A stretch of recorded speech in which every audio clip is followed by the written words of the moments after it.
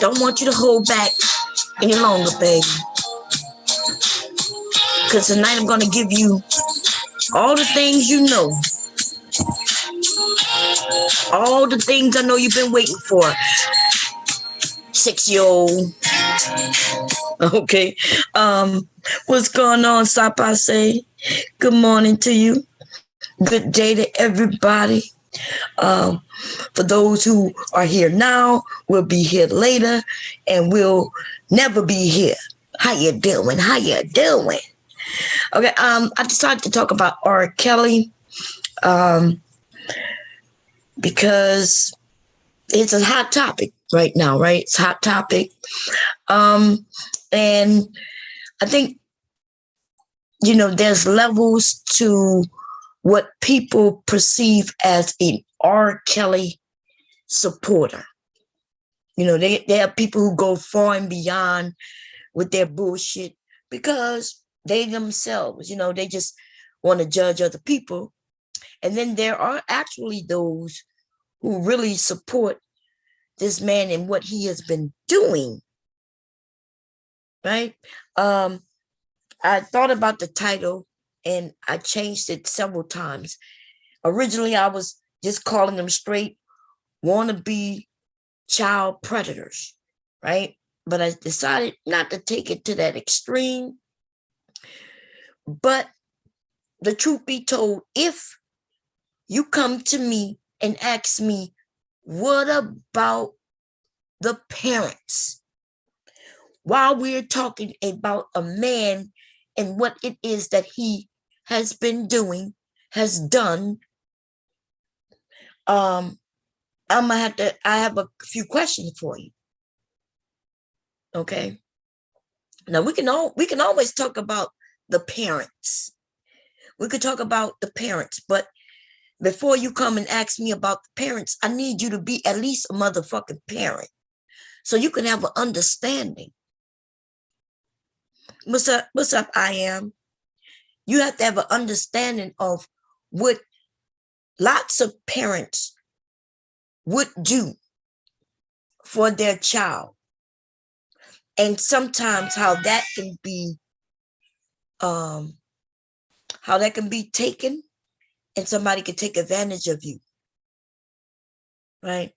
The belief that every parent who wanted their child to succeed in the world in which this man proclaimed that he can help. And they make decisions in hopes that their child will be successful. For you to then claim that they are just as guilty as this man is fucking ridiculous. It's ridiculous. Now I can understand if it was a different type of person, right? But this man fits right into our community because he is one of us. And then not only that, but he surrounded himself with other people in our community. He was surrounded himself with Black women, Black men, young and older. He was a married man, right? She was I'm assuming his beard. So that man did a lot to protect that in which he was doing. And from the outside looking in, he may have looked like a good person to a lot of people. Okay? So it was a lot going on. And we're going to break all that shit down. We're going to break it down. I'm going to try to break it down little by little, and we'll see what we come up with. But thinking from a parent's perspective, where you have a child whom you think has talent. Okay? You think your child have talent. And mind you, he wasn't just doing this to girls, he was also doing this to boys. You see? So even the families with sons wasn't safe from this man. Okay? Some people would like to say that he himself was a victim. Maybe, maybe not. We'll break into that too. Anybody come up and want to talk about his past, you know, and the shit that came out of his mouth? We could talk about that too. Right? What's going on, Black Dahlia? How you doing? So where do we start? So basically, let me see if I can find a few clips. Good morning, Brown Beauty World. How you doing, sis? So R. Kelly, let me give you my thoughts on what I thought of R. Kelly this whole entire time. Because I am a person who I don't look into celebrities' lifestyles. I don't give a fuck about their lifestyle, to be honest, right? If they have a talent that I appreciate because it brings me joy or whatever, right? Entertainment or something, then I just based it off that. So for me, R. Kelly was just R. Kelly, just like anybody else. R. Kelly, who's talented. He's a man who I would go and buy his CDs at one point, and I still stream his fucking music when I'm in the mood to. Okay, there's probably only one period of time or album that I didn't stream. There's probably one that I didn't connect to, and that was that Man in the Closet bullshit. That Man in the Closet bullshit that I think ended up with like 16 chapters. I'm not even sure how many chapters, right? That's the only thing I probably never heard of his. Never was interested in listening to it. You see? But everything from the beginning, you know, I've listened to. And there are so many songs this man have that I really like. But I do understand that the man and the music are not the same thing. The man is the man. I don't know him. I never met him. Truth be told, I know nothing about him except that he's R. Kelly. I'm not even sure because I might have him confused with even somebody else, but I don't know why I connect him with Teddy Riley. And was he with them? Did he write for them? I don't even know. But for some reason, when I think R. Kelly and I start thinking about back then, Teddy Riley come to mind and a few others. I don't know why that is, but I will say that based on what I know about him, which is nothing, I know nothing about his personal life. I don't know how old he is. I don't know where he was born, where he was raised. I know nothing about that. Okay. That's the truth. That's the facts. All I know is some of his songs. Shit, that goddamn Chocolate Factory album was the bomb. You know what I mean? That shit right there was I'm telling you, that album is like a story, like he's telling a story from beginning to end. And that's one song that most of you probably don't even know, but it was my favorite song on that goddamn album. Let me see what the name of it was, man. Because it told a whole story. It was him with Mr. Big, right? Him and Mr. Big was once again fighting over a woman. That's how the story goes. I think there was a couple of songs that had that same narrative. Him and Mr. Big, and there's one song. Let me see what the name of it was, y'all. I love this goddamn song. That album, I did a few. Now I know the songs that most people like, that the radio pushes. Yes, I always understood that the radio stations would push songs. They always have done that. You might not like a song in the beginning, but by the time you hear it 100 times, you're now humming it. You're rocking with it. Now you're like, oh, okay, that's my song, right? But R. Kelly have songs that have never probably played on the radio. that to me have been even better than some of the songs that they played on the radio. Okay. Let me see. Chocolate Factory. Let's see. So Chocolate Factory, that song was good. Step in the Name of Love, we all know that was hot, right? Heart of a Woman, y'all may not even have heard it. Good song. This whole album was good. Ignition was the one. You know, that was the jam right there, right? He did a remix on it. But Imagine That is sexy than a motherfucker. Okay. Snake, remember Snake? Here you go. Let's see. I want to see you move your body like a snake. Yeah. That's that to me, I don't know. When I think of that, I just want to cha-cha, you know. Dun, dun, dun, dun, dun, dun. You know what I'm saying? What was the song? The Showdown. That's the song I'm talking about. Showdown. Y'all probably never even heard it because I never heard that song on the radio. I never heard that song on the radio. But the song is so good because it tells a story and you can envision everything this man is talking about. This man is a musical genius for real. Okay. And I know that right. I am gonna continue to listen to his music. And anybody come telling me that I support him by listening to his music, well, I'm not gonna even say that you're not right. I'm not gonna say that you're not right. I may still what you call support him by listening to his music, but I don't support any of his actions by listening to his music. We on a computer. We don't know who invented the fucking computers you're sitting on. And you don't know what criminal activities they've done and maybe even have been found guilty of. We on the internet and we don't know, the ins and outs of who created the internet. And you don't know the criminal things that they may or may not have done.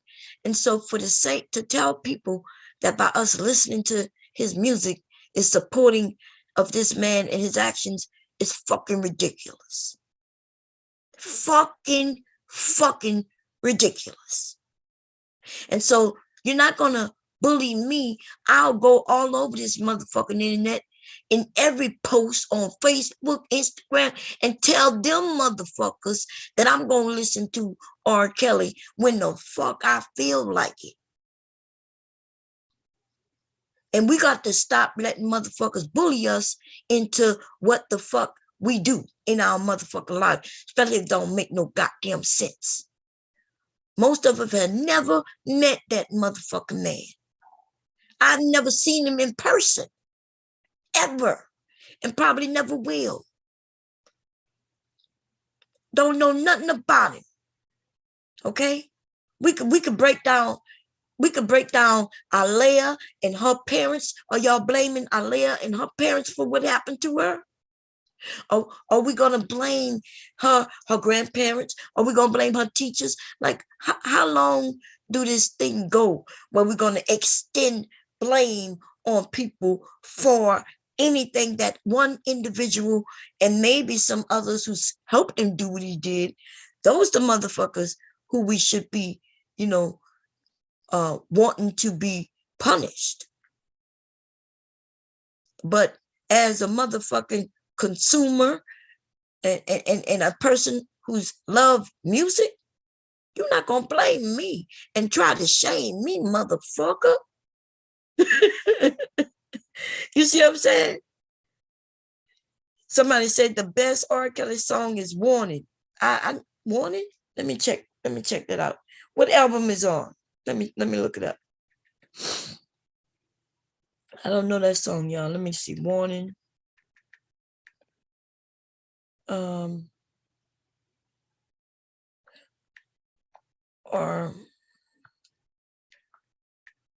okay. See, we all gonna have our, warning. I don't see one called Warning.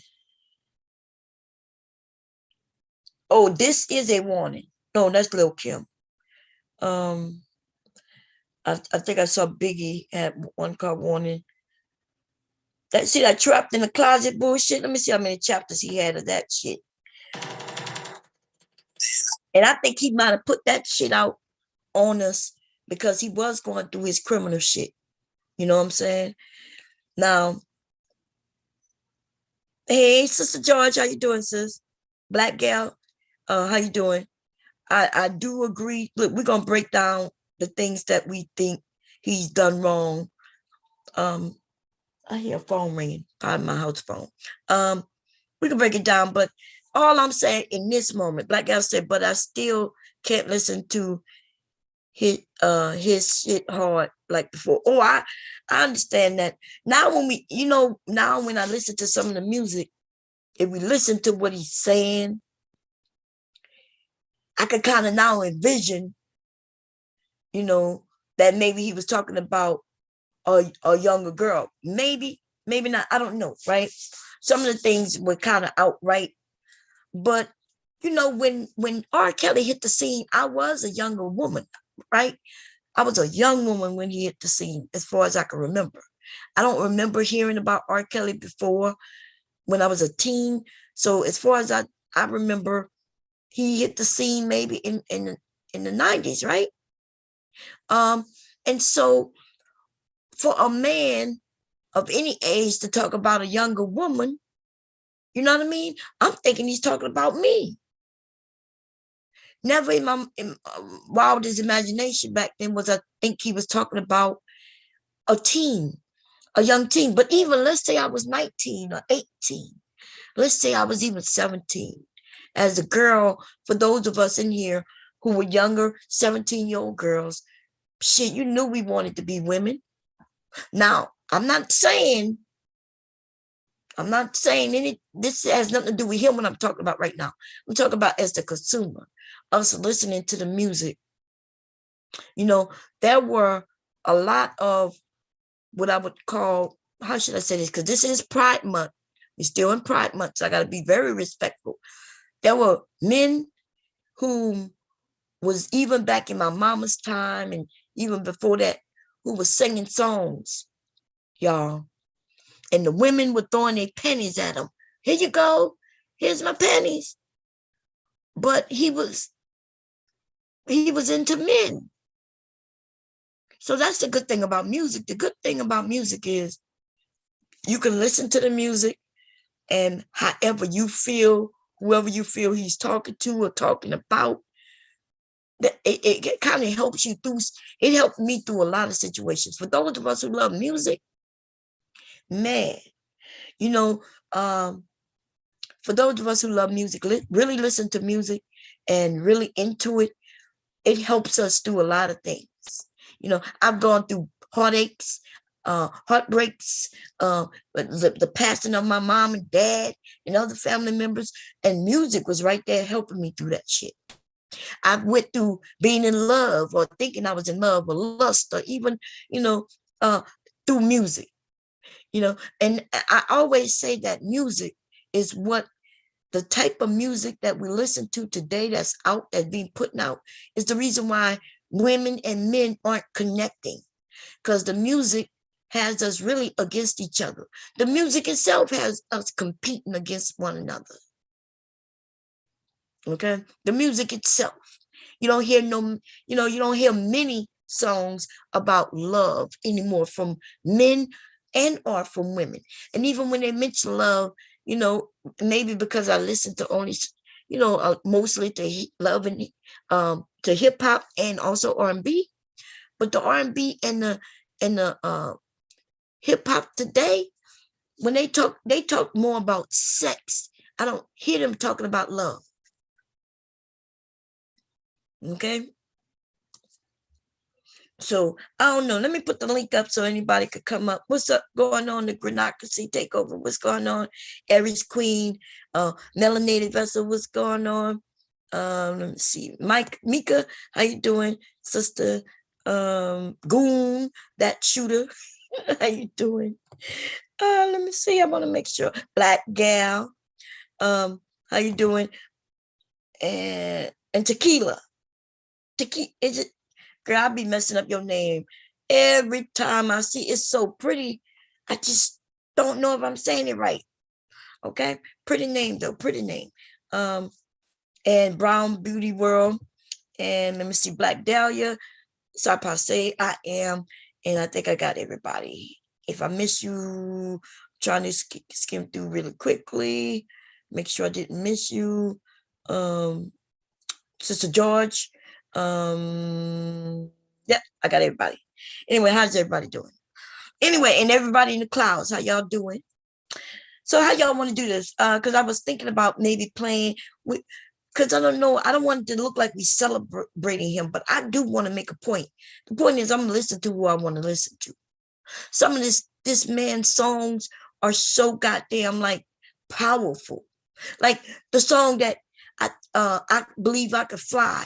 I think they had said that this man with that one motherfucking song had crossed all kinds of barriers, all kinds of different genres. You know, the white people listening to this. And I'm gonna tell you, when it comes to R&B, you don't find, how should I say this? They got a different type of white person who listen to R&B. But I think when they said that song, there were people in the Catholic Church, you know what I'm saying, loving that song. That song was everywhere. And it's because it has a message behind it. You know, the man said, I believe I can fly. Okay.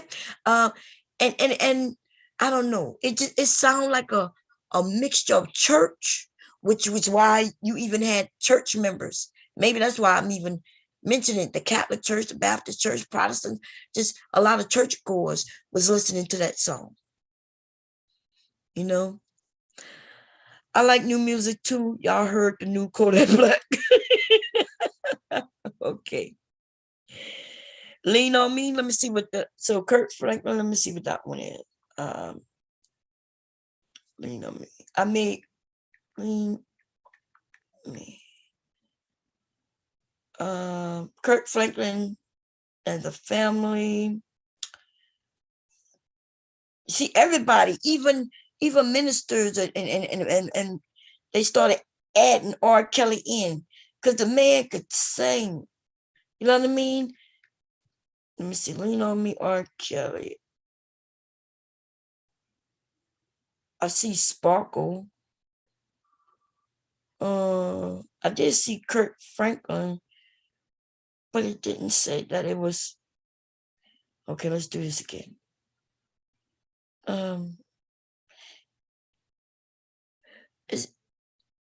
Man, y'all talking about some goddamn Kodak Black. I love the TP2, the whole album. I know that's right. Don't let nobody embarrass y'all about listening to who you want to listen to, no matter who it is. The, you know, and you notice is other people, other races of people aren't judging us for listening to music. It's us. We do it to ourselves. And we are quick to want to destroy not so much, even ourselves, even this man for what he's done. You know, what he has done is no different than many have done. I'm not saying he should be jailed. Please don't think that's what I'm saying.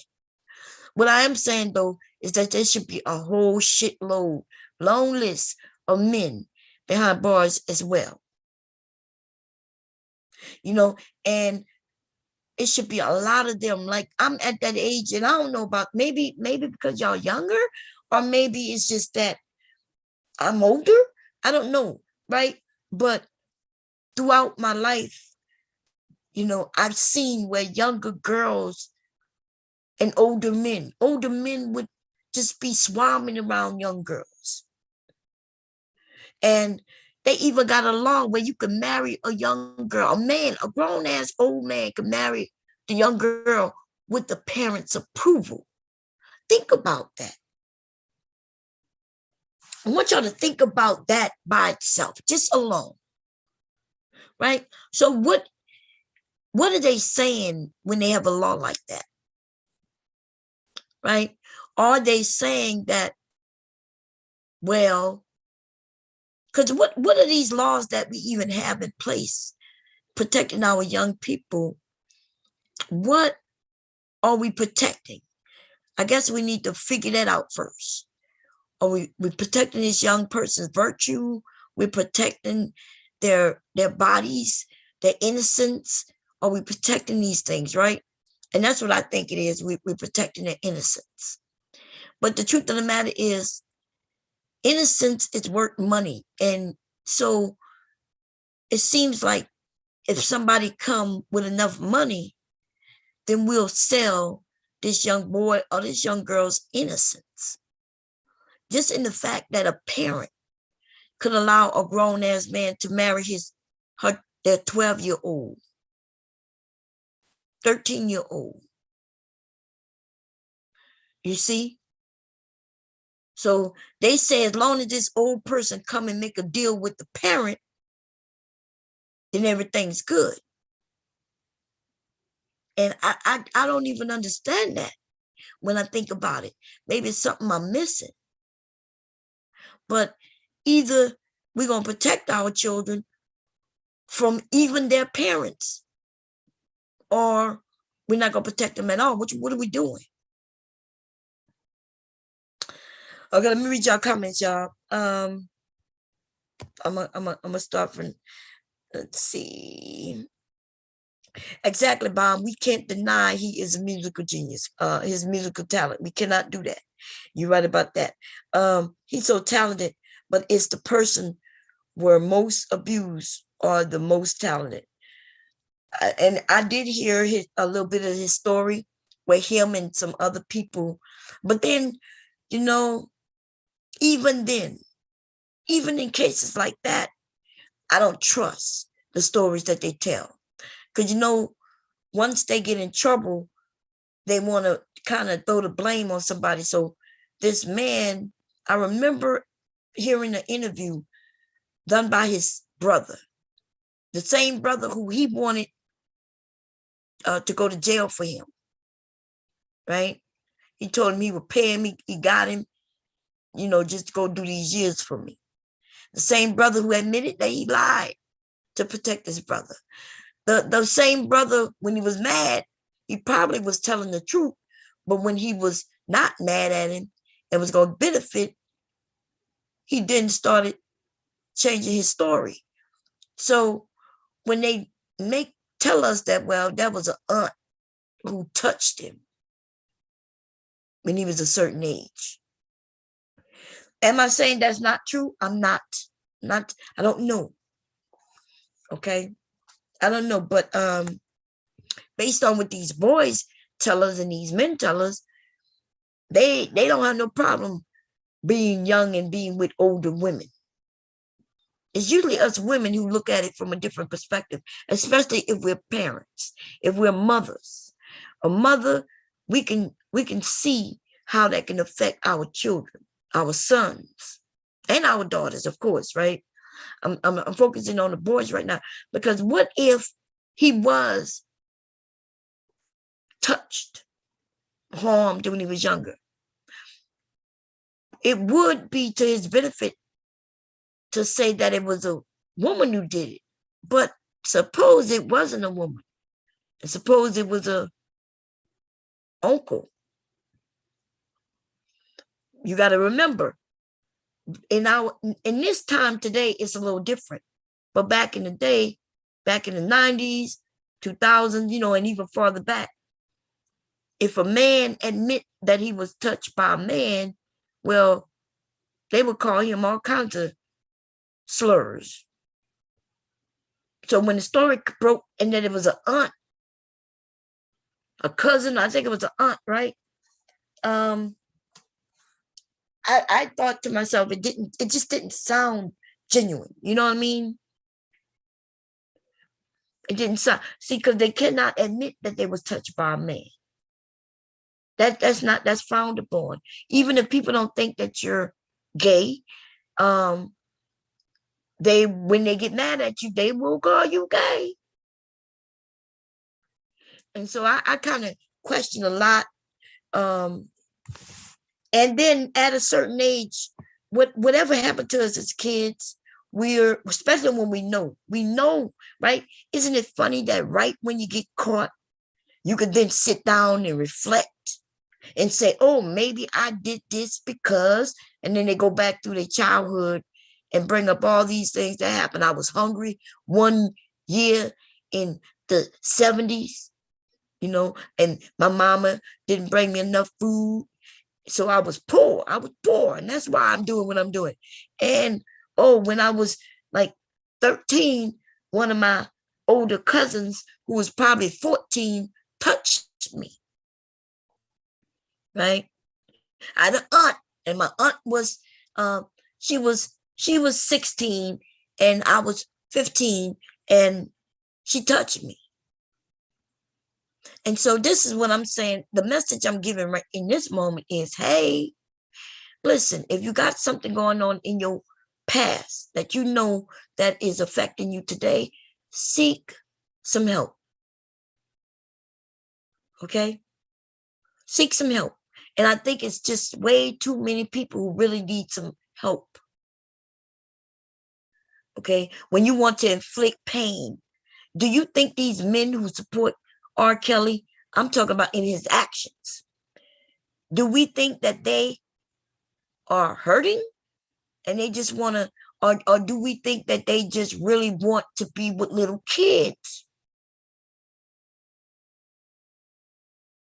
And then when they get caught, the motherfuckers gonna start talking about how somebody did something to them when they were young. Nigga, you over 30 years old. You should have reflected on your life by the time you're 30. I understand if you're 22, 25, your ass 25, and you ain't get to the reflection portion of your life yet. You still out here stumbling, trying to figure shit out. But by the time you're 30, you're a little more stable. And you still might be all mentally fucked up, but it ain't got nothing to do with nothing nobody did to your ass. You fucked up because you enjoy being a fuck up.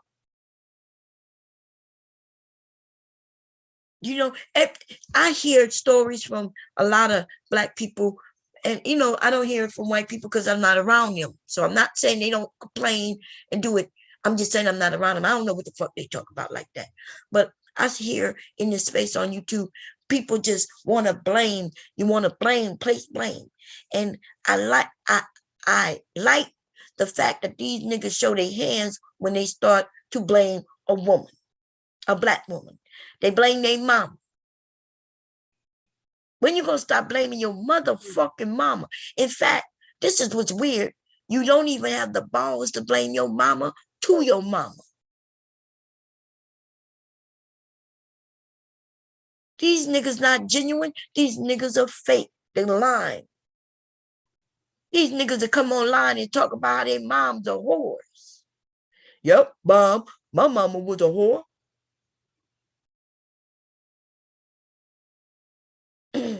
It's just getting to be ridiculous. That's what a woman said the other day. Let me see what y'all talk about, y'all. That's these internet tears motherfuckers won't even confront their own predator, but want to tell other people about R. Kelly. That's a fact, baby. And then I believe I can touch the sky.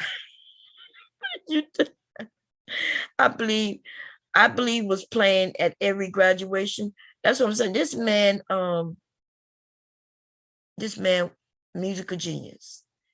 But as a person, based on what I heard, surviving R. Kelly, like, and remember, it's not just R. Kelly. We have another man who I don't want to put him in the same category, except for the fact that they're Black and that the media and / the justice system wants to make them pay. And you know how many white men would be in jail if they would, distribute their motherfucking laws evenly? Okay? Because it was almost acceptable. In fact, we could just look at some TV shows, TV movies. We can see the misogynistic fucking beliefs in our country because it was done in the open.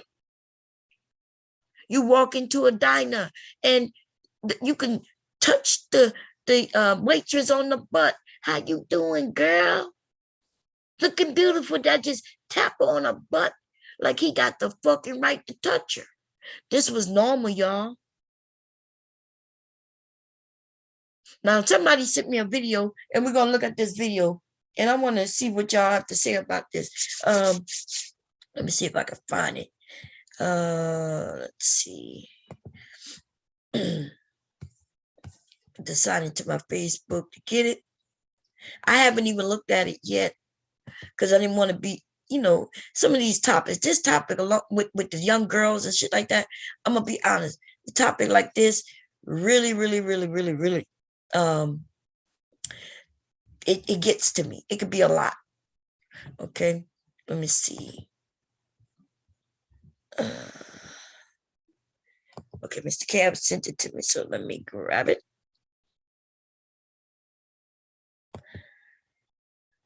Boom, boom. Okay, I found it. Give me a second. I'm gonna have to share the screen. I'm gonna put the link up also in a minute. More share screen, sound.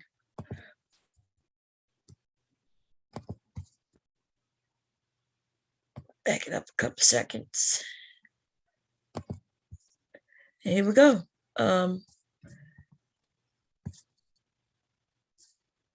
Should I make it bigger? I can take a DNA. You going to jail, bro. Hell yeah, your bitch ass going to jail. I'm sitting right here. I ain't never. Yeah, with that little ass girl. Wait. Get that little ass girl over here. This nigga finna go to jail. I called the police on this bitch ass nigga. This nigga 30 fucking years old. That little girl 14. No, I never touched her. I called the police on this bitch ass nigga. Nigga, you 30, nigga. She 14. Your bitch ass going to jail, nigga. Nigga, your bitch ass going to jail, nigga. Your bitch ass going to jail, that little ass girl. Come on, get your little young ass over here. Come on. Man, get the fuck over here. Man, you man, shut the fuck up. You said that's your motherfucking baby mama. I was just claiming How the fuck you win your bitch ass? Yes, Man, you a bitch ass nigga. She might well come on. All that good shit, bro. Come on, bro. Yeah, nigga, you finna go to jail, nigga. You a bitch ass nigga, bro. Come on, bro. That's pedophilia. Bro, you a That's pedophile. fucking pedophilia, my nigga. You a pedophile. Bro, that's a little ass girl. What that little girl Then you is? talking about she 18. Come on. Go get that little girl. No, that lady can't get her no motherfucking money. No, she.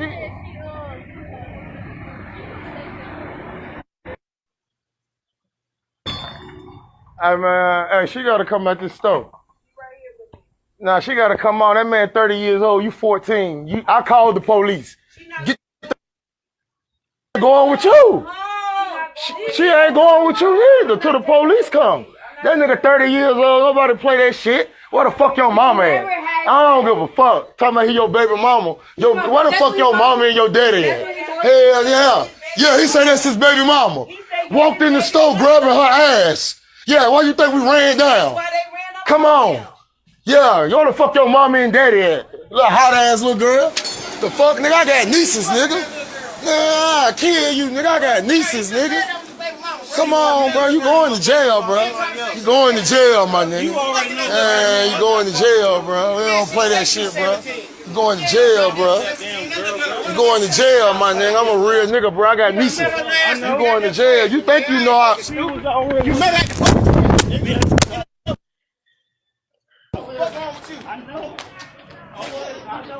I know, bro. I'm not fucking with that. I'm not fucking with that.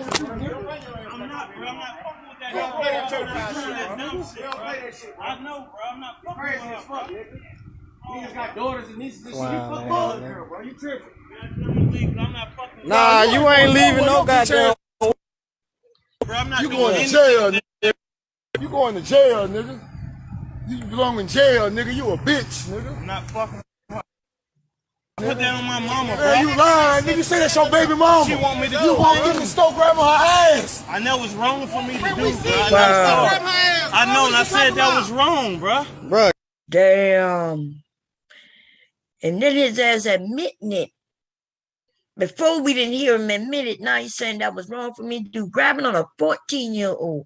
Then he tried to lie when the men saw him talking about that's my baby mama. Why, what 14? This nigga, what? Lord have mercy. I'm gonna continue playing fair use, y'all. Here we go. Get the fuck back, bro. Get the fuck back before I get you. Sit down. Sit your Get bitch back ass before I down. get you now. Sit your bitch ass down. Man, sit your bitch ass down. Sit down. Yeah. Sit down. No, Sit down. sit down before I You going to get jail, sit down before I nigga. get you right now. Man, that nigga got there with that. Hey, get her. Don't let her leave. Hey, young girl, when I'm not, she hang around. She hang around me, bro. I'm not. Hey, Red. With her, bro. That's not even my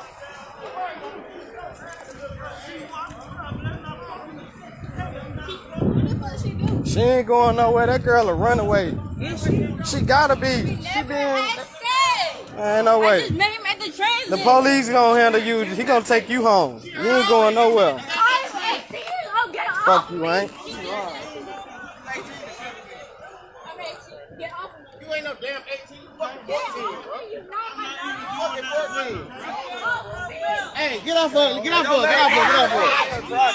Fucking family. Leave it all alone. I can't go home. I was just here to meet him. I want to go home. Leave it fucking alone. Let her go, because you know I'm in it. Sex with me. We just fucking so. Leave the nigga alone. The fuck? That's like Let her go, bro. You feel me? You fucking ain't alone. saved everybody, my nigga. I ain't saved everybody. What ain't do to you? Because he a fucking pedophile, nigga. What the fuck is you talking about? That man, that man just said he was a pedophile. He's so sick with us and the brothers and shit. That's a fucking little girl, bro. Fucking a little girl, bro. Come on, bro. That shit lame as hell, my nigga. You fucking a little girl, bro. That's all the fuck I did, bro.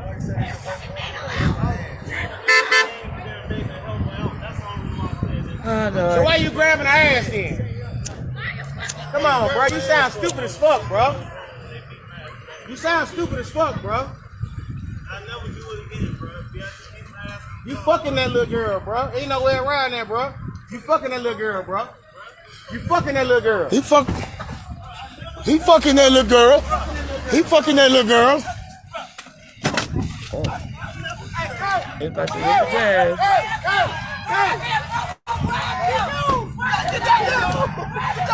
Damn. Get that nigga. Come. All right. Oh, they all about to get it. Come. Don't kill him.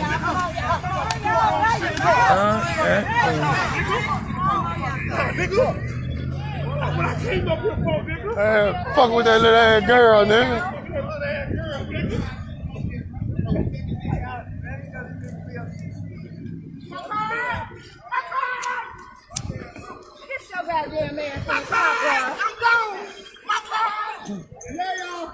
I love all y'all. I don't like that shit. I got nieces. I got nieces, my nigga. Yeah. It ain't did nothing wrong. He ain't did nothing wrong. This nigga ain't did nothing wrong. He ain't done a goddamn thing wrong. I got nieces. That's a little girl, bro. Bro, I don't play that shit, bro. I got nieces. Okay, y'all. Let's see if the police come. I'm gonna fast forward a little bit. Let's see. I called 12 on that nigga. Facts. Yeah, lock them niggas Hey, look, up. bro, y'all need to watch y'all motherfucking kids, bro. Y'all hoes trifling, bro. Y'all hoes running around here chasing these niggas, trying to suck look at some your dick. daughters, my Bitch, nigga. y'all need to watch y'all motherfucking kids. See how quick this nigga that went to now it's the mother's fault. See how quick that went? See how quick that went? So at first they talking like, oh, I got daughters, nieces, stop messing with these little girls. Now it's the woman's motherfucking fault. The mother somewhere. Well, you can see that little girl is doing whatever it is that she want to do. It sounded like she said she ran away and that you don't know what's going on at a house. So even when, man, so there's so many fucked up things going on with this video. It's a lot of fucking bullshit. Okay, you saw that man touch on that kid's butt. But then, in a sense, these men start fucking with that little girl, acting like they was her daddy. So even if she needed safety, she didn't find safety with these niggas though. She didn't find safety with these niggas. That's why you supposed to have somebody who know what they're doing. That's why you should have gotten a woman involved and let her deal with the little girl. But you niggas though, you want to handle her like she's a guy. You didn't even know how to handle that man, right? And except telling him you going to jail, you going to jail, you going to jail. That video is not worth not shit in court now. In fact, those of you who recorded this shit, you might end up in jail. That's that shit when we don't understand that there's things you can and can't do. There's things that you should and shouldn't do. And the one thing, there's a lot of things that happened in this video that was fucked up. And now this nigga right here, whoever this nigga is, talking about, yeah, come and get your kid. You don't even love your kids. Stop chasing dick. So we got an old ass 30-year-old man messing with a 14-year-old, and it's her mama's fault. It's her mama's fault that she don't know some of you niggas are dirty. Could it be that she just think her daughter is in the community and she thinks that the community gonna make sure her daughter is okay? But we can't do that if the niggas in the community is slimy and dirty them motherfuckers selves. But it's her, it's the little girl. Remember, they even, this hot little girl. Y'all heard when he said that shit? Now, how would that make her want to trust them? She probably thinking they all the same. They're all the same. You all decided to abuse that little girl. You hot little ass, this hot little girl. You hot little girl. Are you fucking kidding me? As soon as that came out of your mouth, nigga, if the police would have come, they ain't about to do nothing for that little girl. Even you judged her. You don't look at her like a little girl. You already looked at her like she hot. That whatever she getting, she want. Oh my motherfucking God. This is my first time seeing this video, y'all. I should have watched it beforehand. Because if I had, I wouldn't have never shared this shit. Wouldn't have never shared this shit. Kind of fucking shit is this? He victimizing the little girl, touching on the ass, possibly having sex with her, which they don't know if that's true or not. They just accusing him of that, right? And then they abused the little girl, talking to her like, you ain't going nowhere. She got to get out this store. You ain't going nowhere with your hot little ass. That's called verbal fucking abuse. Something that she probably is going through already. So the niggas who talking about you got daughters and nieces and shit, fuck you, little nigga.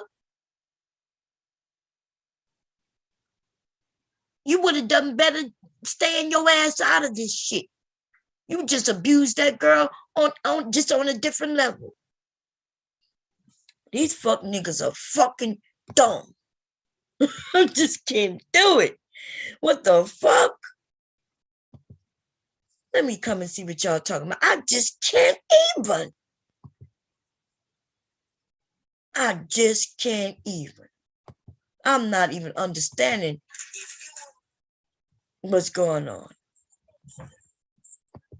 Let me, goddamn, where the chat at? Let me see. The fucking gall, man. The fucking, I'm just like, what the fuck?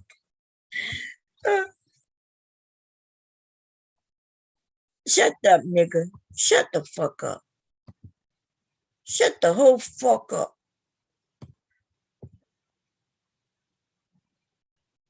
The whole fuck. He didn't just touch her. I don't know. That's what we got to see. Good morning, Miss Mimi. How you doing? Did you, they say they saw him touch her ass. Didn't I hear him say, he fucking that little girl. He fucking that little girl. The little girl right there. Why you gotta be like that? Why you can't just say he's being inappropriate with the little girl? Or he touched her, right? There's a million things they could say, but he kept saying it, like he fucking that little girl. Look, y'all, he fucking that little girl. The little girl just like saying, staying out of my business. I'm not having sex with him. All they say they saw him do was touch her butt walking when she was walking in the store. I think that jumping his ass may have taught him a lesson. I'm not even against that. I'm talking about the way they treated her. We got to understand, if she's a victim, then why are you victimizing her? I don't give a fuck about that nigga. He admitted that he touched that little girl, grabbing her, talking about I'm wrong. But I don't give a fuck about him. I'm talking about the abuse of a little girl. Now let's think about the little girl. She got a bag in her arms, looked like, I think they mentioned that she a runaway. It's like they got a lot of answers. Let's listen to this shit again, because I heard. Listen. I'm not talking about the language so much, but you do know when you're talking to a victim, and you want them to understand that they're safe with you. I'm sorry, y'all, but you do have to switch it up. It's fact. It's almost like if you walked in the house and somebody in your family was on the floor crying and they just told you that somebody raped them.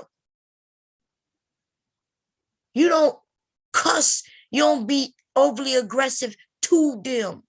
You know you have to now handle them with care. You might be out cussing at everybody else, running around doing what you do. But when it comes to the person who just been victimized, you have to switch it up. And you don't know how to do that, then don't get involved. Call the fucking police and let them, because they're gonna call somebody, a social worker of some sort, to come and deal with the little girl. If you see what I'm saying, that is why you have to know what you're doing. But then you saw how they switched it up on the mama.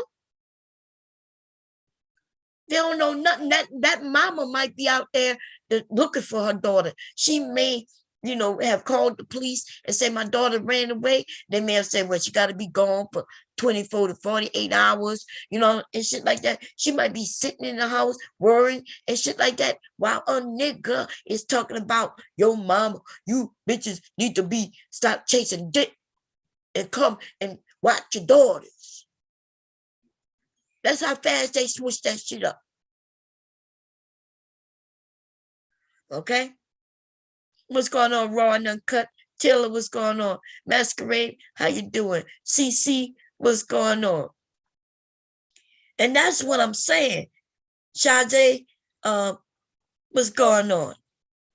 And that's what I'm saying. Like, listen, the street justice I'm good for. His ass needed to, I think instead of even talking about the police, they should have just whipped his ass, which they did. Okay? I'm not against that at all. Okay? I think they shouldn't be calling no police, because once they whipped his ass on video, all of them going to jail. Y'all do know that, right?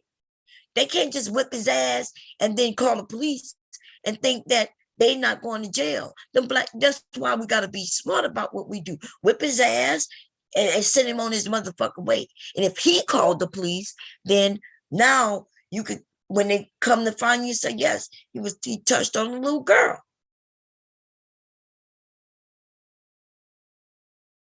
And they can't win if they don't do it right. The facts are you cannot win if you don't do it right. You do know we live in America. We already are being watched. They view us differently. That little girl gonna already be thought of. How old is she? Oh, well, she, like, even the men called her fast. You got to do things right if you want change. If you want things to be done a certain way, it's unfortunate, I guess, but there's rules and regulations to this shit. Do anybody think that if they showed that video to a police officer, do they think that those men who beat that man, that they're not going to jail too? They're going to jail too. Every single one of them. They're going to jail. Now, if you're okay with going to jail, while you were just trying to help, then continue on. But if you don't want to go to jail by doing the right thing, then you got to do the right thing the right way. You got to do the right thing the right way. Or you do what you did and don't get no police involved. He don't want to get no police involved, right? Because he know he did wrong. And they shouldn't want to get the police involved neither, because once they put their hand on him, they all did something wrong too.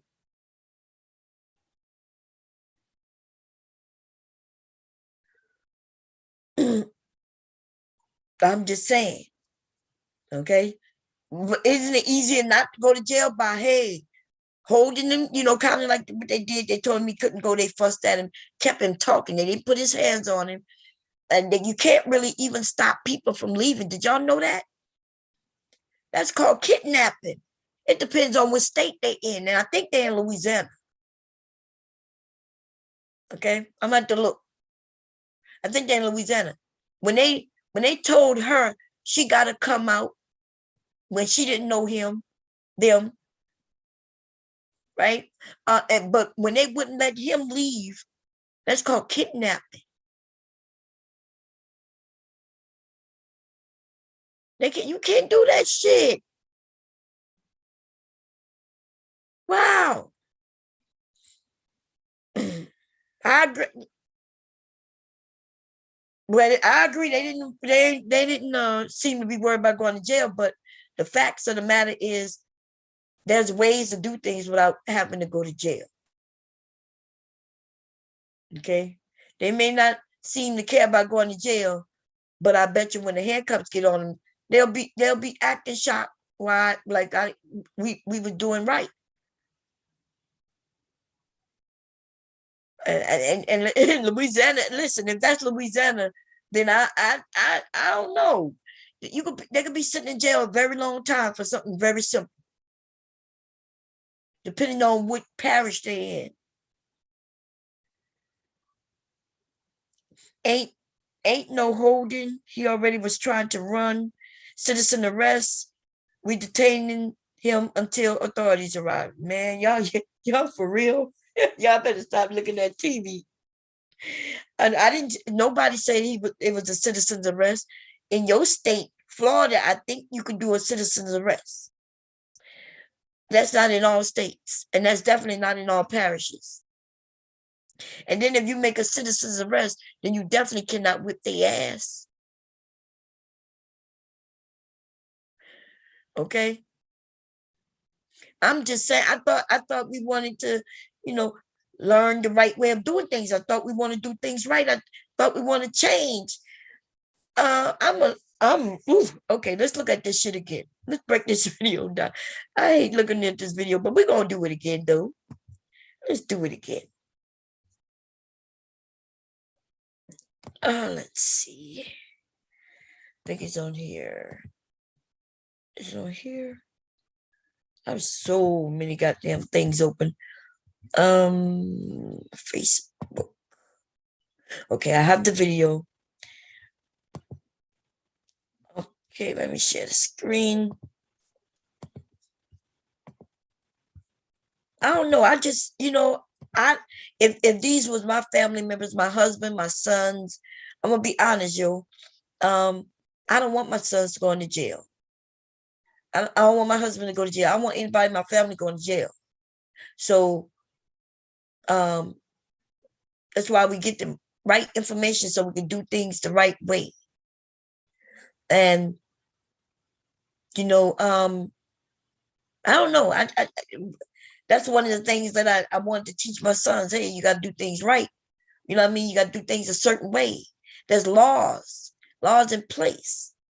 And when they really want to put us in jail so they can get that free labor, the last thing we want to do is give them that free labor. We don't want to give them a reason to do certain things. So you do things a different way. You got to do things right. And so here we go. Let me and if we don't do things right, then we're doing it wrong. This man will be in jail and maybe not. He may not even be in no goddamn jail. Because it all depends on that little girl. If that little girl don't want to go and say that, yep, that's the man who touched me, then guess what? The only people going to jail are those who assaulted this man. That's why you talk to the little girl a certain way. You ask her, is she okay? You try to convince her into knowing that she's a victim right now. Because the police, if they can't get her to cooperate, this man who touched her, he ain't nothing gonna happen to him. But all those men who beat him down, all of them going to jail. Let's do it again. I can take a DNA. You going to jail, bro. Hell yeah, your bitch ass going to jail. I'm sitting right here. I ain't never. Yeah, with that little ass girl. Get that little ass girl over here. This nigga finna go to jail. I called the police on this bitch ass nigga. This nigga 30 fucking years old. That little girl 14. No, I never touched her. I called the police on this bitch ass nigga. Nigga, you 30, nigga. She 14. Your bitch ass going to jail, nigga. Nigga, your bitch ass going to jail, nigga. Your bitch ass going to jail, that little ass girl. Come on, get your little young ass over here. Come on. Man, get the fuck over here. Man, you man, shut the fuck up. You said that's your motherfucking baby mama. I was just claiming How the that. fuck you win your bitch ass? Yes, Man, you a bitch ass nigga. She might well come on. All that good shit, bro. Come on, bro. Yeah, nigga, you finna go to jail, nigga. You a bitch ass nigga, bro. Shit, bro. Come on, bro. that's pedophilia, bro. You a that's fucking pedophile. pedophilia, my nigga. You a pedophile. Bro, that's a little ass girl. What that little girl Then you is? talking about she 18, bro? Let's do something real quick.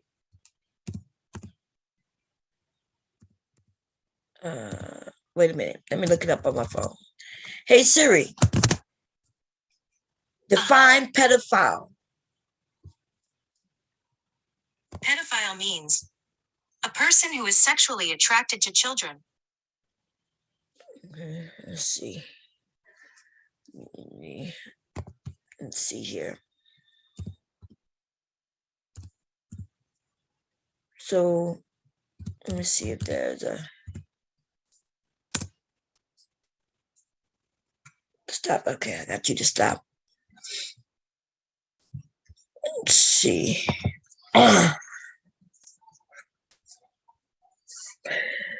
Okay,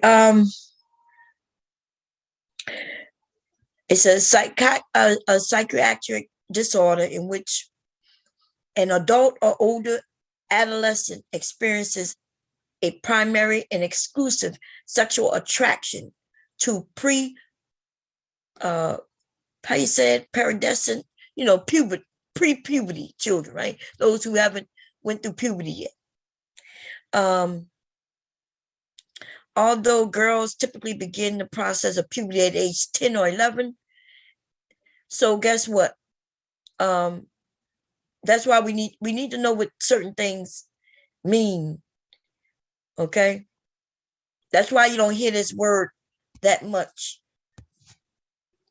This is before the child hits puberty. That means they are children. And we talk about young children. Okay? So they're using the word incorrectly. She's 14. She hit puberty at least for 2 years and maybe even more. Okay? So that terminology that he used is incorrect. Okay? Hell yeah, I'm dying to borrow mine too. I got you, baby. I got you. Okay? Let's see. I think I was on here. I don't even know what the hell. I think it's on here. Facebook. Let's go back to it.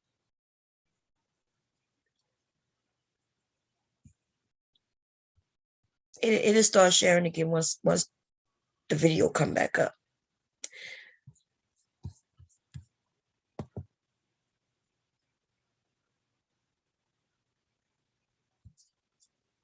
For some reason, it don't want to come back up. Is my internet working? Oh, here it comes. Nope, that's not it. Let's go this way. I got too many goddamn. I have too many things open, y'all. Let me see if it's over here. That's not it. Here we go. Okay, let me. So it is sharing again. Let me make sure it's sharing again. Let's see. YouTube. Jerry. It's not it. Okay, good. It is sharing. Okay, here we go. So we're gonna finish playing it. Come on, go get that little girl. No, that lady can't get her no motherfucking money. No, she.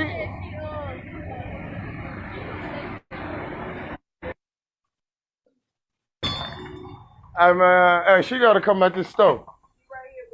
Nah, she gotta come on. That man 30 years old, you 14. I called the police. Get going with you. So there's a woman in there, and the woman says she's not going with you. Remember, this man is a stranger also. The woman, I don't know if she know her. I'm not sure what's going on, but she's like, she's not going with you. Right? And the man tells this other woman, she's not going with you. Right? What?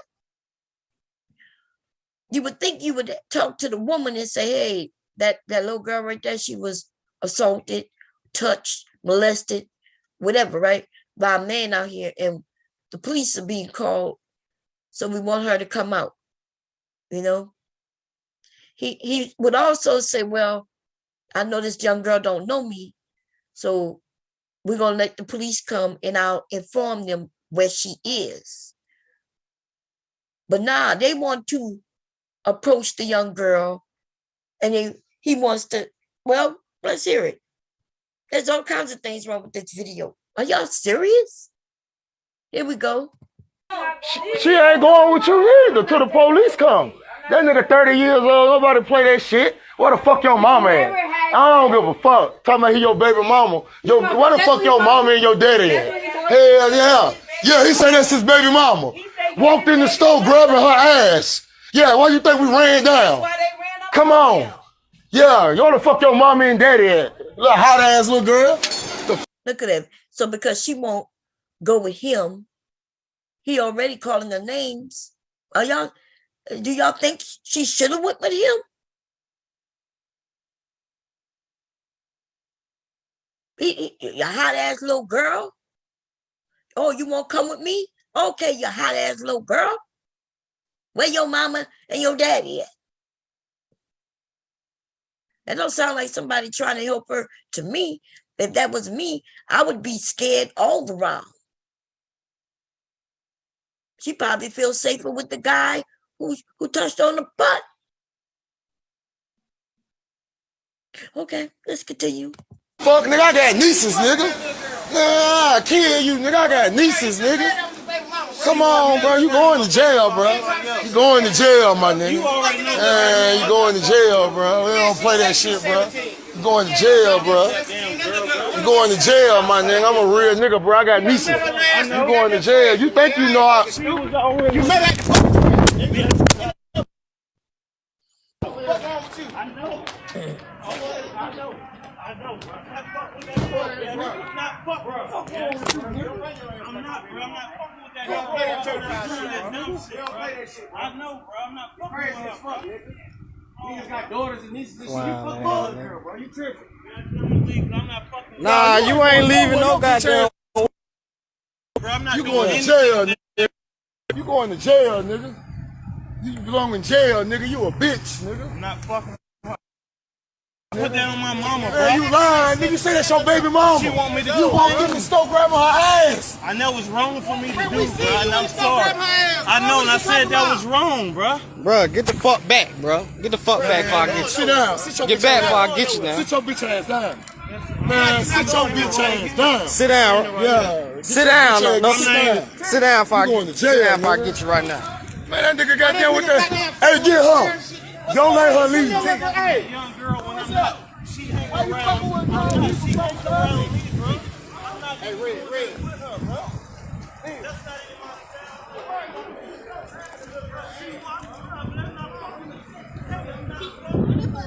She ain't going nowhere. That girl And he was chasing her down. a runaway. Now she a runaway. She gotta be. She been. Look, she gotta be. How she gotta be a runaway?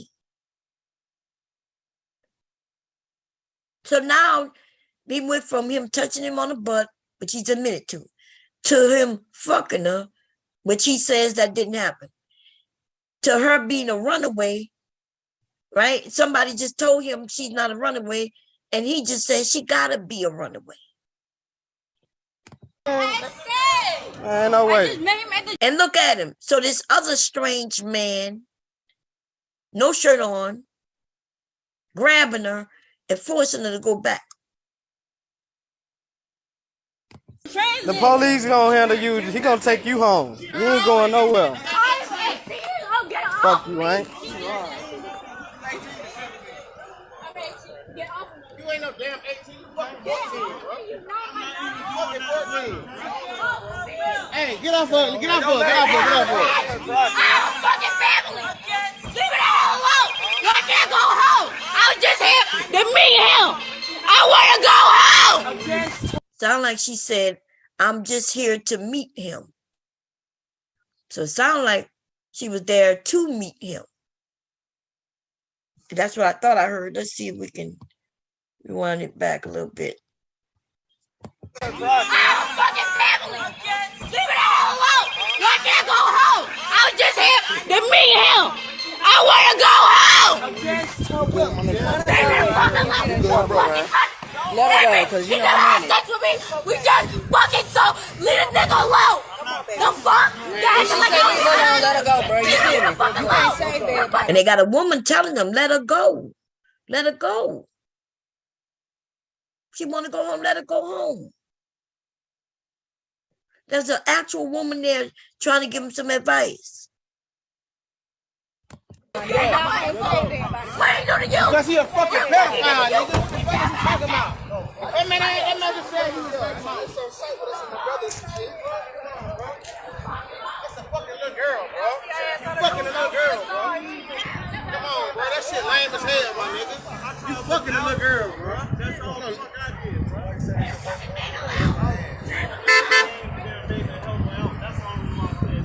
the So why you grabbing her ass then? Come on, bro. You sound stupid as fuck, bro. Now, do I think they should whip his ass? I do. I'm not against them whipping his ass. He there to meet her. She just told the story. Look, y'all saw her overnight bag. She had an overnight bag with her. Right? That's what we call it these days.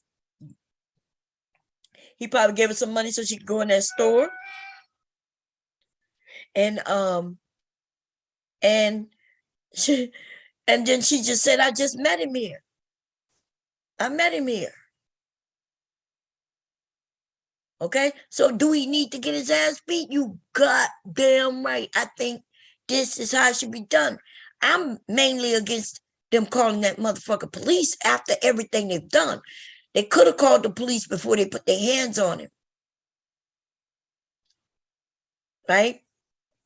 Before they put their hands on him, they could have called the police, and the only person who would have been questioned would be her and him.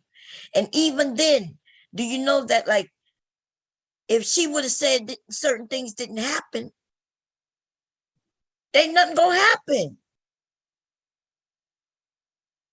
She got to be willing to say, yes, he did this, he did that. And that's why you talk to her a certain way. And you let her know, look, you too young. This man is out here. He probably doing this to other girls. He doing this. You find out her story. Because she may be getting abused. Did they even think that maybe she's a sex traffic worker? All kinds of shit could be going on. All kinds of shit. Okay? Whip his ass and then go about their goddamn business. Shit. Let's finish. Bro, you sound stupid as fuck, bro. I never do it again, bro. You fucking that little girl, bro. Ain't no way around that, bro. You fucking that little girl, bro. You fucking that little girl. He fucking that little girl. He fucking that. Look at it. I don't understand. Maybe because maybe it's a man thing. Because every time they say you fucking that little girl, you fucking that little girl, that shit getting on my nerves. God damn. Probably why they triggered and want to whip his ass right now. That little girl. This nigga, he didn't get hit by the car. This nigga hit a car. This nigga running and got hit.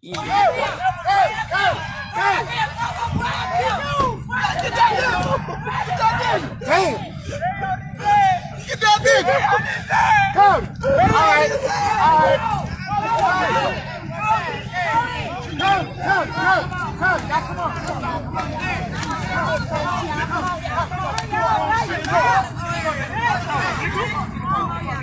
Come. When I came up here for, nigga. Man, fuck with that little ass girl, nigga.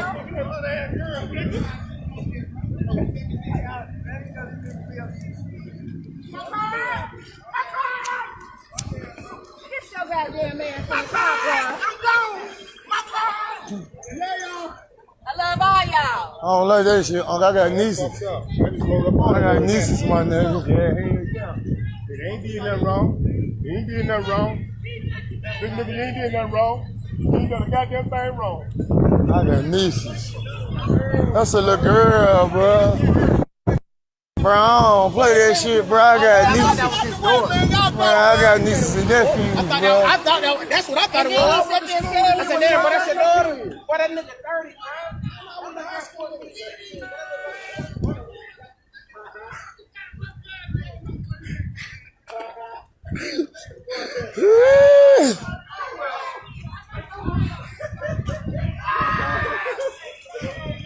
Mom, I'm gonna call you. Where that nigga go? Nah. He ran, which I wouldn't blame him. What is they planning on whipping him some more or something? Let me see. I got my boys. I got my boys in that thing. It's fucked up though, bro. What the fuck? I got a motherfucking daughter, bro. I don't like that, bro. Fuck that nigga. Yeah. That bitch hit you. That's your baby. Fuck that nigga, bro. My niggas, I got a daughter. That nigga walked up on you and said that's his baby. That nigga say that's my baby. That's why. That's one of the reasons why he needs to get his ass whipped. So this is how I feel, right? I feel like he deserved to get his ass whipped without a doubt, and mainly because he was playing with these men, right? He just assumed that these men would accept that shit because he just said that he walked up to him and said, "That's my baby mama right there," and they looked at that little girl, and you could tell she's a little girl. Talking about this, my baby mama, tap on the ass, and I understand why these men are mad, right? Because they're like, look, we're not gonna be complacent in this shit. This shit is not what we do, nigga. And you're not gonna do it in front of us. You're not gonna do it and act like we accept this shit. And so we gonna whip that ass. All that calling the police shit to me was just a little overboard. Fuck that nigga up like he did, right? On that little whip up y'all gave him right quick. Let him know that we not accepting this shit in our community. You're not gonna be playing with our little girls. Okay? Because it looked like they did let the little girl go. Okay? They let her go. And maybe that'll teach her a lesson too. That if you're gonna be doing this type of shit, chick, you ain't gonna be doing it in front of our men nor our women. We're not accepting this shit. We're gonna protect you. We're here to protect you. Okay, so I like that woman was there to kind of tell them, look, y'all got to let her go. Okay, let her go. Fuck you talking about your baby mama? She couldn't even say how old she was. Shit about hit that nigga dead in this shit. That ain't your motherfucking baby mama, you bitch ass nigga. That's a girl. That's a chap, my nigga. I'm talking about love. I called 12 on that nigga. They need to put facts. Yeah, lock them niggas Hey, look, up. bro, y'all need to watch y'all motherfucking kids, bro. Y'all hoes trifling, bro. Y'all hoes running around here chasing these niggas, trying to suck some dick. Bitch, y'all need to watch y'all motherfucking kids, bro. The fuck? This nigga right here is the one who set me off, right? So they're talking about pedophilia, molestation, or whatever, right? And they saying, look, I got nieces and we're not going for this. And then right in the same video, this nigga come talk about women sucking dick. You don't know what a mother doing or not doing. You don't even know if she got a mother. You don't know nothing. But all of a sudden, it's our fault. It's the mother's fault. Like somebody said it yesterday. Why are we always looking for fault? Why are we always looking to win? Why are we always trying to get somebody in our same community an L? Because you know when the women get an L, you men essentially get an L. And when the men get an L, the women, you essentially get an L. Because if we are community, that means we just issuing our L's all in our community, just to each other. So I don't know this goofy looking nigga right They here. run around here with motherfucking grown ass man and shit. Fuck, bitch, y'all hoes trifling as fuck. I know one of y'all bitches probably watching who. Fuck. Goofy little nigga right there. That bitch went, oh.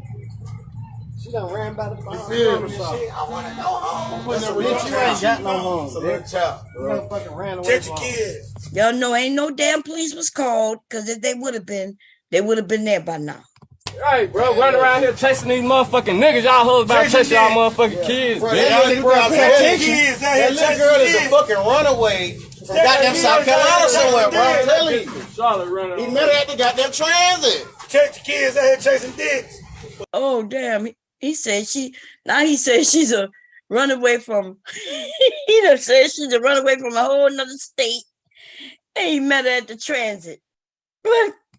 I got kids. I wish a nigga would. You done met that little girl at the local transit some goddamn well. That nigga lucky he ain't goddamn get popped. Okay, we ain't looking at this shit. Not again. Not again. You right. I ain't listening to this shit right here. Okay. Oh yeah. Oh Lord. Okay, let me stop it. I'm gonna come. Okay. Let me come and find the chat. Way too much. Anyway, he was calling out parents in general, not just mom. No, he wasn't calling out no parents in general. You ain't hear him say that women were sucking dick, chasing men? No, apparently you must have missed it. I heard transit when she was yelling. I was confused about that. Yeah, I'm not sure. You know, somebody says, South Carolina, stay taking L's. Oh man, he didn't call out moms. Listen, so he was saying that you men is chasing dick. Is that what he was saying? I heard exactly what that man said. Okay, And he said that these women, you women need to be paying attention to your girls instead of chasing and sucking dick. Okay, unless he's saying that you men are out here chasing and sucking dick. Now we need to go listen to that again. I could play it without actually playing the whole video. Let's see where it's at. Let me see. I gotta go to the Facebook. I don't think I have the Facebook on here. Or I do. Don't I? I don't know what the hell that is right there. Let me see. Let me go to here. Go here. Mr. Gab is the one who sent it to me. Oh, it's way up here. There we go. You're going to jail, bro. Oh, let me find it. Okay. Here it go. Fuck that nigga, bro. My nigga, I got a daughter. That nigga walk up on you and say that's his baby. That nigga say that's my baby. How old is you, baby girl? You talking about your baby mama? She couldn't even say how old she was. That nigga dead in this shit. That ain't your motherfucking baby mama, you bitch ass nigga. That's a girl. That's a chap, my nigga. She kept saying that she was 18, you know. I 12 on that nigga. Lock them niggas. Hey, look, bro, y'all need to watch y'all motherfucking kids, bro. Y'all hoes trifling, bro. Y'all hoes running around here chasing these niggas, trying to suck some dick. Bitch, y'all need to watch y'all motherfucking kids, bro. The fuck?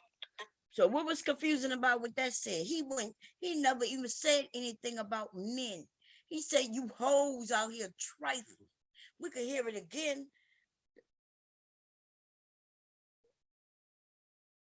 I don't know what you heard, Sapa say. I'm trying to see what you heard, because I ain't hear nowhere near what you heard. He was straight on target, attacking women. That's it.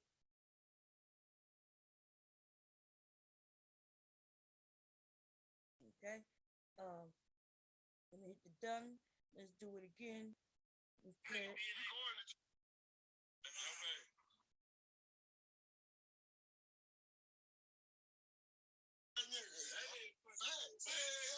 Hey, look, bro, y'all need to watch y'all motherfucking kids, bro. Y'all hoes trifling, bro. Y'all hoes running around here chasing these niggas, trying to suck some dick. Bitch, y'all need to watch y'all motherfucking kids, bro. The fuck? They run around here with motherfucking grown ass man and shit. Fuck. That's clear. He ain't mentioned no man. He's talking about nothing but women. Okay. Nah, that okay. Nah, listen, I don't know which ones have dick in their mouth and not watching their kids, but if they doing that, then yeah, those women, need to at least watch their motherfucker kids. Okay, we don't know if they got coochie in their mouth, dicks in their mouth. They may not be having sex with nobody. They might just need to watch their kids. For those who need to watch kids, if she ran away from a whole nother state, now think about a child who runs away. As if we could stop a child from running away. It's not like they say, "Hey, mom, I'm about to run away." they usually just take off whenever they take off, whether it's from school in the middle of the night while the mom is at work. And then we don't know, she may have two parents. She may not have none. It might be somebody else watching her. We don't know if she is a runaway. We're not even sure she's a runaway. Them men was making a lot of assumptions, just like they was assuming her age. She kept saying she's 18. Now, I don't know if she's 18 or not. And apparently those men didn't even know her at all. I thought that maybe one of them knew her, that she lived in the neighborhood and they just knew she was 14. They broke out. Why would they break out with just a arbitrary number? She's 14. I'm gonna be honest. It's a lot when you listen to it and you realize that these men don't even know her. Because then he said he met her at the transit. She from South Carolina or somewhere. Like He said, yeah, listen, he said, let's hear him say it again. There is no confusion about what he said. Shit. That nigga dead in this shit. That's your motherfucking baby mama, you bitch ass nigga. That's a girl. That's a chap, my nigga. I'm talking about love. Yeah, call 12 on that nigga. Facts. Yeah, lock them to hey, look, man, y'all need to watch y'all motherfucking kids, bro. Y'all hoes trifling, bro. Y'all hoes running around here chasing these niggas, trying to suck some dick. Bitch, y'all need to watch y'all motherfucking kids, bro. The fuck? They running around here with motherfucking grown ass man and shit. Fuck, bitch, y'all hoes trifling as fuck. I know one of y'all bitches probably watching me. Then he said, I know one of you trifling ass bitches probably watching me. So he's saying that maybe one of them hoes who sucking dick in a child and ran away, and she's 14, you know what I mean, in a whole nother state by catching transit, you know what I mean, you know, that one of them parents watching him right now. I know one of you hoes watching me right now.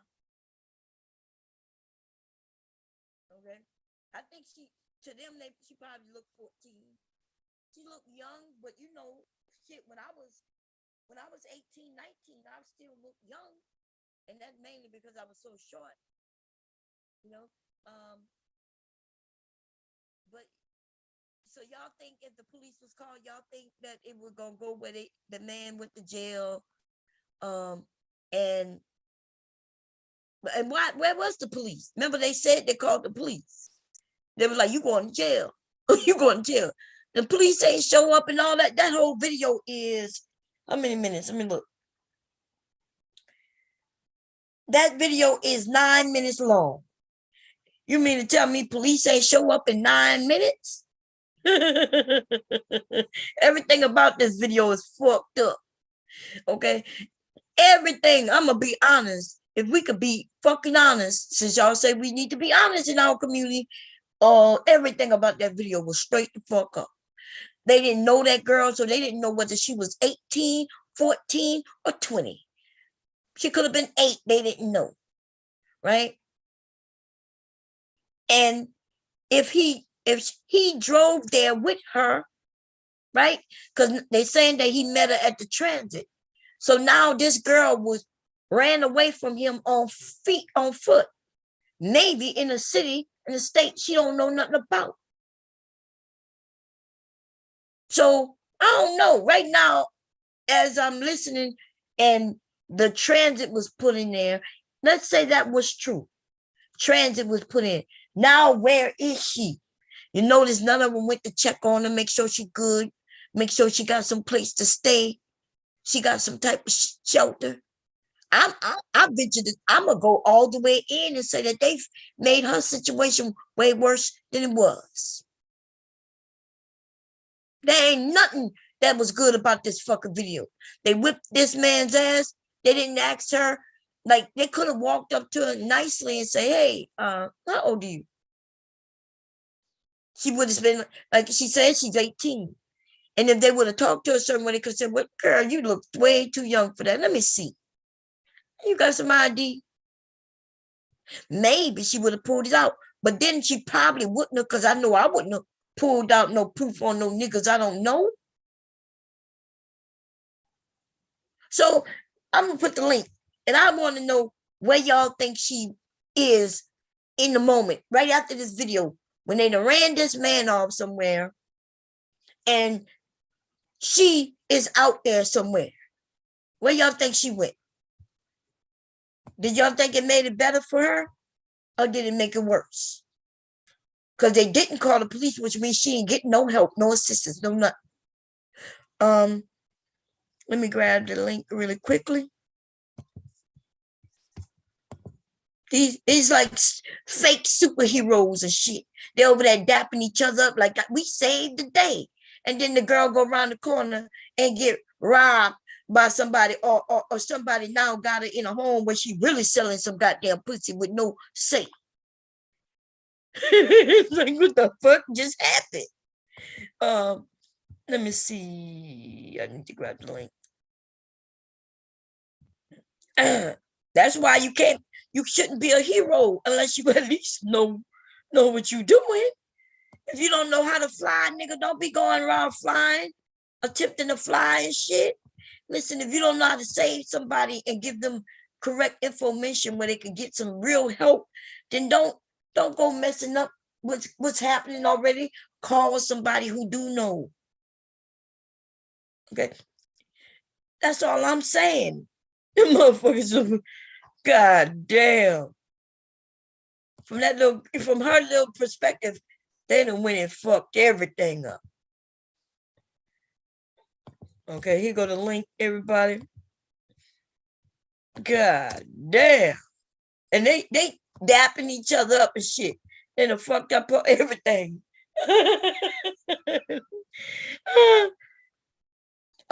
Yeah, you should do something, but what you need to do something right. What the fuck is am I not explaining myself good enough?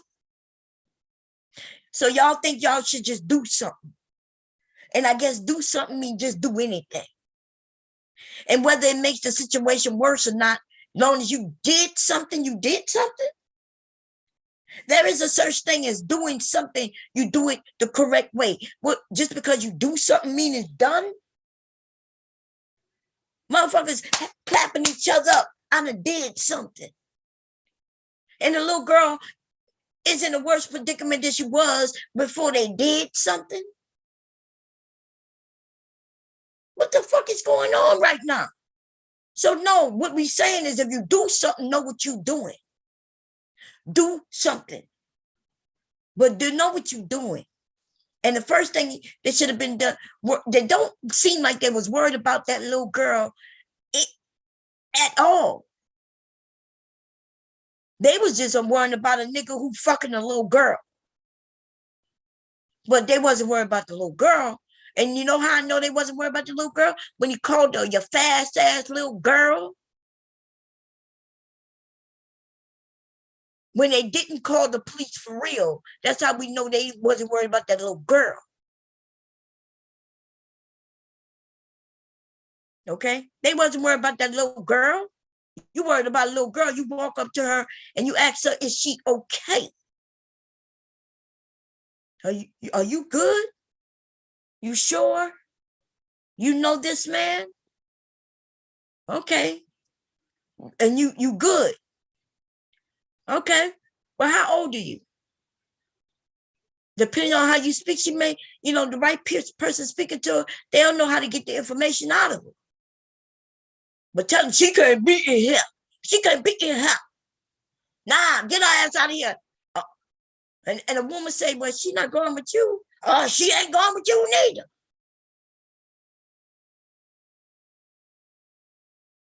neither. So I'm just saying.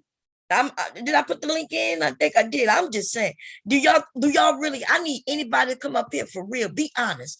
Do you think those men cared anything about that young girl, lady, woman, whatever you want to call it? Do you think that? Because where is she? Who helped her? When she walked away and she asked them to stop and they disregarded that.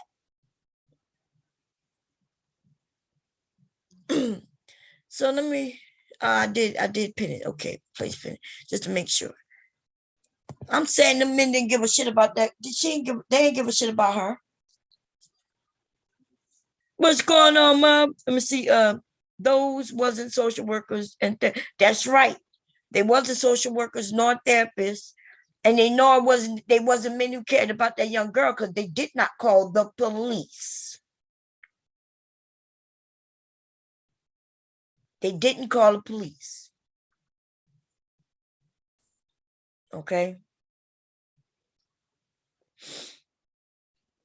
Taylor was there. She remembers how they were all worshiping the Pookies and radio. They did the right thing by calling the police and holding the creek back, but they should have shut up after. But they never called the police. That video ran for 9 minutes. Not a goddamn police in sight. They stopped talking about the police when they whipped his ass. Okay. So yeah, they shouldn't when they whipped his ass. When I said when they was talking about calling the police, everything was good. Right? They started out good talking about calling the police. Boom, that was good. But then they whipped his ass, they yelled at her. That's when I was like, oh shit, they shouldn't have called the police. Okay, if you're gonna whip his ass, you whip his ass, you don't call the police. But then we find out that she's not even from that, based on what they say. And mind you, we don't know, these men don't know nothing about what they're talking about. They talk, so apparently she's from a whole nother state. She drove up with him. He was saying that she his baby mama. That means she was in a car, a vehicle with a man. He took her to that store, right? She kept saying she's 18, and they kept saying she's 14. Why would any of us believe them over her when we find out that she's not even from the area? See, I, in the beginning, probably like most of you, probably thought that they at least knew this little girl, this person, right? You thinking they right here and they saying she's 14, she's 14. So you would assume that one of them must know her mother, must know where she lived, must have somebody who know her, they seen her, and they know for a fact she's 14. We come to find out they don't know nothing about her because she's not even from the area. So now I'm starting to think, well, wait a minute. How you know she's 14? How you know she's 14? How in the hell anybody assess that she's 14? Then it was like she's from South Carolina somewhere. I don't know. Like what? He said he just picked a random state. He even said she's a runaway. Somebody said, no, she's not a runaway. He said, nah, she gotta be. What you mean she gotta be a runaway? The hell going on right now? What's going on, Miss Mimi? Hey, I was just wondering how, like, what made them come to that conclusion that she was 14? I don't know. I like your picture, Miss Mimi. That's a nice picture. Thank you. You're so pretty. Thank you. Girl, I don't know how they could, like at first, when you first look at the video, it looks like somebody must know her. Right? So that's why you kind of on their side a little bit, because they must know her, probably watched her grow up a little bit, you know. But then come to find out that when they say she got there on a transit from another state, then I'm thinking, well, how you know she's 14? She kept saying she's 18.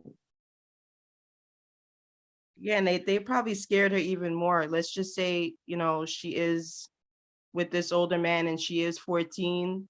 And let's just say she is being sexually abused. They scared her even more and traumatized her even more by the way that they reacted toward her. Yes, I agree with you. It could have been handled a different way. And they should have definitely called the police ahead of time rather than taking it into their own hands. Right. I think that's what, like from the very jump, it should have been called the police, and when the police come say, hey, I think there's a young lady in there who might be being abused by an older man. She look about 14. He said he's 30. Yeah. And they would have went in there and did their work, talked, and made sure at least that she got somewhere safe. By the end of all of this, they would have known her age. You know what I mean? And if she was underage, they would have taken her somewhere where she would have been safe. Right. Especially if the police got there, they would have known. And especially if she is a runaway, like they think that she is, that could have been solved right there and then. Mm-hmm. But now she's gone in the wind, and they up dapping it up and blaming black women. Blaming black women. Yeah, they're trying to help that guy in the video where he said when he was just like the whole sucking D and all this stuff. It's like, are you really being helpful or are you just trying to put us down? Right. I think that's what it is. Right now it seems like they're against women, and so now they found a little situation where they can one up, so they could catch a W and issue women L's, and it's ridiculous. Right. And it's not the mother's fault. Sometimes you can do the best you can to raise your child. You can, set rules in place. You can be the best parent ever. And sometimes the child will do whatever they want to do. And there's child laws now. Now children can emancipate themselves. They can go to court. They can meet an adult, and the adult can vouch for them in court now and say, oh yeah, this child, can live with me. The child's not happy in their home, and the child will get a lawyer to get away from their own parent. Oh yeah, that's been going on forever though. That's nothing new. Yeah. But for them to, and how you say the word, to kind of claim that they are, in order for them to do that, they got to prove that they can take care of themselves. Yes. Yeah, she got to have a job, be stable, and say, okay, I can pay for this. And otherwise, and once they do that, the parent is no longer legally obligated to be over them. Right. Yeah. Yeah, their grades got to be up and stuff. Or let's just say if they get an adult that says, this child is not happy in their home and stuff like that. And once these social workers get involved, they will advocate for that child and give that child a lawyer. Right. So the child can get away from the parent.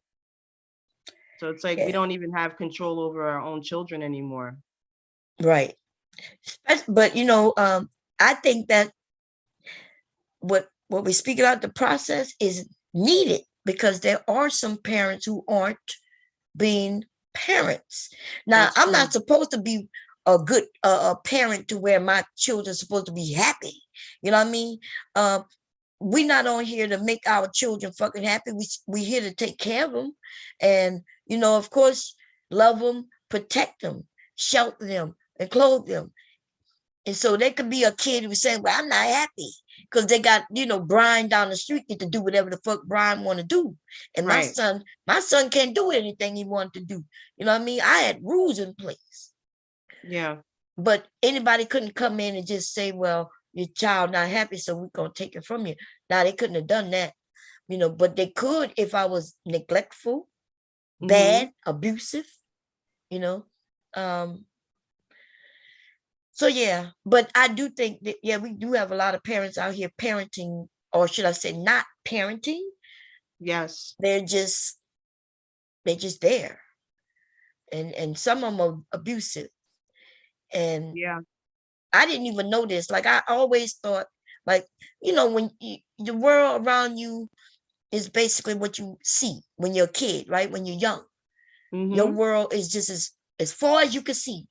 You don't even know what's going on, or even think about what's going on beyond what you see. And so for me, I'm thinking everybody must have a family like I do, right?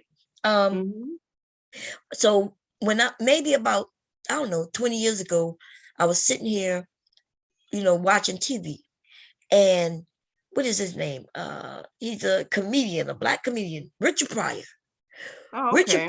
Richard Pryor, they did a special on Richard Pryor talking about his life. And Richard Pryor talked about how much he was abused. Wow. And I couldn't, I was like, whoa. Like, it opened my eyes to a whole nother level and what could be going on, and, what children might be going through. And I was like, damn. I think he said, if I'm correct, his mom was a prostitute. Remember the movie? I'm not sure if you saw it. With Richard Pryor, it was all them comedians in that movie with the pinky toe. Harlem Nights. Harlem Nights. You remember in Harlem Nights, the little boy? Remember what his name? He lived with in a prostitute's house. Remember what her name was? A prostitute. She was a prostitute. And even though they loved her and everybody, loved her and all that kind of shit, she still was a prostitute. Well, his mother was a prostitute. Wow. His real mother was a prostitute. And he mentioned how he would get abused just for anything. Anything. Anytime she got drunk or whatever, she would just knock fire from his ass. Punched, beat with hangers, just beat. And I thought to myself, well, wow. You're like, who, I couldn't imagine that. And so that kind of opened my eyes that there could be parents out here who just doing the most. And the children, what can they do about it? They grow up knowing this. Mm-hmm. And when they get a little older, hopefully they don't repeat it. Some of them do, and some of them don't.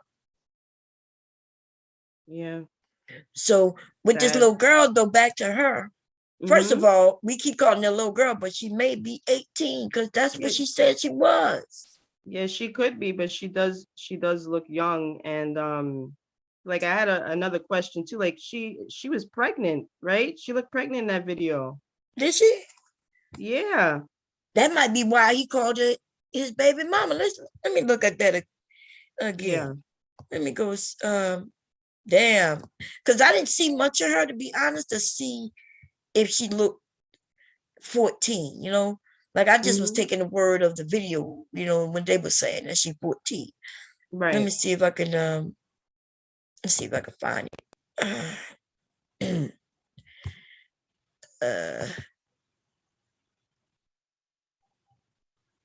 No, that's not it. It was the video before this one. Let me just go back up here and grab it.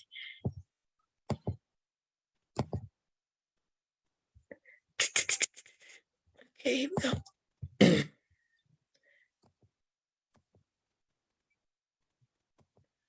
So because the title told me that she was 14, I just assumed it. Okay, let me see. Let me play the sound. Little ass girl. Get that little ass girl over here. This nigga finna go to jail. I call. Let's fast forward it. Come on, go. Hey, she gotta come at this store. Nah, she gotta come on. That man 30 years old. You 14. I called the police. Get going with you. She ain't going with you either till the police come. There she go. She don't. Wait till she come out. That nigga 30 years old, nobody play that shit. Where the fuck your mama at? I don't give a fuck. Talking about he your baby mama. Where the fuck your mama and your daddy at? Hell yeah. Yeah, he said that's his baby mama. Walked in the store grabbing her ass. Yeah, why you think we ran down? Come on. Yeah, where the fuck your mama and daddy at? Little hot ass little girl. The fuck, nigga, I got nieces, nigga. See, I didn't see her. I didn't see enough of her. She just looked, and I can't even tell that she looked young. So I gotta find more when she come outside. Damn, I got the timestamp. Let's see if we can find it. Get that bitch! Come! All right. I think she came out. She gotta be. She been. Sit down before I get you right now. Man, that nigga got down with that. Hey, get her. Don't let her leave. Hey, young girl, when I'm out, she hang around. She hang around me, bro. Hey, Red. This cameraman is bad. Look at this wobbly shit. She ain't going nowhere. That girl a runaway. She gotta be. See? He said she gotta be. Yeah, they're assuming. Yeah. No way. Look at her right there. See that? The police gonna handle you. He gonna take you home. Look, right now, let me see. But before she didn't, she was thin. Maybe she got something under. Maybe she was in that stick. Let me look. She ain't going nowhere. That girl a runaway. She gotta be. She been. No way. Wow. Is she pregnant? The police gonna handle you. He gonna take you home. You ain't going nowhere. Fuck you, ain't. And then she keeps saying she's 18. They just. You ain't no damn 18. You fucking 14, bro. You fucking 14. Hey, get off her. Get off her. I have a fucking family. Leave me the hell alone. I can't go home. than me and him. I want to go home. Yeah, no, she's not pregnant. That's just the way it looked from that angle. Let her go, because you know I'm in it. Let's see, let's go right. Than me and him. I want Yeah, she's not pregnant. Okay. Yeah, she thin. to go home. It's just that sweater she has. A sweatshirt. Let her go, because you know I'm in it. Sex with me. We just fucking so leave a nigga alone. The fuck? Guys, like Let her go, bro. You feel me? You can't save everybody, my nigga. And somebody said you can't save everybody. She right. You know, It's true. you can't save everybody. We don't know if she's 14. Because he a fucking pedophile, nigga. What the fuck is you talking about? That man just said he was And then she's off in the wind. That's a fucking little girl, bro. Fucking little girl, bro. Okay. Anyway, yeah, she don't look pregnant. From that one angle, though, I see why you saw it, because remember, it looked, yeah, but when we see her face on, and let me look and see, she look, listen, when I was 18, I looked young too. So leave a nigga alone. The fuck? Guys, like Let her go, bro. You feel me? You can't save everybody. family. Leave it alone. I can't go home. I was just here to meet him. I want to go home. She do look young though. Yeah, she does. Yeah, she look young. But I looked young when I was 18 too. Yeah. Even when I was 21, I would still get ID places that I went. Hell yeah, I would get 90 at 30. You know what I mean? And mainly, I'm so short, right? Yeah. And I look young. Not until I got dressed up in my dress and things like that, did you could tell I was a woman. But when I was just like in regular clothes, shorts and shit like that, they thought I was young. Okay. Now I don't know why they just assume. Why you think they went to 14? Like they just went. What I'm trying to figure out. Like if they knew her from somewhere, did they know her? Yeah. Let me see what the person who posted. Let me see what they said. Let's see. I gotta move some of these things out of my way. 30 minutes. I gotta move this. How do I move this? The community is trying to help her, but she's yelling and screaming to take me home.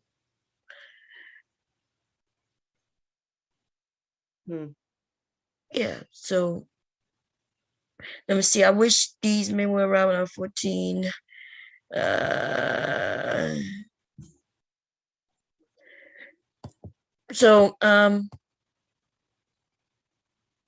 Look, somebody says so the police never came. Yep, police never came. The motherfuckers ain't never come. Let me see if somebody says something. Call. They clearly never called. Right, because they called. You see this video is not 9 minutes. See that 9 minutes and 24. I'm sorry. Yeah, 9 minutes 24 seconds long. If they called, they would have been there by now. Right? They would have, and they could have ID'd this girl, and they could have found out if she was a runaway. They could have found out her age, and all of that would have been put to bed. Right. So everybody else is saying, yeah, but don't look like they called the police. Somebody say the same thing I do. They don't care. You see, like we know that if they didn't call the police, if we know if they didn't call the police, that they didn't really care about her. Okay? He kept saying, you're going to jail, you're going to jail. So they should have called the police even before they talked. If you realize this man 30, you don't know her age, call the fucking police. Right. Now, once they beat him down, now we know why they didn't call the police. After that, you know what I mean? They ain't call the police because they know that it's going to be some trouble if they call the police. And that girl could also press charges on them guys too. Yes. For her harassment and then holding her against her will. That's right. Even though they meant well, they could backfire. Look, y'all was saying, somebody said they got defunded. That could be why they didn't show up. Boy, Facebook is something else, baby. I ain't gonna lie. That could be why. Maybe they fucking show up. I've been hearing stories like that all over the place where they be calling police and they be taking like an hour to show up. Listen, I called the police twice, right? In the last, like, a couple years ago, right? I ain't lying, y'all. I called 911 and the motherfucker went to their voicemail. They talking about they'll call you back. I was like, what the fuck? Oh my God. Meanwhile, we could be dying. Yes. Oh, and then I'm supposed to shit. leave a message and then they call you back. Oh my They God. do call you back though, you know what I mean? But damn. It'll be too late. God damn. So I could be like, somebody's outside now. My door, they trying to get in. Beep. Oh my God. Like, God damn. And they sound like they don't care either. Like when you call the police station, I know. they're like, yeah, uh-huh. Mm-hmm. What's the problem?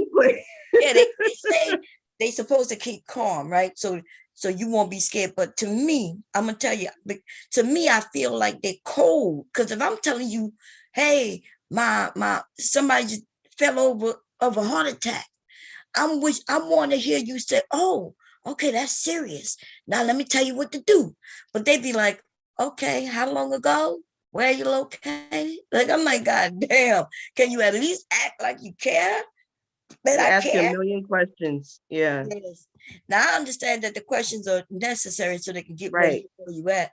Just like, we had somebody here on YouTube die and the woman didn't know where they were. She couldn't give the address. Oh, yeah. I'm not sure if you know, when Kevin Samuels died, that woman who was in that house with him, she didn't know the address. Oh, shoot. And it was like, go to the door and look at the door. Go look at the door. And she was like, I can't. Because, she was giving the CPR or something. And like, look, you got to get to the door. We can't come. How we going to come, lady, if you won't even tell us where you at? Right. And, yeah, that's a whole nother story for another time. Because, I can go in on some Kevin Samuel, right? And that whole situation that these men refuse to talk about, when they don't have somebody who care about them, and you hire some woman only care about coming there, doing what she do to get her money. Right. She's there for one thing. Yeah. Yes. You kill over, you think she give a fuck? She don't care. Damn. Why would she care? She didn't care about you from the beginning. So anyway, how you been? You been good? Yeah, I've been good. Did you get the text that I sent you? Yeah, I did see one of them. Yeah. Okay. I think it was the last one where you was telling me. Yeah. Yeah. Okay. Yeah. So we'll talk about that in private. We'll talk about that. Yeah, definitely. Yeah. But so what you think about R. Kelly? What you think about the art? Do you know R. Kelly? Do you listen to R. Kelly? Yeah, definitely. I grew up listening to his music. Yeah. I was hearing those rumors since I was a teenager about R. Kelly. Yeah. He was bringing young girls into the studio. Then that whole situation that happened with Aaliyah. Mm-hmm. But with him, I think that justice was served. Yeah. So because I'm not from Chicago, see, I think the people from Chicago and maybe some others who followed. Okay, so I remember when a videotape was brought out and they were saying that he was peeing on a girl, right? Yes. But they said that it was grainy, and I remember them taking him to trial. So because nothing happened with the trial, I assumed that it probably wasn't him, like. Mm-hmm. That's because we didn't know about him meeting girls at schools. There was a lot of things we didn't know. And back then, there was these papers called the Inquirer, the Star, and things like that will report. They were like TMZ, except they can literally put lies in the paper. At least that's what we thought. Because a lot of that shit just seemed crazy. A woman got pregnant by an ape. A woman got pregnant with a dog. That kind of articles would be mixed in with that other shit. And so when the R. Kelly story hit the Inquirer and the shit in the Star, a lot of people didn't believe that. Of course not, because they weren't credible. They were just seen as like a, you know, like a trash magazine, a trashy gossip magazine. Yes. And then you put something serious in there, nobody took it seriously. Nobody took it serious, all. right? Yeah. And so I just never believed it. But then again, I figured, look, if they caught him, that if that was him peeing on a little girl, like, I'm thinking to myself, what kind of man wants to pee on girls? Like, okay, find your woman who will allow that, but why you want to pee on little girls? The hatred, like, so I just didn't. I waited for the trial, and it seemed like the trial never happened. But then I found out later that a trial did happen. They found him not guilty, right? Mm-hmm. And so, but come to find out, listening to people from Illinois and Chicago, and they said, no, he used to hang out at the local school. I'm like, what? Yeah. So wait a minute. Even before he peed on the girl, y'all knew he was searching out little girls? You know, like they was like, yeah, everybody knew this. I'm like, what? Yeah, a lot of people in the industry knew about it. But the thing also is there was a case where they found they did find some tapes. And there was like it was like a white family that lived next to him, and they found a tape with him and a young white girl, and that was thrown out because the parents didn't press charges. I think that was settled outside of court. And some of the parents in the situation were wrong too, because they were allowing their young daughters to be around him. They were giving consent to this stuff too. So that's what made it difficult. Right. So let's talk about that for a moment, right? Because I want to. So let's say I had a daughter, right? I had a daughter, and she had talent, and I dropped her off, right? I heard that she got an opportunity to be with R. Kelly, and they don't allow anybody in the studio, right? But I knew that there were going to be some women there and some other people, and I want my daughter to have this opportunity. Right. So, I can understand why a parent will leave their child, right? But then I find out my child come and tell me what he did to her. Wow. And then, okay, so now I'm pissed off, right? I'm pissed. I'm going to the police, but then he offered me some money to shut it up. Right. Okay, so now that is a whole nother level right there, right? Because I guess, wow. So I'm trying to keep it 100 real, y'all, because I can easily say, hey, fuck that, no money. But how old is my daughter? What is my daughter thinking? Because remember, Alea thought she loved him. He made some of them girls think that he loved them. Yeah. See, that is the confusion, y'all. He was a predator. And so if I have a daughter, by the time I found out that he messing with her on that level, because remember, she keeping it from me. But maybe something happens that now I know something's going on, because maybe she caught a disease, because he was giving girls diseases. Someone was coming up pregnant. Like, I'm like, how in the hell you get pregnant? Like, you ain't been nowhere. What's going on?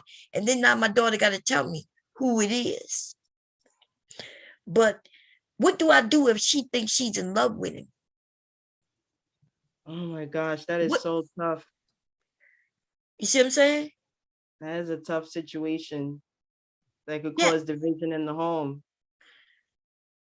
Especially if let's say she's 16. He got 30 years because these parents fed their kids to him.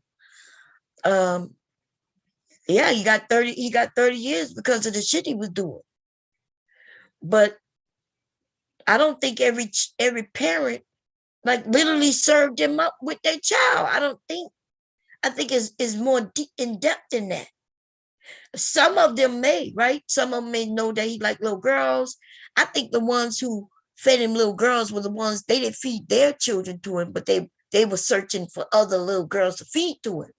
Mm-hmm. Right? And they would be the ones who claim they're gonna protect my child, right? Because I gotta be here at work, but they want my child to go to Chicago. Let's say I'm in Louisiana and they want my child to go to Chicago this weekend.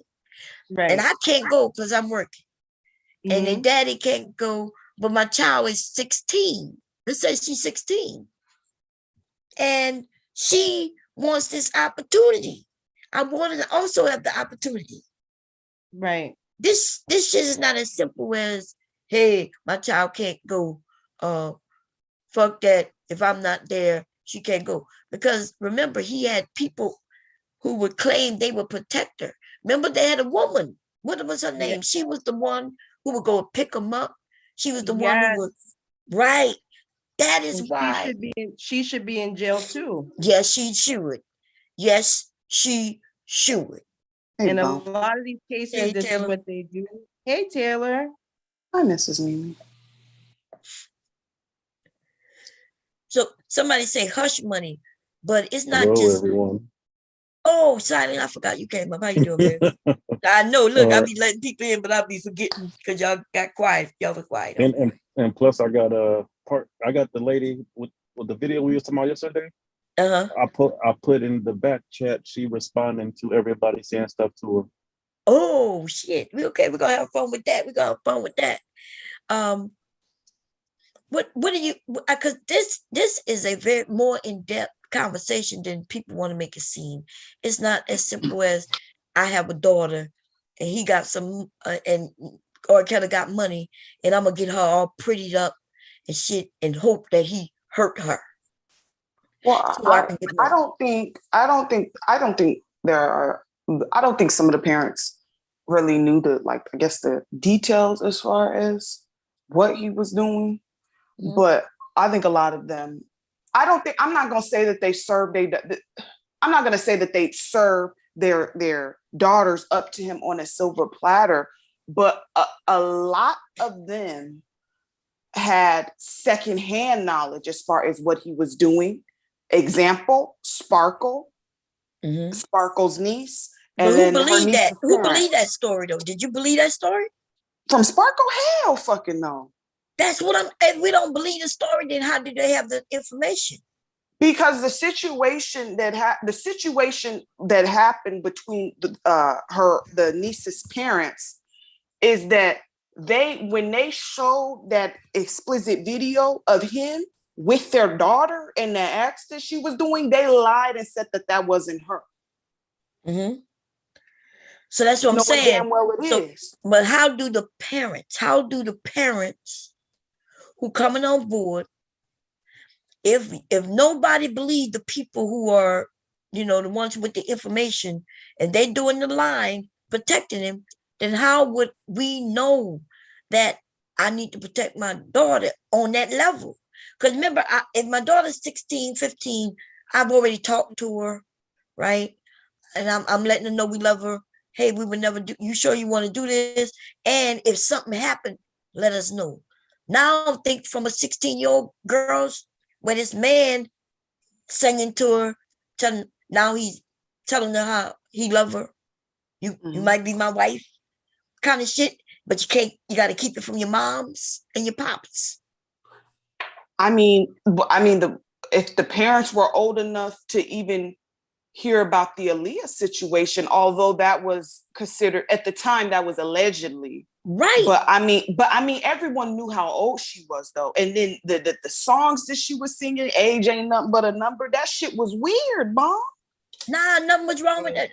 That's not a weird song to a young. I was young when I was a young adult when that song came out, and hey, she was 14, 15 though, Mom. Talking about a grown man. When she said that it was a grown man, she was just like, age ain't nothing but a number. But right? what does that imply though? That's the thing. Well, we talk about music. So all the music implies lots of things. We could go through all these singers when they're young, they're implying all kinds of things. That doesn't mean that it's happening. So for me as a young woman hearing age ain't nothing but a number, I'm thinking that's cool. Who knew that she had ended up getting married or having sex with this man? But even then, he's the manipulator, right? Because her parents were wealthy. Her parents were there with her. And they still didn't know until she ends up pregnant and he come and talking about he married her. Look what they said that he messed with the mom too. Allegedly. I don't know how true that is. Allegedly, he messed with the mom too. On some ritual type shit. And so that's what make this thing. That's why he's been able to get away with it for years. All these allegeds, you know what I mean? People protecting him. When you think somebody would just come forward, like if you fucking with my daughter and I find out, nigga, I'm telling, right? And unless they, I don't know. It's especially with the Alea thing, right? They didn't tell. They didn't go out and tell. They accepted something from him too.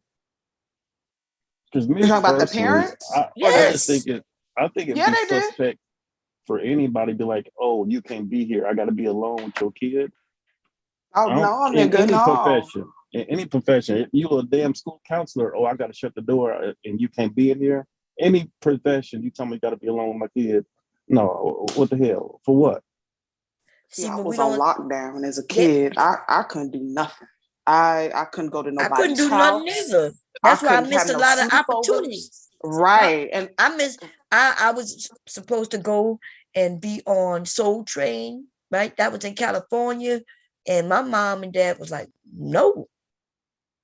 Like, you can't go. Yeah, my mom, we done got into some knockout, drag out arguments. I couldn't even go to the goddamn mall by myself, enjoy the goddamn mall. She's like, no, you're not grown. Mm-hmm. There's pimps in the mall. In her mind. Pimps at the mall. I was just, like, literally, that was her line of logic. She was very distrusting of a lot of people. Like, even if she knew them, she's like, nah, sweetie, nah. She's just like, can they come over here? And I'm like, well, why would they come over here if I'm the one that getting invited to their damn house? Like, the fuck? I've been going to school with these people since I was in kindergarten. Like, what the fuck is wrong with you? But we got to remember this to see. So R. Kelly and a lot of R. Kelly and a lot of the things that people were saying about him, he wasn't the only Black person. Remember Michael Jackson? It was a lot of alleged. So it was Black sleepovers. They lied. There was alleged sleepovers. There was alleged a lot of things, and for us, we want the truth. But if somebody's hiding the truth because they got some money, then when it's my child's turn to maybe become famous because I know they talented. What's weird about this shit? It wasn't like there was untalented people. He was really picking talented people. And then, like, even what you call him, still won't talk about him to a certain degree. What is her name? The one who say, I can't make a man, can't raise a boy, can't raise a man into a boy, what's her name? The one who got the fake butt and had to go get him taken out. Oh, K. Michelle. K. Michelle. K. Michelle was one of them kids with R. Kelly, y'all. Yeah. Think about that. Then she did say she got all that surgery because for men, so she maybe got all that surgery for him, maybe. K. Michelle was a kid over there with R. Kelly, and some of them did end up with record deals, and so I don't even know what to say. I think we talk about real predators. And I do believe that there are some people who need to go to jail besides him. He wouldn't have been able to do it at the level in which he did it without help. And we come to find out that there were women. So y'all know, let's say you're an actor. Do y'all know that actors, actors and actresses, right? They're not with their parents a lot of the time. But their parents, they will hire somebody who schools them, and there's somebody sitting watching them, making sure they do this, do that, don't do this, do that, right? Because the parents got to live their life. They may have other kids. Therefore, You were supposed to be with, they supposed to be people you trust. So if they got this black woman who looks like she's motherly, she's contacting me, letting me know the ins and out, everything that's going on. So I think then I got a level of trust that I put in her. And she's the reason why R. Kelly was able to do what he was doing to our girl. She should be fucking in jail.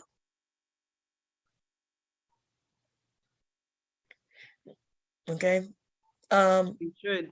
And a She lot should of the times too, Mom, like when these things happen, when they're trying to recruit girls, young boys, whatever, they will always use a woman because a woman seems safer. Right. And people tend to trust a woman more than a man. Yes, they do. We believe that a woman, especially if she tell us I'm gonna take care of her. I got you. You know, and you calling me talking about what she's eating and not eating. You know, you just sticking to my rules where she got to be in at a certain time, and I can even see that she's in at a certain time. But what I didn't know is that she's in living with the predator. See, I'm thinking this woman is keeping my daughter safe from being out there with predators, but the fact is the predator is right there. And I want to just say, look, hey, it's them parents' fault because they gave their daughters and their sons to this man, but it's not that simple. It's hard as a parent. You got decisions to make. You want your children to be successful. You know this man or this woman can help them. You know what I mean? And bam. And so now but you got other children. You can't, just go and be with that child. And so you got decisions to make. You don't want to ever have your child saying, what if? What if? I think of what ifs, like what if my mom would have let me go to California to record? What if my mom would have let me go and be in the movie Beach Street and the shit that I was supposed to be in? You know what I mean? Like, what if? But hey, I got to live with it. I got no choice. But that's hard to have a what if when you got a talented child and this might be something they really want to do. Yeah. Shit, y'all know as parents, it's hard to even tell your child they can't go to a birthday party. You know what I mean? With their friends, because something in your heart says, nah, you can't. Like Taylor said, her mom didn't let her go stay overnight. That's a little easier to say no to than to say, well, you can't go be around R. Kelly for this career that might make you, And set you. Mom, she ruined my goddamn 7th grade Disneyland trip, all because she was being goddamn petty. But I'm still salty about that. But I know that's totally unrelated. But I thought of that shit. You go to Disneyland? No, Mella, she did not let me go to Disneyland. And then her excuse was, well, I didn't trust the chaperones that were going over there. I said, I've been going to school with these people since I was in kindergarten. God damn it. I'm so sorry to hear that. But anywho, I'm sorry, y'all. It'll be all right, babe. It'll be all right. It'll be all right. And that's what I'm saying. You see how you feel about not even going on that trip, right? And I feel a certain way not being able to have the opportunities that was laid there for me. Our parents had to make a decision. Some parents say, okay, we're gonna go for it. And some parents don't. Okay. If that was the opportunity was large enough, but hey, my mom wasn't doing it. It was really my dad too. My dad supported my mom in it. My mom questioned whether she should let me go or not. My dad was like, nah. I'm like, we're gonna be good. We're gonna be good. And it is what it is. It is what it is. I do think some people need to go to jail. Them women were sitting on, recording each other and shit. And you could be brainwashed. Somebody said Kate Michelle was with R. Kelly at 22. I'm not. I mean, she wasn't a child, but at 22, even here, she's saying she felt trapped. He had rules for her too, right? She says here she was emotionally abused. He manipulated her, right? If you want to get this fame, if you want me to write that #1 record for you, if you want me to do this, then you gonna do this, and that. I'm waiting for her to come out, with some real information that we probably know that she has. But she said there was time when she couldn't call her parents. She's 22. Even though you're 22, you still got parents. You still got family members. So, are we saying any parents at any fault? I mean, if we got to put fault, since we seem to want to put fault, that's the man who did the crime. I don't know, understand the fault thing. Like, let's say when I was raped. Okay? I was raped by somebody. Am I at fault because I decided to go into the military? Or was my mom at fault for allowing me to go in the military? No.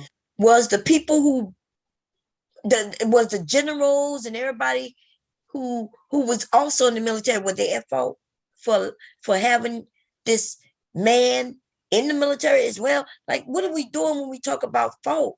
You either got the person who did it and you got the people who didn't do it. I don't understand why everybody got to be some people at fault. The only people who should be at fault are the people who did what they did.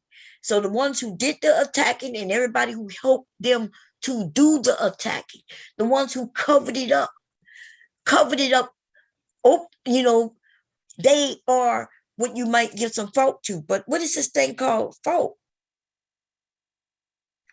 What you mean that's nothing to do with it? So who was at fault? Was the parents, you saying the parents at fault for allowing their children to go get an opportunity?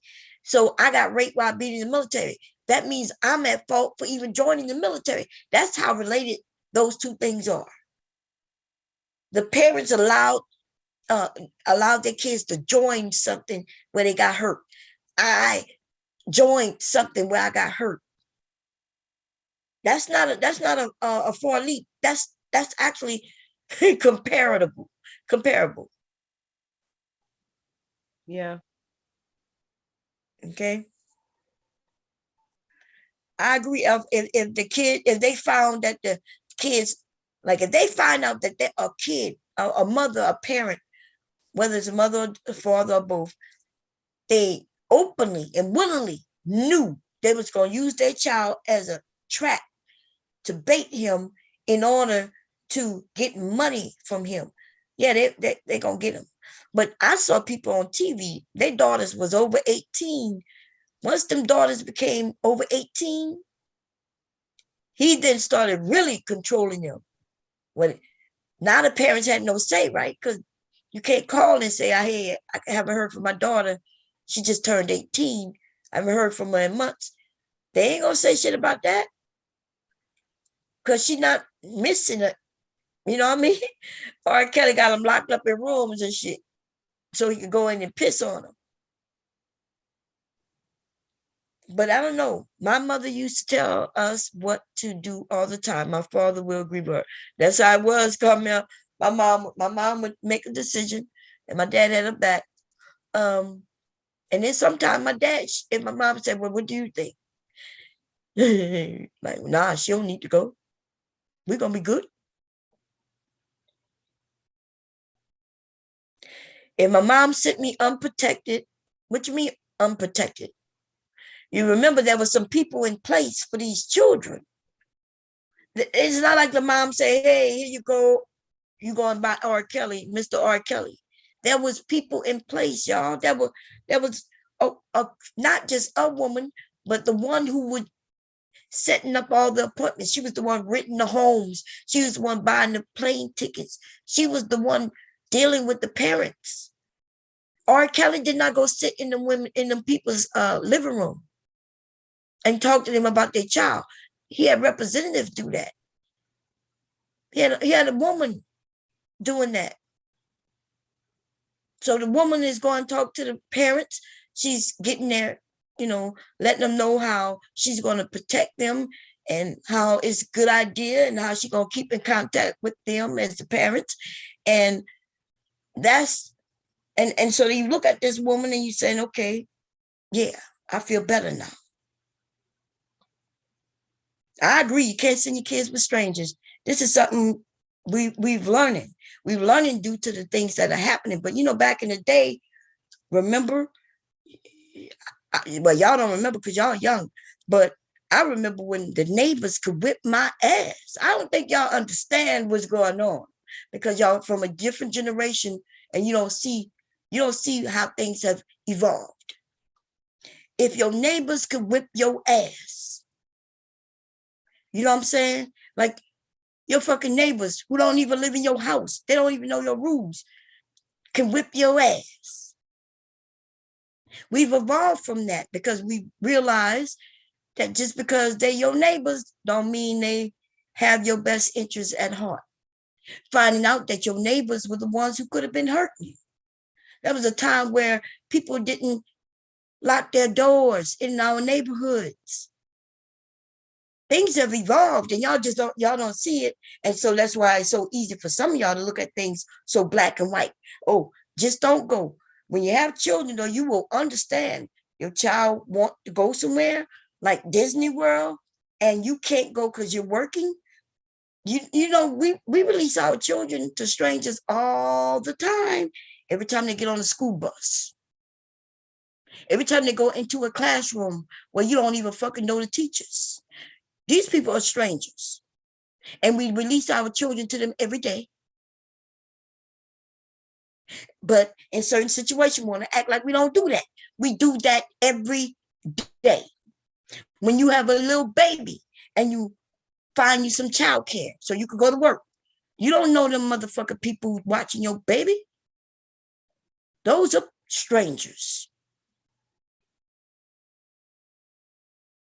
So I don't know how we're looking at this. We're not looking at this from reality point of view. Every time you drop your baby off at the daycare, you don't know them people. It's scary. It's scary. The realities is fucking scary for real.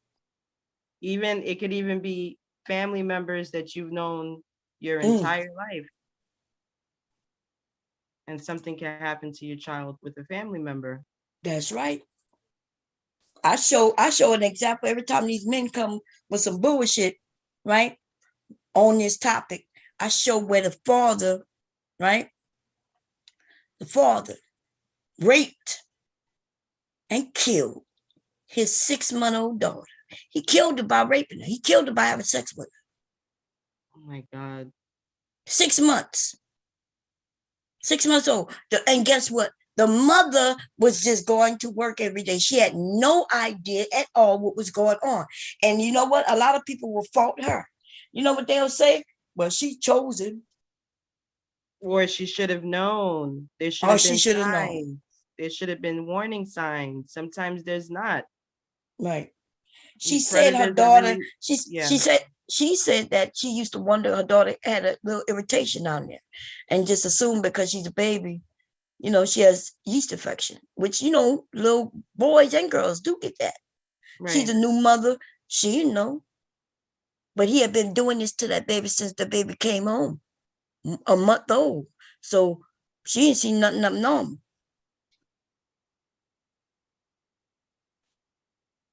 So there was this one teacher. Oh, go ahead, Mella.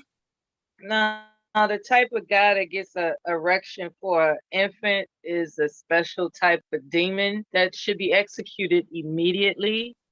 I don't know how she didn't know the signs that he was that. I don't blame her. I'm just wondering if people can identify somebody like that when they see them. Like, was he, you think you could identify him? I don't think I could because I'm not a professional.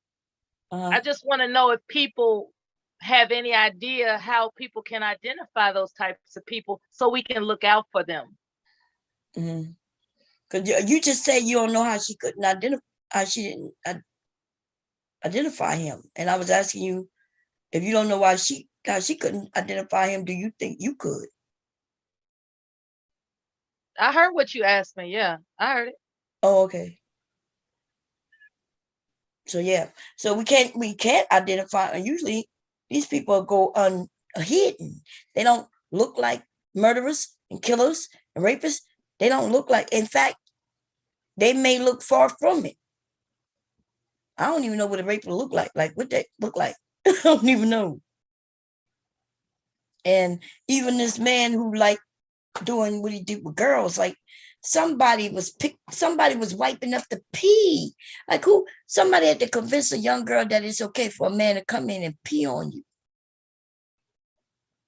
Even with parents who might be good parents, the psychology, the psych. Oh Lord, I can't even say this right because I'm trying to imagine how. Let's say I had a daughter and I raised her well, right? I taught her how to protect herself and how, she shouldn't be with men who don't love her and how she's loved. And, me and her dad, we take care of her. We love her. And then we let her go get an opportunity, right? But then somebody could convince her, take all that away from her and tell her that it's okay for him if he want to pee on her. So y'all remember, I've seen some of these women that R. Kelly, not in person. I've seen them on TMZ.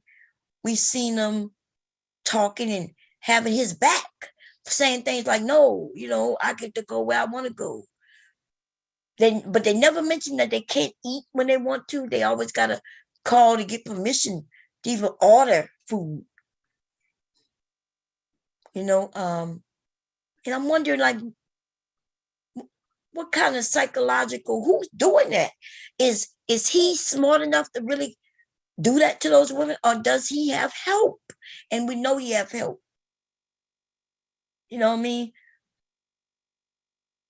And they got him because of the one Latino girl, wasn't it? Isn't that why he got convicted? The Latino girl from Florida. I think that's the one he got convicted on. He took her over state lines, and then New York was able to get him because I think they found that they used a hotel room in New York to do what he was doing, to transport some of these, because none of them women testified against, none of them women was saying that, yeah, he did this, did this. There wasn't many of them women doing that. And so they realized they had, what they call it when you believe the person who's abusing you, something syndrome, Stockholm syndrome. So in our world, we realize those women have Stockholm syndrome. Some of them women, when they ended up going back to their parents, their families, after he went to jail, that was the only way they could get them away from him, right? And they still was like loving him. And it take a while to get that out of their minds, and they got to go through psychological help to even realize the abuse they was under, because they don't think they were abused. Because you see, the reason why it's easier to do this with young women today is because all he got to do is bomb a few things, let them go to concerts, places where they think they live in a great life, and they're willing to do whatever it takes to live that great life, what they consider a great life. And if that means letting a man come in and piss on me and shit on me, or do whatever. Somebody said they had groupie regrets.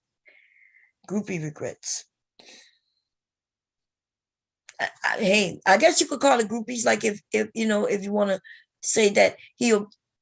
I remember one of the women was caught on TMZ.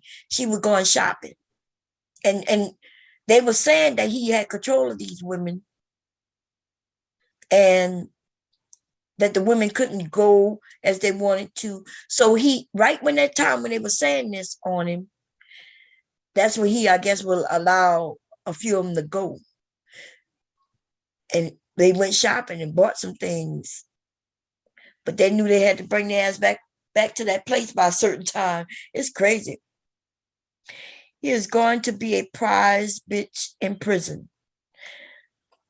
Well, in prison, he getting treated well. You know, he's been in prison for a while. Or I don't know if he's been in prison or jail, but he's been there for a while. And that's why he did this video for that guy. But you could pay, right? Remember I showed y'all where he was singing for a guy? Let me see if I can find it. He was singing. He's charging people to serenade them. Okay. Let's see if I can find it. What that guy's name was? Is Devastating up here? I'm not sure if I remember. Devastating, are you up here?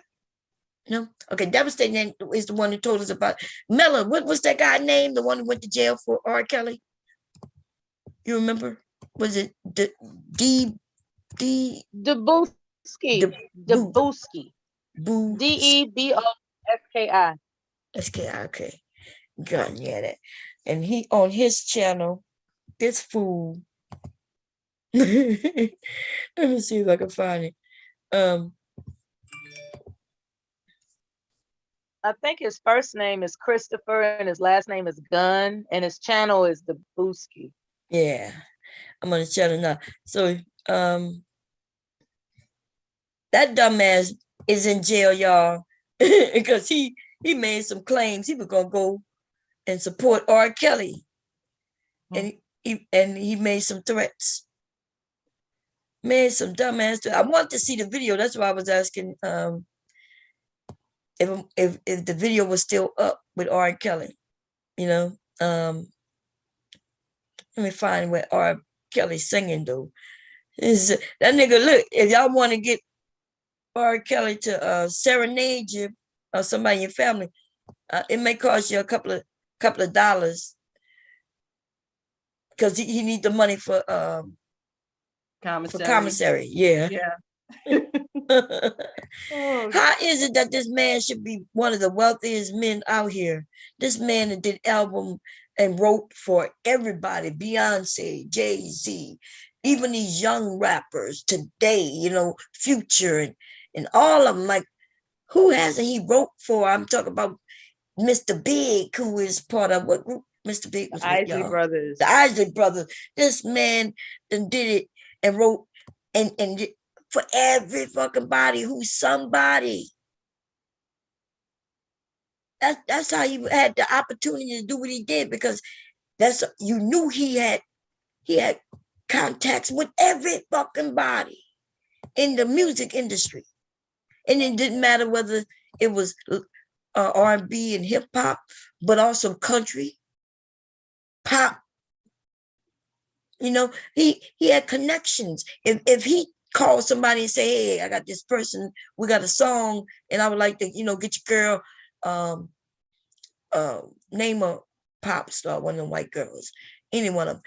I wanted her to be on it with it." Shit, they gonna make that shit happen. And then here this person come and they found your child on YouTube or Instagram singing, and he's like, "Hey, she got a voice, and her voice, and I'm working with me, we're gonna make it even better. She's gonna be the #1 top star. She's gonna be bigger than Alea. She's gonna be bigger than all these people." And you there's, you know, telling me over the phone about this and telling me somebody else gonna contact me. And then next thing you know, some woman coming sitting in my living room with me and my family and my child, and she's explaining how, yeah, Mr. Kelly would like your child to come. We're gonna start it off in some classes, voice classes. We're gonna make sure she keep up with her schooling. We're gonna do this, gonna do that. She gonna work, you know, she gonna put in 8 hours of her schoolwork, and then we're gonna put in the extra 4 hours a day. And what we're gonna do, we're gonna make her the best, and she's gonna be better than Beyonce herself. And my child is hearing this, and she's like, yeah. Right? And I'm listening. I'm looking at her, seeing how she moves, and she's telling me, don't worry. You know, we're going to take care of her so you can take care of your family. Anytime you want to check in with me, here's my number. You're going to be able to do this. You're going to be able to do that. And convinces me that they're going to take care of my baby. And some of y'all, are y'all seriously saying that it'd be easy for you to say, nah, fuck nah? Nah, You got to wait till she's 18. And they'd be like, well, you know, by the time she's 18, she's going to be out there like Beyonce. We're catching her early and like 16, giving her 2 years to develop. And Mr. Kelly himself going to write songs for her. And y'all thinking that would be easy? Because I would like to say, hell nah, fuck that. I would love to just be able to say, nah, my child not going. But I would be lying if I said it was that easy. It's easy to say, nah, fuck that. I don't know you. You don't know me. My kid ain't going with you. And that would be so easy to say, but y'all think it would be that easy to do? I'm coming looking in the chat. I want to know, do y'all think it would be that easy to do? I think there is a clip of Kel saying that the world let him get away with it, and now he can do whatever. Wow. Tracy, if you find that clip, let me know. Remember when he tried to play a trick? That nigga was in front of what her name? Remember when he was like, y'all trying to kill me? You're trying to kill me. That nigga was fake as fuck. Oh, the Gail interview? Yeah, let me see if I can find it. Gail, yeah, that was Gail. Huh? This is my life. I remember that too, Mella. Yes, Mella. God damn. Man, it's crazy. Listen, I'm not saying I'm blaming R. Kelly, and I do think some people do need to go to jail with him. I do agree. Okay. I think that whoever that woman is, I can't remember her name, but she had the nerve. She the one who helped him get in jail. See, I think they made deals with these women. These women really got on, even his wife. Let's think, what about his wife, y'all? What y'all think about the wife? See, that right there. She was giving descriptions about how he used to abuse her. She gave specific descriptions about how he abused her. Mm-hmm. Okay, so I remember she mentioned how they got married and how he abused her too, but you think she ain't never see him with young girls? Or maybe what you're saying, and it makes sense, are you saying that because she was abused too, she was just another victim? And since all the other victims was also victim watching each other, you know, him harm each other, she just was in the same predicament as the young women. I'm not gonna say that I heard her say anything other than what happened to her, because I was also looking for whether or not she was gonna finger him about something, and I haven't found it so far. I haven't found her saying that, yeah, I know for a fact this is what he does to girls. I haven't found that. But I ain't looked that deep either. I don't know. It's highly likely that she did something. I walked away for a moment. So I remember seeing her. So it was confusing because at first it was like she was against him. Like she was saying that, yeah, she was being abused. And then she was supporting him when it come to, I guess when they found out that it's going to affect the family money. Maybe he offered her some money. And so then she started supporting him again. And so I think he out of money. all his masters and all that money gone. That's when they started turning them in after all that money was gone. Right, because he lost all of that by giving it away so people could keep his secrets. Mm-hmm. So he started making them payments. Yeah, he literally was giving away his masters. He giving away lots and lots of money just to keep his secrets. And then you would think that once he got caught, he would just let it go. Let what's going on go. So he can still continue to go out there and make money. But no, he maybe it was a sense of power, right? A sense of power that he could do whatever he wanted to do. And he didn't care about the money so much because he always thought he could make money, right? He the king of hip hop and R&B, should I say, and he could go and just make money. Did y'all hear that story of that one woman who said that his penis smelled bad and he gave her a disease on her lips? Oh my God. Oh yeah. Are you that starstruck that you would So let me tell you how the story went. She was living in a motel, not even a hotel, motel. She was living in a motel because her house had caught on fire. So it was her and her son. And she said when she was walking through the parking lot of the motel, she saw R. Kelly, and she didn't think it was him at first, but she saw him and she was like, whoa. But he was staying in this trash ass motel too. But he had those women with him who was staying in like, one of them trailers, what they call them, like RVs type of deals. So it was like a whole group of them.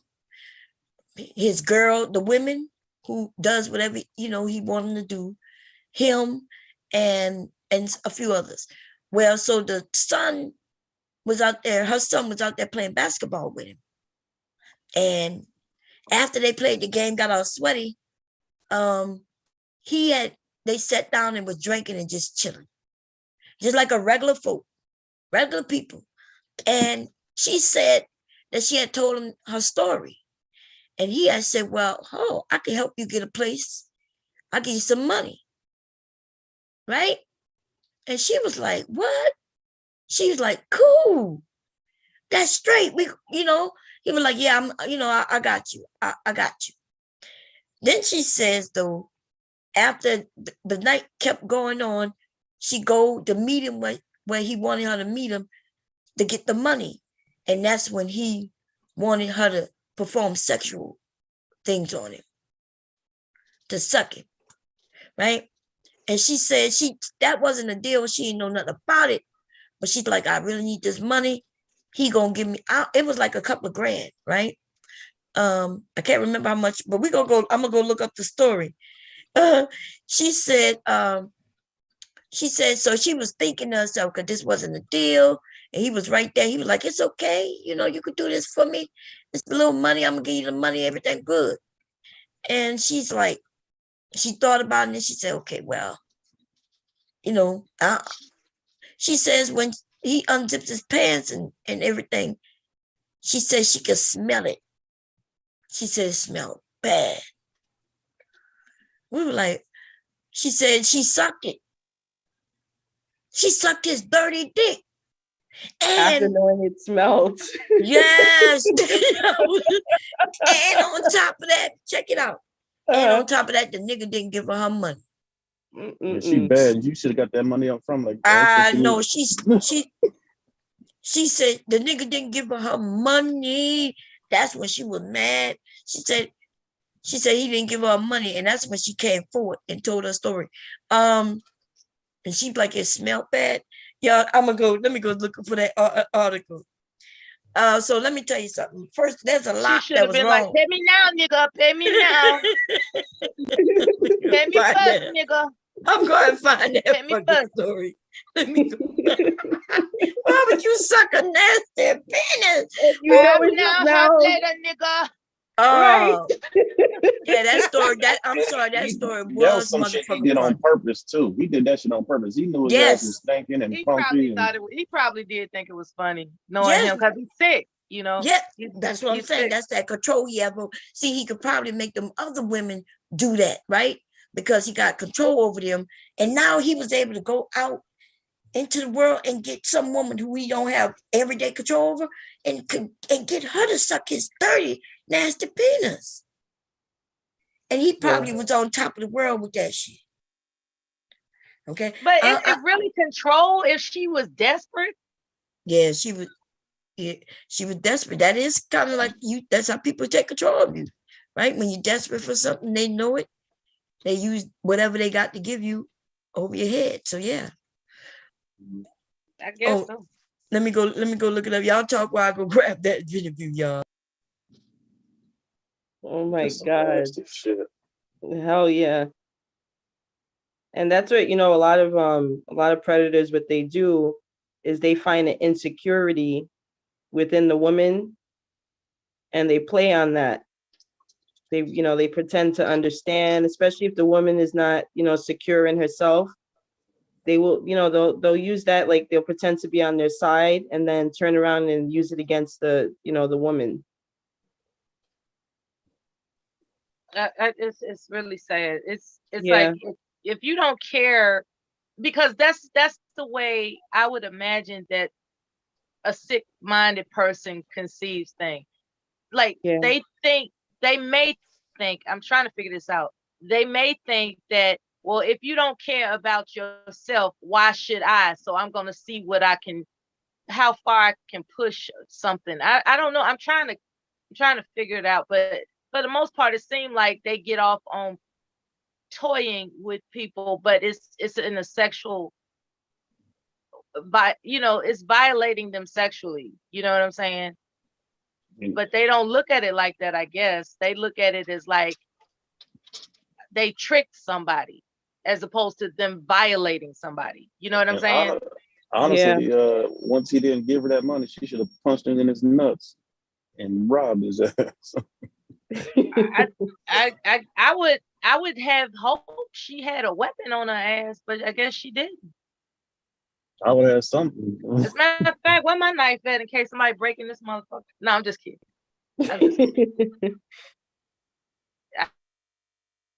I mean, don't ever be afraid to slice something off you didn't invite, okay? No, that's right. I am so serious. Like, don't, oh my God, like, for real. If they try to weaponize their penis against you, then I suggest you have a sharper weapon. I'll put it that way.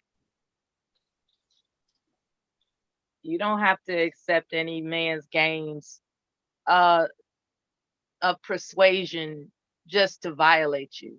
Because that's what it is. They coerce these women, they blackmail them, they threaten them. I've read all types of stuff, and it's just like, wow. Yeah, revenge porn too. Y'all ready, y'all? Yeah. It's the woman right here. Okay, here comes the screen. Okay, so let me see if I can catch it. We're gonna play it. Y'all know I gotta talk through it so I won't get hit with a strike. Yeah, so let's get through it, y'all. This we're gonna be a while. Y'all sit back and enjoy, baby. At time, or you just kind of stood to the side and just watched them play basketball?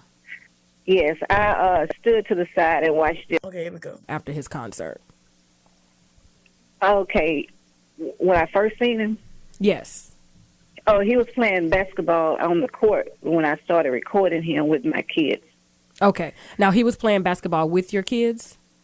Yeah, he was. It was him and two of my boys, and it was another guy that was out there. And then it was a guy that was recording him that he brought with him that was out there recording him playing basketball as well.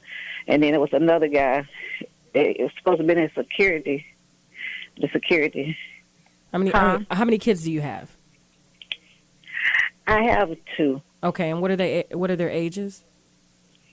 My oldest boy is 17, and then I have a 11-year-old. Okay. Now, how was it for them playing basketball with R. Kelly? I mean, were they shocked? Were they surprised to see him in such a small town? Well, they told me when he like I said, he had came there like in the mid hours in the morning of Saturday, and they said when he came up, he had his head down with the cap over his eyes, and they didn't know who he was until he got up on them. Okay, and were they excited? Were they shocked? Yeah, they were shocked. They were Okay. shocked. Did they just come tell you after that, or they just immediately just started? Well, one of my boys called me, and that's when I came down to make sure, because I thought that they were playing. But when I went down there, it was indeed him. Okay. Now, did you immediately meet him at that time, or you just kind of stood to the side and just watched them play basketball? Yes, I stood to the side and watched them play, and after that, he started talking to us and everything, and giving us hugs and handshakes. Okay. Now, okay, so I'm gonna pause it right there. So what y'all think so far? I got to do this, y'all, because I don't want to get hit with a strike. I think he was checking out them boys. We did hear that he was messing with boys too. Okay. Oh wow, that I didn't know. Oh yeah, he got convicted on messing with some girls and boys.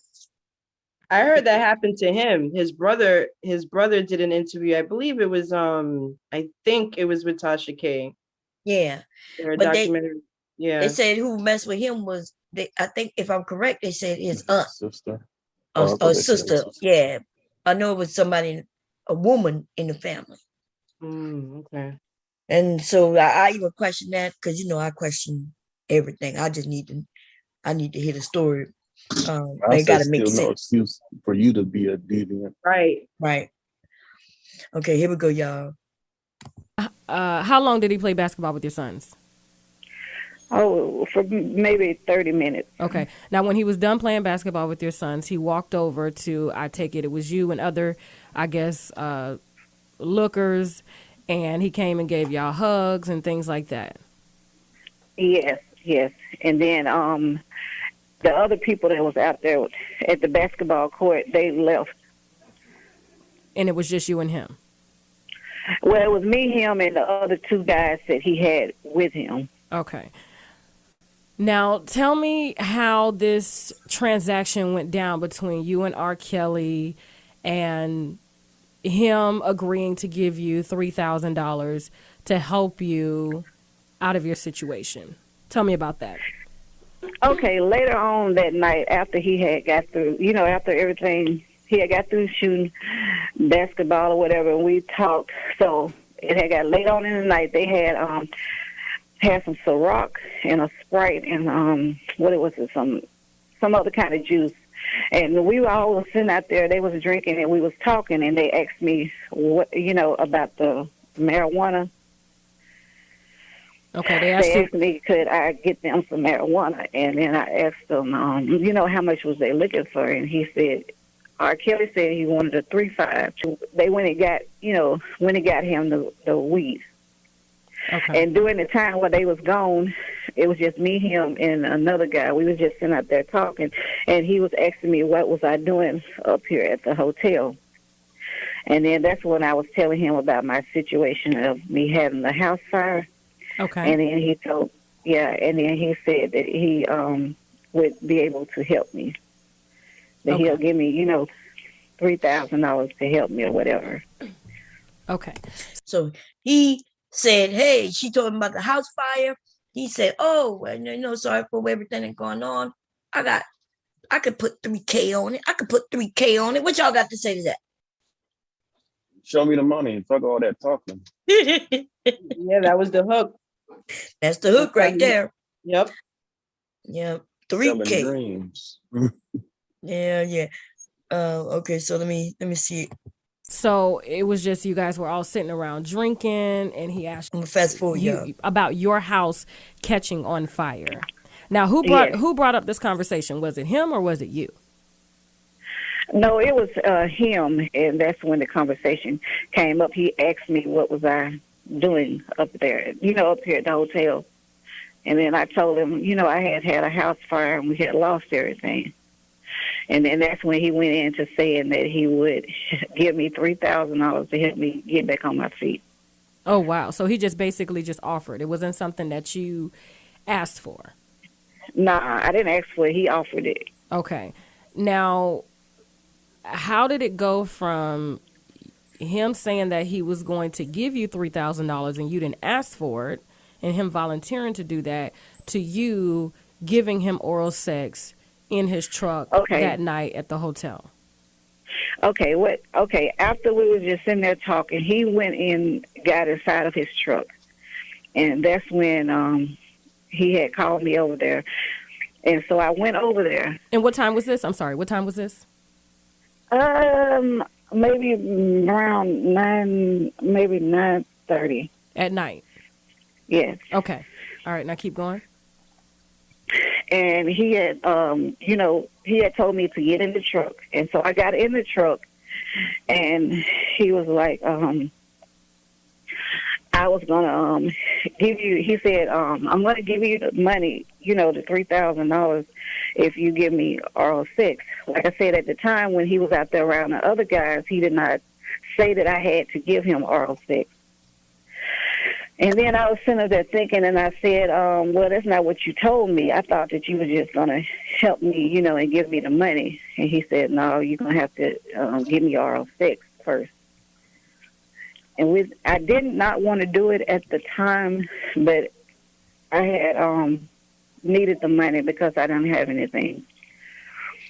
Okay. So what y'all think about that so far? This woman, he offered her help, lured her over with the $3K on the hook, right? Like a fishing line. He like, hey, come get this $3K. I know you need it. And when she got over there, he was like, but before I give it to you, I got to zip down my pants. You got to do a little sucky. What y'all think about that?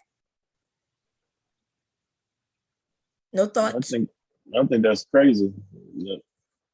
Because if somebody gonna give you some money, they don't give you some money. Like, I'm like, dudes do that shit all the time, and they think the shit funny. Like, oh yeah, I'll help you. Oh, just do this real quick.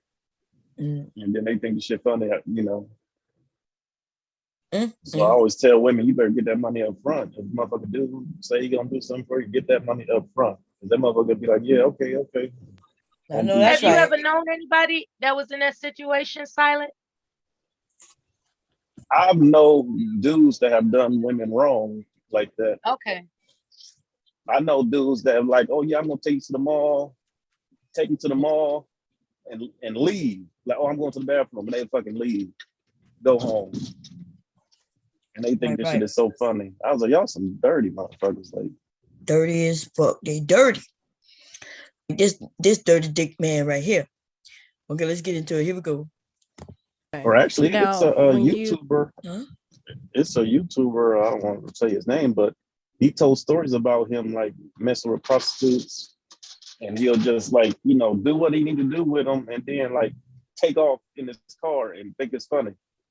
Oh, he think that's funny, huh? Till his ass gets stabbed. You let me know his name in the back chat so I can go, because the nigga probably killing them women. Okay? Because them women not stupid. They know they get their money up front. So either he lying or he doing something to them. That sounds like one of them men who were out there hurting them women. Why are you out there messing with the prostitutes if you're not there for services? It's like going to Walmart. You going to Walmart, but you ain't got no money to shop. Why is you going around in prostitutes? You ain't got no money.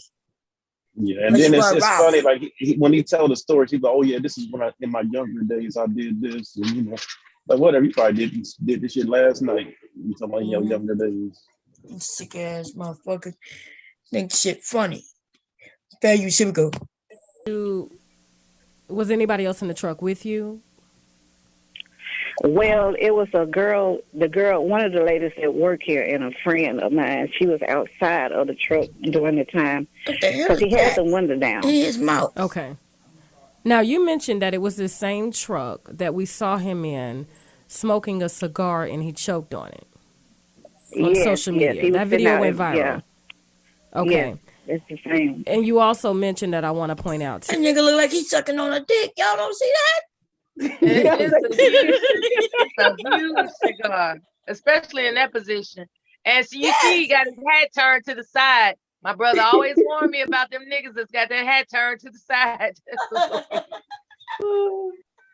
He said, "Don't never trust no nigga with their hat turned to the side, ever to the side." And that does look like a penis right there, don't it? It does. It It does. looks like a dark ass thin penis. Well, thin, you know, I guess it depends on your preference whether it's thin or not, but Yeah, it looks like a penis. it does look like he's sucking dick. I'm sorry. I'm sorry for the men out there who might be smoking cigars, but this look like he's sucking dick, okay? Talking Okay. about the Pied Piper. Yeah, we got your Pied Piper, nigga. Yeah, this nigga getting piped. He was getting piped. That's what he was getting. Okay, here we go. Fair use, y'all. Here we go. Too, that in this truck you can kind of see, I mean, I had to look closely, you can see the actual hotel that you all were staying in, and you're still staying in right now. Yes. When this happened. Yes, you can see it. It's at the very end of the video because you can see he was still sweaty and everything. Okay. Now, when you got in the truck, tell me about it. Tell me about how you felt when you got in the truck. When he asked you to get in the truck, what was going through your mind at the time? When I got in the truck, not really. I was just sitting there waiting to see, you know, was he going to give me the money? You know. Were you guys first talking of about all. anything in the truck? No, nothing. But he asked me to give him oral sex, and it was like he was like kind of like demanding me, you know. What do you mean demanding way. me? Like, like, give me an example. Like, what exactly did he say that gave you the impression that he was like demanding you to give him oral sex? Yeah, he was like, if you want the money, you're gonna have to give me oral sex. You know, he was like saying the way he was saying it, like. Did he raise his voice? Yes, he was. He was aggressive. Yes, he was. You know, it's like to me. Okay, that's a really accurate time there. I thought you were gonna say like maybe like 20, but you said 7. Okay. Yeah. Let's see what she talked about 7. I'm repeating it. Now, how long did this conversation last between the two of you when you got in the truck and he started demanding that you're gonna have to give him oral sex in order to get the money, in order to get the $3,000? How long did that conversation last? About 7 minutes. We was just talking. About 7 minutes. Okay, that's a really accurate time there. I thought you were going to say like maybe like 20, but you said 7. Okay. Yeah. Now, what made you give in? Because I didn't have at the time. I didn't have any money, and I didn't have any food, you know, for my kids. And like I said, we had got burned out, and I didn't have any funds. So, you know, if anybody would do that, you know, for $3,000, you know, that's a lot of money. Yeah. Normally when transactions like this take place, people get their money up front. And so with him, I believed in him because he told me that he would give it to me. Okay. And with him being who he is, I thought that I would not have a problem with it.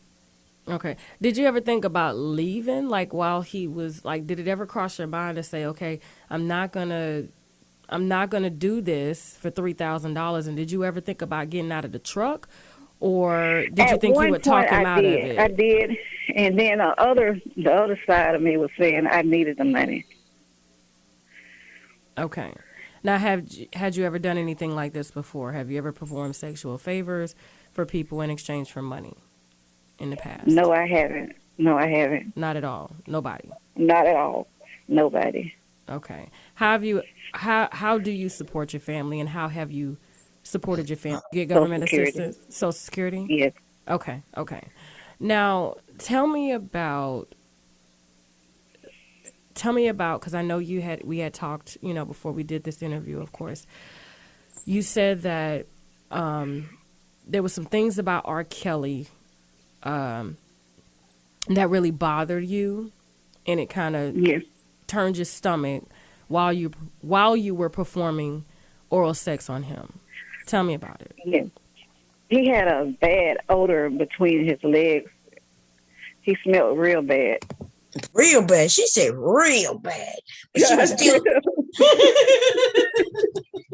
Well, damn. Oh, damn. She didn't say he smelled bad. She said he smelled real bad. God damn. What y'all have to say to that?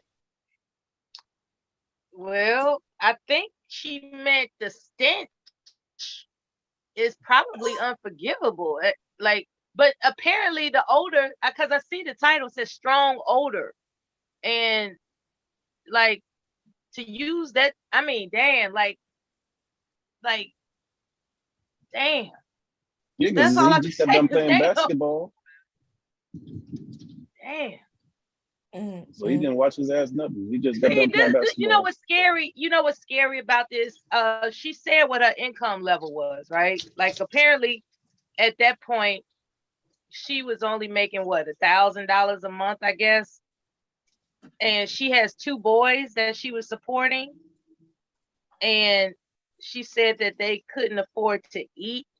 And I'm trying to figure out what made her decide that was a better option than, like, after the stench, right? Like like just say, oh, he's famous. He gonna give me this $3,000, and then that stench hits your nose.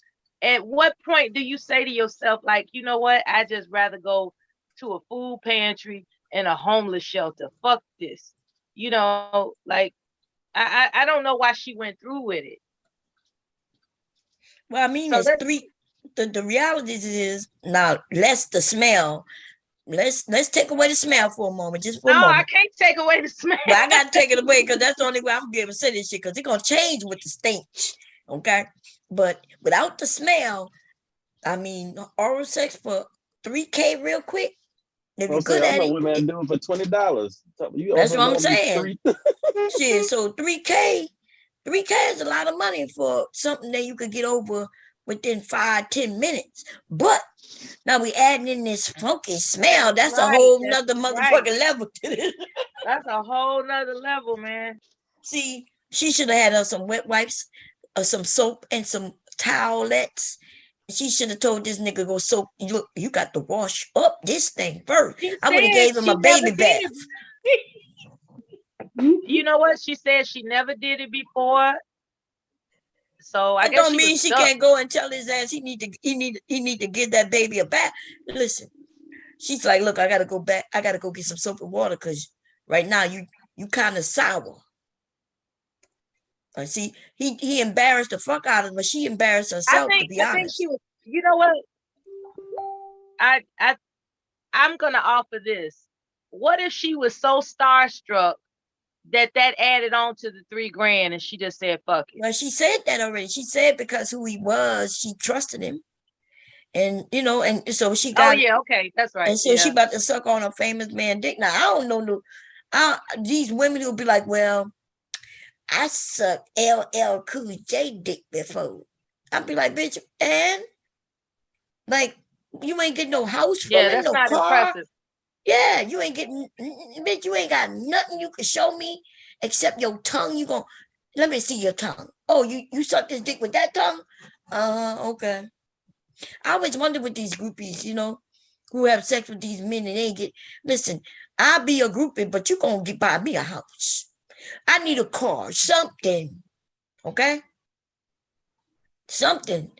And I ain't even gonna tell nobody on you. I ain't gonna tell nobody that you bought me this car, babe. But you gonna have to buy me this car though. You know what I'm saying? I'm gonna keep the secrets. But you gonna buy me this house. Fuck out of here. Anyway, here we go. Anybody else want to say something before I press play? And another thing, he was getting really aggressive with her. So maybe she couldn't think to tell him, like, look, we gotta wash you up. I don't know. The smell was aggressive. That's why she think he was aggressive. He may not have said nothing aggressively, but when that funk hit her nose, she was like, oh, hell no, this nigga is aggressive. It was the smell that was aggressive. Okay. Oh, Lord. I can't even imagine, y'all. I can't imagine. She was saying like he was, because the woman, the interviewer, she was telling her like, so he was aggressive. It's like she's telling her, she's describing the situation for her in some regard too. I want to hear what the woman has to say off the top of her brain as opposed to you know, the interviewer just leading her into she kind of did words say that's it not on the line. before the interviewer went into, you know, just giving more clarity so everybody can understand. She the one who said he started talking to me a certain way. That's what she said. Okay. So I didn't hear her lead her into anything. But you know, sometimes the interviewer do have to clarify and slow you down and get you to, you know, so people can hear what you're saying. That's a good point. Okay, so here we go, y'all. Fair use. And like where his private part is. Yeah. And it made me sick to the stomach. And you didn't think to stop during that time? Well, when I was getting ready to stop because of the odor, he had already finished. What? So you was about to stop after he was finished? Girl, either you good with just 2 sucks or your ass was down there for a long time. You should have threw up on this nigga, because I would let him know how stink his ass is. First of all, I wouldn't have been in this situation. I would have smacked the fuck out of R. Kelly. Talking about, you led me to this car, telling me I'm going to get $3,000, you giving out of the kindness of your heart.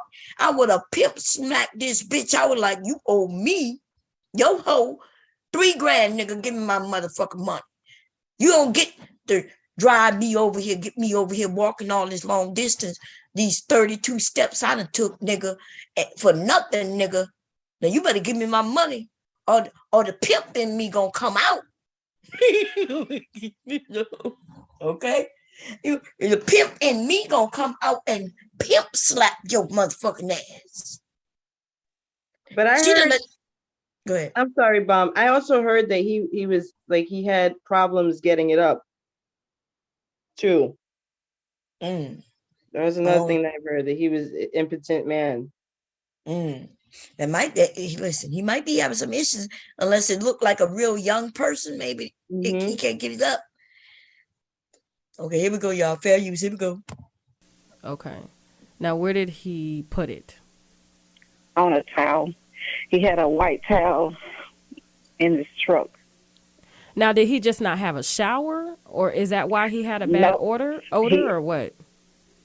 No, I don't think he had a shower, because, like I said, he still had the same sweaty clothing on. You know, he never went back into the hotel to take a shower.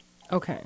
So he basically just got in the truck with those same sweaty clothes on, and that he was playing basketball in, and demanded that, you know, you give him head in exchange.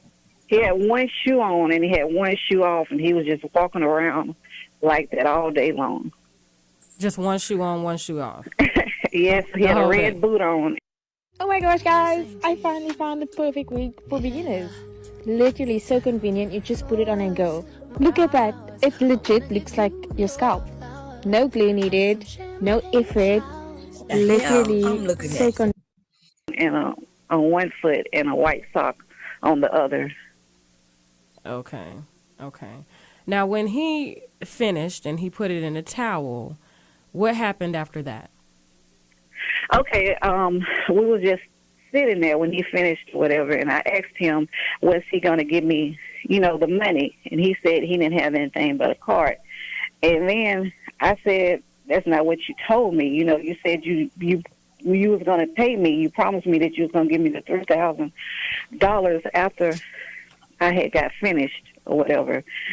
And then he started getting mad, and he told me to get out his truck. And then I told him that I was going to tell on him and expose him. And he said, "When nobody believe you." And why did he say that? What made him say that? He said, "Would nobody believe me if I told them what happened?" And why do you think he said that? Because I guess he didn't want me to tell what happened. She's slow. He's slow. Everybody in this whole story is slow. Everybody, okay? Yeah. It was everybody involved. Everybody. The kids, the animals, the building, the hotel building, the birds streets, the bird, around. everybody. This whole motherfucking story is sick. But didn't you say that she had a friend standing outside the car? No, she didn't have a friend. I think she did say somebody was in the back. What happened to that person? That's a witness right there. Yeah, man. Wow. How could you be so dumb? I would have been like, look, pull out that money. Where that money at? You could tell she not she don't really do this for real, because if she did, she would have got that money first. So the real professional would have got that money first. Okay, for those of you talking about, nah, she did this. Nah, she may have, there's a lot of women who have gotten paid for some sex once in a while, okay? Including myself, motherfucker. Okay? Not being out here selling no pussy, but if you didn't think I didn't get some shit for some shit, then you're wrong. Okay? They got a lot of women, though, let me be honest, who just throw their pussy out there and getting shit. I don't know which one is worse. Okay? Me, who used to get shit, and those who didn't get shit. Y'all, I'm acting a fool right now. I'm sorry. You are kind of tripping, though. I am tripping. I'm tripping, y'all. I'm just tripping. It's okay. Take your time. Take your time. Hey, listen, don't be giving your cookie out for free, ladies. Okay, especially if it's nice, warm, and you know what I mean, and tasty and all that shit. Why are you giving away cookies for free? That's right. That's all I'm saying. And don't be giving this, and don't be sucking on no stinky dick. Listen, don't make me become like your mama. Okay, I'm gonna have to school some of y'all. Do not suck on dirty dick. I would have never guessed not to have to tell somebody not to suck on those stinking dick. I would like we really have to tell people that shit. Apparently we do, because she admits to sucking dirty dick. Oh my God. Oh, and then she said by the time she realized she shouldn't be doing it, it was over. I mean, she was doing that shit for about 10, 20 minutes, and then they'll talk about. Oh my God. I cannot. I can't. Jesus, Joseph and Mary. Man.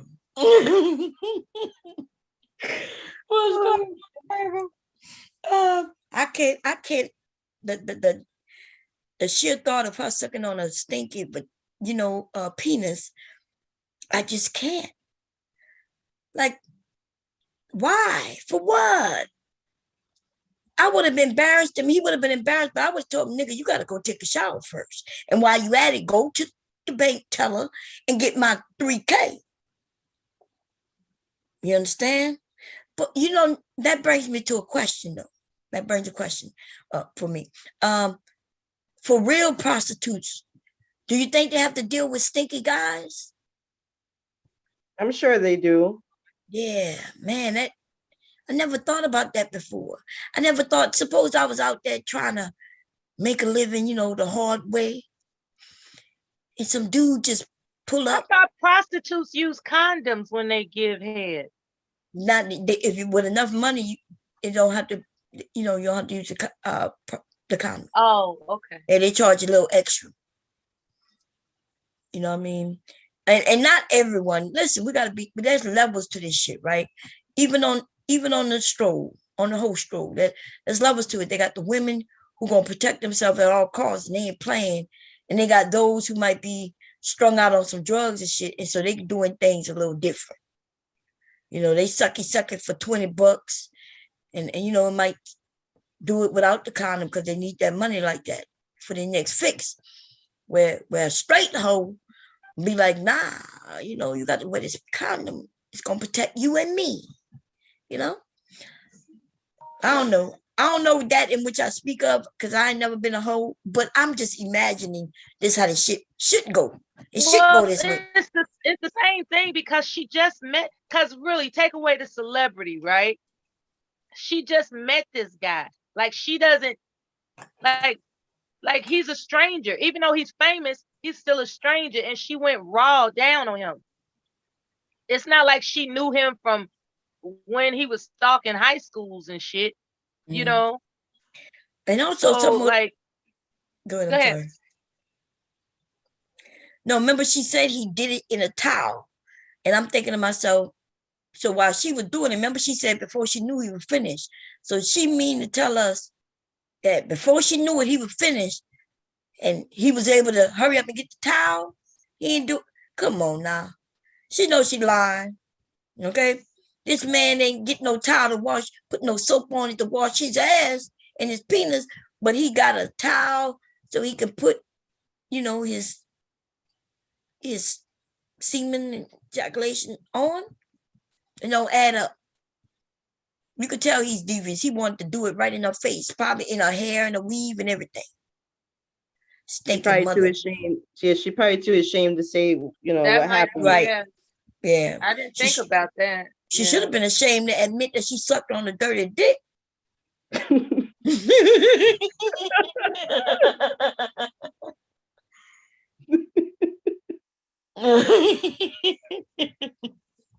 Fair use job.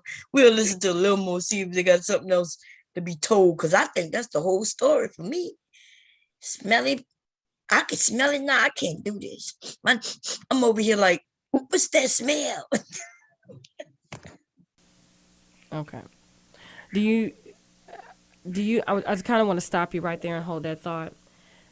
If I were him and I demanded that something like that happen, you know, be done to me in exchange for a service, right? He basically kind of had one up on you. I mean, Yes. because when you take a step back and you look at this, it's prostitution, and so he was probably thinking at the time, why would you put yourself out there like that to admit that, you know, this happened, that you know, went down on me in exchange for $3,000. So both of us are kind of, you know, in the same boat.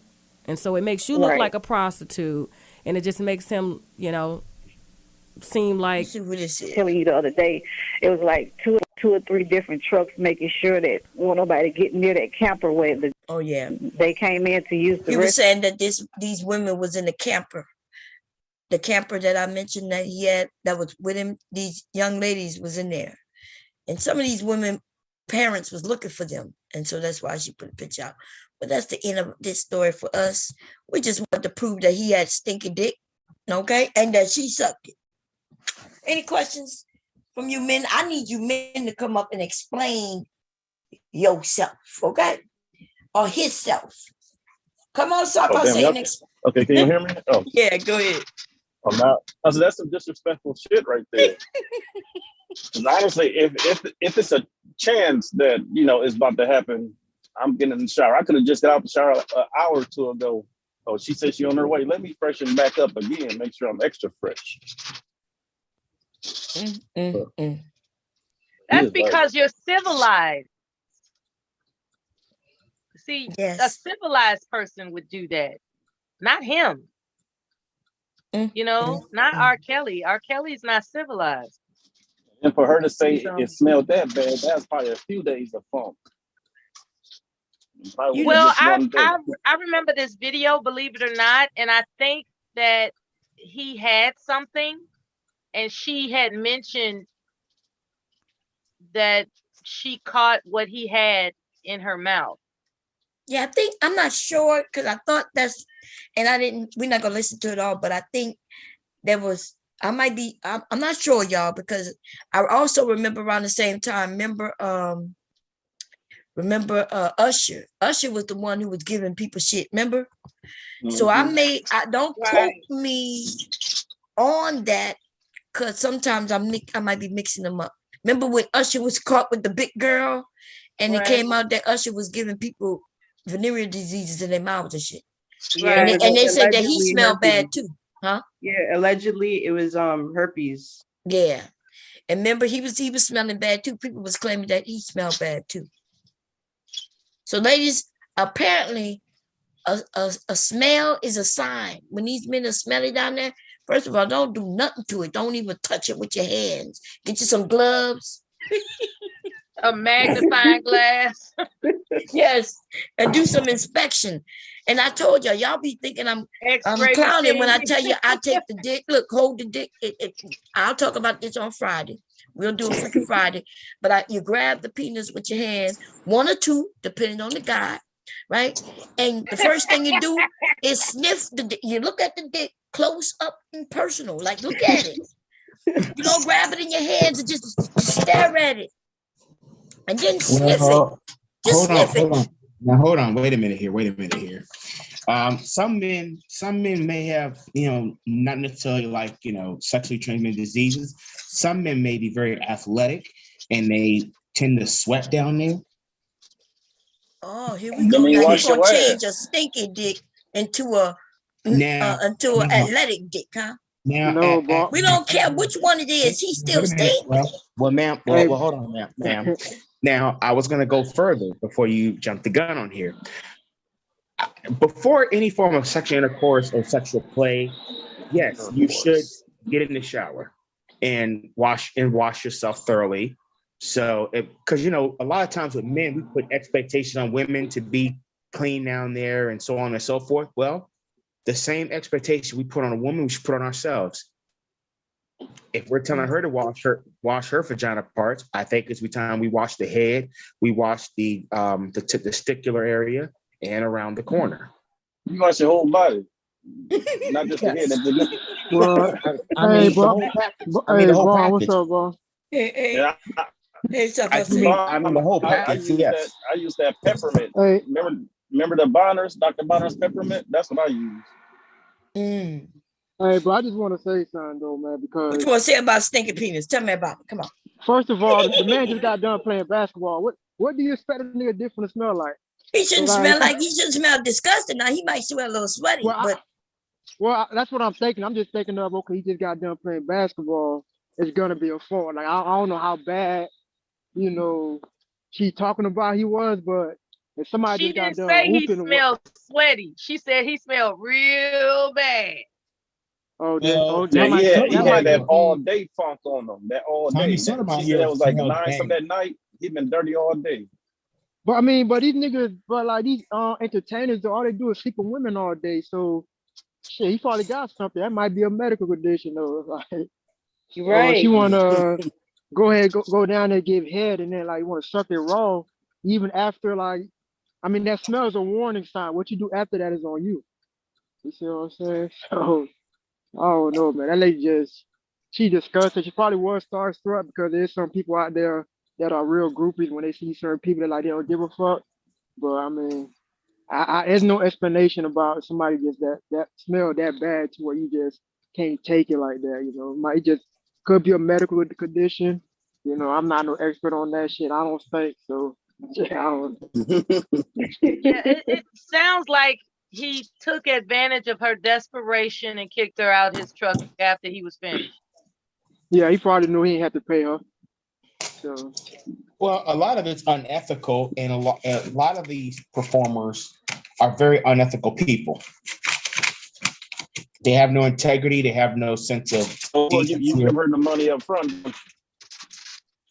They have no. Vaughn got a point about them being dumb, because if she was thinking, she could have very well said that, well, you can make a check out from your foundation as charity.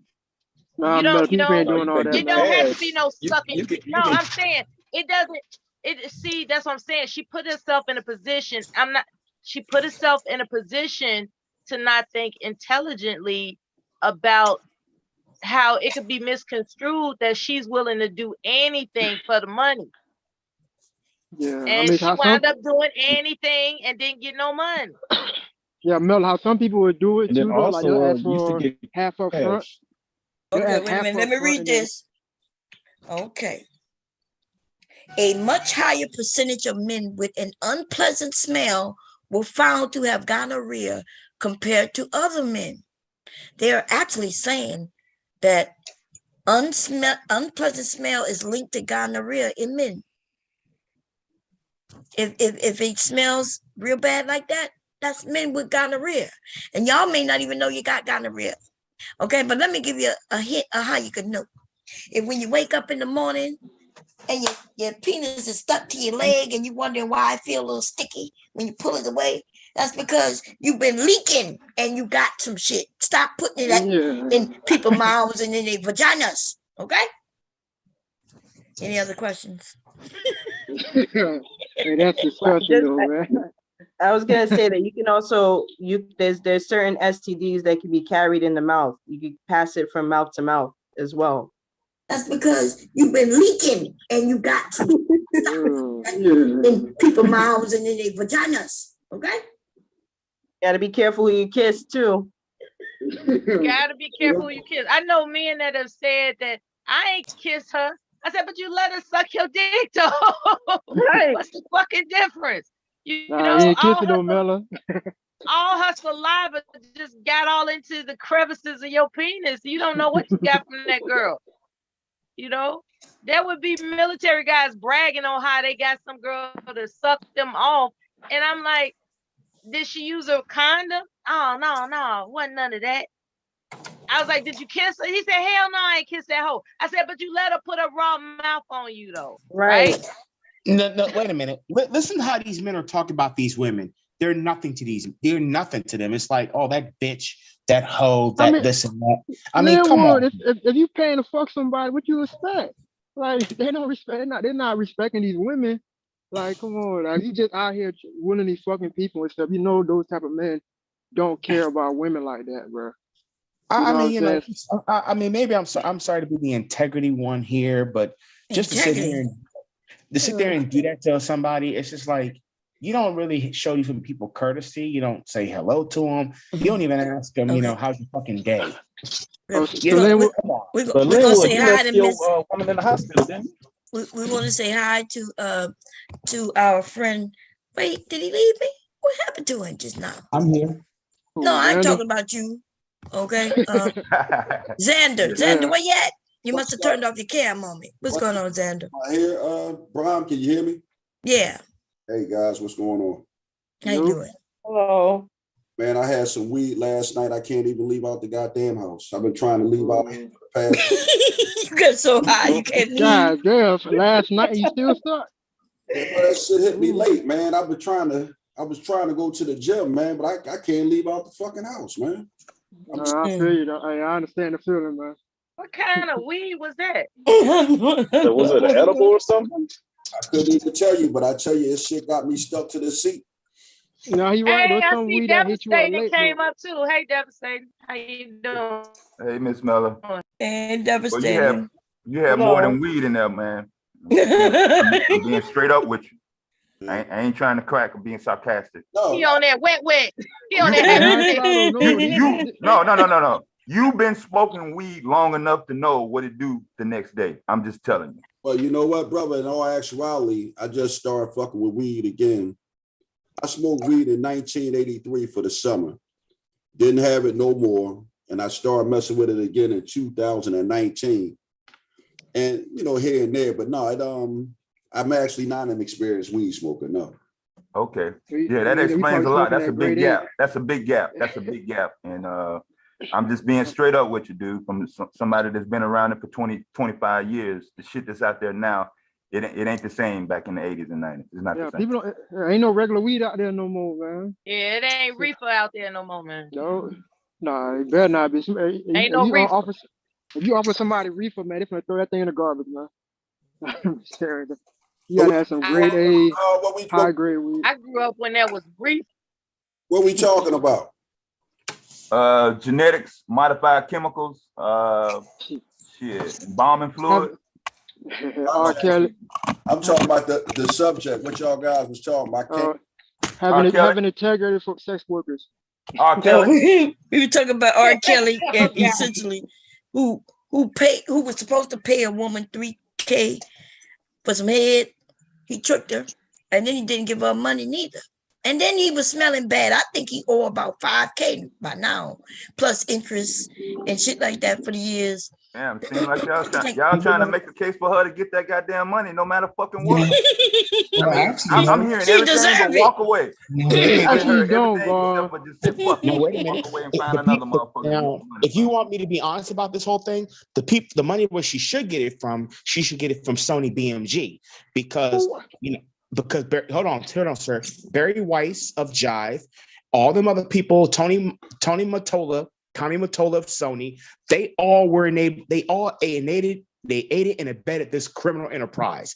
They knew this shit was going on in 1994, and because he was selling 4 and 5 and 6 and 8 million records, they turned a blind eye. Now all of a sudden he ain't hot no more. He ain't got no hits no more. Now he's languishing in 30 years in prison. Come on, man. It's bigger than just him out there doing this shit. Because these record company executives knew this for years. They knew it. I mean, let's go even further back in that. Go further before him. They knew that Elvis Presley was out there sleeping with the young girls under the age of 16. They knew that Jerry Lewis was doing it. And these record executives are the ones that turned a blind eye. They made a profit and they paid people off. So if you want to go after the money, don't go after the artist that really he ain't got no money. The money, all that money went to Jive. All that money went to Sony. That's who's really got the money because they're the ones who aided and abetted it. They should have stopped it in 1993, 94 with Aaliyah. They didn't then. So they're just as culpable of this sex trafficking ring as he is. Are they going to be able to sue somebody in civil court then? Of course. The record company should be liable for their negligence or their participation in child sex trafficking. There's a lot of these stories have come out that music record executives were involved in this type of scheme for years, going back to the greats like Chuck Berry. It's been going on for years in that industry because the majority of the consumers are teenagers. So Linwood, why do you think they only go after the artists? They only go because the artist is an easy target. The artist ain't the one that's protected behind big time lawyers and big time attorneys. So the man who did the act, he gets to go away, according to you, just because he the easy target. I don't think he's saying that, Mom. He did just say that. No, he's talking about civil suits getting paid. Yeah, they should go after Sony and Tommy Mottola, Mottola, and then there's civil. Barry Weiss. R. Kelly goes to jail, but the money, somebody for damages, otherwise known as money, somebody gets that out of a civil lawsuit. Yeah, and he can be sued. Have y'all ever tried to file a civil lawsuit against a major corporation like Sony Records? No. Okay, it takes a lot of resources to keep that going. Mm-hmm. To keep that going, I'm not talking about a slam dunk judgment. I'm just talking about just to keep it active, to keep a judge interested in looking into this case. Why I need to look at this case. Now, somebody's going to have resources. Yeah, somebody's going to have resources, and then the other party is not going to have that much resources. Mm-hmm. That's how they win a lot of cases. Like they don't win it because they won it. They win it because they got thrown out of because the people ain't have enough money to keep it going. They'll drown your lawyers out with so much paperwork and nonsense that your lawyers quit on you if you ain't got no money to keep them going. You're correct about that. And that's what these people take advantage of. They take advantage of the fact that these are poorly the court system in this country is a joke when it comes to getting remedies for people who have been seriously damaged. So let me ask you this. Yes, ma'am. You think I can sue Sony for something R. Kelly did without naming him on this lawsuit also? You know what? That's a correct question. That's a correct question. Now, my initial answer would have been, hell yeah. But listen to what the gentleman just said. Take the feelings and emotion out of it. It's harder than I thought. It's harder than I thought because R. Kelly's just an easy mark because the record companies dropped him and they're now still making money off of the bump and the grinding. Even the people streaming the record companies are making money off child pornography. They've been getting away with a crime, ladies and gentlemen, a crime. Okay, and they stay free. A crime would be criminal court. They're getting away with conspiracy and aiding and abetting a known felon. They have been aiding and abetting this man. Mm-hmm. They didn't drop him from the label when he got into that stuff with Aaliyah. They kept him on. Mm-hmm. You know, they didn't, you know, pursue. But they supposed to drop him? They didn't pursue the criminal charges back then. They just now coming out saying, we're now gonna put criminal charges out because we had a few documentary series about surviving R. Kelly. This was a hit job, ladies and gentlemen. And a gentleman in his court hit job. What's a hit job? Hold on, wait a minute, ma'am. Wait a minute. You got, first of all, you saying shit you don't even know what you're saying. Wait a minute, ma'am. Okay. I have a question though. Yes, ma'am. Yes, sir. Yes, sir. Sir. So, can your ex sue you for leaving her in the hospital and going back home? No, because I didn't sexually abuse her. I didn't beat her. I didn't physically assault her. None of that stuff. I didn't slam her name in the papers. I didn't slam her name in the papers. I wasn't even getting paid. I was penniless. I was working for fucking DoorDash. You know, that's how penniless I was. You know, you working for DoorDash, you don't got a car. I had to borrow a car, sir. Sometimes I had to rent one. That's working backwards right there. Well, sir, in a situation where you're dealing with the death of your brother and you're dealing with your girlfriend's emotional losses of being an amputee, what do you fucking do? What do? You left. You deal with the situation. You don't run. I left to support my family because my mother needed support. Now, you want to sue me for that? Okay, fine. Take me to court. I'll plead guilty. I know because when my brother passed away, I had to pay for the funeral arrangements. So I know all about that. He didn't have no insurance, so I had to pay for it. I plead guilty. But, you know, my mother is all I have left. And my mother, I'm the only child that's left. You know, so for her, you know, a mother, it's hard when a woman loses not one, but two children. And those two children were a set of twins. That's hard enough. So you lost two brothers at once? Yes. I lost two brothers 12 years apart. They were both twins. And it's hard enough. And then, you know, we're still dealing with some of the damages, the emotional stuff. I mean, myself personally, I lost my best friend.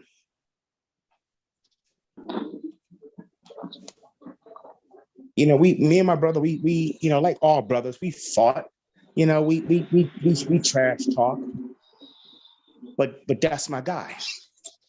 I'll go to bat for that man. I will take care of that man's kids when that man couldn't take care of his kid at a time. Okay. Do I have another question for you though? Ask away, sir. So when you went to go back and see that lady, did you pay her up front? No, I didn't pay her. I didn't pay her up front for no. I mean, I paid her for time after, you know, we talked, but I was just being a gentleman. I was being a courteous person. You know, I was just like, okay, let's just have a conversation and I'll just pay for your time. You know, I didn't want sex. That's one time. Like a psychiatrist. Yes. Yeah, you can say that. You can say that. Anyway, we're not gonna make this about him. Anybody? Go ahead, Xander. You want to say something? Well, you know what, Bob? I think I do. I want to remember that conversation that I made the video off of, establishing up front where a relationship or interaction between a man and woman is going. Mm-hmm. I was talking to a friend of mine, older guy, and the bottom line was he's the kind of guy that hovers around chicks. Lost. And we had this conversation again because some young lady that he had apparently been hovering around, when he happened to find her. What the hell are you doing, them Wood? I'm sorry. When we came upon the young lady, we was at the gym. The girl turned and looked at him with such contempt. It bothered me as his friend, you know what I mean? And I'm trying to tell him, I said, man, you need to find out what's going, where this shit is going from the very beginning. I said, you see how that woman looked at you, man? And of course, he had all the rationalities that one uses when they don't want to face the truth. But the point that I was just making, just to revisit that conversation we had again, you know, I believe in finding out up front where, you know, if a person is interested in you or not. Because again, you don't want nobody to abuse your charm and take advantage of you. But more importantly, you don't want somebody to see you as a pest. I mean, the way that woman looked at him, I'm not even gonna lie to you, Bomb. I was so embarrassed for him because this woman clearly ain't want to be bothered with him. So that's all I wanted to throw to the conversation. And if anybody want to tag that and talk about any experiences, you know, what y'all think? So why was she around him still then? Huh? Why was she still around him? Was he giving her money? No. We were at the gym, man, and that was just one of them things, man. Where you know we all in the same place at the same time, and you know that was one of those things. That's was that his girl? No, hell no. It was some girl that he liked. Oh, okay. Okay, so they weren't in a relationship. No. He was pushing up on her, and she was repulsed by him. Exactly. Facts. Right. You hit it right on the nose, Miller.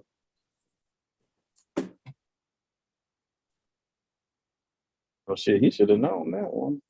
Yeah. Well, you know, a lot of guys think they could sweat a woman into liking them, man. And you know, I always tell people, man, it ain't, you know, people like who they like. You know what I mean? If a person don't like you, that's okay. Because if you don't like somebody, you're not going to be bothered with them. So you should have enough consideration for a person if they feel that way about you. But like I was saying, man, that's my man. I like this guy, but I be trying to tell him like, yo, bro, man, you come on, man, that's a bad look. You know what I mean? I think, you know, when you try to give people constructive criticism, man, and it's contrary to the direction that they want to go in, you know, they actually, you know, they don't accept it well. Shit.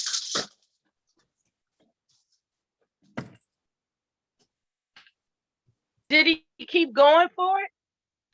Well, he probably won't now. The fact that the girl, you know, basically told him she had a boyfriend and all that. This is an older guy too. Let me fill in all the blank. He is an older guy. And you know, I always tell him, I say, hey man, listen, man, you be wanting to be up in these young girls' faces, man. I said, you know that they think you a sugar daddy, man, if that's if you the old guy that's pushing up on the young girls like that. And this nigga got the nerve to be cheap on top of that. So that's an added layer to the conversation. Well, what is the woman at home doing from the reason why he's got to go out there and be a whore? He's single, man. Him and his wife got a divorce, man, from some years back. That brother Lenny hard, man. Lenny crazy, man. I mean, what you got against whores, bro? Well, let me be honest with you. I'm not no ethical guy, even though I try to be one. I try to be very, very integritized when it comes to women. But sometimes women can push. Is that a word, integritized? Can somebody look that up? I don't think it is. Good damn. Let's see, hold on, integritized. But go ahead, Len, keep on going, man. But women sometimes, because they have control of the vagina part, they feel they can use it as a weapon and they can kind of play with it to their advantage. I can play with my coochie as much as I want. I can use it how I want to use it as a weapon and all that. It's mine. I can play with it, especially. Okay, I only play with it when hubby might be gone. I get horny. I might play with it. But anyway, what you trying to say about my vagina that belongs to me to do what I want with it? I'm using it as a metaphor, my dear love. Me too. I'm using it as a metaphor as well. Real quick, guys, integritize is not a word. Okay. Yeah, it's a word I came up with. I'm sorry. I apologize. Women feel like because they have control of the vagina, they can do whatever they want with it. They can flaunt it as any way they please, and they're expecting a man to just say, "Hey, don't look over here," but you're advertising. you know, when I used to go to the gym. What's wrong with that? Okay, so let's break that down. Wait, let's break that down. When I used to My go to the vagina gym, that I can walk around, I can show it off if I gym. want. If I decide to lay down and open my legs out in the public and be like, looky, peekaboo, with my pussy, right? A man gotta write the look. He gotta write the watch. He can even turn. But don't touch. But don't touch. So what's the problem with that you don't understand, Mr. Linwood? Well, well, hold on, ma'am. Wow. Well, where do I start? I know why you can't answer that. I'm speechless here. I'm very speechless. Because it's rare that I've ever seen that happen in public, but just for the sake of peekaboo. For $59.95, I'll get on cam and show you. But for the safety of the conversation, for the sanity of the conversation, if I were to see that in public, I'm like, are you serious? You're not gonna look, Linwood? You're not gonna take a peek? I mean, if I see it, you know, coming in, I'm like, what in the hell? What is she doing? You're not gonna be looking at that third eye. I'm playing peekaboo. Peekaboo pussy peekaboo. I mean, it's clear. I mean, well, a few questions go through my mind. One, what in the world is she doing? Two, is she's trying to draw attention to her vagina parts here, and it's kind of hot out here, or it's kind of cold out here. What's the symbolic message behind this? But you ain't gonna look away though. You ain't gonna turn your head the opposite direction though. That's the message. Don't touch it. You can look, but don't touch it. Don't touch it. Hey, Bomb. I'm glad I have to see. I mean, the public has to see. The public has to see this man. The public has to see this woman's, you know, vagina hairs and. What is problem with that? What, you know, lots of men would love to see that. Linwood, I understand you scared of pussy, but lots of men will stand around and watch. I'm not scared of vagina. But then why are you acting like you won't look and like, oh my God, what is she doing? Listen, I'm not saying that it's something that people do in public, but it is mine. So I mean, yeah, it's yours, but I mean, I think a lot of women take that as it's ours, and we could do what we want with it. You want to control every fucking thing? I mean, well, no, I don't want to control anything, but I'm like, you know, don't expect men to show you some sort of integrity if you're out there promoting and advertising it. Lots of men, we ain't got to expect anything, but lots of men, you know, they got men who actually love vagina. And I know you seem to not, but you know, there will be men that will have no problem going with a woman who dresses sexy in public. And that's essentially what you're saying. I know I took it overboard because you took it overboard by mentioning our pussies. I mean, you know, it's all great. I'm not. But you tried to say that why do women expect to be out here dressing sexy and expecting men to do what? First of all, a man don't have to do shit. We don't make men marry us. We don't make men date us. We don't make men have sex with us neither. It's just like when I used to go. Hold on, like when I used to go to the gym. When I used to go to the gym. Wait a minute. Okay, you can't hold this goddamn conversation. Sandra was saying something. Go ahead. Sir, I'm sorry. Hold on, Bob. But y'all do make men leave y'all. That's all. I just wanted to throw that in there. I had to throw that in. I don't know. Just as much as we make men leave us, men make women leave them. Well, no, I was just strictly tagging the fact what you were saying, something about making. I just had to throw that in there. Yeah. We good with it. We don't make you leave us, but if you decide to leave us, then okay. But there'll be a line of men like right there. I have a question that I want to put out there to the men. I was wondering, are there men that get mad?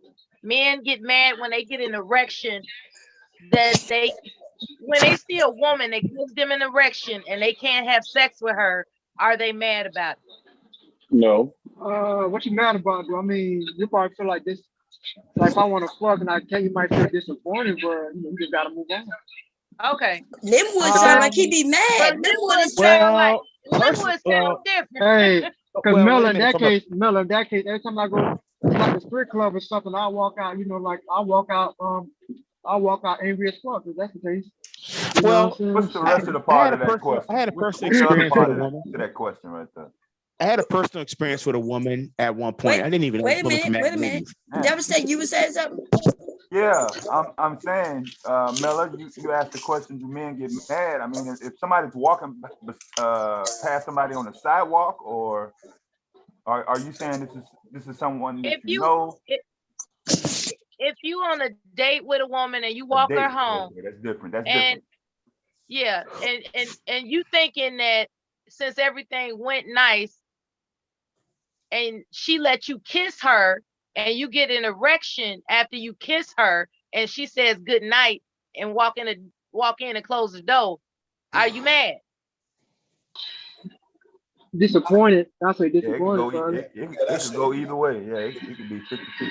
Well, that's when you I leave just and don't- go get some guarantees right there. Yeah, I'm saying just that mad word. You know what I'm saying? Like I don't want to use the mad word, but so you'll be disappointed, feel some type of way though. And are you mad at her or yourself? We're like, what you mad at? No, I'm not mad at her. I'm just mad at that I'm not fucking. That's what I'm saying. Like, oh, okay. I'm not mad at her. What's the deal? You know, if anything, I'm like, okay, you know, she kissed me. Eventually, I might get it soon, but tonight ain't nothing for me. I can't speak for none of these other guys up here, but I enjoy the thrill of the hunt, man. It ain't nothing like the thrill of the hunt. And that's just we're gonna put that in the storage for the next time. You know, that's how I feel about that. Now, keep in mind, any woman that I'm with, I'm fairly certain that she likes me to sleep with me. But, you know, I'm not gonna waste my time with somebody that I know that don't want to fuck me. They just want to play games and all that shit. But if I know a woman like me, I personally enjoy thrill of the hunt. It's nothing like it. So Xander, because you did say your homeboy earlier didn't want to leave that chick alone at the gym. So do you think he also enjoyed the thrill of the hunt? I think he does in the way that he does. Yes. Yeah, he's I think he enjoys the thrill of the hunt. But you know, it's like for me, man, it's protocols to this shit called men and women. And for myself, right, I'm a very vain person, man. If I express interest in his sister, not interested in me, I'm not mad at her, but she never, ever have to worry about me again, bro. I will not give her the satisfaction of seeing me. Oh shit. No, man. It's protocol for this shit, man. And I think as a man, we should always carry ourselves with dignity and self-respect. Well, some women don't deserve that. So, Miss and some niggas don't deserve it. What the fuck? Bro, Linwood is ruthless, man. I'm trying to he's coming in. You know, and somebody done pissed him off. He over there Now, with that woman with no feet and no hands, and he mad at the world, nigga. Let me tell you something. When I was a single man, I had Which was just last week, nigga. Nope, not last week. Well, last month. Last month you was up here single as a fuck. When I was single. You still single, nigga. When I was single, it's like a long time ago though, like around back into my 20s. I took this young lady out on a date. Nigga, you still angry about a woman 20 years ago? No, I'm not angry. No, but I'm just keep going then. Come and tell us your story about how somebody hurt you when you was in your 20s, 20 years ago. No, I'm just telling you an experience that I had, similar to what the gentlemen are talking about. Took a lady on a date, and out of nowhere I had an erection. She never kissed me. You got an erection right now. When I was saying peekaboo, nigga, your dick was jumping. No, not exactly. No. I didn't. I don't have an y'all. He over there like, nope. I don't have an erection. No. Nope. Don't tell I don't nobody. have an erection. I would no. But with this young lady, I didn't know. It came out of nowhere, and I'm just trying to be very respectful. Like, oh my God, you gonna do this now? And gonna do this now. She gonna thank, I didn't want her to think of me as that's all I wanted.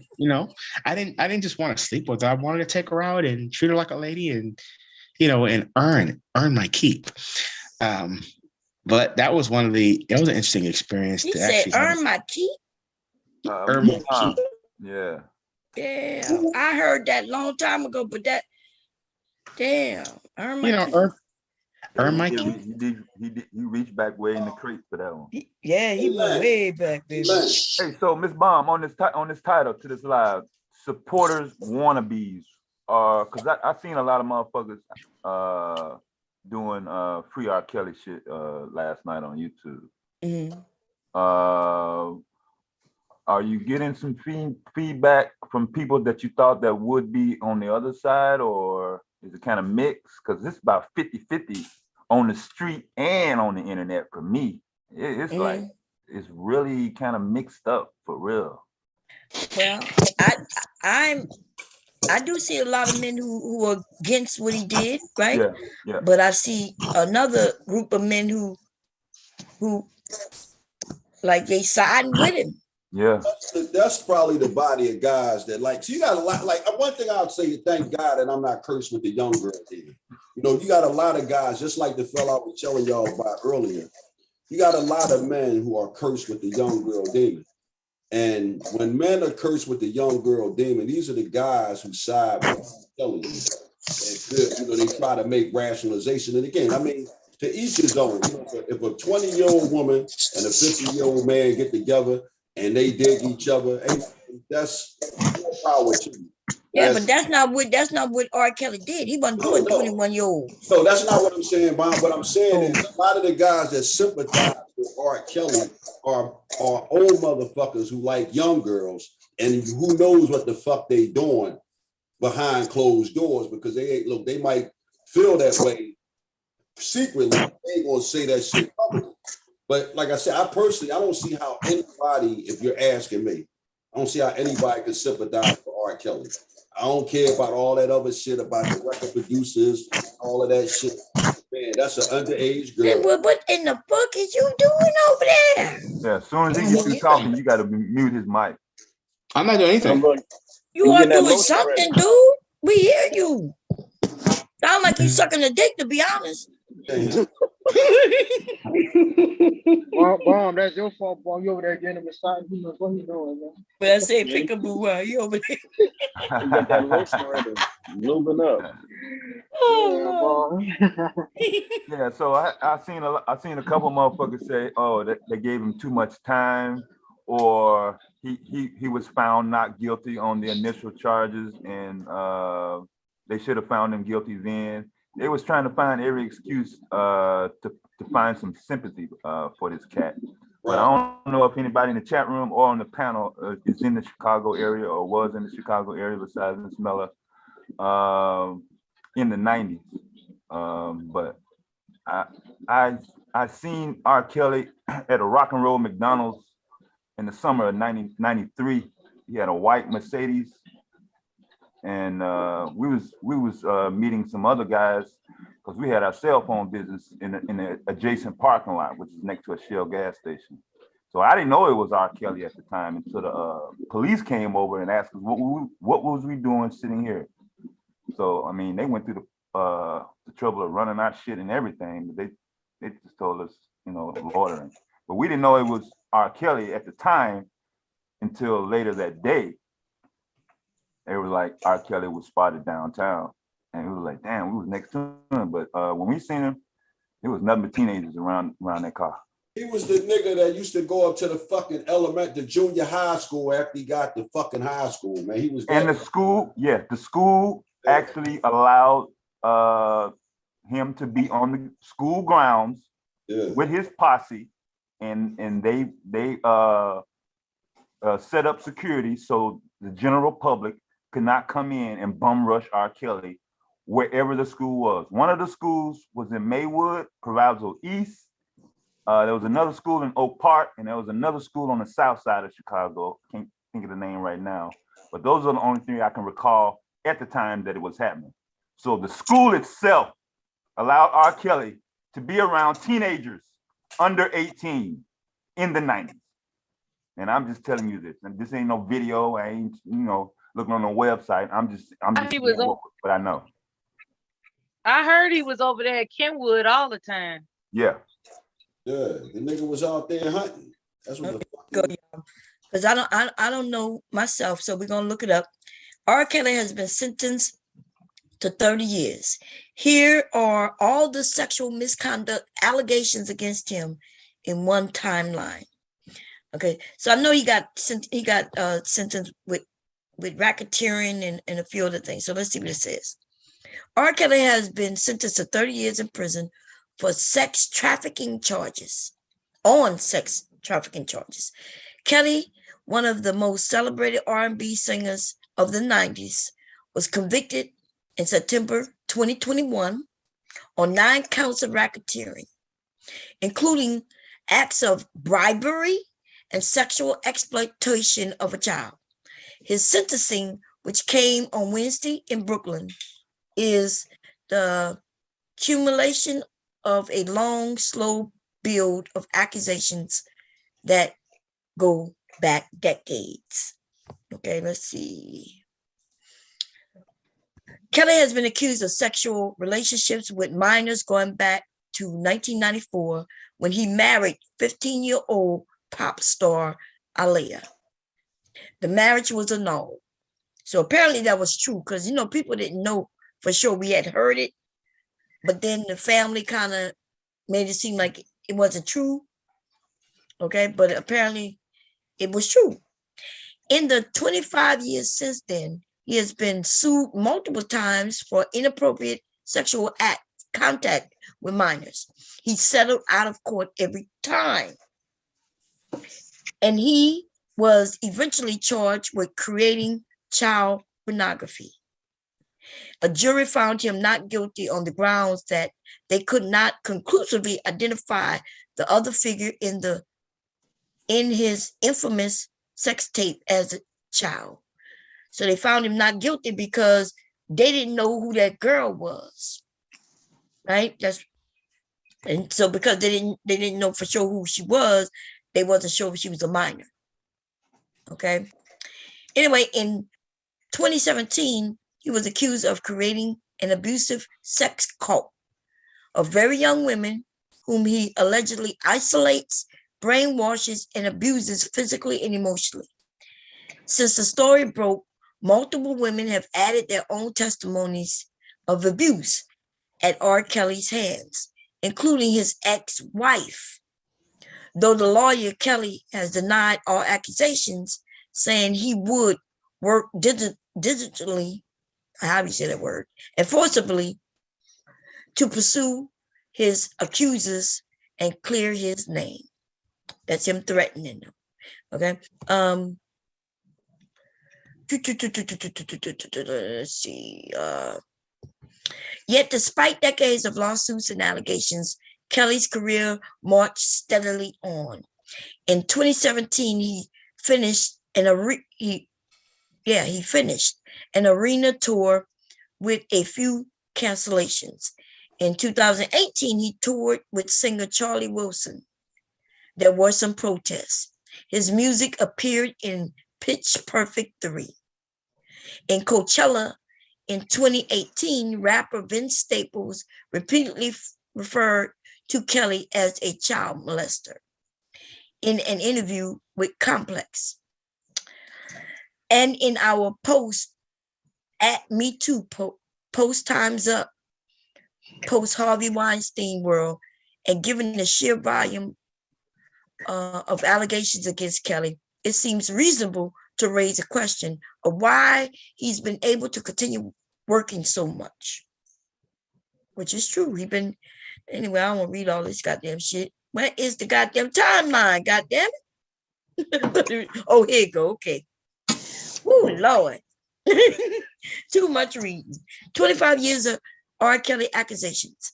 R. Kelly has denied all accusations of sexual misconduct. All lawsuits before 2018 has been settled. Okay, so he marries 15-year-old Aaliyah in 94. Kelly begins a relationship with underage Lizette Martinez. Okay, apparently that's in 95, or between 94 and 95, between 94 and 96, I guess. I don't know what the fuck that means. Tiffany Hawkins' lawsuit So who is Tiffany Hawkins? Anybody know? That's one of the accusers. Oh, She's one of the okay. accusers in the lawsuit. She was actually on the docuseries. Okay, and apparently she won because they said all his lawsuits before a certain time was settled. Okay, and Chicago Sun-Times article was published somewhere in 2000. Looked like that's when that sex tape hit.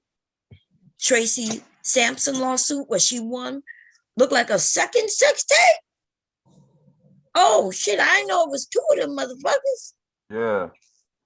Then Patrice Jones lawsuit where she won.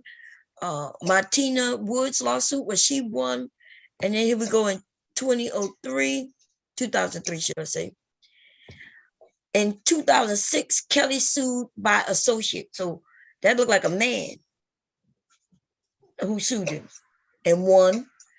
Trial for 14 counts of child pornography. Kelly found not guilty in 2008.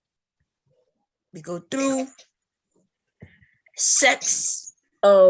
news of sex cult in 2017. 2, Kelly accuses back up the sex cult story. Okay, in 2018, an unarmed woman files a criminal complaint. Unnamed, I'm sorry, did I say unarmed? I'm sorry, unnamed woman files a criminal complaint. Kelly's ex-wife, Drea Kelly, accuses him of domestic violence. Then come the Surviving R. Kelly premieres on Lifetime. There's a third sex tape. Wow. Them just the tapes that they published. Trust me, it's way more than 3. What? This is new to me. I didn't know this either. There's a third sex tape. Then Kelly is charged with 10 counts of sexual abuse. Kelly is charged with 11 additional counts, including aggravated criminal sexual abuse. Kelly is arrested on 18 new charges while walking his dog in Chicago. God, 3 sex tapes? Yeah, George. He did something with the dog? No. Oh. Okay, because I'm just listening, right? I'm like, what? No, she read it. Yeah, she read it. She just read it like that. Yeah, it's I said while he was walking his dog in Chicago. Yeah. I'm sorry, y'all. George's Music Room, for the person that was asking, that was a famous record store at the time. In the 90s, remember, there was no internet or Spotify. Well, once again, this goes to show you that this gentleman has been committing crimes throughout the years, and the record companies turn a blind eye. So they're just as complicit in this conspiracy as he is. The only reason why Mr. Kelly is going down, and from some of the reports that I heard, is that he wanted his publishing back from Sony, and they refused to give it to him. So when when this whole thing broke out, all of a sudden now he's going. These docuseries and all this stuff came out. See, think about it for a moment, and I'm not trying to sound crazy here. All of a sudden, this comes out. No sooner he had a record beef with his record company about his publishing. Think about it for a moment. They get crazy about those masters and those publishers. Yeah, they get crazy about that. Then think about it. R. Kelly was actually because they let it go all this time, and all of a sudden he wants his masters and publishing back, and then they turn up they start making sure that he is prosecuted. And so but he shouldn't have did it anyway. That's my point, Linwood. He shouldn't have did it anyway. You're correct. He shouldn't have done it. But the problem is the people that was around him, they enabled this man. Okay. The record companies enabled. Listen, you could go against the record company if you want. We ain't talking that shit over here. Okay, listen, here we go. We're gonna read this shit because I did the timeline, but now we're gonna get into the details. Okay, listen. Do you really believe? First, in case you don't know, little motherfucker, let me be clear about why I treat you the way I treat you. I mean, you know why I treat you, why I treat you. Listen, I don't give a shit about what you're saying right now. Okay, great. Okay, you did some fuck shit. You ain't never apologized for the fuck shit. You could come over, but that I don't, there's no respect. I don't know why you keep calling me miss. I don't give, listen, do you know what fuck shit you did? Yeah, when I got you, when you upset me pretty upsetly, No. and I said, you know what, screw it, go support the opposition. Go ahead. You gonna do what? Go support the opposition. You know, I'm done. So you mad at me, but I'm cool with that, right? We could disagree, because just because we disagree don't mean you go over there and bring some woman who ended up ultimately trashing you, right? That's what that white woman did to you, right? So you went over there.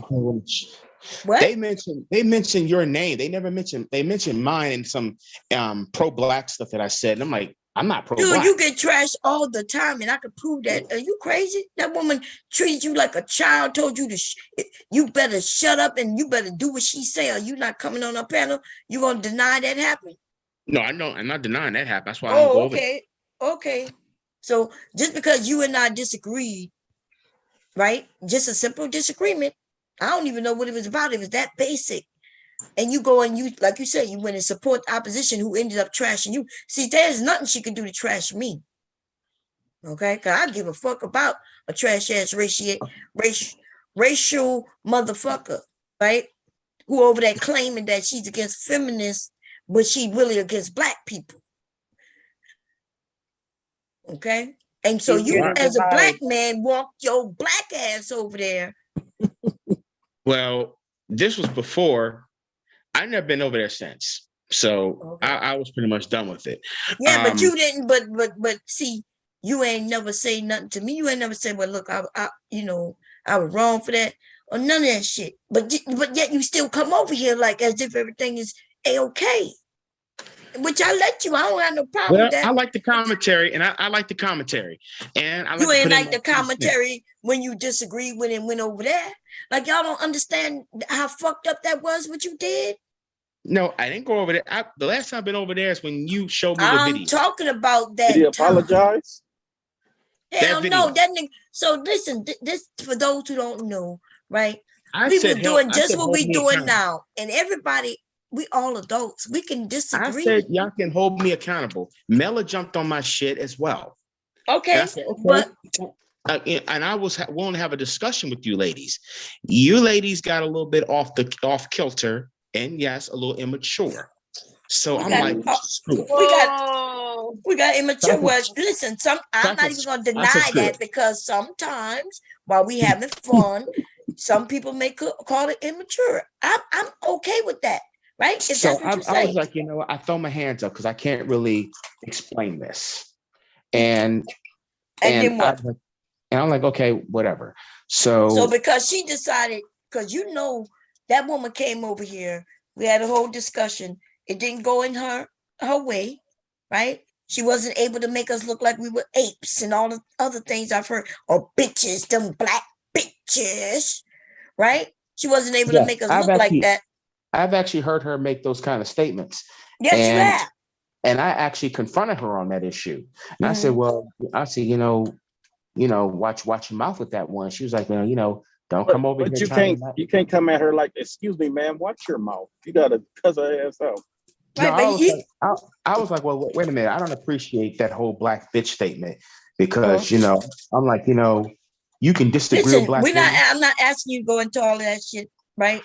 The point I'm making is that you went over there, like you said, because you was mad at me. Some of you men, y'all really pull bitch moves. Well, actually, no. That's something a woman might do. Wait a minute. I was mad at you recently, but I never went over there recently. Okay, you could be mad at me. I don't know why you would be mad at me if this is YouTube. Well, here's what I'm mad with you. Here's what I was mad with you about. Listen, don't try to get off the goddamn topic. Hold that thought, write that shit down, and let's get through this shit, right? Because see, you come over, I let you come over, and you probably wonder why I always give you an attitude. Well, I'm telling you why, right? Okay. Because you did some foul shit. To me, that's the ultimate foul fucking shit. When you see a racist bitch who's talking about us all. I don't get. She talking about black people as a whole. She's over there in the manosphere area where they allow her to go up there and talk to them like they kids. So listen, I don't give a fuck. Them niggas, they dumb. They let it happen. Okay. But the thing is, though, you rocking over here with us. So that means if she talk about you, I'm gonna have your back, right? And you supposed to do the same. Even when we disagree, you shouldn't be going running over to no racist ass bitch. Well, you know, you did it. Okay, cool. I speak for myself on that one. I was just trying to mediate. When I, you know, just try to just talk, you know, just have a conversation. No, you admitted you was turned on by her. You was trying to get her. Remember, you forgot? Well, I mean, yeah, I did. I mean, but don't come making up new stories now. Wait a minute. I'm not making up new stories. What you was turned on about?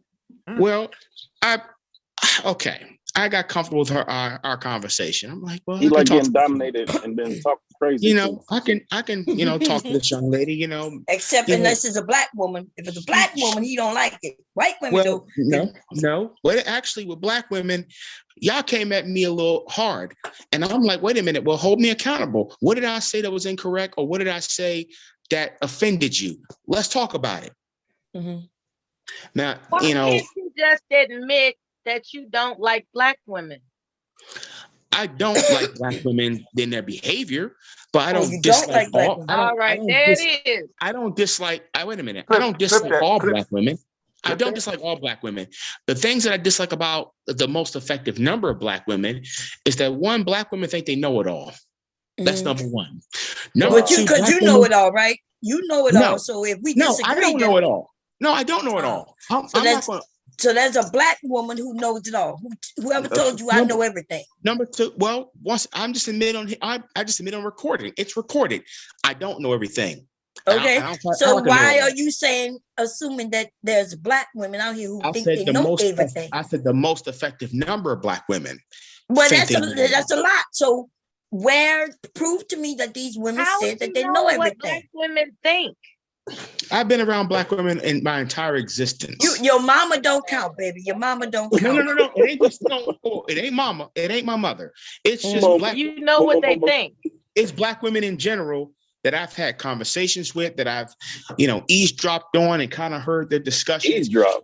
Oh, so you being like, you know, putting your nose in business that ain't yours. Well, I'm not paying attention to it. Yeah. Wait a minute, pretty much tell what they're saying and thinking. You are paying attention. Is this Mella? This Mella I'm speaking to? No, that's not Mella. She was. Well, I'll let me stop the share so we can all know who we talking to. But see, you trying to sweep everything under the rug. Whoa, wait a minute. Whoa. I'm not trying to sweep anything under the rug. Group of us think we know everything. Okay, that's fine. But that's not true. You haven't proven that. I'm trying to explain my position here. Okay, so this is the thing. Explain to me how you and I have a little disagreement, and then as soon as a racist white woman, right? I don't know why y'all thought she would win. You think I'm gonna lose or catch an L from a raggedy ass white bitch who's racist? So that's the problem. See if she had won, right? Then you will be rocking with her. But see, she caught that L. With her ass. Well, wait a minute. I'm not here about winning or losing. Okay, why did you go jump on the other side then? I wanted to have a conversation to understand that woman had a title called Black Bitches. I don't never have no racist type of titles over here. In fact, I'm trying to get the black community. She does that, you know, and I had kind of like, you know, not kind of. I told her like, you know what, you know, you need to cut that out. Because but you can't tell her what to do. I guess my question is, though, you got mad at me, so you ran over there, right? Well, and then your ass kept walking back over here as smooth as like you never left. I never ran over there, and I never ran too. My whole objective was just to understand, you know, these viewpoints. Where do these viewpoints come from? Are they logical? Are they not? That's my whole objective. Now, her whole thing is about feminism. Is the reason for all the problems. Her objective is. Now, my position is that's a goddamn lie. You know, it's clear. White Just supremacy, let me know racism. when we get back to R. Kelly. White supremacy racism is the problem. It always has been. What's the problem? White supremacy racism. Okay, but she's not talking about, remember, although she is that white supremacist bitch, right? But she was talking about feminists, and she was going against black women. You notice she was going against black women for just being what she considers feminists. Yes, And then I know that already. Yes, okay. I know that already. And here's why. Oh my motherfucking God! You think you gonna double talk? Wait a minute, Bomb. Wait a minute, no, man. Don't tell me to wait a minute. You gonna stay on this motherfucking topic? You ain't gotta mention her no more. Except we talking about you and your actions as it pertains to you going over there. I don't give a fuck about that ratchet ass bitch. Okay, she caught the L. And that's just what it is. Now, it wasn't just you. It was several motherfuckers I watched run over there because they thought that she might be the one who take Bomb Cherry and I'm now calling the bomb squad down. Nigga, there ain't no motherfuckers gonna be on this taking us down. Too many smart women, too many even smart men. I'm gonna be correct. I never trashed you on her show. I never did. You went over there while she was trashing me and you got on that panel, agreeing with some of the things she was saying, even though she was straight up lying. I agree with her on some of her points. So give me one of her points that you agreed with. Give it to me. It's been some time since I last been on there. So oh my God. So how you agreed with somebody, but you don't remember what you agreed with? No, what you were doing, you went over there and ass kissed, right? And she treated you like a piece of shit. And you wonder, I want you to understand the way I've been treating you lately is the way she's been treating you. She was treating you, right? You accept it when she does it, but when a black woman does it, then you have an issue with it. But you was okay with that ratchet ass white racist ass bitch telling you that you better do this or that. And if you don't do this, then don't come on my panel. I'm going to let you up now. And then your ass hopped on that fucking panel and said, yes, Mandy, yes, sir, master. Where you want me to kiss your ass at? And then you walked after she trashed you, because she did. Then you walked your ass back over here and tried to act like nothing happened. That's what you did. I didn't play the whole video. So I was like, okay, I'll just drop it. I just left it alone after that. I'm like, okay, it's over and done with. But it's not over and done for me, because you still come over here and you still have, because I don't like treating you like this, right? I would like to just have regular conversation with you, but until and I try to have the same things with you, man. Yeah, but you ain't giving me what I need you to give me, though. Acknowledgement, motherfucker. Right? Well, acknowledgement that number one, you did some fucking foul ass shit, right? Well, I don't take sides on any argument. I'm not for the argument. I'm not even for the confrontation. Okay, myself personally, here's my position with you, Bomb. My position with you is, yes, you have some issues that I agree with. Some things I'm like, what issues? What issues do I have? Since you know me so well, what issues do I have? The whole Will Smith and Chris Rock thing, when you said, it was okay for a man to slap another man for saying something out of the way to his wife. Nigga, that's just our opinion. Wait a minute. Wait a minute. We're gonna be very clear. See, don't twist up what I say. I was clear that I support both the men. And I actually believe that black men, they should have took that shit to themselves and talk that shit out or whip each other ass or whatever black men want to do. But I did support a man supporting and backing up his wife. You right. Now, think about this, though. That's just you and I disagreeing on something that really has nothing to do with neither one of us. So you mean to tell me we disagreed on something? I didn't beat you up because you disagreed with me. Now, you kicked me off the panel when I said something about when's the last time your husband beat you up?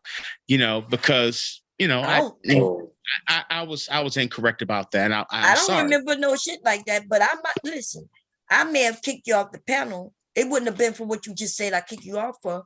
But when I kick people off, you could hit the link and come right back up. And you know this because you came back up. Because I wanted to explain my position. Okay, and I let you up. But right? you know, I if I done anything against you that was inappropriate, I apologize. If you done anything that was inappropriate, what do you mean? You know, always that gray area with them. You know, if I did anything inoffensive, I'm sorry. What do you mean if? She just told you what you did. I'm what sorry do you mean for it. I'm sorry for it all. Okay. But you ain't got to say sorry for it all. But I need to know, like you. It's not about that woman being white. It's about all I want to know. Being a racist. All I want to do is just understand everybody's viewpoint. And I'm okay. Listen, I'm okay with you. You could go where you want on YouTube, but you didn't go over there just so you wanted to be over there. You went over there because she was particularly talking about me and even the other black bitches, right? And that's what I'm noticing about you. You claim that you just want to be this intelligent and this very respectful man. But see, I see through that shit. I see that you is just like the rest of the manosphere ass niggas. You just want to dress it up and, well, sir, well, ma'am. You are just like them, your thought process and everything. Well, okay. And listen, and it's you. I'm not even against it. There's times that, based on personal experiences of my own, that I've sort of sympathized with the Black conservative manosphere, based on, some of the behaviors their mothers expressed, some of the behaviors that their mothers engaged in. That you don't know what their mothers have done, though. They felt, because a lot of the stuff, let's be honest, a lot of that manosphere stuff comes from trauma with mamas. A lot of it is they need to go see a therapist and get over it. Because think about it. Sit back and listen. I sit back and listen to these gentlemen.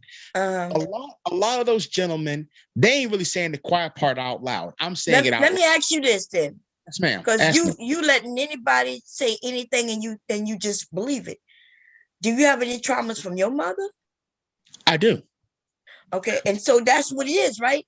So, but instead of you going and talk to your mother about it, because you just told us you went to support your mother in time of need when your brother passed away, right? Which is very respectable. But why is it that you can't have a conversation with her?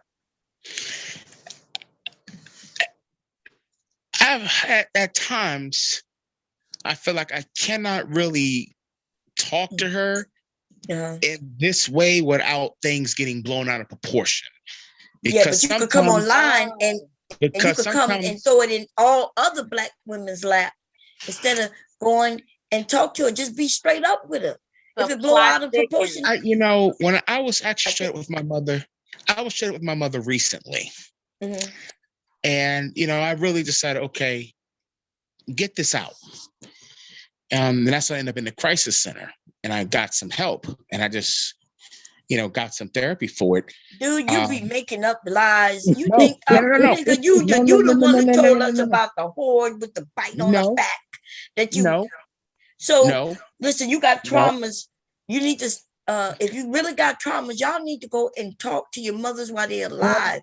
Well, wait a minute, Miss Baum. I actually did go get help. I actually went to go see a therapist and stay. You went and saw a therapist one time, and you think that was you getting help? No. I stayed in a therapeutic house for a week. For one motherfucking week. Well, I mean, I learned a lot. And then you didn't even still, even if you did, and I'm gonna tell you, even if you did, they would have encouraged you to talk to your mother, whether it's through a letter, a video, or something. Their view was, don't go back to where the trauma started. Kind of, move on from it. Yes, y'all. This nigga was living with his mama while claiming he got traumas with it. So you don't think there's a conflict of what you're telling? Because you can't be needing your mama and she there for you, but at the same time, you want to shit on her for what she did in the past or even now. Like they told you, how you living with the person who gave you trauma? It was issues that, I felt it wasn't the right time to talk about. What you gonna talk to her when she passed away? I don't even want to think about that. Well, apparently, why? Because realities are we all die, right? If you really want to settle your issues, your mommy issues, you need to go to the source. But see, I but the venture to reality think, this is, is what as I think. black I men, think you niggas, most of you are lying, right? You might have I'm not issues. lying to you. But no. Listen. I think you niggas are lying. I think that when you go to talk to your mom and you tell her the issues you had with her, you know that she gonna have a reason. She gonna have a valid motherfucking reason. And y'all not ready to hear it. You just want to blame. Because why else can't you, as a grown-ass man about to be 40, why can't you have a conversation with your mother? You just scared she's going to spank you? Okay. There's times where a lot of us think we just can't really do it. I mean, I'll admit it. I'll admit it on live radio. You're addicted to the blame. I'm not addicted to the blame. It's just like I felt like I never had a voice. And I could never really to the express. victim mentality, like hell. I felt like I never could speak. I felt like at I times didn't want to call him a victim, but yeah, I couldn't speak, and I felt like damn if I do and damn if I don't. So I just kind of kept it to myself, and then I came on platforms like this and Racist Suspect Good Mothers channel, and just had these discussions and tried to gain an understanding. I know, because you know what, wait. So y'all heard what he just said, right? He have an issue with his mother, so he goes to a racist white woman who talks negatively about black women, right? But while we're over here wanting to support you, help you get through it, right? You come over here with bullshit. You go over there though, so this white woman could trash your mama, and you think that makes sense? You look like a fucking idiot. Wait a minute. Whoa. Pause. Pause. Nigga, you should have paused before you went by that racist white woman and let her talk about your mama, nigga. But let's be honest here. She didn't get that shit from anybody. She got that from people like the some of them that go on that channel like that. Me and A Truism had a bit of an issue because I took offense to A Truism talking about his non-black wife as if she was a commodity or a piece of property, and then down talking black women. Okay. And I and him had it out on SKC show. You can go back and replay the clips on that. Listen, I got called all kind of bringing names. up other people. We talking about you right now. But see, that's the point. It was me. I'm talking about you going over there to talk about your mama. Remember, you said you found her. You're angry at your mama, so you found this racist piece of trash.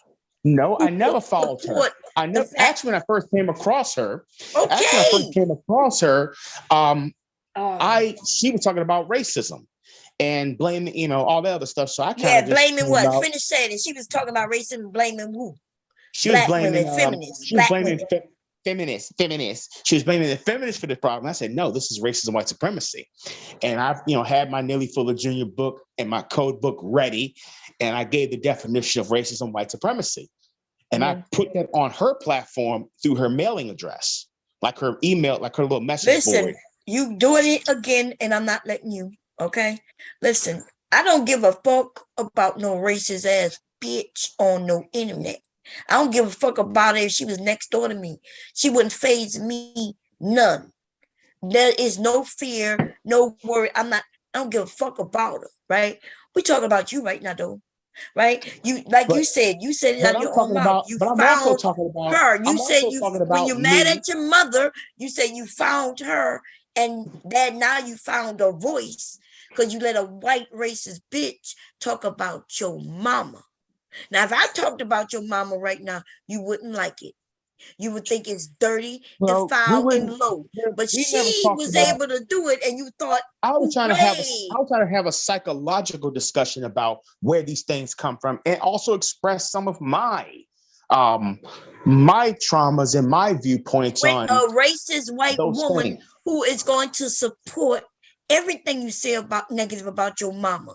See, over here though, right? We women, we're gonna give you some pushback. We're gonna ask you some questions. We're gonna try to get you to tell the truth. When you played the videos, I'm like, okay, ask me anything. I was open to it.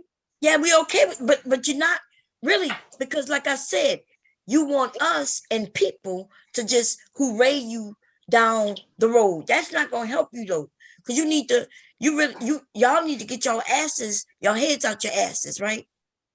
And some of y'all not being honest. So you blame your mama, but you never mention your fucking daddies.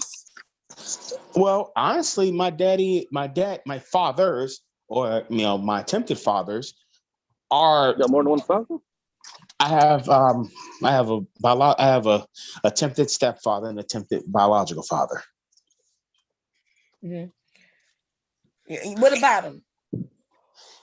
They weren't the greatest of men either. Okay, but you know what? That's my first time ever hearing you even mention anything about them, or it wasn't the greatest. But you talk about y'all want to talk and refer to your mamas though. I mean, what about them? They look. My. What you mean? What about them? What about your mama? Why is it that everything lies on your mama's lap? My biological father, had an affair on my mother, and my mother took it upon herself. So what they got to do with you? What have that to do with me? Okay, here's what has to do with me. Because my father wouldn't even have anything to do with me no more, because my mother started dating my stepfather. But your daddy is the one who cheated on your mother. So when she don't want to fuck with him no more and she moves on, you blaming her for that? No, I blamed him for that. But he blamed, he didn't take responsibility for nothing. And that's the kind of bullshit that him and he told me when I got older. Like when I got fresh out of high school and stuff, and had my first car and was actually working a full-time job, being a man and trying to, get on my own 2 feet, had a lot of false starts, but I was working toward it, just trying to be responsible. And he didn't want to take responsibility for anything. He kept blaming everything on her, telling her that, she went out there and was dating a woman beater. I cheated on you, but yet this man can beat on you. This man can bust, hit you with sticks and things like that. And you stick around, you're hypocritical. You're going to leave me for cheating, but you're going to stay with this man for beating. It was like, he kind of really just tried to question her integrity. You mean like what you're doing? And, I was just like, you know what? Fuck it. Let's get the bashing day. Y'all want to bash me? Let's bash it. And that's what I started really doing. Like, how did your father know he was doing this? Did she call him and tell him that? I had talked. Me and my mother, we have conversations, and I told her what he had said to me. And no, but how did he know that he was doing that? He didn't mention. He was just airing it out. Hey, Lenny, what you was doing when this nigga was beating your mom ass? No, that was my stepfather doing that, but my biological father, no. What was you doing? How old was you when this shit was happening, man? I'm just curious. I was like, a kid, really, like under 10 years old. Okay. So did you see it happen, or I've seen it happen. Father said? I've seen it happen. I was actually in the middle of it. So I've seen too much. And so, you've seen too much, or you seen, because see, I understand when you say when you're a kid, you maybe kids shouldn't be seeing certain things, but when you're grown though, what you usually would say is, well, I saw the world for what it is, just young. I had to break. There's times I had to break. Women, there are men and women getting abused every day. That's the reality. So what you mean you saw too much? But not just on that front. I lived in a 2-duplex apartment, and I used to see this all the time when black men would slap the hell out of black women. My neighbors, I had to witness a man throw his wife out of a fucking window, and just started punching her fucking lights out. Then I'm watching movies like Poetic Justice where a man and what's love got to do with it. This nigga don't jump to movies. I mean, when you start seeing shit like that in movies, it transitions to real life, and you start to see it with your neighbors and shit like that. And then do you see think it in you're the your only home. one who was looking at the movies? You're the only one who saw the abuse? Because the way you say it, like you something special, or you just, or not even special. It saw affected something me. that nobody else saw, and It affected me. It affected me in a way. It's called world. It's called life. And when are y'all men gonna understand that this is called fucking life? I think y'all want this, that shit y'all saw with Claire Huxtable, and y'all think that's how the world should be, and that's why it should have been. Why not? And anything slight of that, you was mistreated. What you mean right now? Because that's not real. That's why, nigga, just by you asking me why not, that says something wrong with you. Yeah, why not? Why not have the best? Black people have never had anything good. Why can't we have something good? You talking about black people ain't nothing good, and now you on to this black people. I wasn't talking about black people. We was talking about you. See, that's what the problem is. When some of you manosphere ass niggas, when y'all want to come and have conversations, you didn't bring it to black people. Black people had lots of good. There was lots of good going on in black community. You know, if y'all call that life, I mean, hell, give me the gun and blow my fucking brains out. That's not acceptable. What kind of gun? I could get you close to a gun. Everybody's talking. Where you located? Nigga said, this nigga just said, if that's life, give me a gun. Like, what is so bad about what the fuck you talking about, nigga? If your life is bad right now, it's because of you. It's immoral. It's immoral. You are almost 40, nigga. It's immoral. It's immoral. Listen, this is the truth. This is the facts I'm about to give it to you. You gotta stop dwelling on the 40, past, nigga, and you still complaining about some shit that happened to you when you was a motherfucking kid. You black women like you. I know black women. See y'all dad go. Bastard men. You have collared Shut the fuck up, you bum ass nigga who don't even have a car, and you about to be 40. You want to blame everybody, other women, your mama, black women. It's all our fault that you are nobody because you want to be like a fucking TV show. And then when I mentioned that life is not like that, you say, well, why can't it be? Nigga, because it's not reality. That's why it can't be.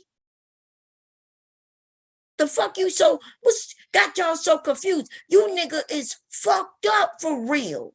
And it has nothing to do with what your mama didn't do, your daddy didn't do. If you are over the age of 30, baby, anything that you have learned when you was a kid, you could have unlearned. We could have learned new things, made moves. You ain't making no moves because that's your laziness. Okay? Right. You can't be lazy. You can't be emotionally lazy. Okay? Can I say something, Mom? Mm-hmm. Hey, how y'all doing? This just day. I was just gonna say, situations like that I was saying in the chat, we have repeated cycles and stuff that we go through. And when you see the repeated cycles, it's a signal that we have work to do. You know what I'm saying? And in this situation, I noticed a cycle for the past few months I've been around. I didn't even know the backstory before I got here, but Linwood seems to want to be that nice guy, but then he resents people for not responding in the way that he expects, and I think in general, it's important for all of us to have integrity, and that's what I like about some dudes that they call quote unquote Pookies and Ray Rays, because they still have some level of code and honor. If you was mad with Bomb Linwood, the honorable thing to have done based on whatever morals you have, it shows your character and your morals when you say, okay, Bomb pissed me off, so I'm finna go over here to somebody that I know she don't fuck with, I know she feel a way about, just to spite her. That's a character issue. When you go out of your way to do something that you wouldn't normally do just to spite somebody, that says a lot. And I empathize with your story. We all have a story, and that doesn't take away from your story. But once we get to a certain age, we have the responsibility to do the internal work. The shit ain't easy, and it's not fucking fun. It's not good to look at ourselves sometimes, because sometimes what you see is shitty. But you got to do the work, because if not, you're gonna keep projecting that on other people all the time. And it's our responsibility to not continue to inflict pain on other people. You're doing shit out of spite. And it's not okay. Just like when she just muted you, you was gonna start revving up again. And that whole cycle was gonna get started again. So that lets you know that there's work to be done. And that's not exclusive to you. That goes for me too. That goes for anybody. All of us, right? You notice though, Yep, all of us. when he get a little hype, he goes to the black women shit. That's what who Linwood is. Last night, my oldest, I had him listen to that sound bit where it was "shut the fuck up, you bitch." I had him listen to that, and my son eyes got big, and he was like, "What's wrong with him?" I say, "Listen, this is when people suppress shit." And I use anything for example. I say, this is why I tell you to work on yourself and deal with whatever you got going on inside. Because some people don't like to talk and they hold shit inside. And my thing is, whatever we hold inside is going to manifest one way or another. I don't care if it manifests in your health, in your mental, in your relationships with friends, with your kids, with your parents. It's going to manifest either way.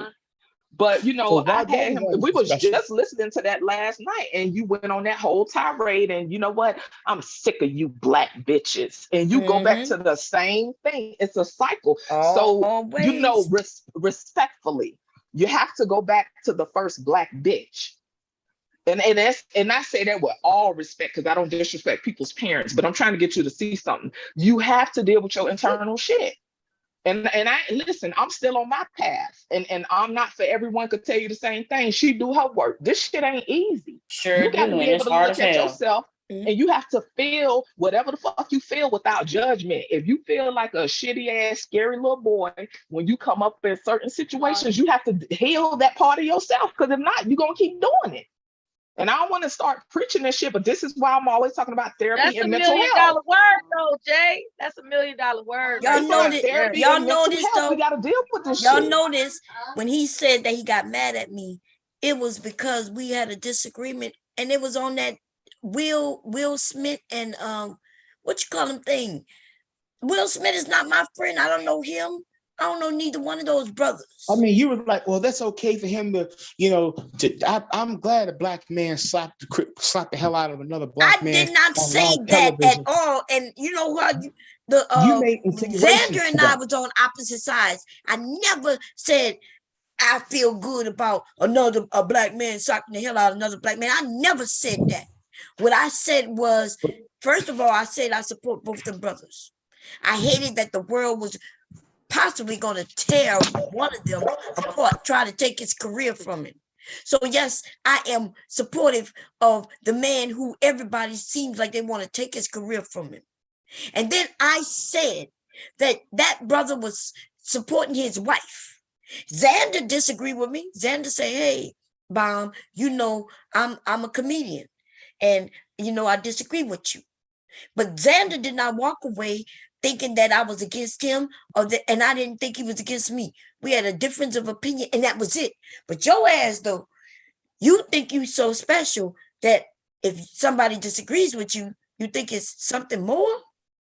And Bomb, can I say something right quick? See, this is the thing, Lenny. So what if she agreed or disagreed? It doesn't matter. That doesn't take away from the foundational principles that y'all have. To have this idea that you're going to agree with everything somebody say is ridiculous. So what if she felt that the motherfucker should be slapped? How does that reflect in your personal life? This is what I'm talking about, dealing with your shit. Because all that does for you is say, listen, let me finish first. I'll explain. Let me finish. All that does is says, okay, I identify with the pain of this black man being slapped by another black man, and the fact that Bomb said that, oh, now all bets are off. Everything in our connection that we built is contingent upon that one statement. Y'all connection should not be contingent upon her not agreeing with you about something like that. Something that minute that don't affect neither one of y'all lives. It's just a fucking opinion. And your response to that opinion was very extreme. Let me go over to this white woman. Like, what? I don't get it. And not just a white woman. I'm sorry, I said white woman, but a racist. Yes, because I don't care that she's white. You know, I'm not against white people. Exactly. She's a racist, though. Right? And by the way, the only reason I came in contact with that woman is because she came over here. I didn't go find her on her channel. She came over here and wanted to have a conversation. We set it up over here. She came over here and have a conversation. She didn't like the way it went. And then she decided to run around YouTube and lie about how it went down. So now she had the few of these black men coming over here claiming that we mistreated her and did this, that, and third. Until those men and women listened to it for themselves. And then they realized, wait a minute. Mandy is a fucking liar. But you see, this is the thing. I don't give a shit about her, right? But you, though, Linwood, to be honest, I don't give a shit about you neither, right? Except for the fact that you over here, you left to side with her, and then your ass started walking your ass back over here. And every time you walk over here, I let you walk over here. And every time I'm waiting for you to explain to me what happened. But you just did it. You just admitted that you did it to your mama, right? You found a woman who happened to be a racist to be okay with talking about your mama. So you willing to get up there and listen, they got a couple of black people over there, y'all. If y'all ever go check it out, they'll get up there talking about what their mama did, what their sister did. We got one ratchet ass bitch over there, black. I'm gonna get on her this weekend. Okay, because she had the nerve to come hit my panel, say some stupid shit, right?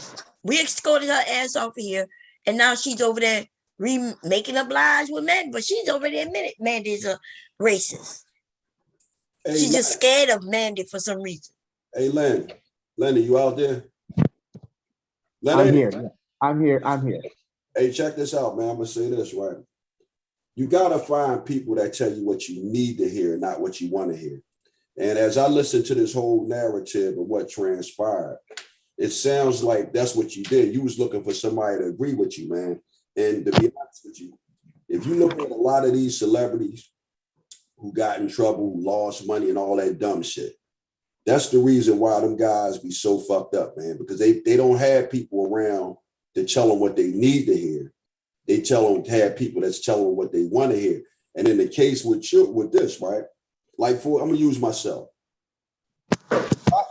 Anytime if I was to decide right now to talk about me and my wife are separated, I would have to tell the absolute positive truth, right? So that when everybody gives their response, the response would be based on accurate information. You can't stack the deck in your favor. You need to stack the deck fairly, because when you get the feedback, you get the honest feedback based on the truth, then you'll know how to move in the future. Now, one more thing I want to say, because you said it some time back. I heard you say something about black women. Brother, let me tell you something, man. Women are all the same, all the way across the board. They might become different shapes, colors, and cream, but they all the same. And at the end of the day, it ain't nothing worse than a white woman, bro. It ain't a black woman in the world that got shit on a white woman when it come to cutting up, man. When I hear brothers talking like that, man, like sisters are so fucking demonic. Only thing that tells me, man, you know what, man, you only dealt with sisters. Because if you ever dealt with any other kind of woman, white women in particular, man, white women will have your black ass shoveling shit in the farmer's backyard, bro. Man, listen, I played a video of her talking to him.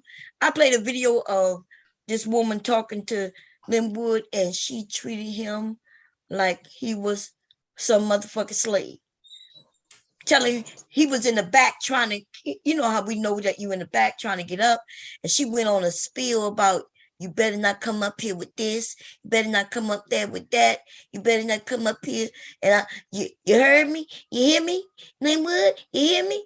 And then she let him up, and he was like, I hear you, man, I hear you. So it's weird though how he could come over here and talk about black women ain't this and black women ain't that. Black women, most of black women think they know everything, while he's over there being treated like a little boy by a racist. But you know what she's also doing, Bomb? What she's also doing is she's gaining the trust of the men that frequent her channel and that are also on her Discord, and they have shared personal things with her. And when they disagree with her or call her out on her BS, she uses it against them. Right. And she is here to divide. I've seen links of her when she went, I think she went into this guy's channel. I was sent the link. His name is Pasta. And she claimed that she was doing a social experiment. So are you doing a social experiment on Black people? And then when I called her out on what she was doing, she lied on me. She told the men, she tried to send the men against me, saying that how I hate MGTOW men, when I'm not even in manosphere spaces at all. And certain chat rooms that I go into, which I don't go into many, she sends her minions in there, like they're intimidating me. All because I spoke out. And I didn't come from, you know, I had a dysfunctional relationship with my mother, and I wasn't afraid, you know, to share that experience. I didn't only share it on her channel, I also shared it on Mr. Palmer's channel and stuff like that. It was just to bring awareness to it. And what she did was she tried to shame me for it and use it against me, and then threw in, this is what her Black mother did, her and her friend over there.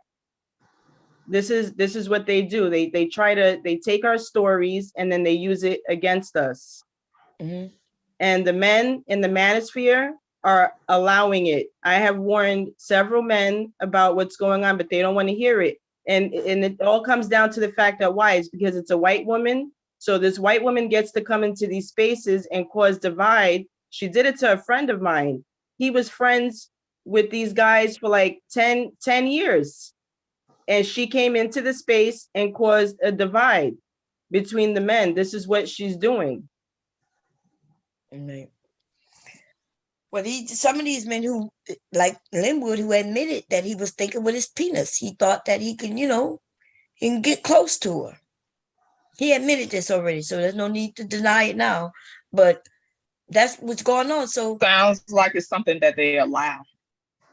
Yeah, I mean, because they like the fact that there'll be a woman on their side. This is no different than Jessica X and a few of these other women I'm not going to mention, because I said I wouldn't mention their name in a negative way. But these men are looking for people. And it's a waste of time. Nigga, what is you talking about? The shit that I have with that Linwood is this. That's a recording. Okay. Yeah, I don't know what he's doing right now. I had to mute him. Maybe he went rewind so he could listen to what's going on. But I don't know, Linwood. You come over. I don't have no problem with you coming over, participating. But I do have a problem with you. If you want to hear the evidence, hear the evidence about how I was treating the manosphere for defending Black women. Listen, we don't care how you listen. You a grown ass man. However you was treated, what that got to do with how you treating Black women in certain stances? What do you? He want a cookie. He's like, this is how he took the beating for you. He want a cookie. Listen. So you mean you caught the whipping and now you have the receipt for defending Black women. I have the receipts of being called a straggle daggle and a punk motherfucker from these same people because I stood up for Black women. Okay.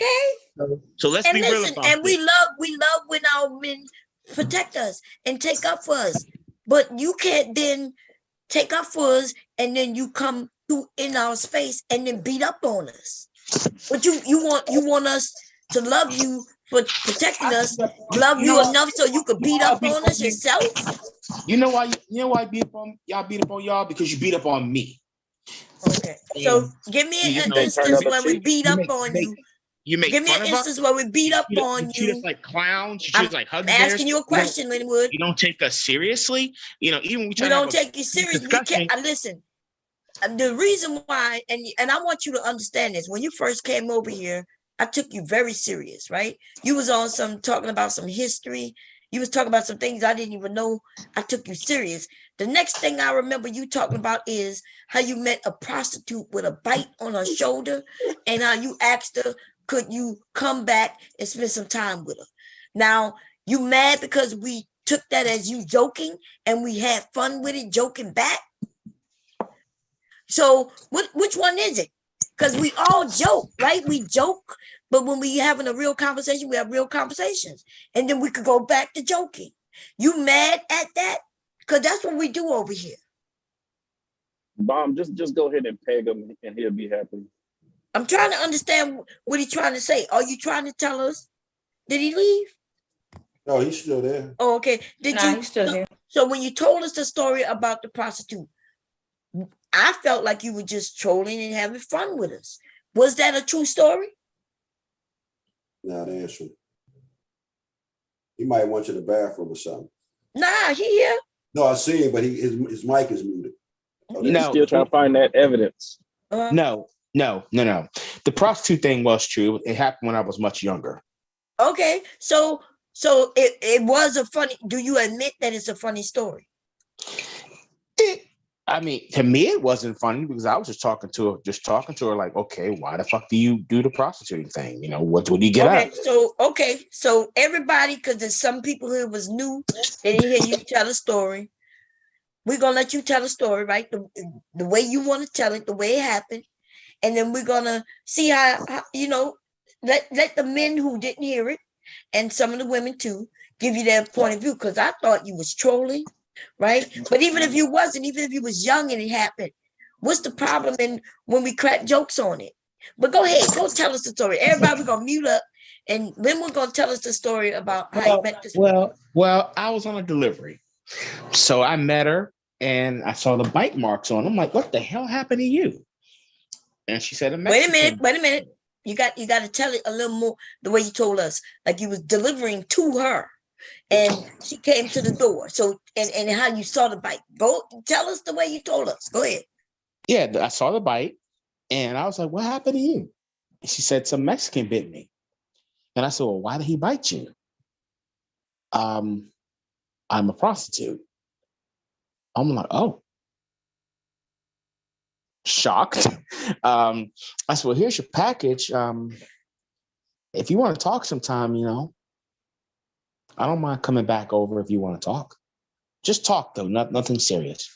She said, yeah, come on back, we'll talk. And I went back over there after I got from work and went to her room and talked to her. And we just had a nice conversation about, her kid and her goals and things. I said, well, why don't you go back home and get that and, get back with your daughter and, get on your feet and, get out of this lifestyle because this is dangerous. I don't judge people, I meet people where they are. And so she was like, well, I can't. I said, why do you want to be doing this to yourself?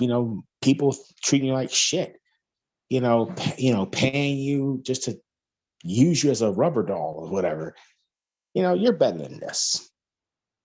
You're way better than this.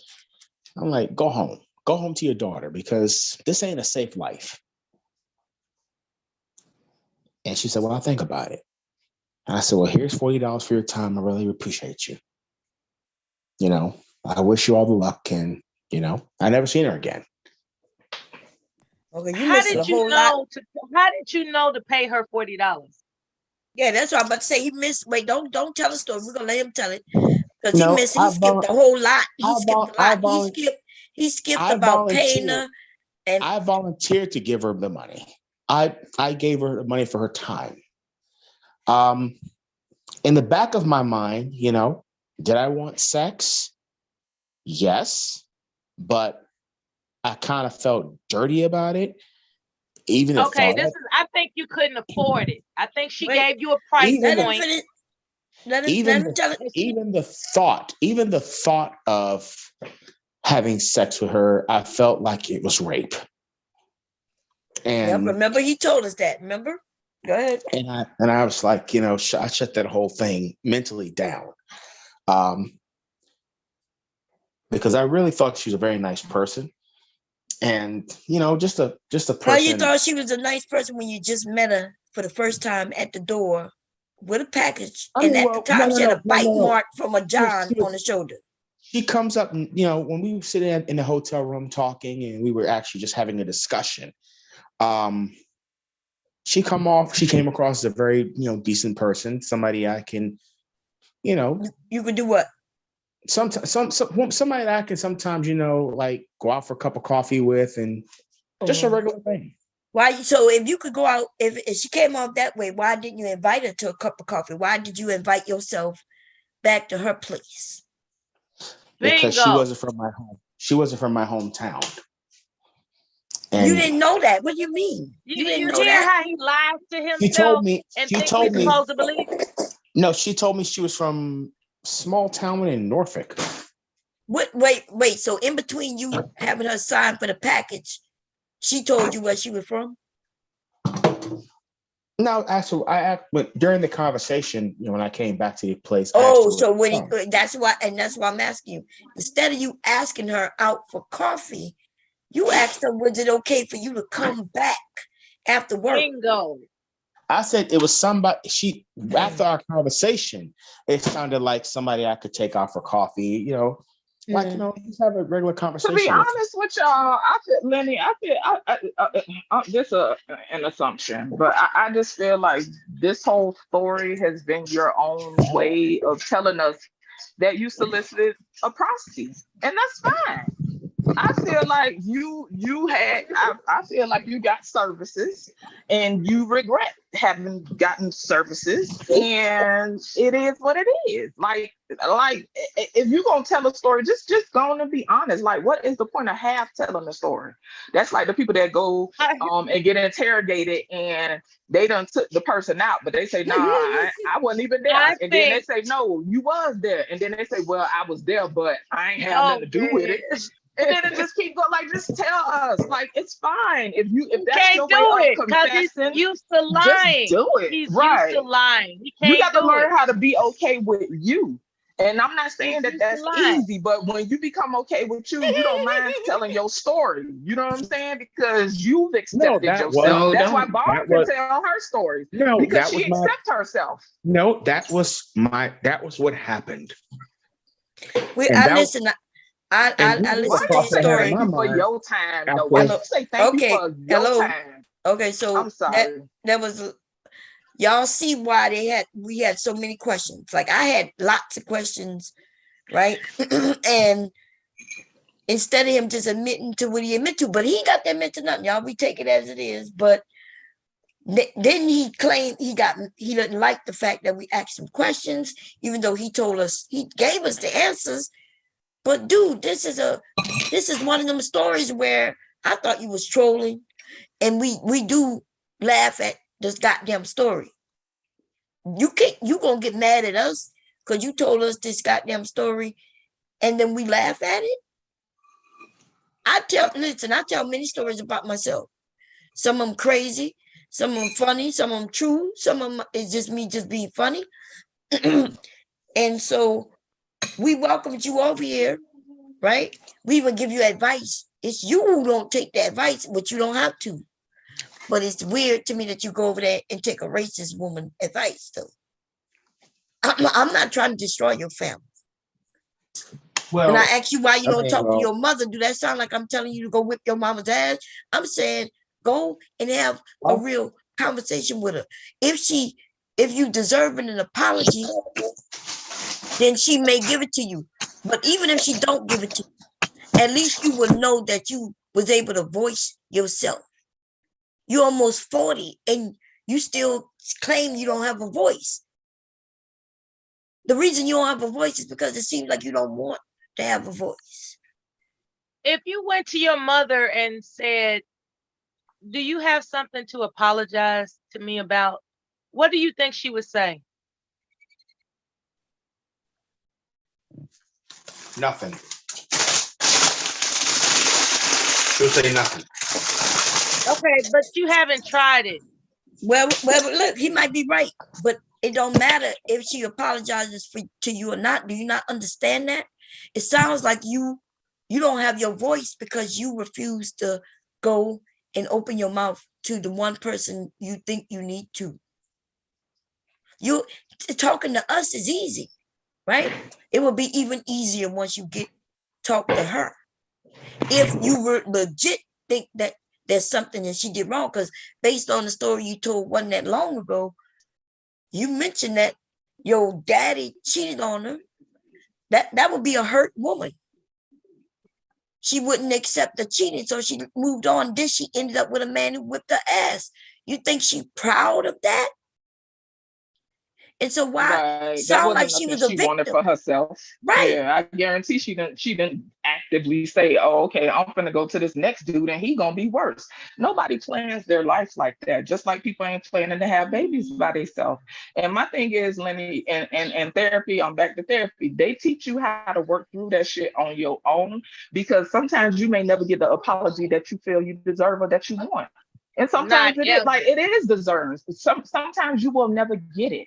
After I got divorced, I never thought I'd see my ex-husband again because we don't have kids together. And we went through some shit, but I had to move on with my life as if you may never get this apology ever. This is why I don't demand that people say sorry to me. And this is why I don't expect apologies from people. You have to move as if you will never get it. You got to find peace with that on your own. And it's hard.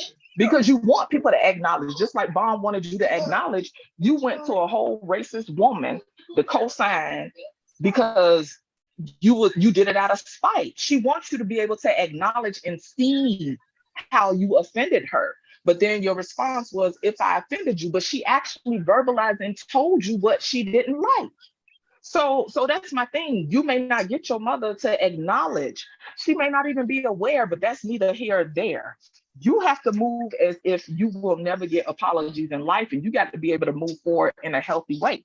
That shit ain't easy, because sometimes we want motherfuckers to say, hey, you did me dirty. You want them to see that shit. Or sometimes you want them to hurt the same way you hurt. But guess what? That ain't productive. People that's weird about it, think about, we really hated you, we would not be talking to you like this. Okay, think about this. So he wants his mother to be straightforward, right? He want to be able to have a conversation with her, but he don't like the fact that I was straightforward. I'm straightforward saying, hey, what you did in that instance, I didn't like it. I you know what I mean? And although you coming back over and I accept you coming back over. Wait a minute, because something just came to mind while I was just listening to you. Why are Black men like us going to a suspected racist and not coming to you? I'm saying us, first of all, and just why did you do it respectfully? Yeah, why did you do it? Why is that? And my whole thought process was, something's going on here. I need to figure out why these men are talking like this. What you mean these men? You mean you? You're talking about yourself. You trying to blame other men. You need to listen. Y'all need to stop speaking on for your others. own. Speak for yourself. No. And this is why I don't talk to people, because I try to talk about a process I went through. Yeah, but you putting it on other people. You could talk about the process you went through, how you felt, how you feel. Stop putting other men. Why? I was in question mode. I was in inquiry mode when I came in these spaces. What you want to know about? Like, when I came to these spaces, I started out in the manosphere. I was going to, a gentleman named SKC show. And I'm hearing all these, hearing all these brothers, just trashing Black women. She's a straggle daggle, she's a bitch, she, funky, just the most disgusting thing. The same thing you said, the things that you just said, since you've been talking to you, right? You called us those same things, right? Just no, disgusting. not to the point where making saying that your vagina parts smell like raw sewage. I mean, God. You kind of insinuated that women in our vaginas we have the nerve of just showing ourselves and dressing sexy, and we expect that men this and that and third. That's how you came up on this fucking panel. You forgot that? No, I haven't. Today, okay, you just did today. Stop lying. No, I said it. Yes, I did. Okay, so that's why I say you are manosphere. You just won't admit it. I was just going in those spaces, and I was fighting with a bunch of them. I mean, I was getting called a bunch of names, getting kicked off of panels. My views on racism and white supremacy was an excuse. The black bitch did everything wrong. She's the problem. She's everything. It was always about the black bitch, aka Black Mama. And I have a quick question.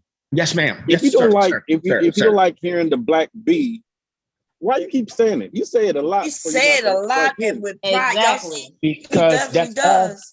I mean, I'm shocked that black men were using these type of using this type of language. You keep uttering it out your mouth. I'm like, this is crazy. To my mindset, this is crazy. You like, still got that white woman on your mind. You still saying this shit, and and I was just wondering, where did this all come from? What this hatred of black women came from when I went to those manosphere. And then, yes, I noticed white women were coming on these shows, and I'm like, this ain't constructive, because they only over here because I wish you would stop lying to us, man. No, I'm not lying to you. You can look if you want to go. Just talk. Just go. If you want to know where I started at. No, we don't care. But go finish telling us. I'll give it to you. If no, you we don't care. When I know if you I said we don't care. You don't want to know where we don't. No, we don't. You hardly we don't want to hear it. Can you finish? Okay, and can y'all stop interrupting him so he won't do this shit he's doing right now, deflecting? No, I'm not deflecting. I'm telling you I'm telling you the truth here. Okay, keep going. Keep going. Keep telling us your truth. Go ahead. So I kept coming back and fighting with these men, and I'm 7-1. I'm outnumbered. I'm holding my ground. And then after I started hearing these men, and then I started looking at my own reality when it came to black women. And I started looking at some of the black women I grew up with. And then I looked at the tragic arrangements that these black women put themselves in with these, you want to call them Pookie, Man, and Ray Ray? Yes, Pookie, Man, and Ray Ray. But who are you? Which one are you? Which one of those men you think you are? Are you Pookie, Ray Ray, or Man? Which one you think you are? Because you're one of them. Honestly, these just names they say. Okay, so, but just now you just said you started to realize the positions women put themselves in with these Pookies, Ray Rays, and Men. And I used to always see this shit all the time. When it comes to children, when it came to the channel, the children being abused, verbally abused, I'm seeing black children being called no good motherfuckers and everything in between. And so after a while, after listening to these people, I'm like, why am I going to continue to defend this woman when she throws us under the bus all the time? She makes fun of us. You heard what he just said? He said, why am I defending this woman? What woman you was defending? I say, my heart and my energy, I defend black women. You want to answer the question, huh? And black women. Because that was a fraudulent slip. I'm answering it. I said black women. No, you didn't say. You said just woman. said why? Yeah, you said why am I defending this woman? I'm talking about the black woman. I think you were talking about your mama. I'm talking about the black women in general. Yeah, but you don't know all black women, so you was never defending all of us. I was like, why am I continuing to defend these women or this woman? And all I keep seeing out here is this shit. I keep seeing black children being verbally abused. I see it in my where you see it at? Show family. me where you see the black children when you're walking down the street. Is that where you see Mostly being verbally abused. Mama's shaking her hand, telling them to shut the fuck up. I'm asking you where you see it, because you know what? I'm gonna be honest. I may have seen that in a movie. right?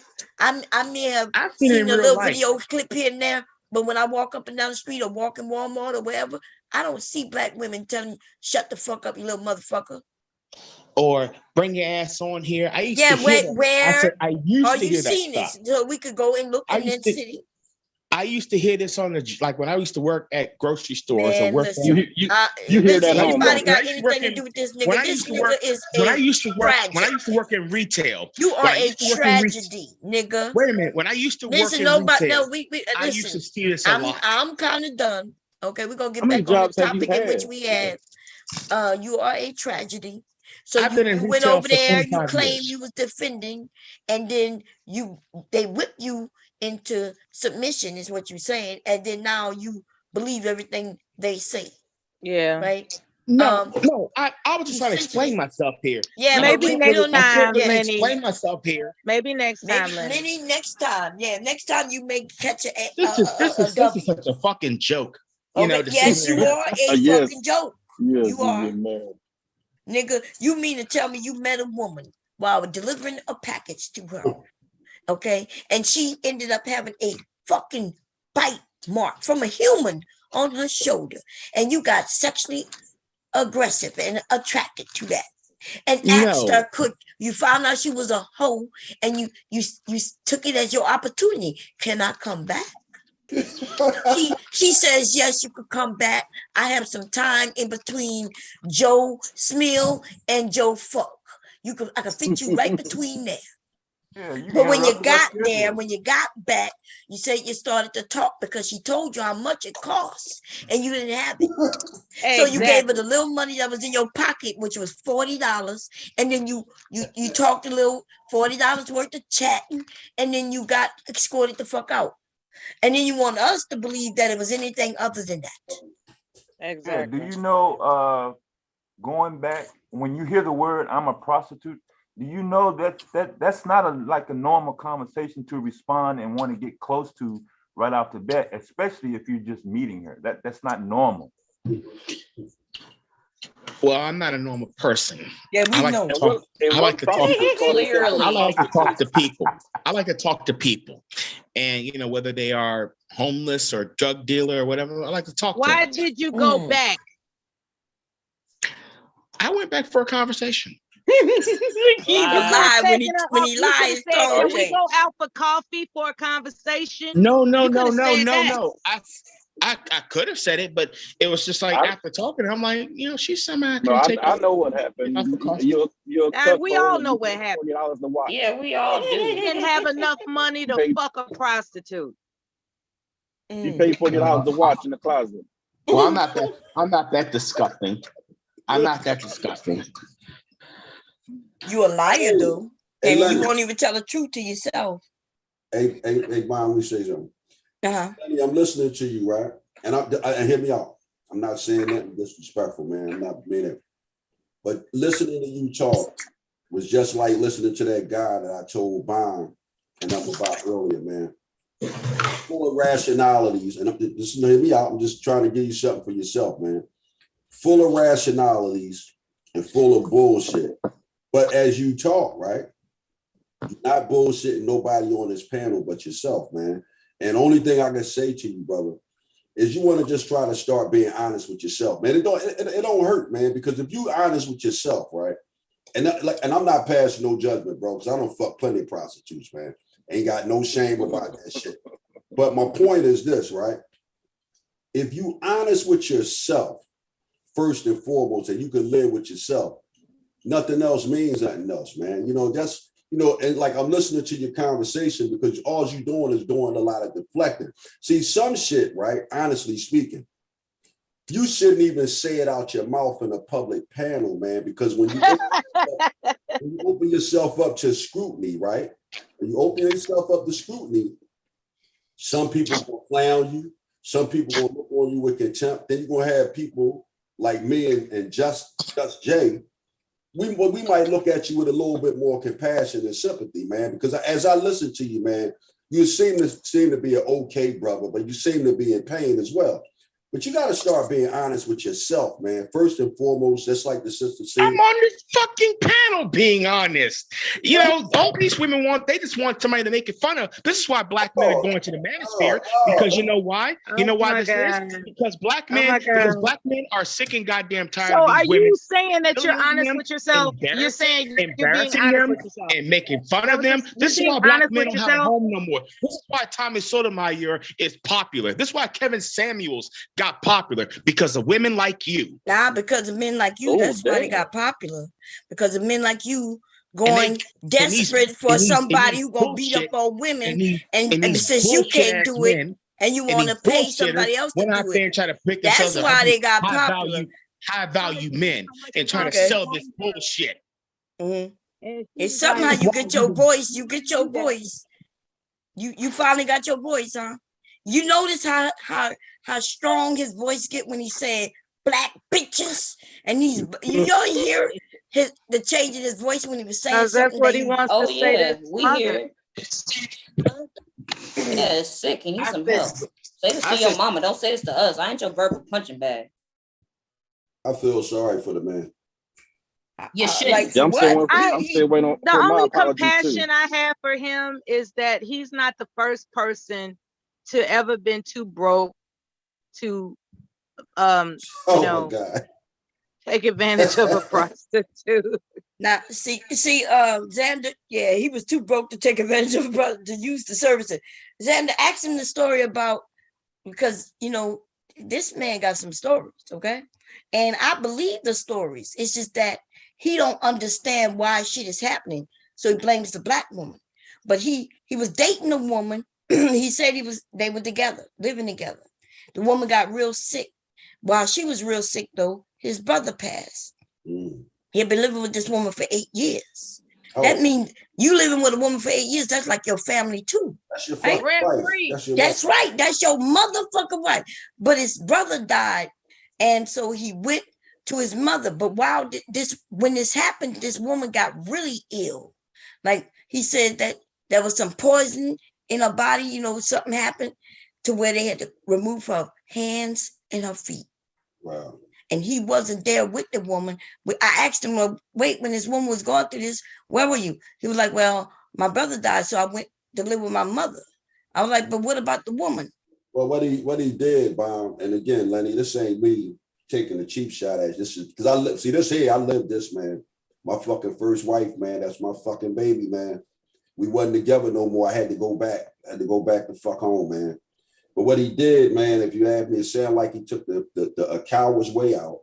And he left that woman, man. I mean, that was some really fucked up shit to do, man, because like I said, the for better or for worse part of the vows, Joel Hobson. We ain't talking about Xander Hobson. Joel Hobson lived that shit, bro. Me and my motherfucking first wife, we wrote that shit. But I had to baptize my wife before she died, man, because she decided, she made a conscious decision she wanted to go into hospice because she realized she couldn't live a healthy life anymore. But my point is, man, that was just some cowardly shit, man. And he might not have been up to, but obviously he wasn't up to the task because he didn't do it. And he didn't have the kind of integrity to stand on that. But no, man, you supposed to have been in both places, man. That was your woman. I was in both places all the time. No, that's not what you told us. You told, and don't make me pull it up. You said that you ain't have a car. Because I asked you, well, you said the woman was now in a different state. And I said, well, did you leave her there? You were like, well, I have a car to transport back and forth. Then that's when you moved in with your mama. And I'm like, wait, this woman is getting back to help. No hands, no feet, and you're not there supporting her? You said you ain't had no car. That's when I started cracking on you, like 40 years old, no car. So don't start lying now, because I can pull the stream up. Uh-oh. Okay, now this is the thing, though. See, that's the problem. The problem is men, you cannot claim to be a man but not make decisions like men do. You want to be a boy when it suits you, and now they got this woman who don't have no feet and no hands, and now she got to deal with it all by herself. I don't know why she took your ass back. Wait a minute, because she got no other choice. Call this show? That's why this show.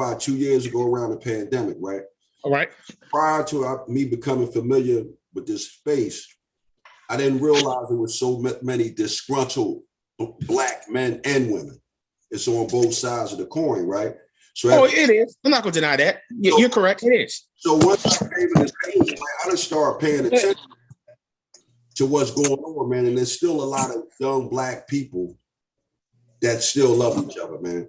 And like, it's not as bad as you motherfucker. And this is not me cursing at you, man. So understand it. But it's not as bad as these fucking guys are trying to make it out to be, man. It is young Black men and women are still very much into each other. And it is a lot. I ask people all the time, have they ever heard of Kevin Samuels? It's a 50-50 thing. Some people heard of him, some of them haven't.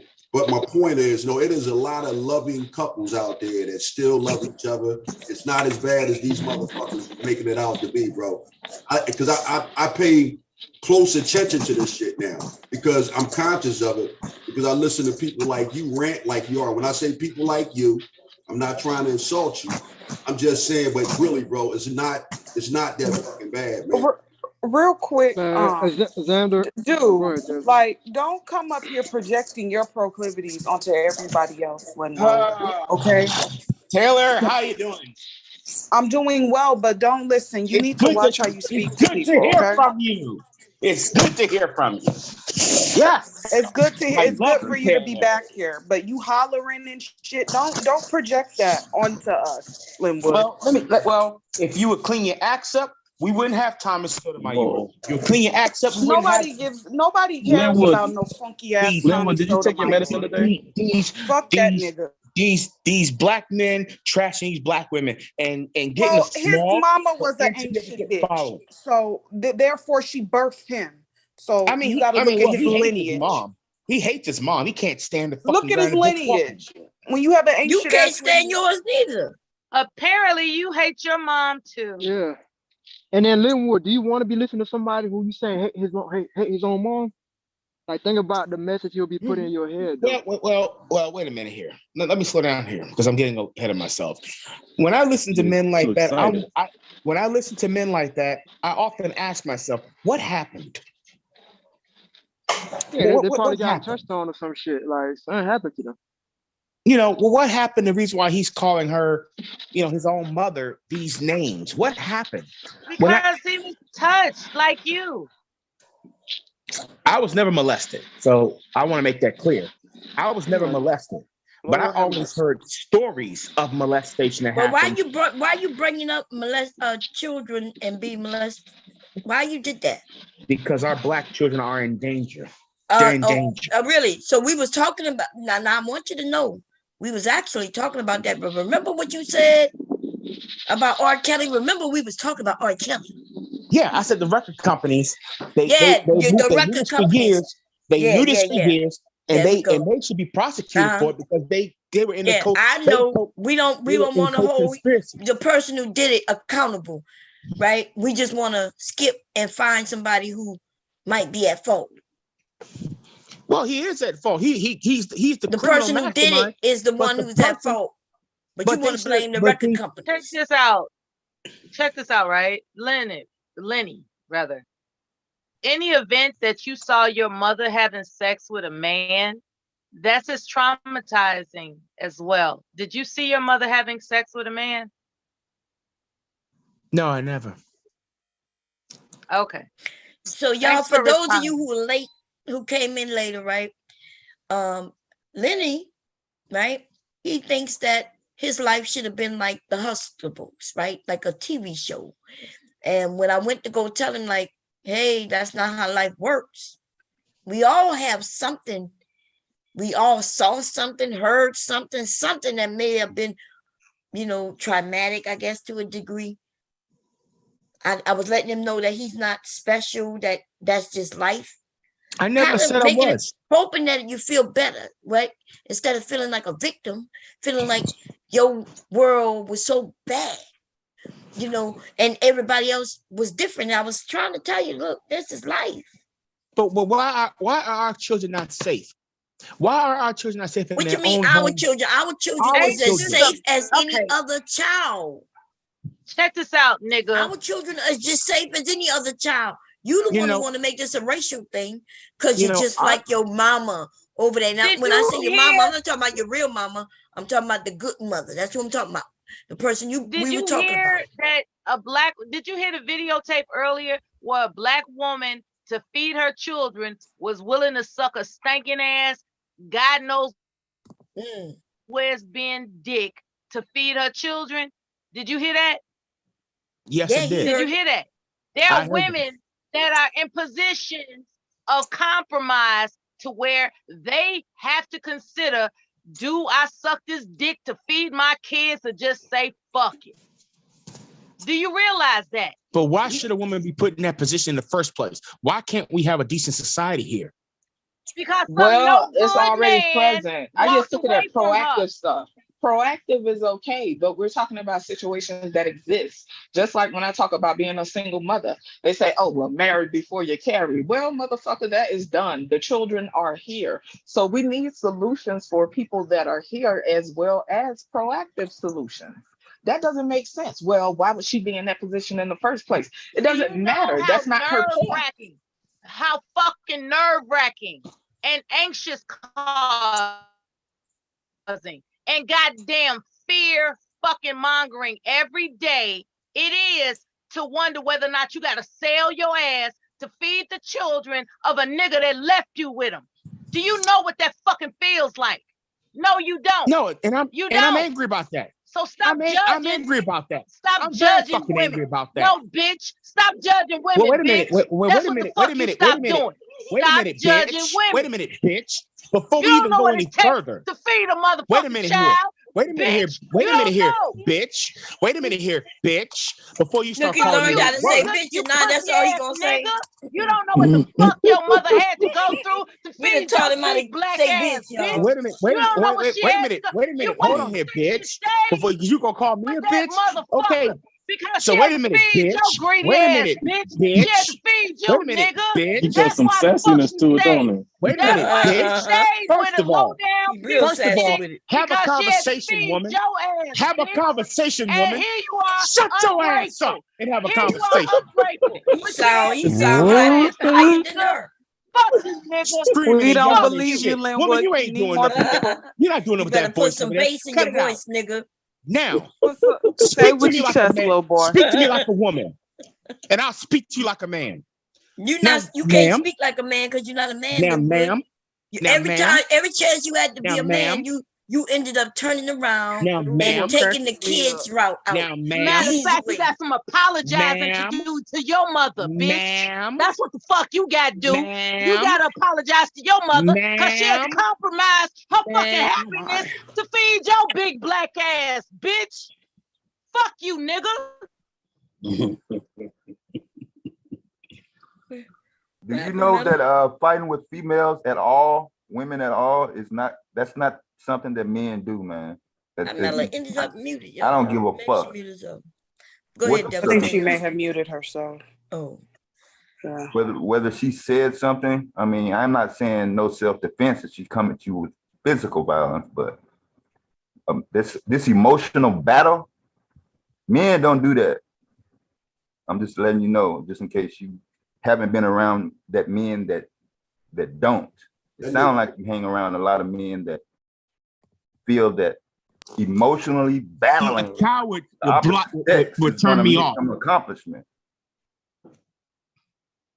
No, he right about that, man. You know, man, when it comes with the sisters, man, the best thing to do with women, man, when they start their shit is to take a walk, man. That's the best. It's like the big brother just now said. Arguing with women, man, that's really not a good thing. I wanted to have a conversation. She's yelling at me. Okay, wait a minute. We got somebody named Martin up Acting here. Acting like I'm a gangbanger or a street thug, and she saw I the want to hear what goddamn Martin street. have to say. Hello. It's a joke. Go ahead, Such Martin. a goddamn joke. Hey, Bum. How's everybody How you doing? doing? How you doing, my brother? All right. Now, I just wanted to know, this is Linwood, right? Yeah. Yeah, Linwood, when you said that you kept asking the question, why can I have like X life? Why can I have this life? And that was, I mean, what specifically are you asking? Are you saying that, everything was lined up and then at a certain point things just fell apart, or are you talking like long before you even conceived? I don't understand what you mean when you say, why Like he can I have a left. certain life? Oh, he left. He ran away. Oh, Come on, Linwood, why you always do that? Bring your ass back up here. why do you do Because that? because Martin coming up sounded, with a great question. Okay, so the way it Okay. went, he was talking, right? And I was like, hey, dude, like when we get older, right? We have to take responsibility. You can't Yeah. blame your mother for things that is going on in your life in your 40s or your 30s, really, right? And I mentioned, because he mentioned these movies, and I was like, look, you can't be like the Huxtables. And he really for real said, why not? Why can't we? Why? I'm like, dude, Because what? the fantasy, that's why. Yes, the Huxtables, in case y'all don't know it, for those who may not know it, that shit not true. Look, we got all kinds of families out here. And even though I had both my parents in the household, there were times when I was hungry. My dad worked a certain job where the rainy season, he didn't make no goddamn money. You understand? So this bullshit of being like Claire and which come Huxtable, where one is a doctor and one is a lawyer. That's a great family to have, but majority of us in this world do not have families like that. Did not have families like that. And even if they did, even Claire and what his name Huxtable, I don't remember what his name was. What was his name? Oh, that's a good Leonard question. Heathcliff. Some weird name that don't have nothing to do with black people. Yeah. They were like, even they had issues in the storylines once in a while. So, and I think y'all, that's what I sensed from some people here on YouTube.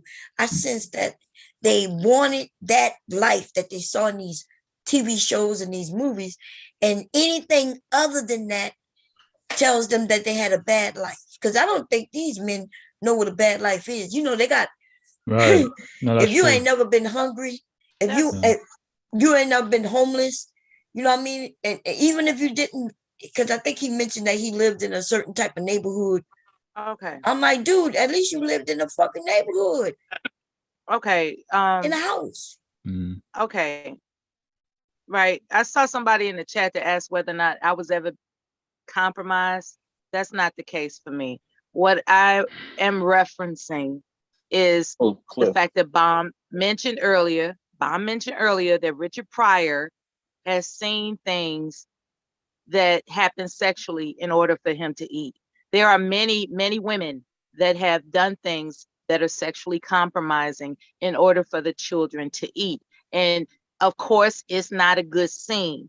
And when a child witnesses that and they grow up to resent the woman that did what she had to do to feed you, just have a moment of clarity to understand as opposed to condemn. That's my point. Okay? That's my point. And by the way, he's the one, and y'all correct me if I'm wrong, but he's the one who mentioned that he had an issue with his mother and he found himself over there with the good mother. That's what he said. And and the good mother is attacking Black women, right? And so he found, that's what I was telling you, found somebody who was going to listen to your story and use the story that you shared with her to beat up on your mother. And yet, when you come over here, we're not trying to beat up on your mother. I'm not trying to, I promise you, I don't want to beat up on his mother. If he has an issue with her and we could talk it through, maybe get him to see a different light on this situation. You don't know what she had to do to feed you. Right. So we giving him I want to give him a different point of view. So maybe he could look at his mother a little differently. Maybe. Or maybe she just deserves some of the hatred he putting out on her. I don't know. But that's better than going to a woman who gonna take every word you say and twist it up even worse than how you mentioned.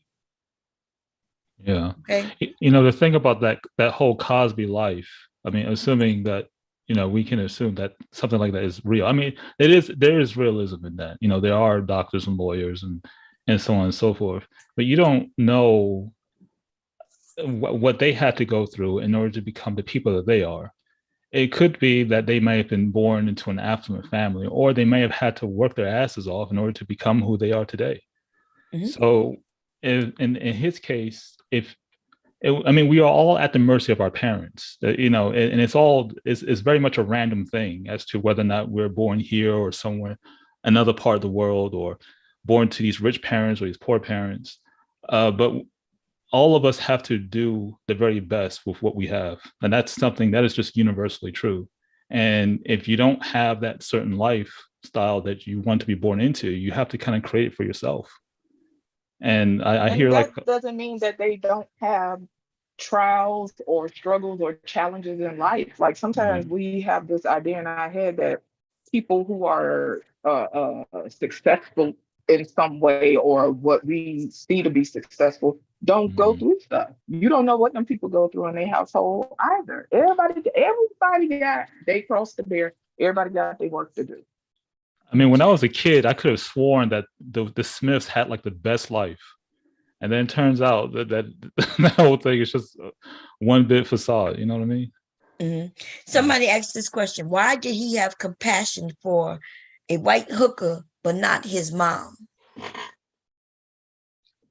Oh, he wanted had sex, compassion, but weren't you up here, Martin? I'm not sure if you were when he mentioned the story. When he mentioned the story with the bike. I heard it. I was laughing my ass off.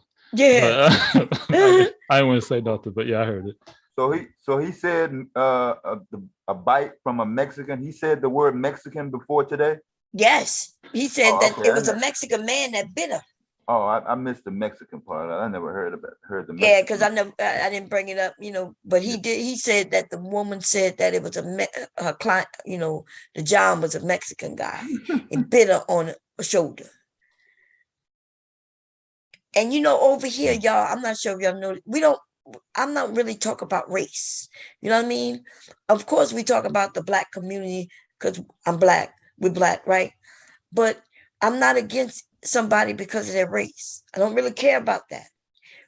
Okay, but he tends to come up and he'll talk about race. There's a couple of people, not many, who will come up and they just want to focus on, well, the Black woman. We could talk about women, or we could talk about our community. We could say our community. But the thing about him is that when he talk about Black women, it's always in a negative. He went over there and let that white woman trash him. Right. Just literally make him look like he a bitch. In fact, I see that woman in the manosphere space doing that to all of them. Yeah, that's weird though too. And then plus, I think like this is why I think it's important. Like, you know, as people be saying like Black people be needing therapy and help, because listening to him, it just sounds like somebody who can't let go of whatever hurt he have, like whatever he's been through, and then he just don't know how to let it out. And then this is what we getting from the result of that. So a lot of people do go through things, but not getting any type of help to where you can vent and be able to move on from that will cause what we just seen, in my opinion. Right. But I also feel that it's necessary to have some transparency on his part as well, because I also feel there's a lot of things that he's not revealing too. So he wants to come out and say, well, this is the kind of things I have to go through. But it usually takes him like 6 or 7 minutes to get to the point. And like, we don't even know. And then by the end of that 6 or 7 minutes, we don't quite know exactly what his core issues are. That's what Xander told us. Xander was like, hey, bro, like, you got to be real. And you ain't got to be real with us, but you got to be real with yourself. But this is the thing about being real. If you're telling somebody a story and you decide not to be truthful, you cannot blame people for questioning you, because shit just not adding up. And I'm one of them people who listen to everything you're saying. And if it don't add up, I'm going to let you know. I'm like, something not adding up with the story about him giving that woman $40. She's a hooker. He didn't even have sex. He said he didn't have sex with her, but he ended up giving her $40 anyway. Yeah, he didn't see a problem with that being an issue, because he could have just said he delivered to this woman and she had a bite on her neck, and then, you know, he just came back. But the prostitute part of it, he made sure that was well known. Yes, He he could have did. easily told that story without having it in there, and I don't know. Right. If he's He emphasized the prostitute part of it, right? Which is why I thought he was trolling. Yeah, Because yeah. he admitted that Yeah. now he's remember, this is the man who want to call us sir and ma'am, but no, Cherry, ma'am. Like, I can't get him to stop calling me ma'am because he's so southern and so respectful. And yet he now telling us he made us a date with a whore. Just by delivering the facts. Right. Not That's just a regular whore, but a Wizard whore of with a bite Oz. mark. Yeah, I missed That's that the story Wizard of though. Oz I effect hear of that story about the his prostitute. personality. Oh, He's said you hiding missed the behind a story? curtain of Yeah, I fucking missed the story about the deception. prostitute, man. Well, I'm kind of lost and listening, trying to see if I catch on what happened. Yeah, he told this story a couple of times, but he told it again today. I asked him to share it again so people can understand why he's being questioned. I've heard that story at least 3 times since I've been around. At least 3 Yeah, I done times. heard that story so many goddamn times. Yeah, I'm This not sure what that's one. about, but the I don't care. projection, I think Lenny don't understand that Bomb's issue is the projection. Since I've been around, Bomb don't have a problem with people telling their stories. If she feel like it don't add up, she definitely gonna say something because she just seemed to not be able to let that kind of stuff go because she gonna be like, hold up, you said XYZ. So she'll want Right. clarity, but I've always seen people be able to share their story. Like Bomb let a lot of stuff slide on her page that if I had a page, I wouldn't let slide. She's very tolerant. And And she there's just be just asking certain that people are things. respectful and just reciprocate and be mindful. But people like to take advantage of that shit. If you And really Let's like talk that, man, about will start a page and do let's that. talk There's just about how shit that we don't need to know. the bite turned him on. The fact that a woman is standing there injured turned him on. Well, he said that. Oh my Hold on, God. hold on. That Hold though, on. there's just certain things that we just don't need to fucking know. Like, stop coming Exactly. up here Stop telling telling your us your goddamn business. business. Yeah, Like, and the fact that Otherwise, we YouTube wouldn't is have a nothing to safe talk space, about. it's like, Y'all talking over each other. YouTube is not, oh, I'm sorry. YouTube is not a Xander safe was saying space. something. What you saying, Xander? I was just, somebody said stop telling your business. I was like, basically, I'm saying facts. Yeah, you can't tell your business and then get mad when people start prying your shit apart. Right. It's not a therapy session, actually. I mean, it might be an unofficial therapy session, but this is not a closed door. Your records are confidential. Right. Yeah, that's true. Because remember, You're I right. told y'all years ago, well, some of you years ago, some of y'all just new to me. I always wondered why I can ask people questions and they tell me their business. I can get people to do things that they wouldn't normally do. I'm not even joking. Like, I've always had that power. So you see me asking people questions and they just start sharing. So I purposely now try to keep certain things I won't ask because I feel like I don't want them to share it, you know what I mean, to the world. But why y'all think that is? That Because you're still mindful, because you're not a malicious person. Because if you was, you would use a lot of people's information against them. To me, you have a nurturing spirit and you have a spirit about you to where people are comfortable talking to you. Yeah. It's just that simple. Everybody don't have that. And that's why I think sometimes Okay, he ends up attacking you the way he does. Hold on. Okay. Bomb. Mm-hmm. This is you and me talking, right? And everybody else who look, she got me choking up here. Everybody else who's listening, yeah. Right. I have learned. Can you talk a little faster? To shut the fuck. Hold on. I've learned to shut the fuck up when you have a point to make because I've known you just that long. And I wanted to emphasize that. That's all. Because there are people that are new to discovering who you are. They don't know when to shut the fuck up. And Linwood is one of them. Because when he irritates you, not understanding that you felt betrayed when he went over to White Mother or whatever her name is, he doesn't understand that while he's using the word integrity, right? He's like, well, you all don't have integrity and I have integrity. But this motherfucker can't even be honest with himself. And it takes a person like you to point that out. And instead of me thinking that I know everything and jump in, I just sit back and let you do, well, not let, because I can't, let you do something. But I'm saying I just sit back and listen to you do your thing, because that's how long I've known you. And I'm saying all that to say this. People that are new to Bomb Cherry, what you will come to understand is that she knows what the fuck she's doing. And when she tells you something, believe it. Okay. But don't believe everything I say. Some things I might not know and y'all correct me. But no, I really was trying to help. I'm not over here trying to destroy families, black people.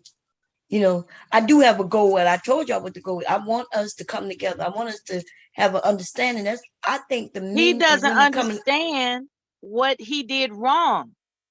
Yeah, he don't understand. That's the bottom line right there. That is the whole and y'all thing. know I gave it to him though. I told him, and I was giving him an opportunity to say, well, and why did I say I was giving him the opportunity? So I could stop being mean to him every time he come over. Because I noticed that every time he come over, I let him over, but then I'm very short with him. I'm short with him, right? I'm not, and that's because I think he owe me a goddamn apology. And or something, what I mean, for what he did, because what he did was fucked up. That was fucked up, not because he went over on the channel, not because he had a discussion with her. It was why he went over there purposely talking about me. He was over here rocking with us. And so this is for those who missed the whole situation. What happened was he was rocking over here with us, having fun. We were having conversations. And then I had a discussion with that woman. She came on the panel. Y'all saw how that shit went down, right? She didn't like the way it went down because she wasn't able to make us look stupid, make us look bad, make us look like we was beating up on her. None of that. But she went back to her channel and started to lie to make it seem like they couldn't even have a conversation. They was doing this. They was insulting me and all that shit that did not never happen. And his ass was on the panel agreeing with her lies. And I'm looking at him, I'm like, this nigga just jumped off my panel, went over there to agree with her lies. But then you thought that was it. And then the nigga walks his ass back over here like nothing happened. So I did a whole stream on him, right? I did. Y'all know I do that, right? Pointing out to everybody what he did, what he was over there saying against me for no fucking reason. And then he walks his ass back over here and he keep doing it. Every time he want to, he come over and participate. But I'm really short with him, which y'all probably noticed. They probably thinking, why Bob so hard on? Yeah, there's a reason. And all he had to do was apologize and it'll be over. I would have been no longer feeling like I'm being short with him. Because I don't like that. I don't like that I do that. But I know I'm going to continue doing it until that nigga give me an apology. A real apology, not no politician line. And he ain't got to give me no apology if he don't want to, but he doesn't understand what he did wrong. He just doesn't. He do. Remember what he said? He explained exactly what he did. He said he was mad at me. And then he even told y'all why he was mad at me. Guess why he was mad at me? He says because of that slap, the difference of opinion with what's his name? Oh yeah, Will Smith. The one who slapped the comedian. You know what? I think what he resonates, said, well, yeah, what did he say? Because I think I know why he he said because he claimed that, well, Bomb, when we was talking about Will Smith, you disagreed with me and you believe that a man could smack another man. And I said, yes, that's what I said, but not in that way. But you mean to tell me you went over there to do all of that because we disagree?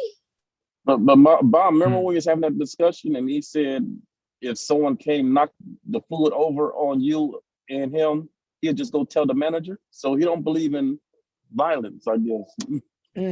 I don't believe. I don't believe that about him. Good. I think that what he finds what he found triggering is that Will Smith also comes from a background where he saw his mother abused, and it just struck a chord in him that I don't know, he just overreacted. He did overreact. He did. I remember that. He overreacted. Yeah, but that's the problem with him, is like he's not transparent about his feelings.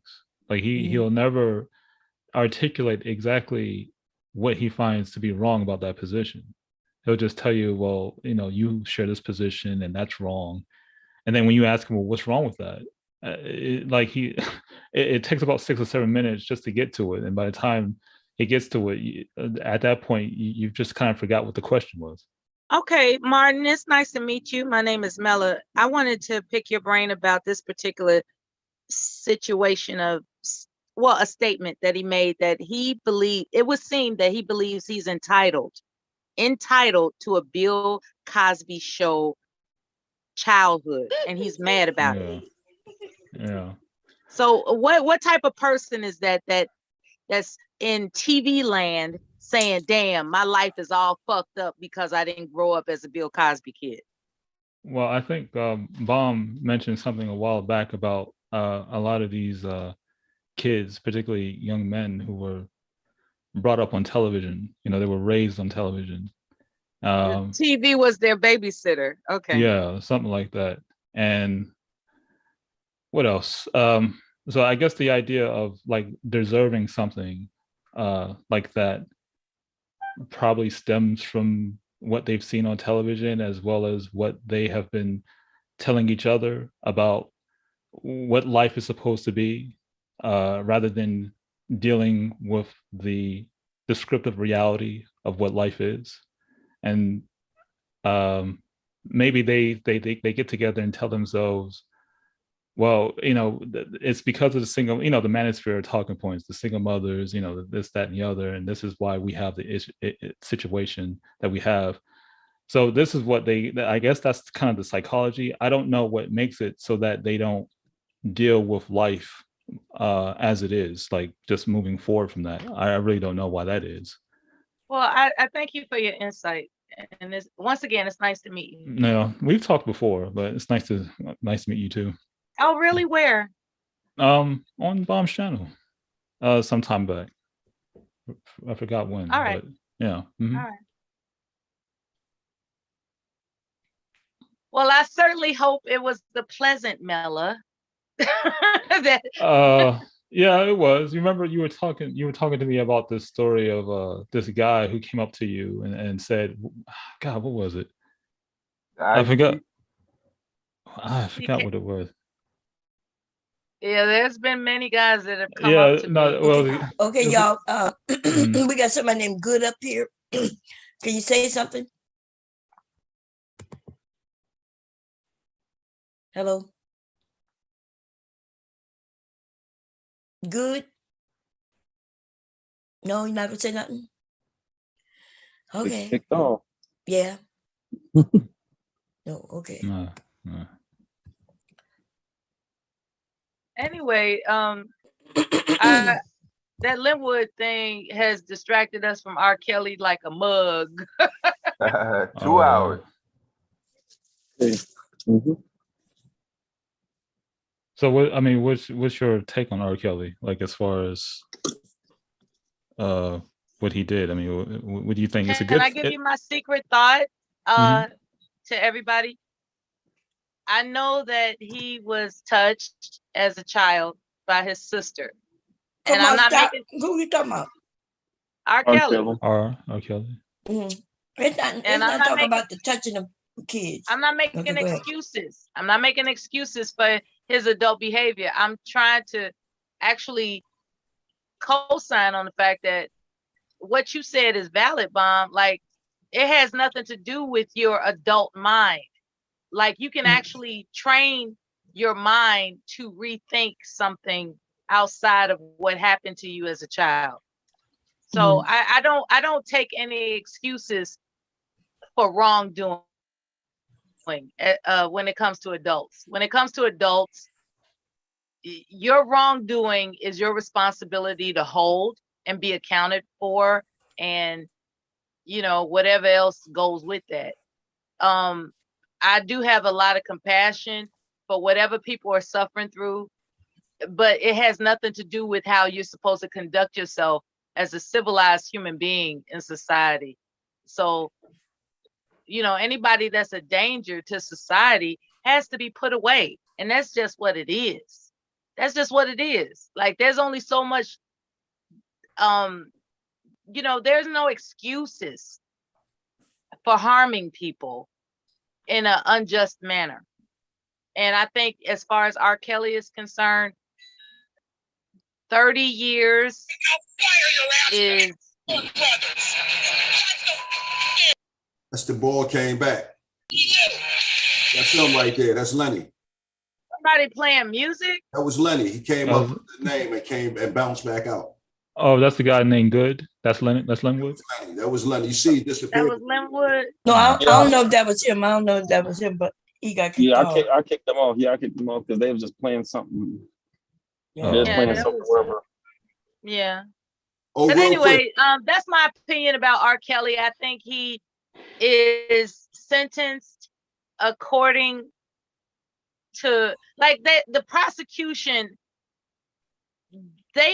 how can I put this, right? His defense was expecting 10 years. The prosecution was asking for 25, but he got 30.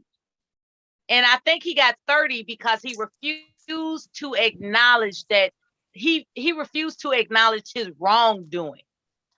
You see what I'm saying? That was the extra. That's why they gave him 30 instead of 25. Because really he was scheduled for the 25 max, but they put the 30 on it, in my thoughts, because from what I understand by reading just a little bit, is that he refused to acknowledge wrongdoing. Hey, check this out. We all law-abiding citizens here, right? This is some advice I got from a criminal defense attorney and a criminal. If you know that they got your ass red-handed, take the plea. If R. Kelly would have took the plea, he might only got 10 years. So that's just some advice to all of y'all. If you ever find yourself in trouble, he refused to accept his wrongdoing. He refused to do it. He refused to do it. Take the plea. Yeah, he was probably thinking he got off before he gonna get off again, but not this time. So now what's left is the appeal. And there's this guy that was talking about that he might be able to appeal in, I think, 2 of the charges. And I didn't get a chance to examine why, according to the video I heard. Because you don't got no more money. But I'm trying to... Well, anyway, I'm going on mute and I'm gonna try to refresh my brain as to why is it that they think that he has a shot at an appeal, you know, when everything is like, you know, just like cornered. Everything is cornered. There's no way out. But for whatever reason, they're filing appeals. The L won't be so bad if they can at least have a personal sense, even if it's a couple of charges out of 18 charges. To them, the L is not so bad. Well, he switched lawyers. Did you know that? He acquired Bill Cosby's lawyer. Yeah. So, you know, he making whole new moves. He probably just doing it for the publicity because R. Kelly don't got no more money. Yeah, I think he was hoping for more public support. No, I don't know. I don't know. Is Bomb still here? Wait, say it again. Did you see the link I sent in the back about the lady responding to the stuff? Oh yeah, I'm gonna get to it. We're still talking about this right here. But yeah, I want to get to that. I think what we're gonna do is probably start another stream and talk about that, because you know they're gonna take a couple of hours too. It's gonna be a good conversation. But I was listening to Linwood. I wanted y'all to hear. I think because Sapa said he didn't hear the story. But I'm listening to Linwood, man. Let's listen to it a little bit. Here we go. Based on based on, you know, some of the some of the behaviors their mothers expressed, some of the behaviors that their mothers engaged in that you don't know what their mothers have done though. They felt, because a lot of the stuff, let's be honest, a lot of that manosphere stuff comes from trauma with mamas. A lot of it is Well, they need to go see a therapist and get over it. Because think about it. You know, I sit back and listen to these gentlemen. A lot of those gentlemen, they ain't really saying the quiet part out loud. I'm saying it out loud. Let me ask you this then. Yes, ma'am. Because you letting anybody say anything and you just believe it. Do you have any traumas from your mother? I do. Okay, and so that's what it is, right? So, but instead of you going and talk to your mother about it, because you just told us you went to support your mother in time of need when your brother passed away, right? Which is very respectable. But why is it that you can't have a conversation with her?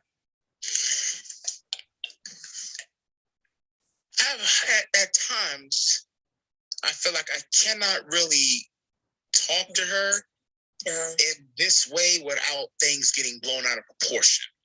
Because but you could come online and you could come and throw it in all other Black women's lap instead of going and talk to her. Just be straight up with her. If it blow out of proportion. You notice that when he was ready to call us black bitches and all that, he was able to be strong in that. But why can't he talk to his mother? Do y'all think that they want to solve shit? All male schools across. Okay, kick this fool out, please. I'm not even sure if that's Linwood. Hear the truth. Hear the truth. Is that you, Linwood? Hear the truth. The truth.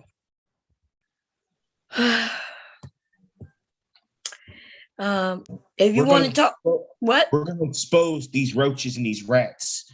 We're going to expose every last one of them. Well, we're going to expose. You going to expose roaches and rats? It's about time we clean our own house. It's about time I clean up mine. So, what house? You just moved from your mama house and to move into a woman house that's a metaphor. With no feet and with no hands. It's a metaphor. Well, listen, but I'm talking reality though. You want to clean up a house, nigga, be a man and either build a house or buy a house. It's a metaphor. Yes, but I'm not talking metaphorically. You are about to be 40. So you've made your career trashing black men. So who made their career trashing black men? I get it. Who made a career trashing black women? Black men. But that ain't what's happening. I don't know. So I'm listening to about time that black men have a space where they can be able to talk. Well, then why you ain't in that space where y'all could talk? Because right now we're out of commission. We're out of commission. You're out of commission, as you should be, right? Because if you want to solve things, you will get amongst each other, men and women, and have conversations. Well, but you said in this video that I'm about to share, that you say you feel like you don't have a voice. I came on this platform to have a very constructive, honest, heartfelt discussion. Until you ran over there to another platform because you was mad because you and I sat on a different side of an issue. I didn't get mad at you because you had a different opinion. Wait a minute here. Wait a minute. See, this is the reason why we don't get along. It's because we don't talk to each other. We yell at each other. Well, are you saying that I'm yelling right now? I have immature black men in the background and making their little sad little nigger jokes like they always do. Their whole hip hop, their whole life is a fucking joke. Who are you talking about? I'm talking who to you you. Talking about? I'm talking to you. You very simp ass, apologetic motherfuckers. I'm talking to you. Who are you talking to now? Black men, you niggas apologize for something. Put a name on it. Put a name on it. I'm sorry. Who's that now? Who are you talking about? You get on your knees for these women and you lick their you lick their butt cheeks. You just suck ass all the time. And then you beat up black men who actually just are real, authentic, and heartfelt. You trash them because they're not on your level or whatever the fuck. You think you're being authentic at the moment? You think you're being authentic? Let me say something here. Let me tell you something. If I like met a you, whole pussy right now. you sound like a pussy too. You sound like a pussy too. Because I bet you, if I walked in your backyard, you ain't got no mansion, you ain't got no yacht, you ain't got no fancy car. You niggas is nothing more than fabricators. At least I can Who tell mentioned anything about yachts and things like that over here? That make Don't you a do that man. over here, That's why baby. you make fun of me. That's why That make take you a shots man at if you have all that This the shit. reason why the real estate guy left from over here, because the exact same shit. Oh That's why he shit. left. Okay. What happened? Okay. This is why the real First estate of guy all, left from over First of all, here. he was a fake ass nigga just like you. Well, I'm not fake. I don't First have an of all. office. I don't have an office. I never bragged about being a real estate producer. I Well, never it bragged doesn't about being a hip matter. hop producer. I never What I'm bragged about saying having a is nice you car are and I not have all of being these bitches and I have all honest. these bitches sucking my dick. You're not being I never honest. had any of that shit. That's the point. You're not being honest. I was being as honest as a pop. You don't like the honesty. It's not No, my you're fault. not. It's not my fault you don't like the honesty, ma'am. And by the way, you want to call people bitches? I'm gonna start calling you a bitch. Okay, Linwood. Because all you won't be the black women first are, and you won't all be you the black women last, are, bitch. all you black women You are won't be difficult the to deal first, you with. won't be the last, bitch. Difficult How to- about that? Linwood. How about that? You're Hey, difficult Mella, to deal with. hold on one second, Mella. You got very incorrect intentions. This is why you don't get nowhere in society, because you're second last. Linwood. You're trash. Okay, No, Linwood. Linwood, go back. Get back to the Man, men. Linwood. Forget about the women. Let's get back to the men. Right. You live with your mother, nigga. Hold on, Mella, hold on. Whatever, bitch. Address the man now, Linwood. Go ahead. You live with that black bitch you call your shut up, mother. bitch. All Shut right, up, dude. bitch. You live with that Shut black up, bitch you call your Linwood. mother. Shut up, bitch. The Linwood. one Now you back to the resent, discussion. remember? Now back to the discussion. Mella, What do you You want? resent. What do you want? What is the problem? I want you to apologize to your mother. I ain't apologizing to shit. Fuck that woman. Okay. I ain't So apologizing you're to a a mother goddamn hater. thing. You're You a know mother what? I hater. don't want to apologize to you. Because I Okay, don't want to no apologize for problem. your mistakes. I don't want to apologize for your mistakes. You're the ones who let child molesters in our homes. You're the ones who destroyed the Linwood. household. You're the ones who did this. You're the ones who created Linwood. You're the ones who created a black manosphere. So I don't want to hear Hey, Linwood. any of you tramps got to say. Yourself out for a minute. Let me run out of air. All right. Let me keep on venting. You know, I'm sick and tired of you women. I'm sick and tired of you always complaining. You're always nasty. You always got something negative to say. And every time you turn around, you can't take you fucking bitches nowhere. Because you're inadequate as a man. Okay, great. Go find your gangbanger. Go find your prison yard junkie. Go find Bob Church just laughing it up. Go ahead and get that. That's your if that is your man. Hey, they're available. You black women love to be treated like doormats anyway. So might as well start pissing on you, because you don't mind being treated incorrectly, as long as you say you have a man. You have a man. Were you I got a baby dad. I got a baby Don't dad. ask Did me somebody that piss about on no you? kid. I got a baby daddy. Oh, my man. What about your girlfriend with no legs and no It's so goddamn pathetic. hands? It's so He pathetic. probably hurt her. That's probably why he wasn't there when she needed him. He probably hurt her. Hey, Len, you finished venting, man? Say what you want to say. No, I'm just finished venting. I wondered what other brothers might have wanted to say something. I know. Well, you know what? These ain't no brothers. These are suckers. And they sit up on these panels and cape these women up and make these women feel good about themselves. But let's start cleaning up the house, okay? All right, so You've apologized for our boys being put into nursing homes. You've apologized for this shit. You've apologized for the dysfunctionality of the black family. You have apologized for this. You've apologized for Michael Brown being gunned down in the street. You've apologized for this dysfunction. And to this very day, this is why you have a black manosphere. What do you mean apologize? What are you talking about? This is why you got Are these. you sure you left that prostitute peacefully? This is why. See, that's the part he's leaving out. That's the part he's leaving out. All serious aside. This is why you have these black men on these panels talking about these non-black women are better than you. Because why? They have been through some shit and they don't know how to get it out like I don't know how to get it out. Okay, so what? Tell me about the shit though. What is it that you're trying to get out? I mean, just trying to have a conversation. All right, so we're having a conversation. Just have a discussion about what is it that you want to get out? Authentic issues. Look at R. Kelly. That was the original conversation. Look at R. Kelly. damaged since he was a boy. He was molested by his own relatives. Right. Mama couldn't help him. Come on. Mm-hmm. These boys Yeah, are people. out Yeah, here. unfortunately, a lot of molestation takes place in the home. That's unfortunate. Yeah. Well, what And about it? so when I bring these issues to the table and try to have a broader discussion about the trauma that Black boys and Black girls feel, I get little comments like this. I get little immature ass comments from supposedly grown Black women who got it on and independent. You know, Are we okay? You're getting petty right now. Are we supposed to let R. Kelly's acts of criminality slide because he had a bad childhood? No, I'm asking you sincerely. Are we supposed to women bought the record? let his criminality slide because he had a bad childhood? Graduation parties. You women, you played that fucking record. Well, everybody played that record, dude. Everybody played the record. Let that criminality slide. Let me keep it real with this. The majority of the people who bought those records were Black women. You. What the hell is he talking about? Yeah, he's incoherent. Yeah, he don't make no sense. No, you bought those records because. But are you serious? Do white people bought his records? Black people bought his records. Everybody bought his records, dude. Everybody bought this man records. Bought the man records. He thinks because you ain't got no money, nigga. Like you ain't got no car. Criminal. You sat there and bought these records. Adult criminals. He thinks adult criminals with bad childhood. Immature people you are. You went up there and you I started. told y'all this is what something I'm gonna do, ladies and gentlemen. I can't believe he dated.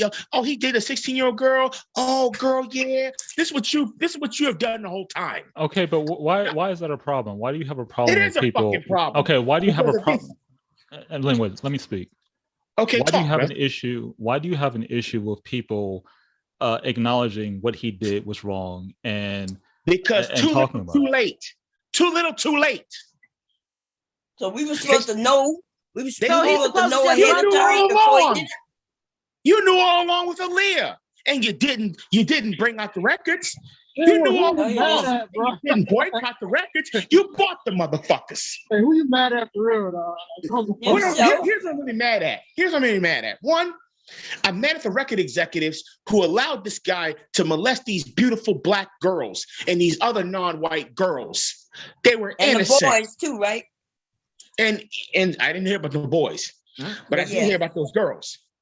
Whatever the boys allowed this to happen. Then there are people. There's people around him. He had boy toys. Well, even then, it's wrong. These kids are damaged. These young girls are damaged. And they're grown women now, but they're still living with the trauma of that. And you had them sorry ass parents and the that boys gave too. Their children. These sorry ass parents that gave these their children to this man. Come on. That's why you're upset because you're still damaged because of what happened to you. Come on. This ain't about me. This is about a community. This is about us. This is about what's going on in this community. What's going on to all of us, or what's happened to somebody that we know. That's what I'm talking about.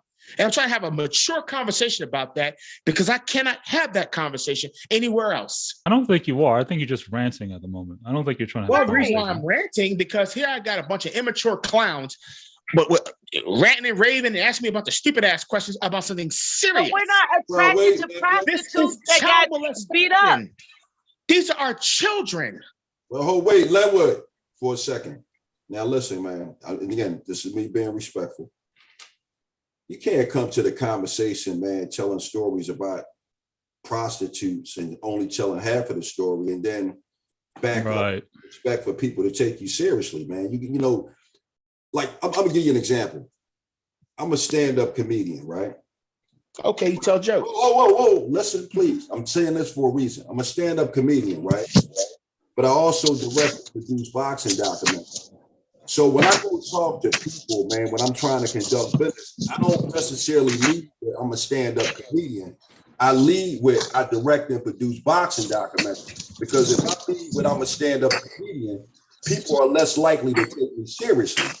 So my point that I'm making is, man, you know, you was saying stuff that kind of sort of tarnish your credibility a bit. And once you put your credibility out there to be tarnished, it's like now that you're trying to be serious, even though you might have been serious all along. Linwood, what is that noise? People don't take you seriously. That's all I'm saying. I don't have a noise. Oh, you moving your microphone around. It is disrupting the speech He's of the other punching the air. So I'm not punching the air. Stop that. You know, this is, you know, when I talk about the prostitute story, I was talking about something very serious. I was talking about a conversation that I had with another human being. Right. But being non-judgmental about the person's life choices. And you people here make it a fucking joke. Well, no. We're not saying that she's a joke. Funny. And it's really not funny that women got to go out there and sell their bodies, take care of their children. Right. It's not funny. Right. It's not cute. It's not. It's not. And the things you changing the topic. Yeah, you just deflecting. That had nothing to do with. Yeah, you are. The conversation I tell that woman is, look, you should, you know, go home and see your daughter. Get out of this lifestyle. I gave this woman advice. The reason why they were laughing that we were suspected that this was something else going on besides what you were saying. Right. Plus, Linwood, that's a conversation that's more suited for a therapist, a barber. That's a one-on-one conversation with somebody, because some people do come to this space to troll. I troll myself in here. Sometimes I troll people, but I can hear the sincerity and the pain in your voice. So that's why I haven't trying to be fucking. I'm not trying to fuck with you.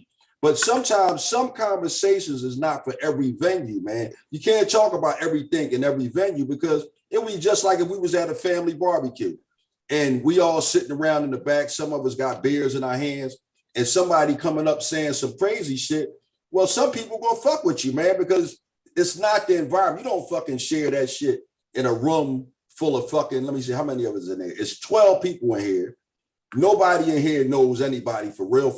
So you can't come in there with you can't lead with a conversation about prostitutes and then actually, I was talking about R. Kelly. I got asked this question by clown suspect Bomb Cherry. I got asked a question about the prostitute. Well, some other dude asked me a question about a prostitute and should a prostitute sue me? Just the most ridiculous ass question. Actually, what I asked you, I was explaining to you how, you know, when you was talking about, they laughed at me. And I brought up the story and I asked you to share it to see if other people feel the same way. So now you've had new people hear the story and they feel the same way we do. So what's the chances that we're the ones who wrong and you happen to be the one that's right? It does not sound like it will be a real story. And even if it's a real story, it doesn't sound like something that people would just share with just any and everybody. Well, and you don't seem to know what that means. I tell stories. Yeah, we know. No kidding. I tell stories about real things that have happened in my existence. Mm-hmm. I talk about real conversations that I've had. So why you mad when people think that it's funny though? Because they really wasn't like it's a funny story. Because it is funny, Linwood. Come on. Those stories are not comical. They're real stories that have pain. It actually I don't give a shit. And those stories have real people who are damaged people. And to try to speak for those people who can't really speak for themselves and try to tell their story. How are you speaking for the prostitute who was bitten and you gave her $40? And did you help her not be a prostitute anymore? Yeah, what story are you telling of hers? I didn't see her anymore after that night. Okay, so yeah, so how did you help her? What were you just telling her a story? I was just telling you a story about, just treating another person as a human being. And to be honest, when you told us the story, we wasn't talking about prostitutes or nothing. You just came out the blue with the story. Well, no, you actually somebody brought it up to me. I'm not talking about today. I'm talking about the very first time. I was just telling a story about people I've talked to and people I met different people. Remember the next story? Remember the other when you said I met a woman at McDonald's. Remember that story? Tell us that story. Go ahead. Oh man, let me go on mute. I met a young lady at McDonald's. You know, she was more like a secretary. She dressed like a secretary. And wait, so remember I asked you, is she a secretary or did she just dress? Because you just said she looked like she was presenting like a secretary. Okay, so and I thought it was a nice, very nice dress she had on. She had a very nice dress, and I we started talking, and I was like, well, listen, I introduced myself. I said, well, if you want to talk sometime, just let me know. And we started talking, and we got to know each other. Not for a short period of time. She started telling me about her, her life and her background and her family. That she used to be on meth, right? Yeah, she admitted it. I'm like, okay. I thought, well, I would ask. We would talk. We would talk about that stuff, and I was like, well, let me ask you. Why did you get on drugs? What happened? What happened? And she told me what happened. Like, she was verbally abused as a child, and some of those things are still emotionally messing with her to this very day. And I felt a sense of sympathy for her, because as children, whether we're Black children or non-Black children, we were children that saw a lot of adult things in our uprising that we shouldn't have saw, and some of those things affect us differently than others. And I kind of could relate to her as far as the childhood trauma and all that stuff. What about the meth?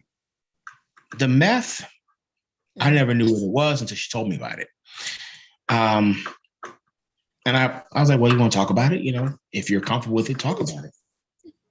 And just like, and then what happened? Like, what happened next? Well, we talked often. We talked off and on, and had deep conversations about our goals in life, where we want to go.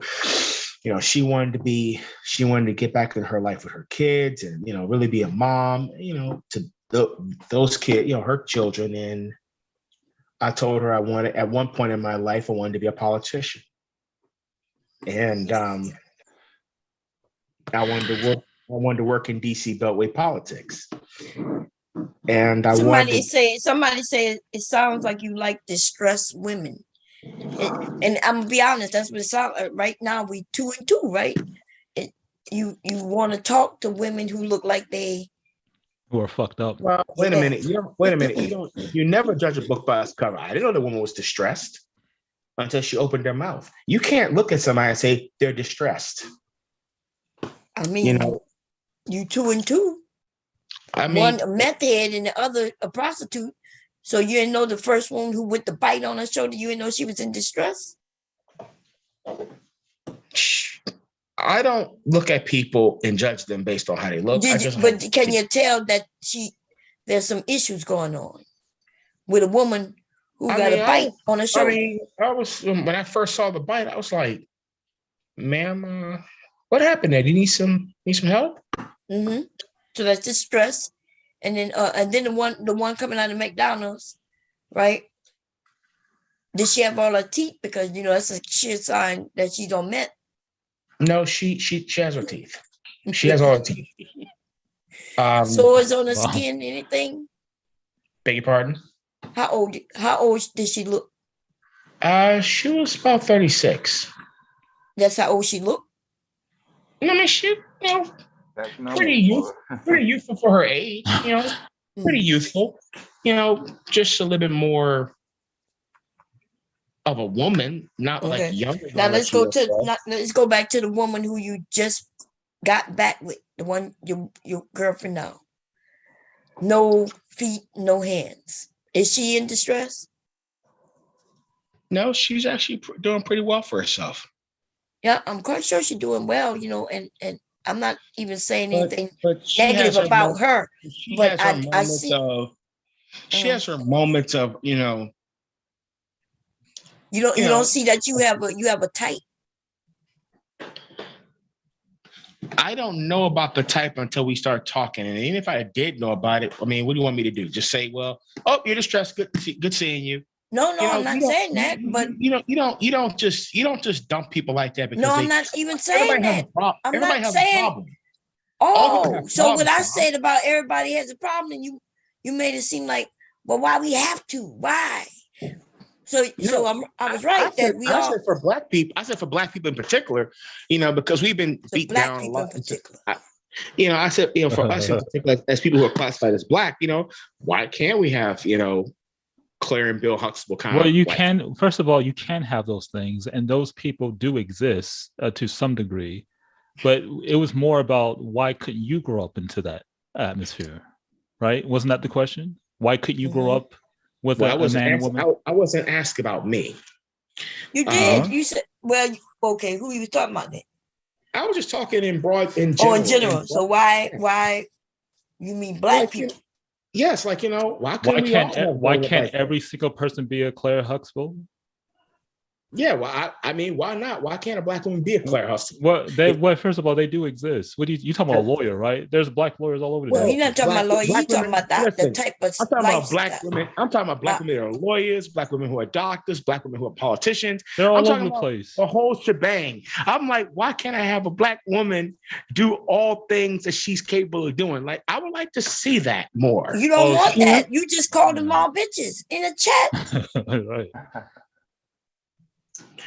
No, deja vu. I'm experiencing deja vu. The black women I've called bitches are black women who are immature, and all they do is just have these trash conversations. Give me an example. Give me an example of an immature black woman. Immature black woman. Mm-hmm. One, don't take better care of their. No platitudes. Give me a specific example of a black woman who's like, let's say there's a woman who's talking to you right now, and she demonstrates her immaturity by doing what?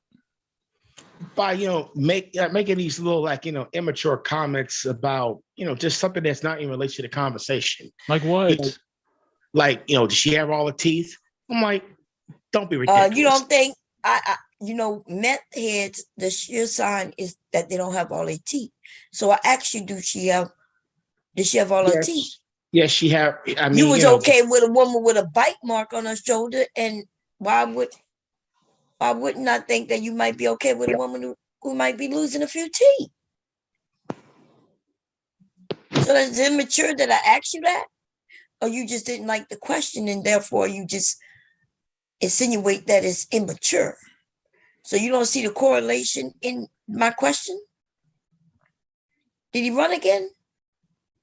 He'll run. Oh, he left? Did he? Yeah, I think he ran again.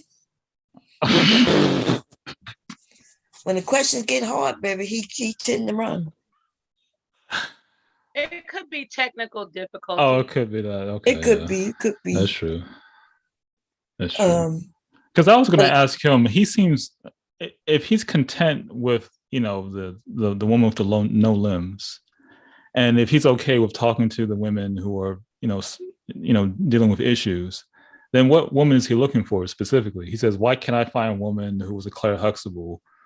Like, who is she talking? I mean, who is he talking about? He seems okay with the women he has. I think, right. Well, and nothing's wrong with that. Nothing wrong with, the woman who lost her hand and feet. Right. It's sad that it took her to get stabilized and get her own place and start doing okay for him to move back with her. Because remember, he was dating her for 8 years before she lost her feet and hands. I hate to say this. Maybe I shouldn't say this.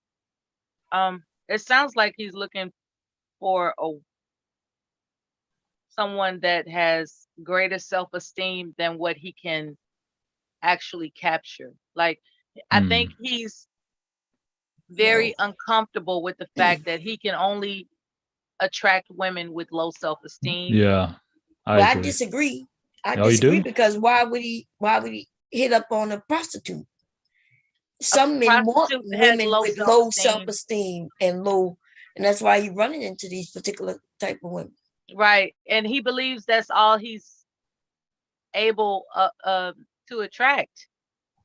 Well, he might know the truth about himself. Right. You know? And he's angry about it. He's like, why is it that the only woman that I can attract in my life are those that are classified with low self-esteem? I mean, he did. I'm sorry, go ahead, Bob. Remember, he did yell and say he don't have a voice. And he feel like, so he's finding women whom, he can at least talk to.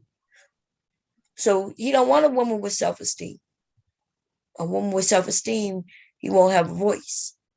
But a prostitute who can control with his money, well, he'll have a voice in that situation, you see. He did say that he grew up without being able to express himself. So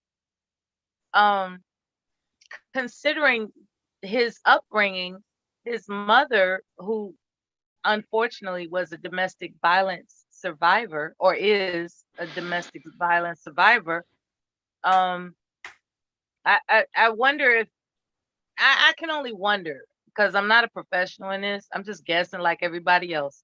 I just wonder if he thinks that he's into just saving people Not with low all self-esteem. Yeah, it's got to be they got to fit a certain, you know what I'm saying? Yeah, certain mold. Yeah. You actually saying the word save means there's something, they're in something for them to be saved. Yeah. So you get it right on the head. Yeah. There's some men like that. There's some women like that too. You find the women who always women like that as well. Yeah. They find men who she always has having to save somebody. Sorry sob story, and all of a sudden they like, oh, I gotta help him. The next thing you know, they get mauled. And they feel good about themselves, they feel good about helping somebody. Because then they don't have to worry about helping themselves. You ever met somebody who they won't help themselves, but they're always helping somebody? Yeah. Right. Escapism in human form, pretty much. Yeah. So these conversations can be very useful, and they like sitting in front of a psychiatrist, or should I say a therapist, because psychiatrists, I think, give medicine. I'll give these motherfuckers some medicine, all right. 2 punches to the throat. Right, I call it socializing. Yeah, some people call it therapeutic. I call it socializing, because therapeutic is on a different level than what we do. It's on a different level. Some of these dudes want therapy though. We speculate. Professionals, they know what they're talking about.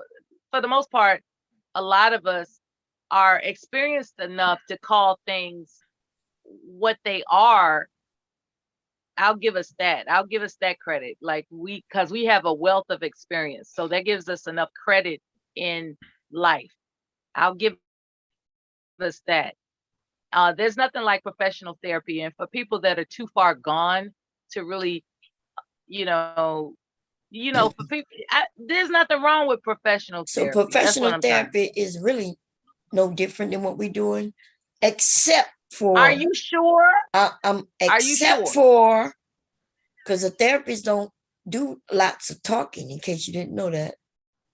They ask the questions, and the person who's the patient provides the answers. The patient provides even the direction in which the conversation will happen. They don't push you into anything. So yes, this is what therapy is. You go and ask the person, well, why are you here? And then the person start talking. And then based on what they say, a few other questions come. Well, what do you think the issue is? I think why do you think your mother? Oh yeah.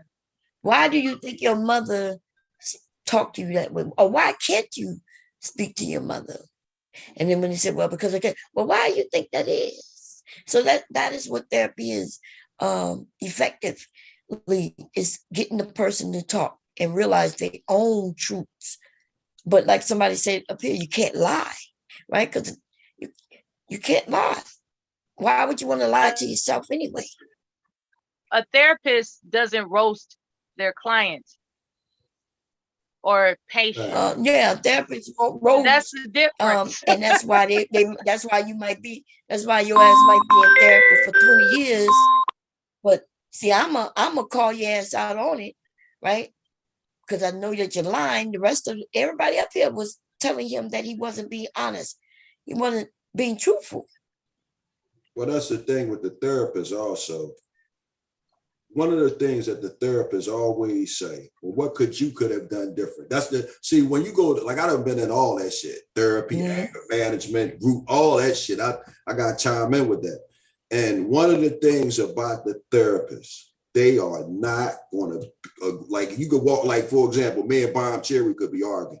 And I go to the therapist, the first thing the therapist going to say after I finish vetting will say, well, Xander, what could you have done different? Could you perhaps not have brought up that conversation? Could you have perhaps left? See, they're gonna always put the ball back on you, because at the end of the day, we are responsible for our own actions. Yep. Right. So it's and that's what, like I was telling the brother earlier, man. Okay, I understand some of the shit you might want to talk about, but like I think Mella just said it, the therapist ain't gonna roast you. Now the therapist might be thinking you's a dumb motherfucker, man. But they're not going to say that to you. Now, the closest I had, right? My therapist got my ass, right? Because I was, it was a few years back, man. I broke up with my wife and my girlfriend at the time. And I was sitting there and I was literally blowing the therapist's mind. And finally he said, man, that's really, really fucked up, man. That's some fucked up shit you did. And I started busting out laughing. So now he's apologizing because he think that I'm going to, probably file a grievance against him. But the same way how he expect honesty from me, I really needed somebody to say, yo, bro, that's fucked up what you doing. You know what I mean? So if you're not willing to be honest, that's what's wrong. That's what, like, this whole space, I'm not talking about everybody, because we got some level-headed people here. That's why this is why I fucks with Bomb, because some good people come here. But most of the people that I happen upon in these spaces, man, these are motherfuckers that don't want to take ownership for their bullshit. And like I said, I've been in here. I was actually starting to believe that it is as fucked up as a lot of these fucked up people have been saying it is. But when I look around and I see couples walking down the street, young black men and black women, you understand? If you hear these motherfuckers talk, you would really believe that young black men and black women are defecting from each other in masses. And this is not the case. And I see young couples together all the time. They look happy. Some of them look annoyed because it's just the day-to-day of being in a relationship with somebody else. And it's not as bad as these motherfuckers is making it out. Now, it's fucked up now. It is fucked up. But still, there are people out here that are making an attempt to get in relationships, to get married, to have children. And I think most people start out wanting to, trying to do the right thing. But, it's just like what we doing here. This reminds me of being in the locker room at the gym, being at lunch. You have a bunch of people that's co-workers or friends that you fuck with, and y'all sit around and y'all have community and y'all have family and you talk about it. And when people get to know you and they feel they know you a little bit, they know when you telling the truth. They know when you bullshitting. And when they tell you something, because I think each and every one of us in here, I think we all cared about Linwood to some extent, to the extent that you could care about a motherfucker you don't know. But, his whole problem was, man, he just wasn't being honest about the overall scenario. Yeah. No, I agree. I know, some of them, especially him, he think I'm hard on him, but I'm trying to get him to see realities. Come on, if your men would be honest, like this man is about to be 40. If I'm correct, he's 39 or 38, one of them. Okay, and he doesn't have a car. He was just living with his mama. Like, what's positive in any of that? a fucking loser, basically. Oh, Jesus. If we were to be honest, you know what I mean? I'm sorry, but I'm not trying to shit on him. Somebody had to say it. But but at all actuality, at a certain point in life, you're supposed to be at a certain. It's like I'm 54 years old. I'm supposed to be I'm supposed to have a car. I'm supposed to have a house. I'm supposed to have money in the bank, because if one of my children needs something, they supposed to look at me and say, Dad, Grandpa, can you? And you're supposed to be able to do it. And it comes with years and years of doing what the fuck you were supposed to do. Now, hold on. I don't mean to get off track, but this all relates. I just threw a motherfucker out of my place that was living here for like 2 years. He was a friend of mine. He's still a friend of mine, but I can't fuck with him like that. But at the end of the day, here's a nigga, was a pretty boy ass nigga. He slung dick for a lot of years. And when the magic start weighing off, when the sisters actually realize this motherfucker's a job turkey and he don't have enough fucking sense to straighten up and fly right, because really your whole comfortable existence is based on these women that you have fucking manipulated into loving you.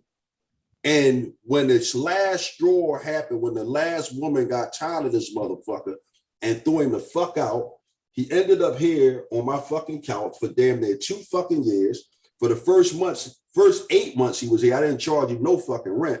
But once I realized that this motherfucker had intentions on taking up a permanent residence on my couch, I had to start charging him. Now, I just threw him the fuck out of here maybe about a month ago, because I started dating again. And it's like, my son is a tractor trailer driver. He's never home. And it was just me and this guy here. Now, this motherfucker was nasty, but I had to throw him out, man, because I met this sister, and this sister liked me until she came over here. My house had a bit of a smell to it. This nigga sitting there on the couch. And when she walked in here, she don't know me. She's somebody I just met. Only thing she know is my house got a bit of a smell to it. Some raggedy, mangy looking motherfucker sitting on the couch. And here I am, some nigga that she met on the humbug. That sister like, man, I'm not fucking with this nigga. But my point that I'm making is the guy that I'm talking about, like Linwood, full-grown motherfucker that don't want to take responsibilities for his own shortcomings, and you keep denying it and denying it and denying it, and one day it's too late. See, I like to talk to guys like Linwood, because this guy that I'm talking about is like 64 years old. It's fucking over with for this motherfucker. Linwood, a guy like Linwood. Where did he go, Xander? Where did he go? He's living in a crack house up the street. Oh, damn, man. Yeah. But the thing about it, what I'm saying is, right, it's never really too late. But when you were like, again, this guy that I'm talking about is 64. Linwood is in his late 30s. He still can turn it the fuck around. Because as a grown man, there's no way in the world that you shouldn't have a driver's license, a car, a fucking trade preferably, but at the very minimum, a job, some fucking money in the bank. Man, if you don't have them things at a certain time in your life, what it means is, man, no, you've been fucking up. You've been fucking up. Nobody did it to you. And that shit, like I said, I sympathize with motherfuckers like Linwood, because it's like, dude, you think you could turn it the fuck around, bro? Come on, man, you still got time left, because you don't want to be an old broke motherfucker, man. That's it. When you're a young motherfucker, you in your grind, you trying to get where you trying to get. You're going to get there eventually if you keep being persistent and work at it.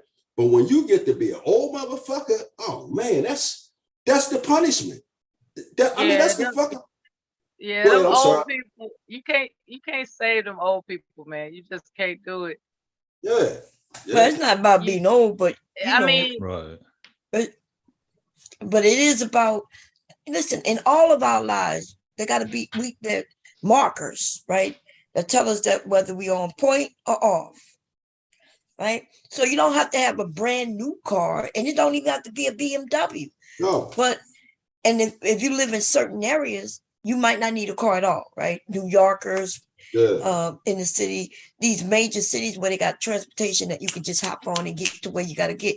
Okay, I can see where you're not having cars there, but in certain areas, you need a car. What happens, like you said, if you got a child and the child gets sick? Right. You know, you got to have some money in the bank or access to some money in case of an emergency. And being 60, who you supposed to be getting money? So you still getting money for your mama at 60 or 70? That means you getting money from somebody who's like 90 years old, 80 years old. Hey, Bob, is it any way I can send you a picture of a before and after picture of this motherfucker? If you got, what is on your phone or where is it? Well, right now, hold on. You want me to, because you can share the screen. Well, I don't know how to share it. I don't know how to do it. But I got. Where is it at first? Is it on your? It's on my computer. It's on my PC on my desktop. Okay. And you on your PC, right? I'm on my PC. What you want me to email it to you? No. Are you on your computer? I'm on my computer right now. Hold on. Okay. So see in the Zoom, there's something say share screen at the bottom. See it? Hold on. Wait. Share screen. Gotcha. Yeah, in the middle. Yeah. Yeah. Hit that, and then it says share. You just see screen. So I need to find my my desktop, the one that say desktop. Well, I don't have to say it. Could just say screen, and then you'll lower everything to the desktop. Yeah, he has different options of what to hold share. On. His screen. All right. I see screen files. Wait a minute. Damn. No, it's just say basic. Hold on. Let me go. Hold on. I'm learning something here. Hold on. Damn. All right. Now, where would I go at next? I see screen, whiteboard, iPad, document. Yeah, just choose screen and hit share. Hold on. Okay, hit share. Oh, can you see? And then go to your desktop. What about now? Is that it? Yeah, we see him. Yeah. Yeah. Look at this motherfucker right here. This is my gym shirt. So, that's him looking good there and with the black. Yeah. And that's how long that is. Shit, that's within a few years. Yeah. So the guy, the one on the bottom right, that's him as well? Yes. That's before and afters. Right. You know? Yeah. Okay, I can see how he was definitely slinging. He was buff. Like you could tell he was taking care of himself at one point. Well, he was in the movie Glory. He was in the movie. He was an extra, but in the movie what? Glory, the one with Denzel Washington. Oh, okay. Yeah, but it's like I said, I didn't know what the fuck happened to him. I just went and picked him up. And when I see him, I said, God damn, man, what the fuck happened to you, man? And he never said anything. But like I said, from what I know of the motherfucker, the nigga was a show enough cocksman now. The women love this motherfucking ass. But, again, you only can monetize your good looks for so long, Yeah, because looks fade, as we see. That's what all of us, y'all. Looks fade. How do I come out of this, Bond? What I need to do? The red, stop sharing. It should be at the top. I said, says stop sharing. Yeah. Oh, I know y'all done learned me something today. That's what I'm Okay. But yeah, man, that's my man. I love to do like an elder brother, but it's like, it's like, damn, man, what the fuck did you do to yourself, man? It's just sad. But when Linwood is that guy in training. You know what I'm saying? Linwood ain't that far off from that. If he Linwood looks like a woman, overweight woman. Have you ever seen him? I have, yeah. He was on. I saw him on the when he was having that stream with the Good Mother. Yeah, that's right. And I'm not even, but to be calling women names and the things that he said when he got mad, he don't have no room to do that. You know what I'm saying? Do you remember when we were having that conversation before about that big guy who kept going on and on about what he deserved? It's almost like the same thing here. It's like the only thing he didn't do was say the word. He didn't actually use the word deserve, but he was kind of alluding to the idea that he was entitled to this particular woman. And it's the same thing. And like, it has nothing to do with deserve. It's not like what you earn. It's more like, there are certain women who like certain guys. At the very least, as Xander pointed out, if you have a vehicle, if you have a place, and if you have a job, you can get women. Like you'll be surprised at the kind of women you can get too. Like you will probably be able to get some women who are in sort of like a high echelon position. He wants a Claire Huxtable. Well, he has to be a Cliff Huxtable. That's how it works. Like exactly. Exactly. You always talking about Claire Huxtable. You need to be her opposite, you ding dong. At some point, the car, the own home, and the steady, stable source of income, those are gonna come up. Yeah. And then I don't want to justify, but it just seems like when that conversation comes up, then all that Claire Huxtable shit going out the window, dude. Right. I mean, just straight up. Yeah. And you know what? I don't care what nobody say. That's like with me. I deal with certain type of women.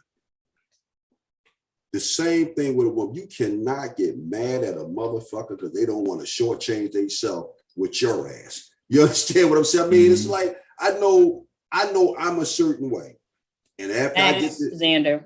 Huh? Oh, you said facts. Oh yeah. Yeah, I know that I'm a certain way. And if I'm sitting there, because it's all an interview process. It's all an interview process. Until y'all consummate the relationship and y'all decide that y'all gonna be an idol, a conversation between a man and a woman is a fucking job interview. Facts. That's true. If that woman don't like you, because this is what pisses me off, half of these motherfuckers, half of all of this manosphere shit. As a matter of fact, I'm willing to bet to go as far as to say 51% of this manosphere shit is over women. I know. Oh, bro, it's more than that. Right. I'm almost like 70%. You got to go up on that number, bro. Yes, it's like 80%, bro. I'm just giving them the benefit of the doubt. And the same thing. No benefit. No benefit. Same thing with the women. Most of this shit is motherfuckers who are mad because they can't get someone in particular. That shit, because that's what it always boils down to. Every time I ever been on any of these, always. I agree. It always boils down to who the fuck you can't get. 100%. My phone is ringing.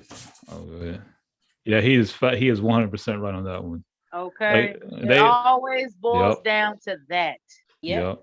Yeah, that's why I couldn't understand why a good that majority goes for of women as well as men. Majority of their subject matter tends to only be focused strictly on the dysfunctionality of their own personal experiences. Yeah. So when I see these titles, why do women do this? Why do women act like this? Why do women?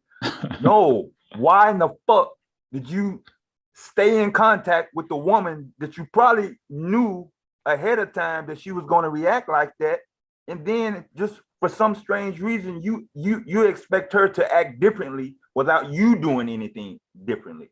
So right, those titles of those lives and those platforms are their own experiences, which they didn't really take the time to rectify. It was an easier route to bash and just ignore the issue, and that's it. Bottom line. Right. And as long as that space exists, and as long as I don't know if Linwood's necessarily in the manosphere, but if he's listening to these guys, and if other folks are listening to these guys, it's going to come to a point where they're going to end up like Xander's friend, because these guys just keep having their own biases. What is it? They have their own biases always fulfilled every single time. Like they're always confirmed. Their biases are always confirmed about women. The reason why you don't have this, there's no self-reflection whatsoever. Like as Xander was pointing out, so like when the doctor tells you to self-reflect on your particular circumstances, because you're responsible for your circumstances, look at what you have to do in order to make your arrangements better. That is the entire opposite. The manosphere is the exact diametrical opposite. It's never self-reflection. It's all, oh, it's that other gender who's doing it. It's the gender who's doing it. It's the single mothers who are doing it. And And as long as they keep listening to that, there'll never be any improvement ever. Yeah, I agree more. That's why I started listening to a lot of niggas too, because I can't sit here and blame all my problems and issues in life on women. And for the most part, a lot of these content creators, that's what it boils down to, And then that shit is really a turn off to listen to. Like, why I'm fucked up in life because of black women, because of my mom, this, that, and the third. But you're a grown ass man. At some point, you got to take responsibility of what's going on around your life, and I'm not saying forget your past, but you do got to move on from it though. You know what I'm saying? So you can't be a grown man and still complaining about women as far as like why you can't succeed in life, and and you're so focused on the type of woman that you don't like. Like, you feel me? Like, if I know I don't like these a certain type of women, I'm not gonna be talking about them all day. Like, for what? If anything, I'm focused on the type of chick I'm trying to pull up on if I see. So it just be a lot of back and forth that leads to nothing. Right. Yeah. Do any of these dudes show any examples of what they're preaching? Like the type of woman that they claim they want? Has there any been real physical presentation, or has it just been look how fucked up black women act? Can I make a statement? Are you gonna answer the question? Oh yeah, of course, a little bit more than that. Well, first, why is the whole conversation based off of something out of lust? You guys are talking about women. You got to get your life straight before you can even get a Don't woman. forget to answer the question. Oh my God, I'm going quiet again. Yeah, just say you don't want to answer the question, dude, and you want to talk your own shit. Ain't nothing wrong with that. No, I think it overjumped what y'all was saying. My bad. All right, go ahead. What you're saying though? In a nutshell, stop chasing chicks if your life ain't straight, because you just hurt yourself. Real rap. Oh, I agree with that. I agree that 100%.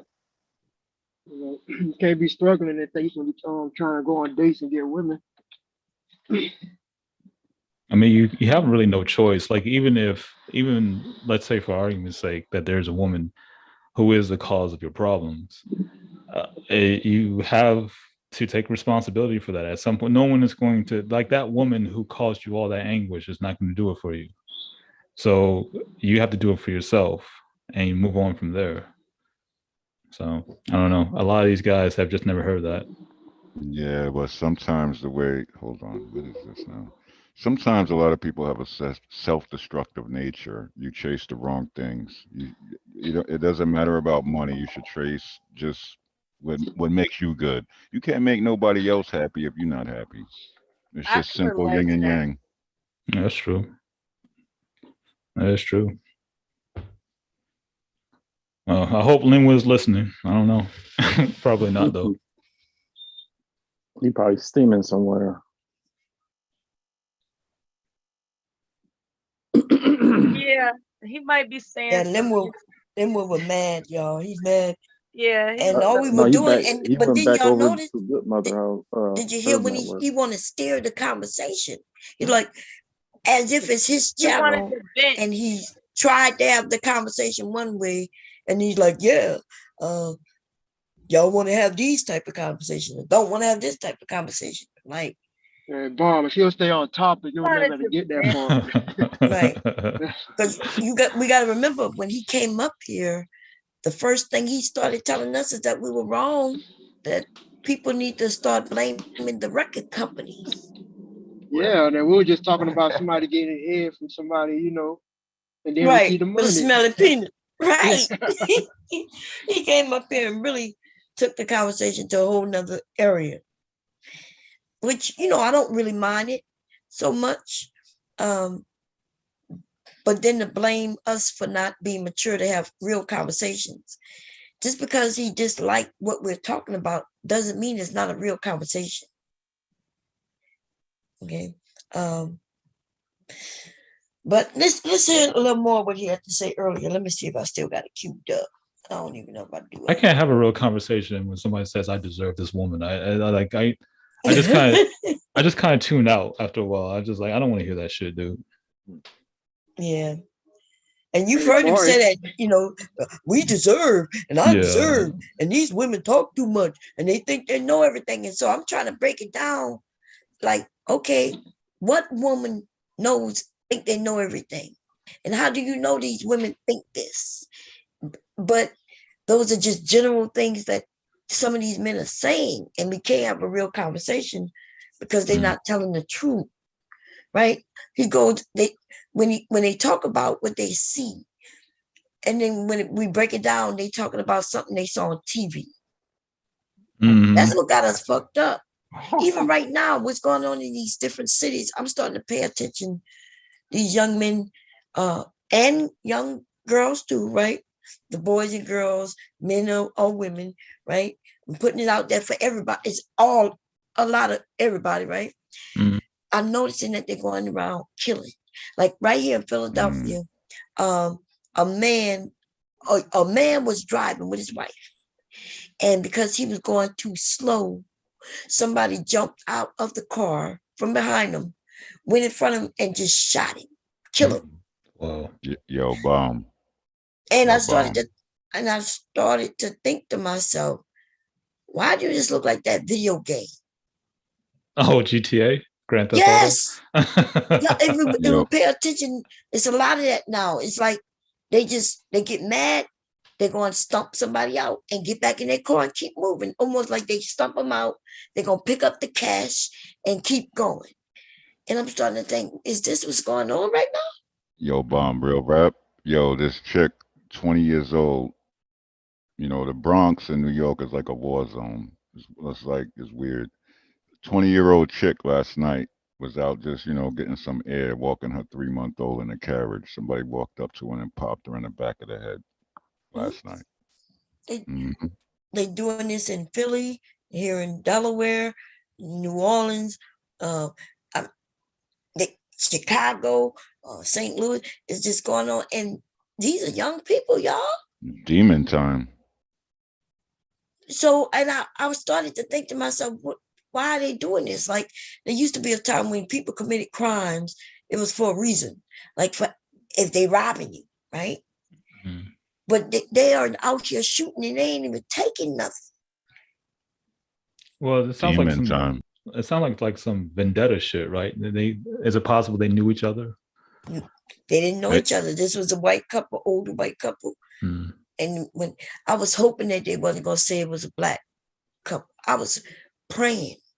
Like when they showed, I was like, please don't let it be a black person who did this. Please don't let this be a black person that did this. And boom, they started talking about it was a black male. And it was a black female driving the vehicle. The black male got out. Huh? So what we talking about? Right there in Philadelphia. Did you hear, was it this morning or yesterday morning? I think it was this morning. When in a nice little white community, they say that it was road rage. What they call it? Road rage. Road rage, yeah. They said that the couple was driving slow. So there was somebody driving behind them, got out, went and killed the driver, just shot him. Got back in the car and just took off. Wow. Yeah, it's crazy. I'd ride with my pistol in my lap up here. I mean, not that I'm looking for no trouble, but goddamn it, ain't nobody gonna hurt me. Now I done been through a lot of shit. Yeah, yo, real rap. Like, I got guns in other state, but up here it's not necessary, and the laws that they just passed is just gonna make this dangerous. And that's Where you at? just started. Where you at, bro? Jersey and New York. Oh, y'all can't even carry no fucking weapons up there. Oh, we can now. They just They passed can the now law. with the new law that passed. Yeah. Oh, no shit. I didn't know that. Supreme Wow. Court. Yeah, Supreme So you Court. get a gun permit in Jersey now? Yeah, you can get a concealed carry in Jersey and New York a lot easier. Now all these kids, they trying to sue the manufacturers because there's a lot of ghost guns that they can't trace the ballistics.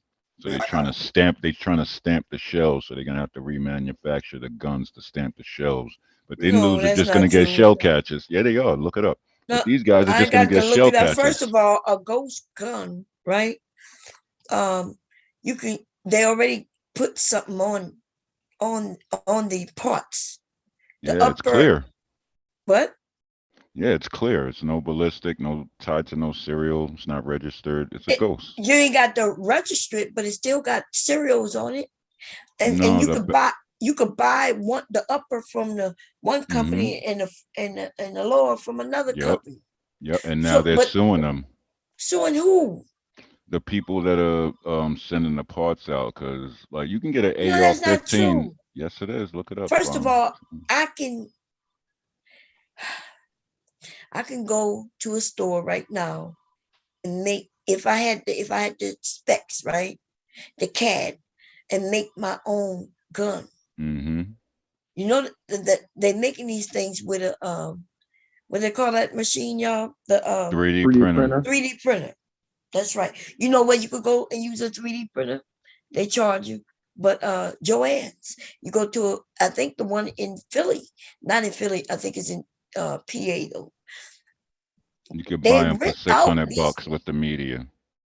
What? You can buy them for $600 with the media and download the actual design and load it up. And usually they run off a Raspberry Pi. I'm telling you, it's a big thing up here. What are you talking about? Dude, ain't nobody suing no gun manufacturer for not. They are. It's they're already trying it, dude. They're trying. I guess what he's saying that they're trying. He's not necessarily saying that they have a case. Oh, they're thinking about trying to do it. Right. Why? I don't know why neither. It don't make no goddamn sense. Just so that they got a serial number already on it. They want to be able to trace where if they find a bullet, they want to be able to track it to something. But why? It's never gonna happen. It's too many of them out there right now. It's the wild, wild west. These kids think they're playing a video game now. Okay.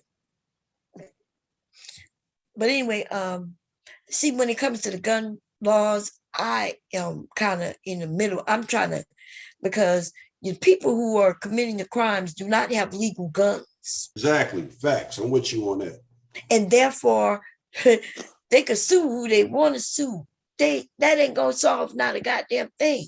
They're not gonna solve the gun problem, not at all. No. There's still certain parts that you got to obtain. You can't just get a 3D printer and get the media. Print out this. You still need to get this, that, and the third. What? You ain't got to get nothing but a lower and the upper. What else you got to get? Somebody makes it, right? You can make it yourself. What are you talking about? You just mentioned the 3D printer. You make the case, but all the other components, the spring, the barrel, Oh, the easily slide, a spring. You can buy these things. Those are the easy parts to buy. and that's the people they're going after. Why would they go after somebody? What, dude? But they have no case. That's like going after. Yeah, I know, but it's frivolous. Yeah, it's very frivolous. It's not going to work, but they're Yeah. trying just to waste more taxpayers' This money. dude just That's what said they're that doing. they go. It's the other parts, and then he mentioned a spring. So they gonna sue somebody, make a spring, a spring, or a boat. Some nails. Those things, like when they did the bump stock thing, and then they got them triggers on the back where they got the things. They banned those because you was able to get those off the net from Canada for like $80. They banned what? Those things that'll turn like a Glock into a fully Automatic. auto. Yep. They didn't ban that. Where they banned that at? Yeah, they did. That thing is illegal as hell. In what state? Across the country. What's illegal? That don't make sense, dude. That thing, no, seriously, look it up. It's a little thing. It looks like a square box. It goes on the back of your thing, and instead of you got to keep pulling it. You hold it down, like almost like not like a FN, but what was that other one? Tell us the name of it. Let me look it up. Let me call my husband. Hey, babe. Yeah. Let him know, cause I ain't gonna let him know. I'm gonna ask him. He'll come and tell us. He should know if he's military. They tried to ban it, but there's so many of them out there. Wait, they tried to ban it first. You said they banned it. Yeah, but there's already too many out there. So they trying, but there's too many out there. Okay, wait a minute. I'm a little confused. Help me, please, somebody. I'm trying. First you say they banned it. It looks like a little thing. Ban They banned it, but it's a thing. You can't ban something that's already out in the field. Wait a minute. Did they ban it? Or are they trying to ban it? It's banned, but there's already too many out there. That don't make sense what you're saying. Whether it's out there or not, if it's banned, it's banned. Yeah, it's banned. It's definitely banned, but so they made it from being sold. They made it illegal to obtain. Is it illegal? Yeah, I guess that's what he's talking about. He's saying it's illegal, but then he's saying, well, it's already out there, so they can't do it. So, but then we know that in the United States, when it comes to gun laws and guns and all that shit, that's different per state. I don't know before I even get into this shit. What? What's up? No, I'm sorry. I was on my other. Oh, okay. Oh, shit. My bad, yo. Oh my goodness, man. Since we addressed what irritated you. Hello? Oh, since we addressed what irritated you regarding Linwood, can we address what irritates you about some dude? Oh Lord. No, well, I'm not, so y'all saying I'm snapping at some dude. Well, it's the some dude speaks like he's talking about something that's factual. And so because he speak with that kind of authority, and then, but I know that what's coming out of his mouth is not factual. And that's that kind of, it don't bother me, but it does. Like, first, listen, it can't be that they trying to ban it and then they banned it. First you was like, they banned it, then you said they're trying to ban it. Those two things are different. Right? Some dude. No, I'm Googling it right now. Wait, I'm asking you a simple question. Do you not understand that trying to do something and have done something are not the same? Right? Well, they tried and they can't, but if you get caught but with it, you're in remember big what trouble. you You're in said. big Wait trouble. a minute, we got to go slow with this. Mm-hmm. So when you originally said they banned something, and when I say that's not true, you tell me it is true. Then we go back and forth, and then you say they trying to ban it, and you act like you didn't just switch up your whole answer by saying they trying. All right, I might have misspoken, but it is officially banned. You get caught with one, that's Fed time. In what area? The whole United States. Let me find the so name what of is this it called? device. I'm finding it. People right still now. making videos using them. Yeah, you know what I'm talking about. Wait, we don't know what is it called? He does. I'm trying to look it up now. I know what it looks like, but yeah, it's a little piece I that think goes on the back. It's a waste of bullets, honestly. Yeah, what pretty much. It's spray and pray. Yeah, you spray and pray. That's why they got them big, long extendo barrel clips. It's spray and pray, but they don't know where them bullets is flying. That's why everybody getting caught, getting shot up for no reason. Them dudes don't know how to What you mean getting caught? Everybody, you got a barrel clip with 40, and you got one of them things on the back of your thing, and it just goes. Brrr. Yeah, okay, we got that. What you mean by getting caught? You said everybody getting caught. Well, you get caught selling it or possessing it, you're doing Fed time. Never mind.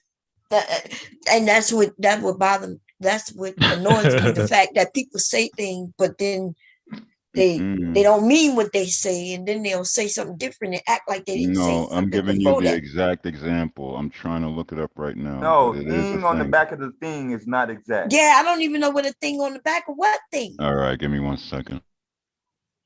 And then we got to understand that something could be banned in Delaware and not be banned in Philly, or it could be banned in DC but not be banned in Florida. And so that's why, and that's why when you say everywhere, and I'm thinking, okay, what could be banned everywhere?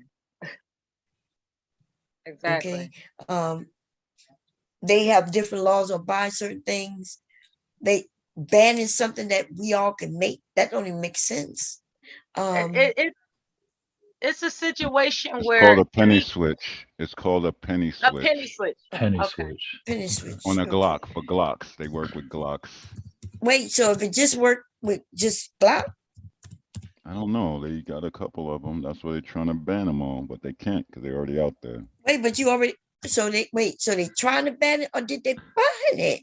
Okay, they're trying to, but they can't because they're coming in from Canada. So they haven't banned them. So yeah, so they have. You get all right. Well, you get caught with it, you're screwed. Okay, so it's criminalized. It's illegal. Yeah. Yeah. When this is right now it says why America should get rid of no, that's something else, y'all. No, what the hell is this? Let me see. I'm about to post it right now. Yeah, it's a full auto Yeah, drop put trigger. it, finish with these motherfuckers Yeah, talking about full I auto just drop put it. triggers, I just put penny it in the triggers. back chat. All right. I put both in the back chat. Let's see.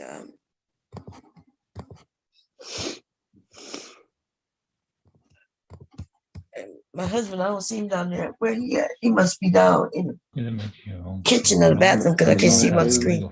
Let's see the back chat. Do we Where got a he man at? cave? But it no matter what, right?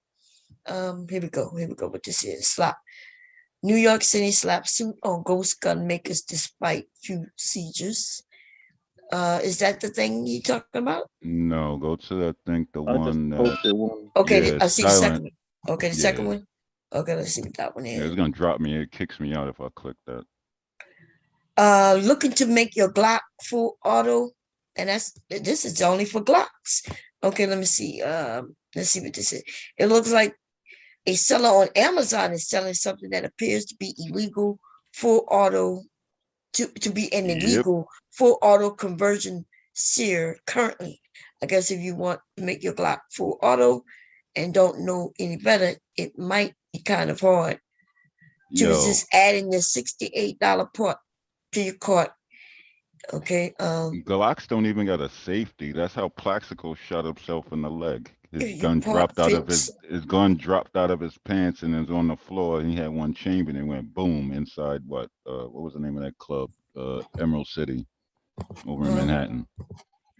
He had a Glock. Glocks don't got safeties. The only safety is you chamber it.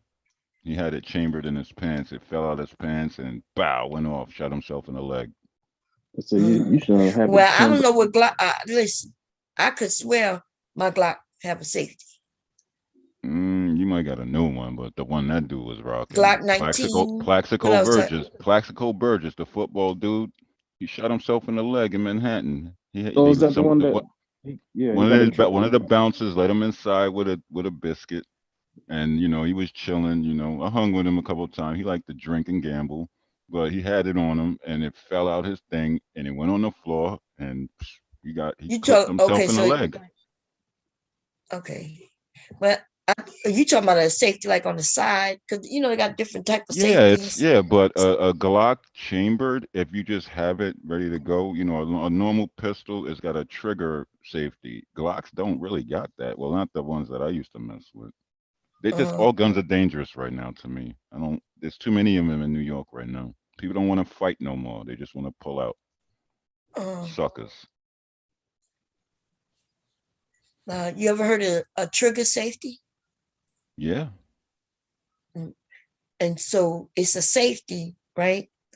But so it shouldn't accidentally discharge. Well, the old Glocks, they didn't have a trigger safety. The only safety was to not chamber it. Look it up. Plaxico Burgess, NFL dude. I know him. I can call him up right now. He shot himself in the leg. Because he shot himself doesn't mean he don't have a safety. No, or he some had type it. of He had it safety. chambered, and it didn't have a safety. A Glock. You can literally chamber it, toss it in the air, and run away, and it'll go off. Those things fire underwater. Come on. Yeah, it's plus. I mean, what they got to? If firing underwater got to do with anything? See, that's what that's what throws me off with this dude. This dude will say something that have nothing to do with anything we're talking about, and it throws everything. Okay, but anyway, I don't even know how we got on the Glock. I thought we was talking about a piece that changes weapons. I didn't know you were talking about a particular weapon. Well, they have them. If you don't have a Glock, the most dangerous ones to me are Glocks. I don't like Glocks. I wanted the porcelain. I love Glock. I love my Glock. And I wanted the porcelain one. Why would it be most dangerous? Because like the one that I wanted, the porcelain one that used to be able to get through metal detectors, you can't get those no more. Porcelain? Yeah, porcelain Glocks. Okay, so you saying that? Yeah, they ban those because you get them through metal detectors. You could guess what the Glock was made for. It's plastic. Yeah, why do you want a gun that you can slip through a metal detector? Why is that? I don't want it. Other people do. You just said you wanted it. What about the bullet? Can the bullet? Yo, you know what's crazy, Miller? Yo, you know what's crazy, Mela? I think that's the problem to the whole gun solution in the United States is to tag the people that are manufacturing the ammunition. That's the only way to stop this. I don't know where these To kids is stop getting all what? these bullets to all these shootings going on. Dude, so not wait. So everybody who getting shot, they get shot with Glocks.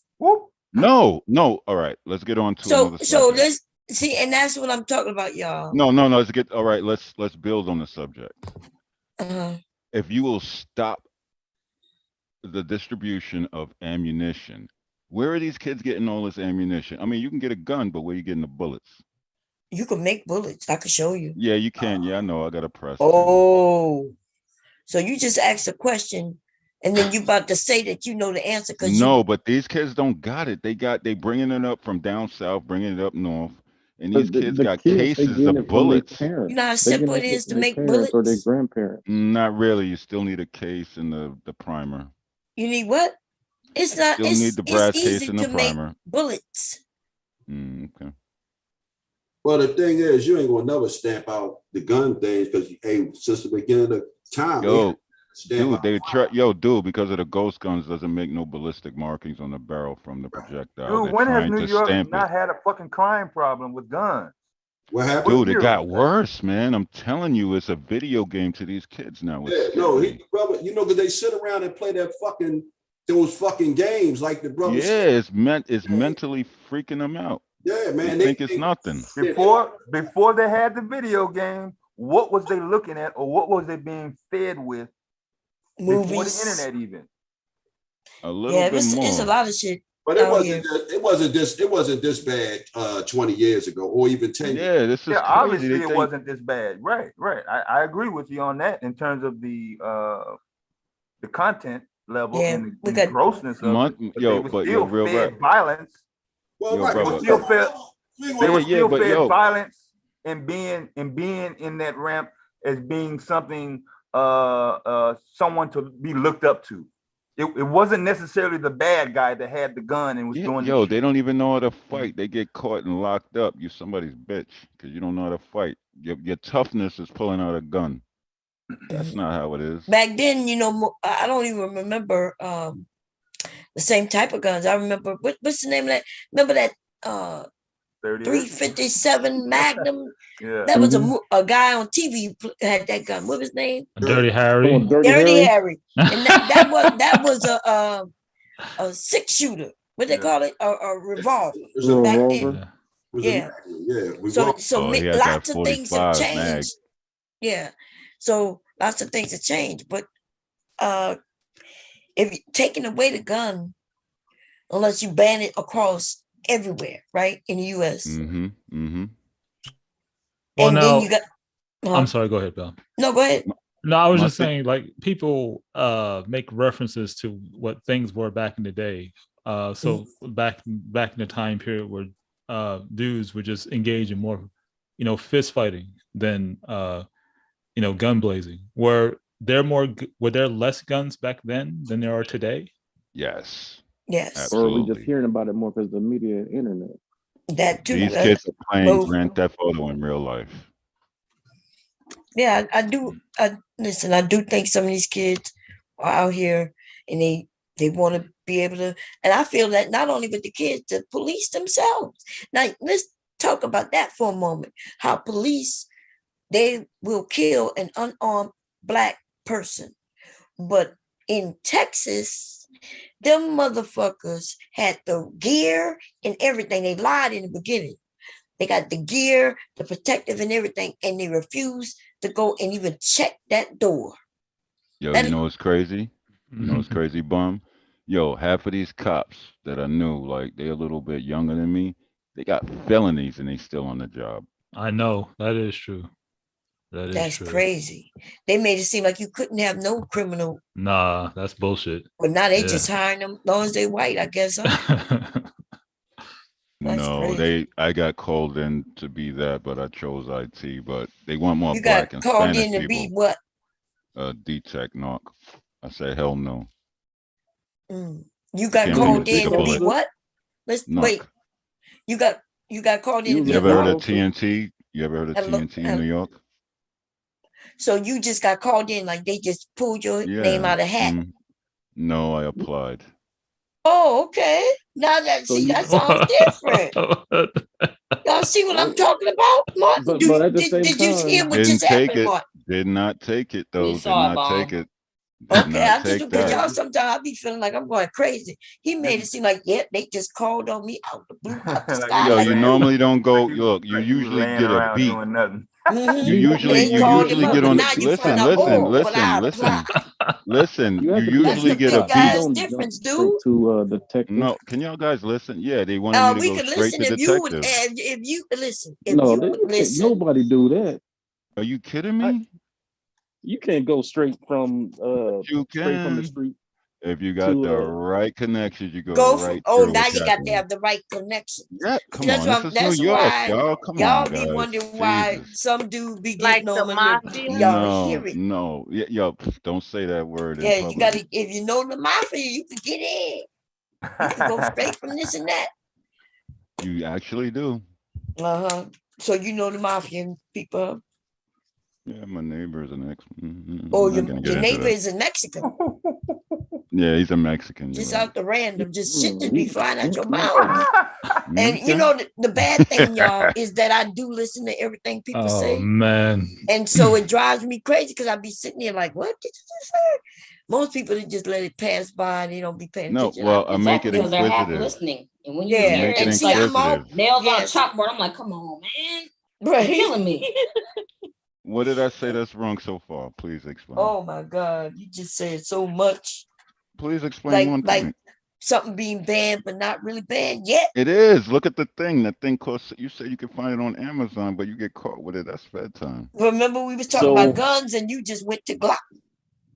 so A some Glock is a dude. gun, So right? what A you How Glock many is a different gun. guns you Hold on. think A they Glock got? is a You gun, said, right? Hold on. A Glock is a gun, right? Okay. but they did say you could buy it on Amazon. They told you how much. Am I right? Go try to get one off Amazon. You get a knock knock. Who's there? What you mean Going a on your knock door. knock? They if it's banned and illegal, Amazon can't sell it. So how did you find? I know Amazon can't sell it, but I'm just saying my Amazon's premise. selling it. Said, but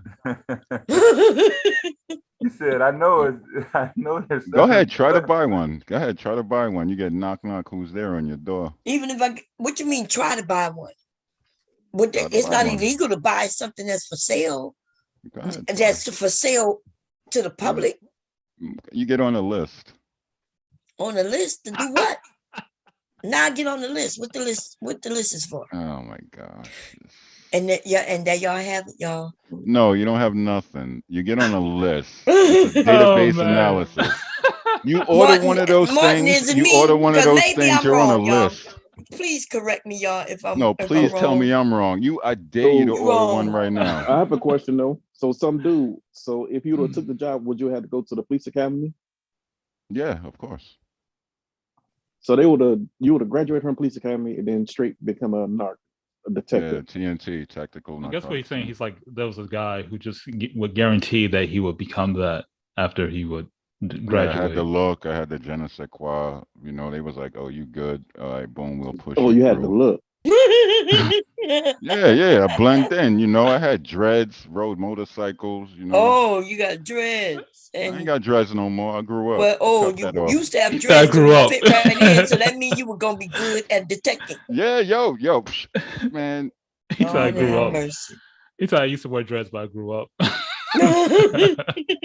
That's funny. You know what I'm saying? Because when I got back from when I got out of the military and I was going to do that, I would have still had to been a beat cop before you've been detective and Yeah, all that you stuff. didn't And you got Right. to test and all Well, that you You gotta have stuff. to get that know on your someone. job training. You gotta really be out Yeah, you there. got to know somebody.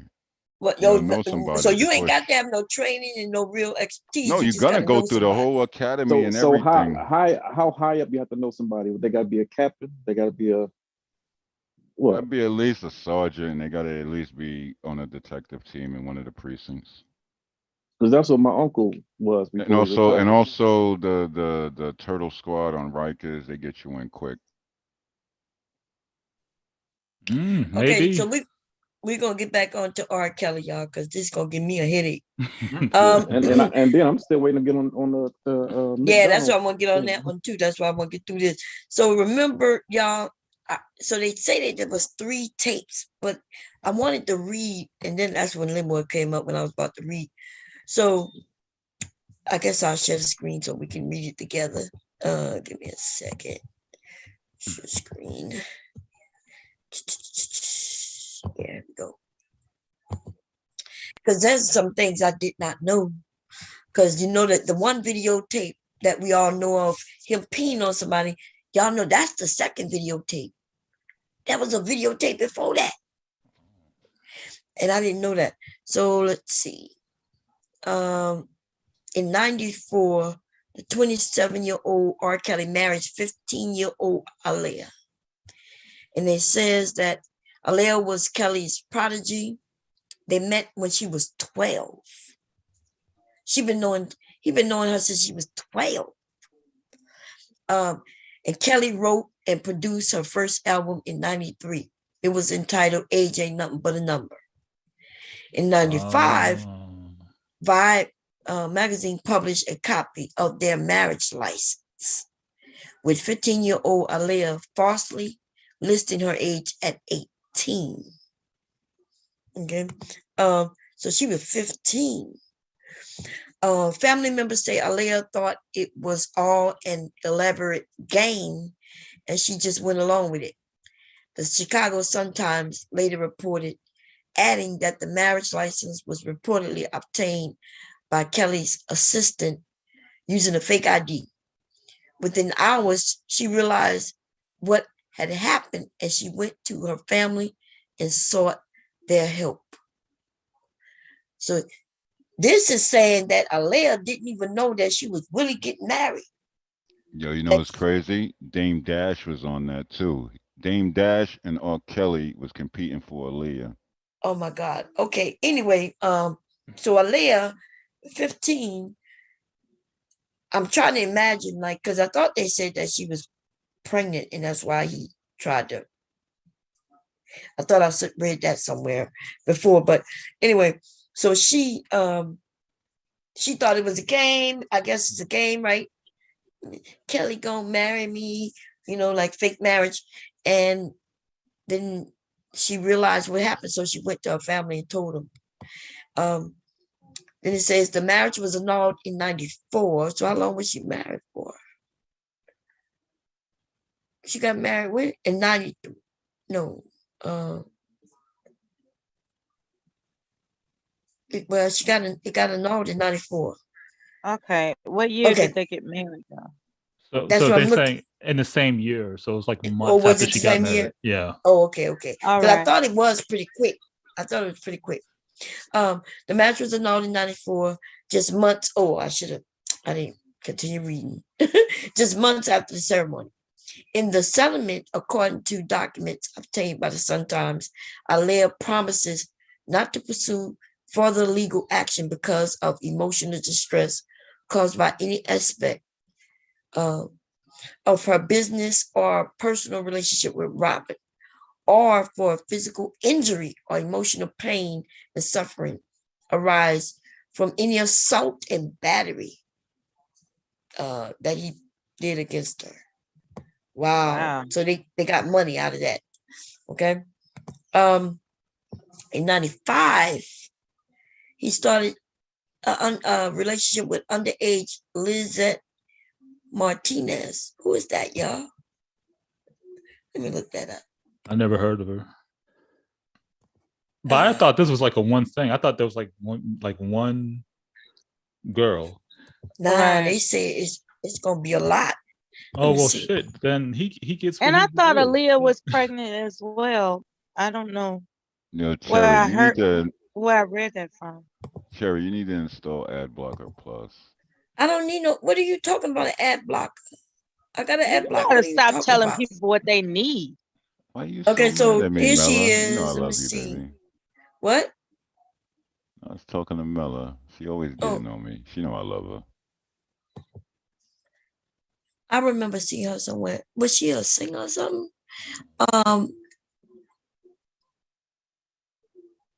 Teen sex abuse victim. I guess that's they calling her I've that never because seen her. I've seen her Look at what somewhere Dame before. Dash. Pull it up. That's Stacey Dash's cousin or something. Dame Dash it was him and R. Kelly competing Why for you? Aaliyah. But we're not talking about Leah right now. You don't see that? You don't see that, dude? I had it closed. You keep mentioning Dame Dash like I don't give a shit about him when I talk about him.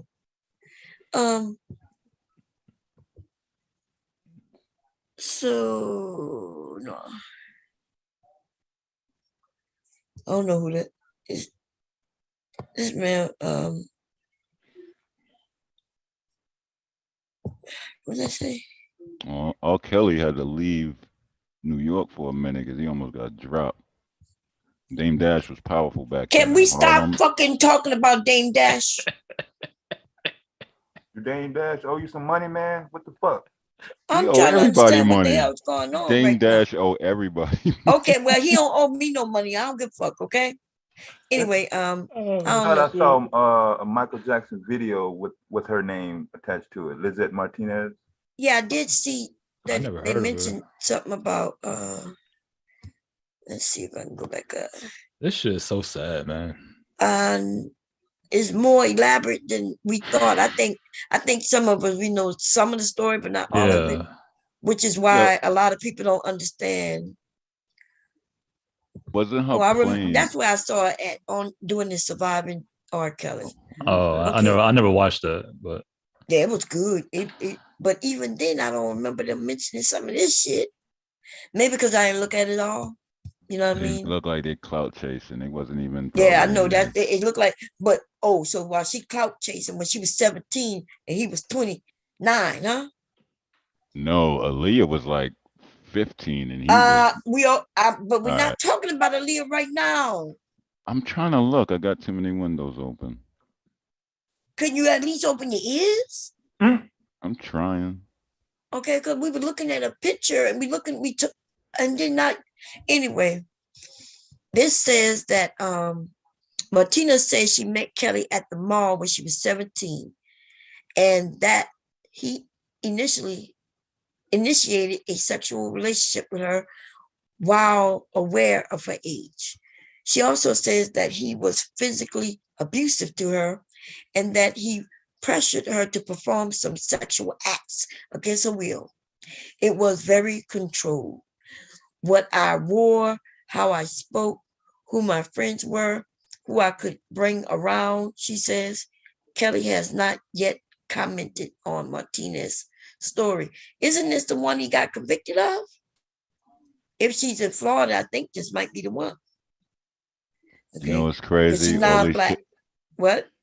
You know what's crazy? All these chicks is going broke. They could have did it when it happened, but they want to do it 20 years later. What you mean they want to do what? Do you think they sentenced him? No, I don't know. But Things what are weird they these did, days. did you not see that these stories came out well before? He yes, paid them. And you know what? And yet, look, Maxine Glasswell, look, she's doing 30 years for doing the same thing with Epstein. Oh my God. Thank you for telling us that. Damn. Can you stay on topic? Okay. In December of 96, the first of the known lawsuits accusing Kelly of sex with underage girls is filed. Ooh, look at that. In 96. Okay.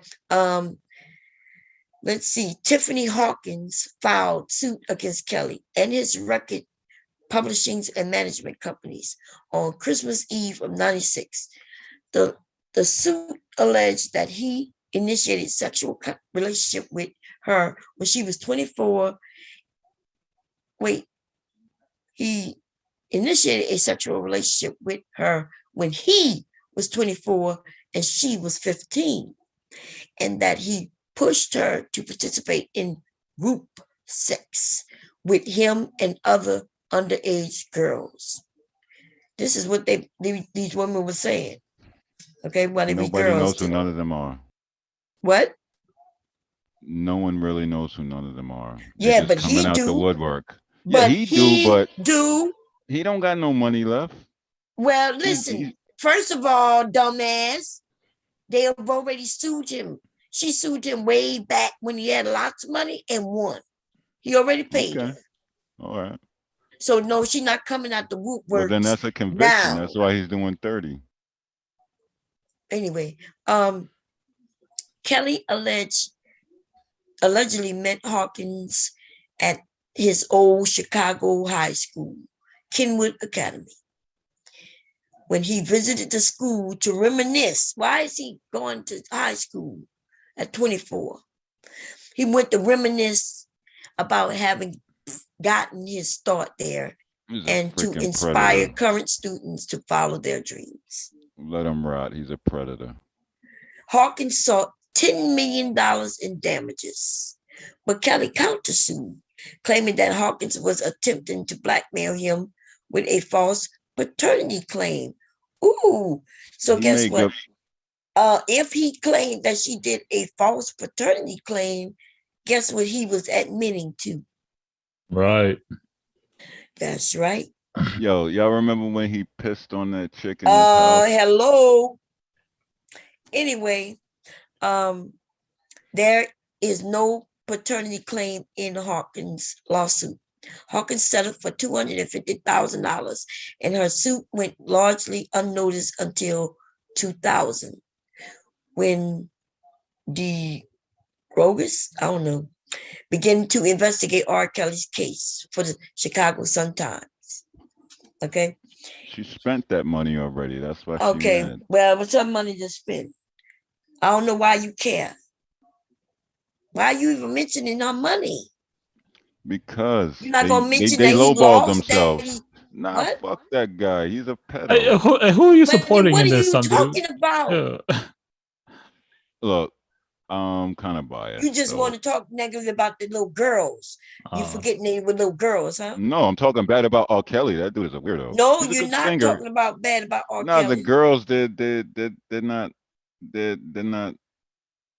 not what? mature enough. They're not mature enough to deal with somebody that's a predator like that. That Anyway, dude's a pedo. Okay, can we stop? Phew, Lord. Anyway, he published the Chicago Sun-Times publishes the first newspaper article investigating Kelly's alleged sex crimes. Anyway, let's see. They outlined the facts of Tiffany Hawkins' lawsuit and Kelly's marriage to Alea. Chicago police twice have investigated allegations of Kelly was having sex with underage female, but dropped the investigation because the girl would not cooperate. Okay. No one from Kelly's camp provided comments for the article. So that was another woman that he got accused of, actually several. Okay. January 2001. The first sex tape emerges. An anonymous source sent a videotape of what appeared to be Kelly having sex with a very young woman to Jim, whatever his name is, at the Sun-Times. The guy or girl, no, it said Jim, so it's guy, handed the tape over to the Chicago police, but the police, unable to identify the woman in the tape, did not charge Kelly. Bootleg copies of the tape circulated throughout Chicago. As far as we could tell, Kelly has not publicly commented on this tape. So that's the one that was going around Chicago. Everybody in Chicago had seen the tape pretty much, but out in Chicago, nobody knew nothing about this. Right. It's the first tape. The one we all heard about was the second one. But another lawsuit was filed against him in 2001. Okay. Missy Elliott tried to help. Tracy Sampson, a former intern of Epic Records, filed a lawsuit against Kelly, claiming that he initiated a sexual relationship with her when she was 17. Okay. And this is what I think she said. I was lied to by him. I was coerced into receiving oral sex from a girl I did not want to have sex with. I was often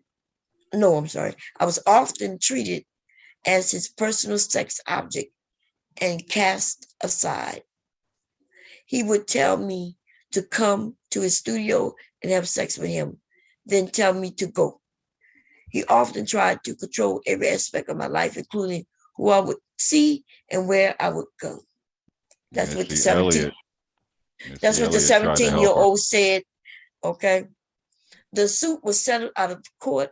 The size of the settlement is unknown. Kelly denied all wrongdoings, but he sure paid that money though. February 8, 2002. The second R. Kelly tape emerges. An anonymous source sent another videotape to the Chicago Police Department. This one showing Kelly engaging in sex acts with and urinating on what appears to be a young girl while instructing her to call him daddy. A witness identified the girl and said she would have been 14 at the time the videotape was made. Kelly, who was scheduled to perform at the Winter Olympics the same month that the tape emerged, denied in a radio interview that the tape showed him having sex with a minor. It's crap, and that's how we're going to treat it, he said. The reason these things are happening, I really do believe, is because of the fact that I didn't fall back as far as blackmail was concerned. I didn't give them any money, but he did give them money. Right? We already know that. Right. One of the women got $250K, and the other woman, we don't know how much she got. Okay. Bootleg copies of the tape circulated across the country, and police eventually indicted Kelly on 21 counts of child pornography. Okay. April 2002, Kelly was sued by a third woman. Patricia Jones said in her lawsuit that Kelly had sex with her when she was 16 years old, and that when she became pregnant, he coerced her into having an abortion. Kelly settled that lawsuit out of court for an unknown sum. His lawyer described the suit as a collection of half-truths, distortions by outright lies. But why he paid, I bet you they was able to prove that she had an abortion and she was 16. May 2002, same year, and the fourth, 33-year-old Martina Woods said that Kelly taped their sexual encounter without her knowledge and then distributed the tapes. Kelly once again settled out of court for an unknown amount. Okay. And then the spokesperson said, it's ridiculous and nonsensical. 2005, Kelly's second wife, Andrea Lee, files a restraining order against him alleging abuse. Kelly married dancer Drea Kelly, right? In 96, in 05, she petitioned for and received an emergency restraining order against him, citing physical abuse, harassment, stalking, interfering with her personal liberty. Her petition, Drea wrote that when she asked for a divorce, Kelly pinned her down and hit her repeatedly, yelling, "Don't you leave me. Why are you leaving me?" She added that he repeatedly snapped at her when she was near a man, including the time a man showed up in the background of a picture she took with her kids. Damn. My wife and I have had heated arguments. We had an heated argument, and we are now in the process of working it out, Kelly said in a public statement. We hope that the press and public will give us time and privacy we need to resolve this very personal situation. Okay, let's see. Once the emergency order expired, Drea asked for it to be dismissed, and she refused to comment on the incident in the press, referring it to only as old news. I remember when she did that. 2006, Kelly is sued by his mentor and associate. Henry Love Vaughn, said in a lawsuit that Kelly attacked him at a party at his house and backed out of paying Vaughn for his work on a song as well. In an interview with the Sun-Times, Vaughn claimed Kelly attacked him after he remarked that Kelly's 7-year-old daughter was dancing grown-up style, saying she was all dressed up with tight jeans and makeup on, a 7-year-old girl dancing on top of a pool table. It was like ridiculous. She told my lady, I'm having a show next week. When you come, bring 100. Bring hundreds. Bring 100. I don't know. Kelly lawyer didn't describe the lawsuit as pathetic collection of half-truths, distortions, and outright lies. Here go to trial. Let's see what it says. More than 5 years after the news of the alleged child sex tape, Kelly faced trial on 14 counts of child pornography. In the years since he was indicted, Kelly's lawyer had successfully knocked down 7 of the original charges. The trial lasted for just over a month, and neither Kelly nor the girl on the tape testified. Although 15 witnesses for the prosecution took the stand to identify the girl in question, the jury concluded that they could not be positive of the girl's identity and thus could not be sure that she was underage. After 1 day of deliberations, the jury found Kelly not guilty. Kelly broke down in tears and in the courtroom.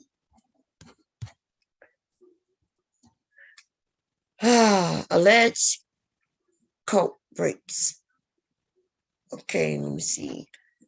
The women were required to call Kelly daddy, ask his permission before going anywhere, including the bathroom, wearing jogging suits so the other men could not see their bodies, and turn and face the wall when other men entered the room. Okay. Reported that Kelly alleged coerced the women into group sex, videotaped them, and beat them when they disobeyed him. Now, I heard he was videotaping these women with other women and holding that against them to make sure they don't go report him because he would have a videotape on him. And so he was using that to blackmail them into staying with him. That's what some of the women were saying. Okay. Anyway, let's see. In 2017, one of Kelly's accusers broke her non-disclosure agreement to speak out.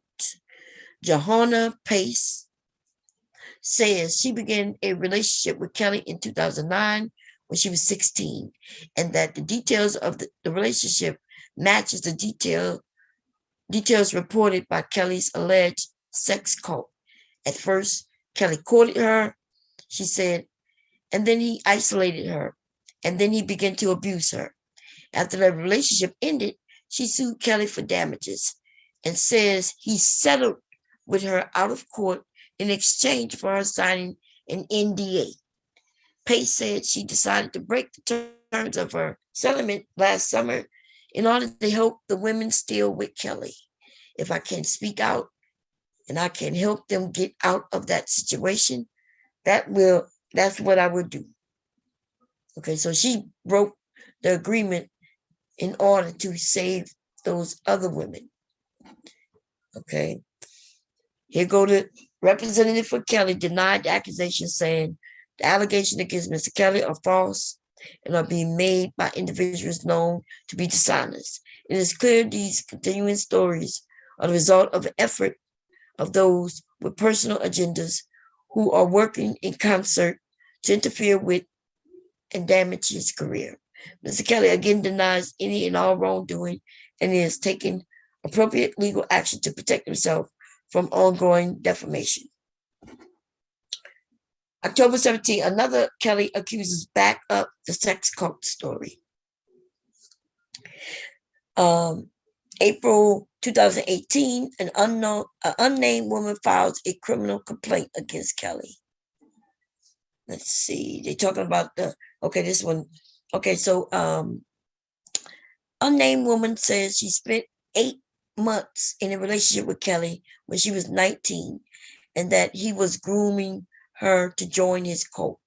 According to the woman's lawyer, at one point, Kelly told her that she would have to sign a contract and offer collateral information about herself and her family for Kelly's protection.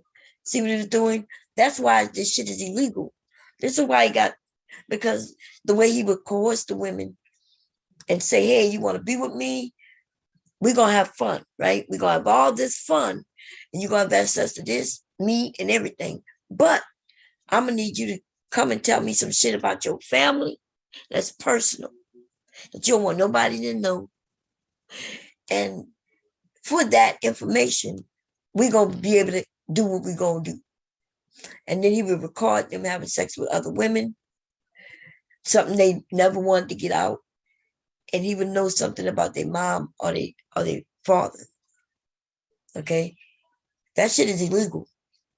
Anyway, the woman says Kelly intentionally, look this shit, intentionally affected her with an STD over the course of their relationship. She filed a criminal complaint against him, citing charges of unlawful restraint, furnishing alcohol and illegal drugs to a minor, and aggravated assault, which is referencing the intentional STD infection. Her lawyer says she is preparing a federal civil lawsuit against Kelly. Kelly denied the accusations. That's when his penis was smelling bad. That's 2018. Did y'all recognize that's when that woman came out and said he was smelling bad? That was 2018 also, y'all. Okay. So he was smelling like STD over there.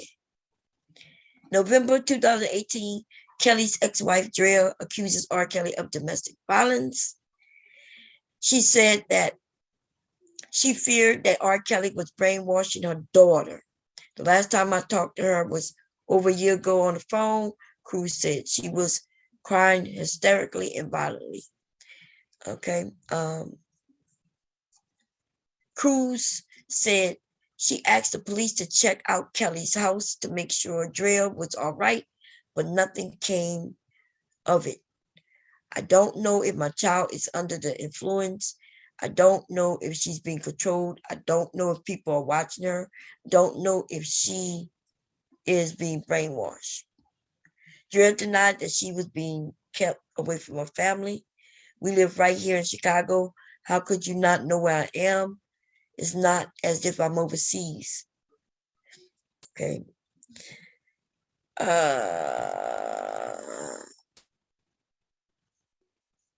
Okay. Surviving R. Kelly premieres. Okay. The third sex tape emerges, y'all. Both the New Yorker and CNN reported that law enforcement officials in Illinois had received a copy of a tape that appeared to show Kelly engaging in sex acts with a 14-year-old girl. And this is his downfall right here. Them people are like, oh, this nigga want to keep playing. February 2019, Kelly is charged with 10 counts of aggravated criminal sexual abuse. He was playing with them white people. Tape after tape after tape get leaked. Prosecutor of the Cook County, Illinois, filed 10 counts of aggravated sexual abuse against Kelly. He was arraigned in March 2019. May of 2019, he's charged with 11 more counts, including aggravated criminal sexual assault. Okay. The new charges included aggravated criminal sexual assault, which is considered more serious than the sexual abuse with which Kelly was previously charged, and which can be punished by up to 30 years in prison. And motherfuckers, people wasn't playing with him then. July 2019, including Kelly faces 18 new counts, including kidnapping and child pornography. The Cook County prosecutors filed an additional 13 charges against Kelly on July 11, including charges of child pornography. The following day, he received 5 additional federal sex crime charges, including charges of kidnapping and forced labor in New York. Let me see. Should I read this? Let me see.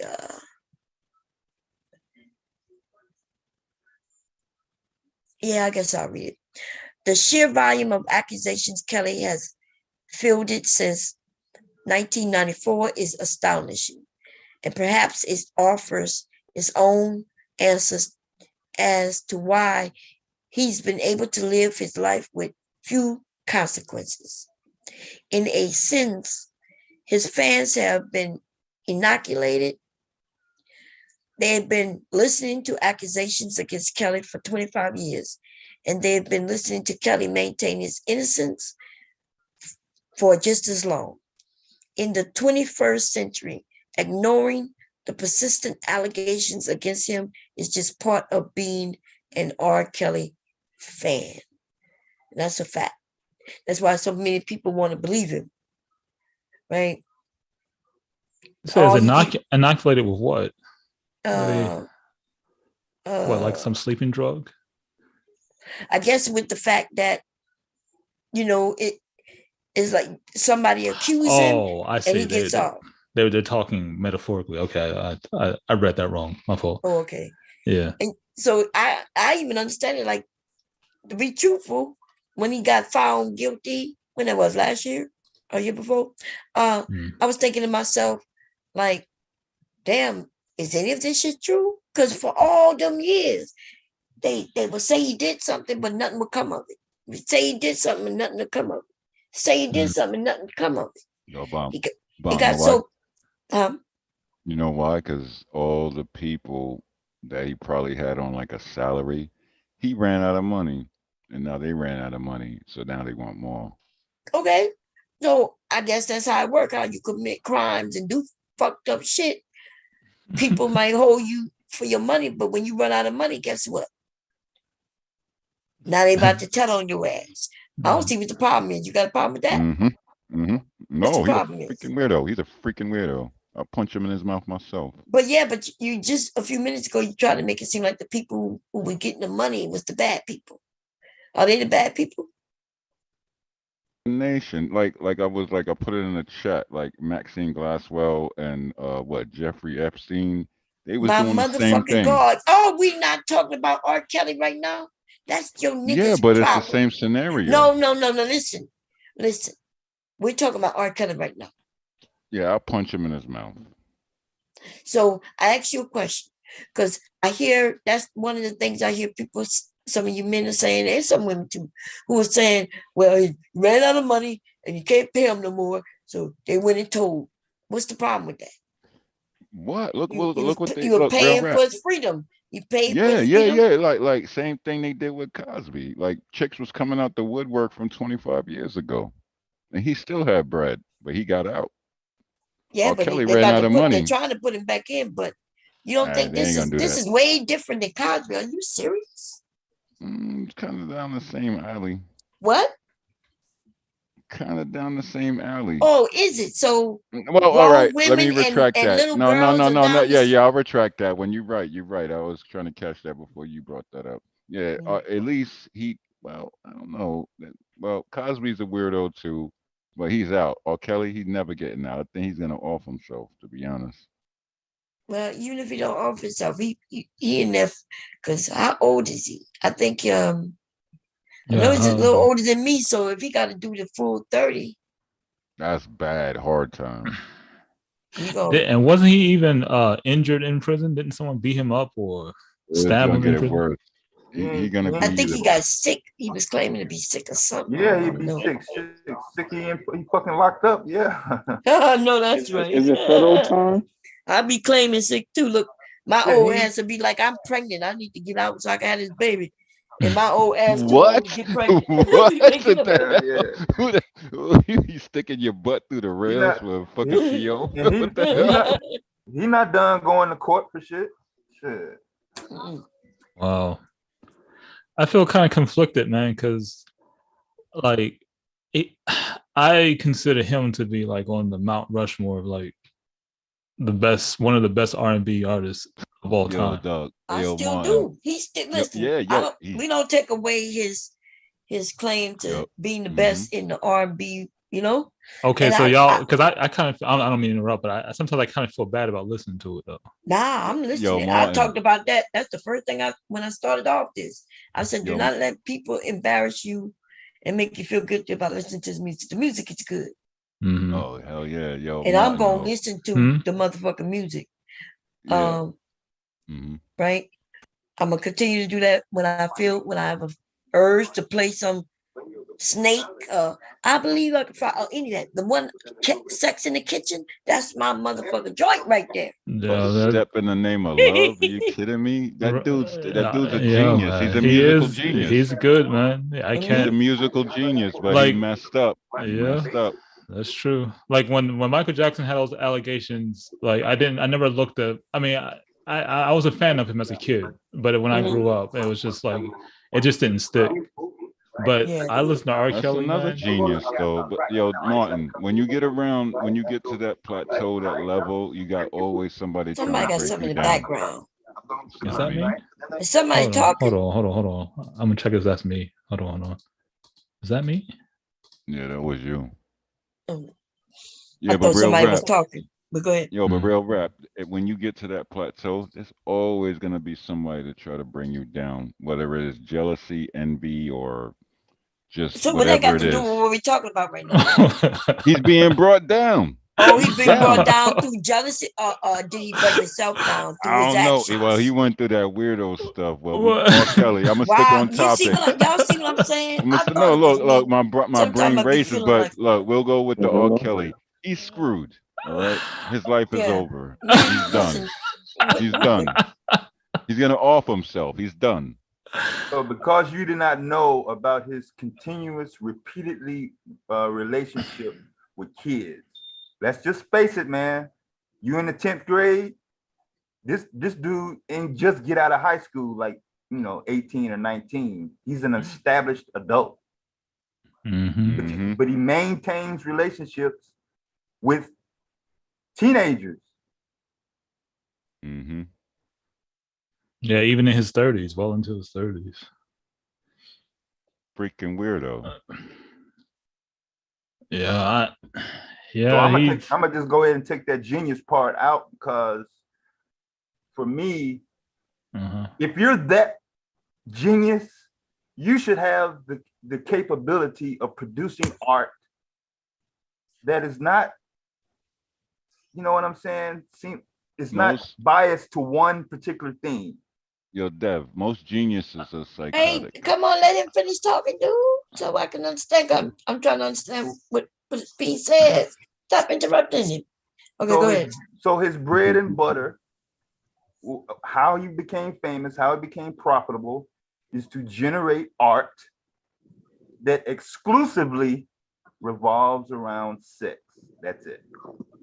That revolves around sex? No, I don't think so. That's it. I believe I can fly had nothing to do with sex. He got a lot of songs that had That's nothing to it. do with sex. That's it. That's it. That's it. Well, I mean, when I listen to it, I don't. Yeah, go ahead and throw one or two songs in there. Okay, I'll ride with that. I'll accept one it. or two. But his bread and butter, I'm talking about what he's known for.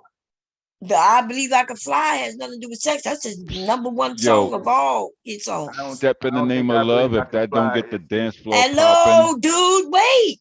God damn. Now what you saying? Was that song on that Space Jam album? I Believe I Can Fly. Yeah, that was the Space part of Jam a song. movie deal. Yeah, that was he part of a killed movie that. deal. Yeah, So he if killed you're making that songs for a movie, then I mean, if the movie ain't about sex and it's a kids movie and you don't want that publicity, then yeah, go ahead and make one or two cuts that don't have nothing to do with sex.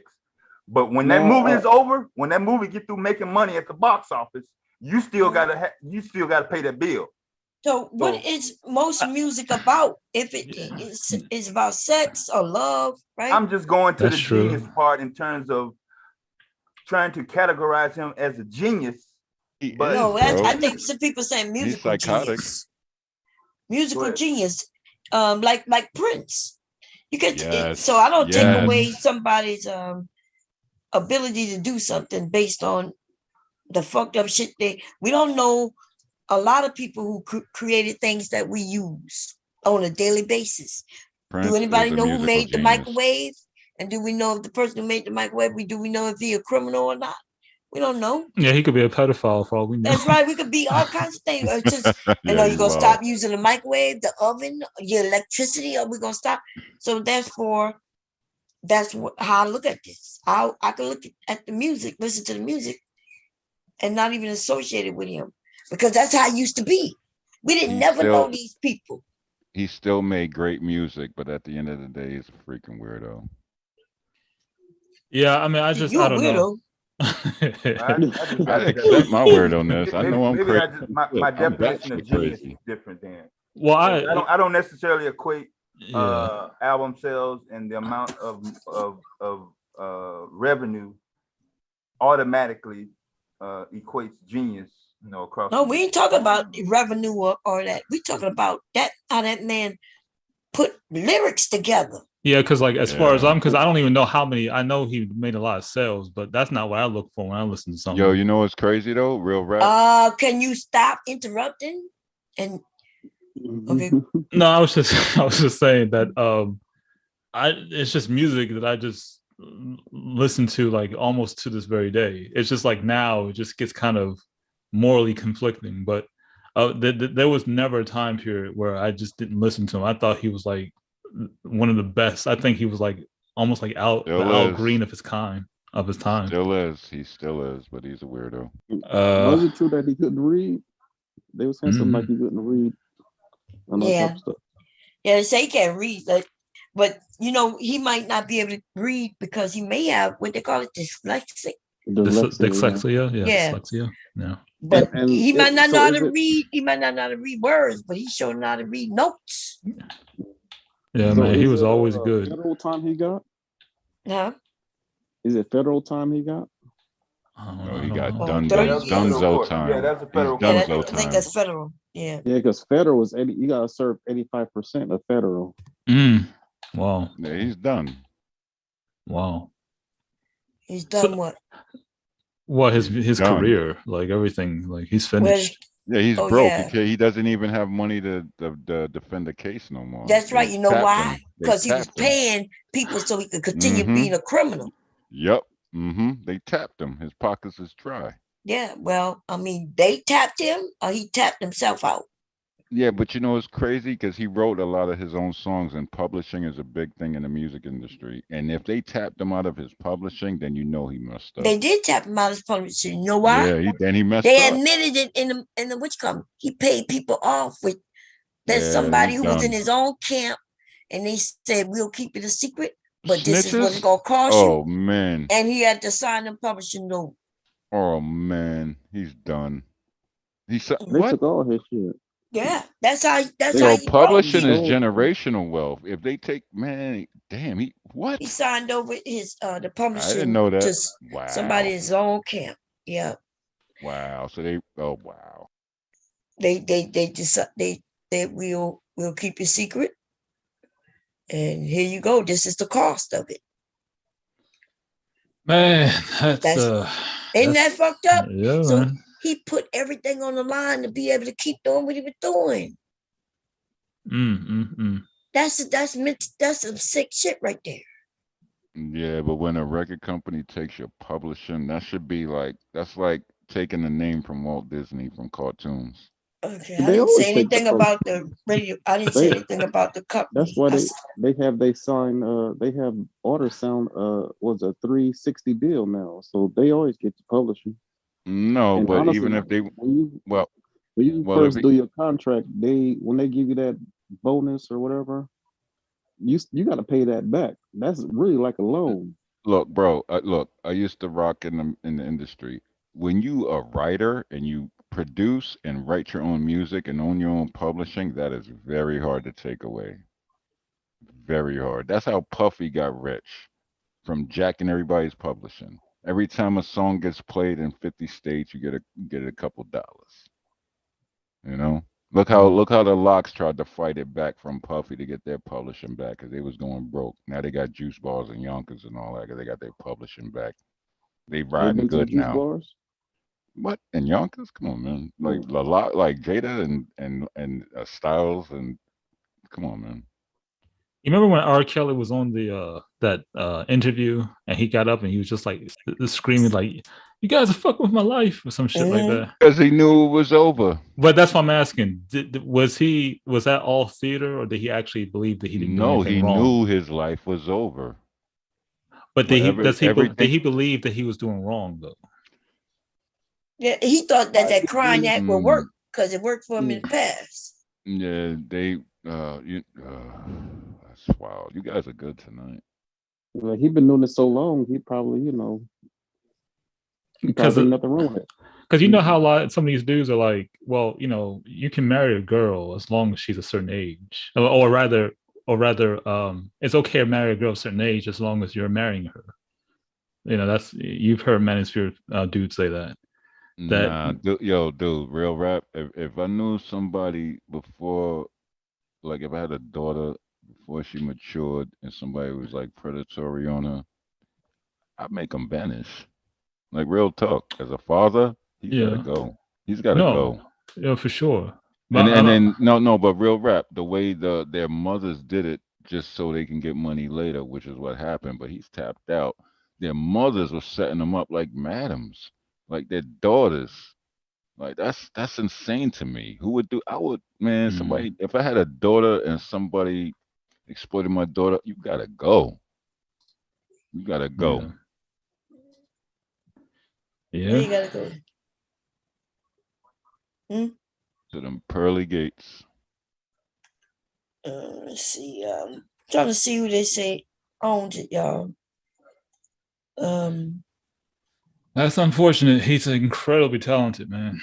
Like he's one of the few R&B guys I can listen to. I don't even know who the fuck is doing R&B. And you know what's today. crazy? It's affecting the publishing, and the more it gets played, the more you get paid. People like you got radio stations like, oh damn, he's convicted. Should we play it? Are we gonna idolize him still, right? Or are we gonna just cut his money? Now nobody want to play him. He can't do concerts. They're not gonna play him. He got no Spotify. He got no YouTube. He got no Vimeo. He got nothing now because that's going to somebody else, and he's all tapped out. He's done. He is done. Trust me. They got him good. And you can't really even honor the man, like not in mainstream. Hell, you'd be shamed. Yeah, you can play it in your car and bump it, but they're not gonna let that on the radio. Yeah, but I'm talking like BET. They couldn't do no shit like that. They couldn't. They're probably gonna put him in PC though.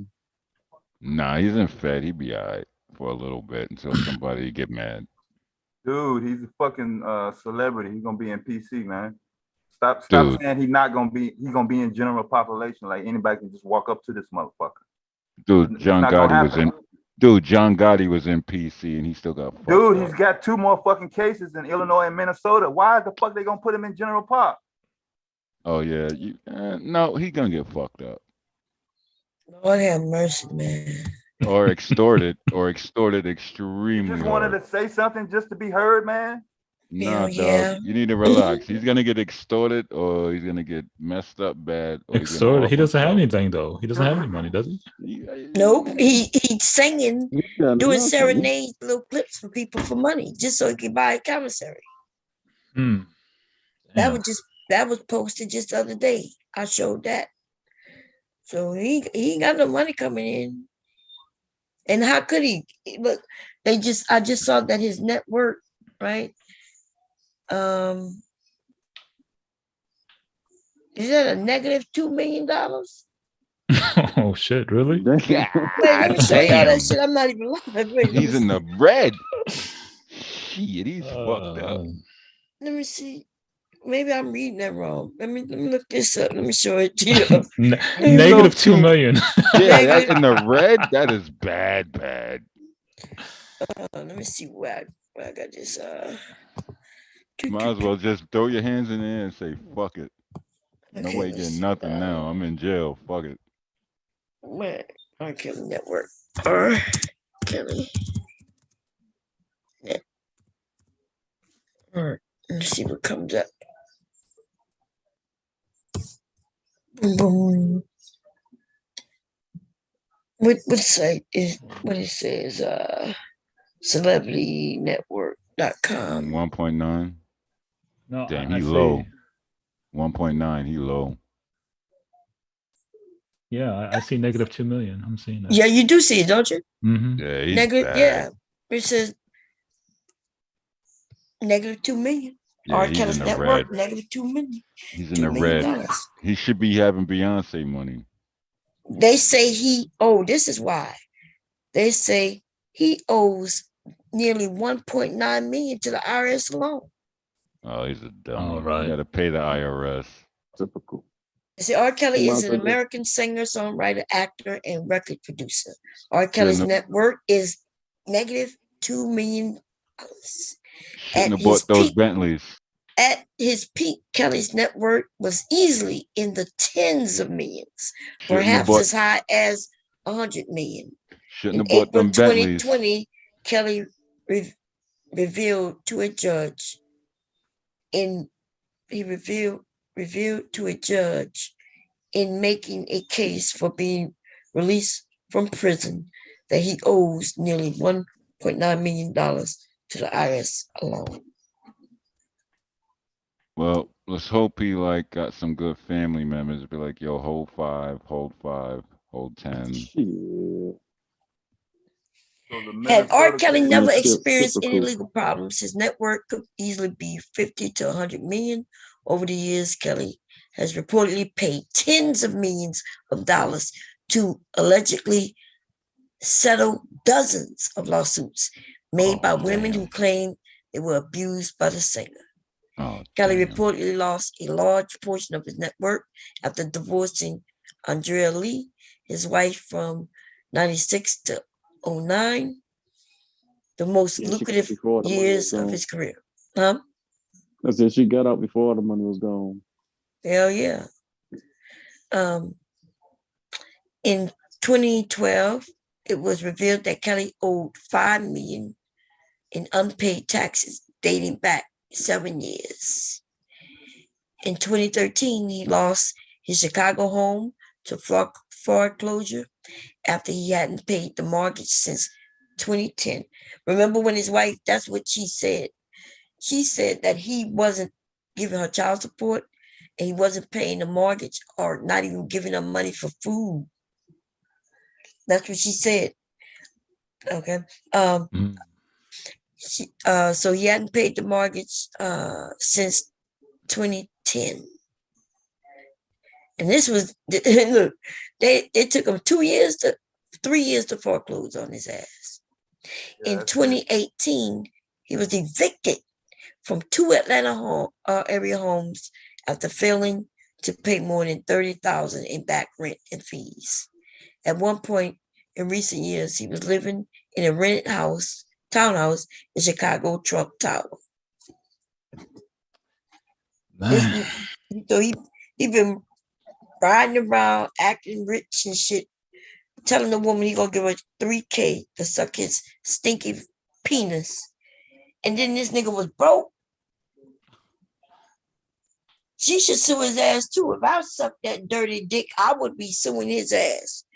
Okay, for giving me trash for dinner. Yeah, damn. Honestly, she should have known something was up because if the hotel she was at was crappy and he was staying there, she should have like, shit, why you ain't staying somewhere better, right? You know what I'm saying? But she ended up getting that money though, right? No. No. He didn't take told it? her get the hell out the He didn't truck. give it to her. Nigga claimed he ain't got it. That's why she exposed him. And then he told her nobody was gonna believe her. But I don't understand how you sucked on a dirty penis. You know what I mean? Like what for 3,000 you ain't even get your money. I never seen nobody network too negative, y'all. That's my first time Yeah, seeing that. negative is bad. He took all his bread. They ain't take shit. He gave it away. Had to, I guess. I don't know what is wrong with you, dude.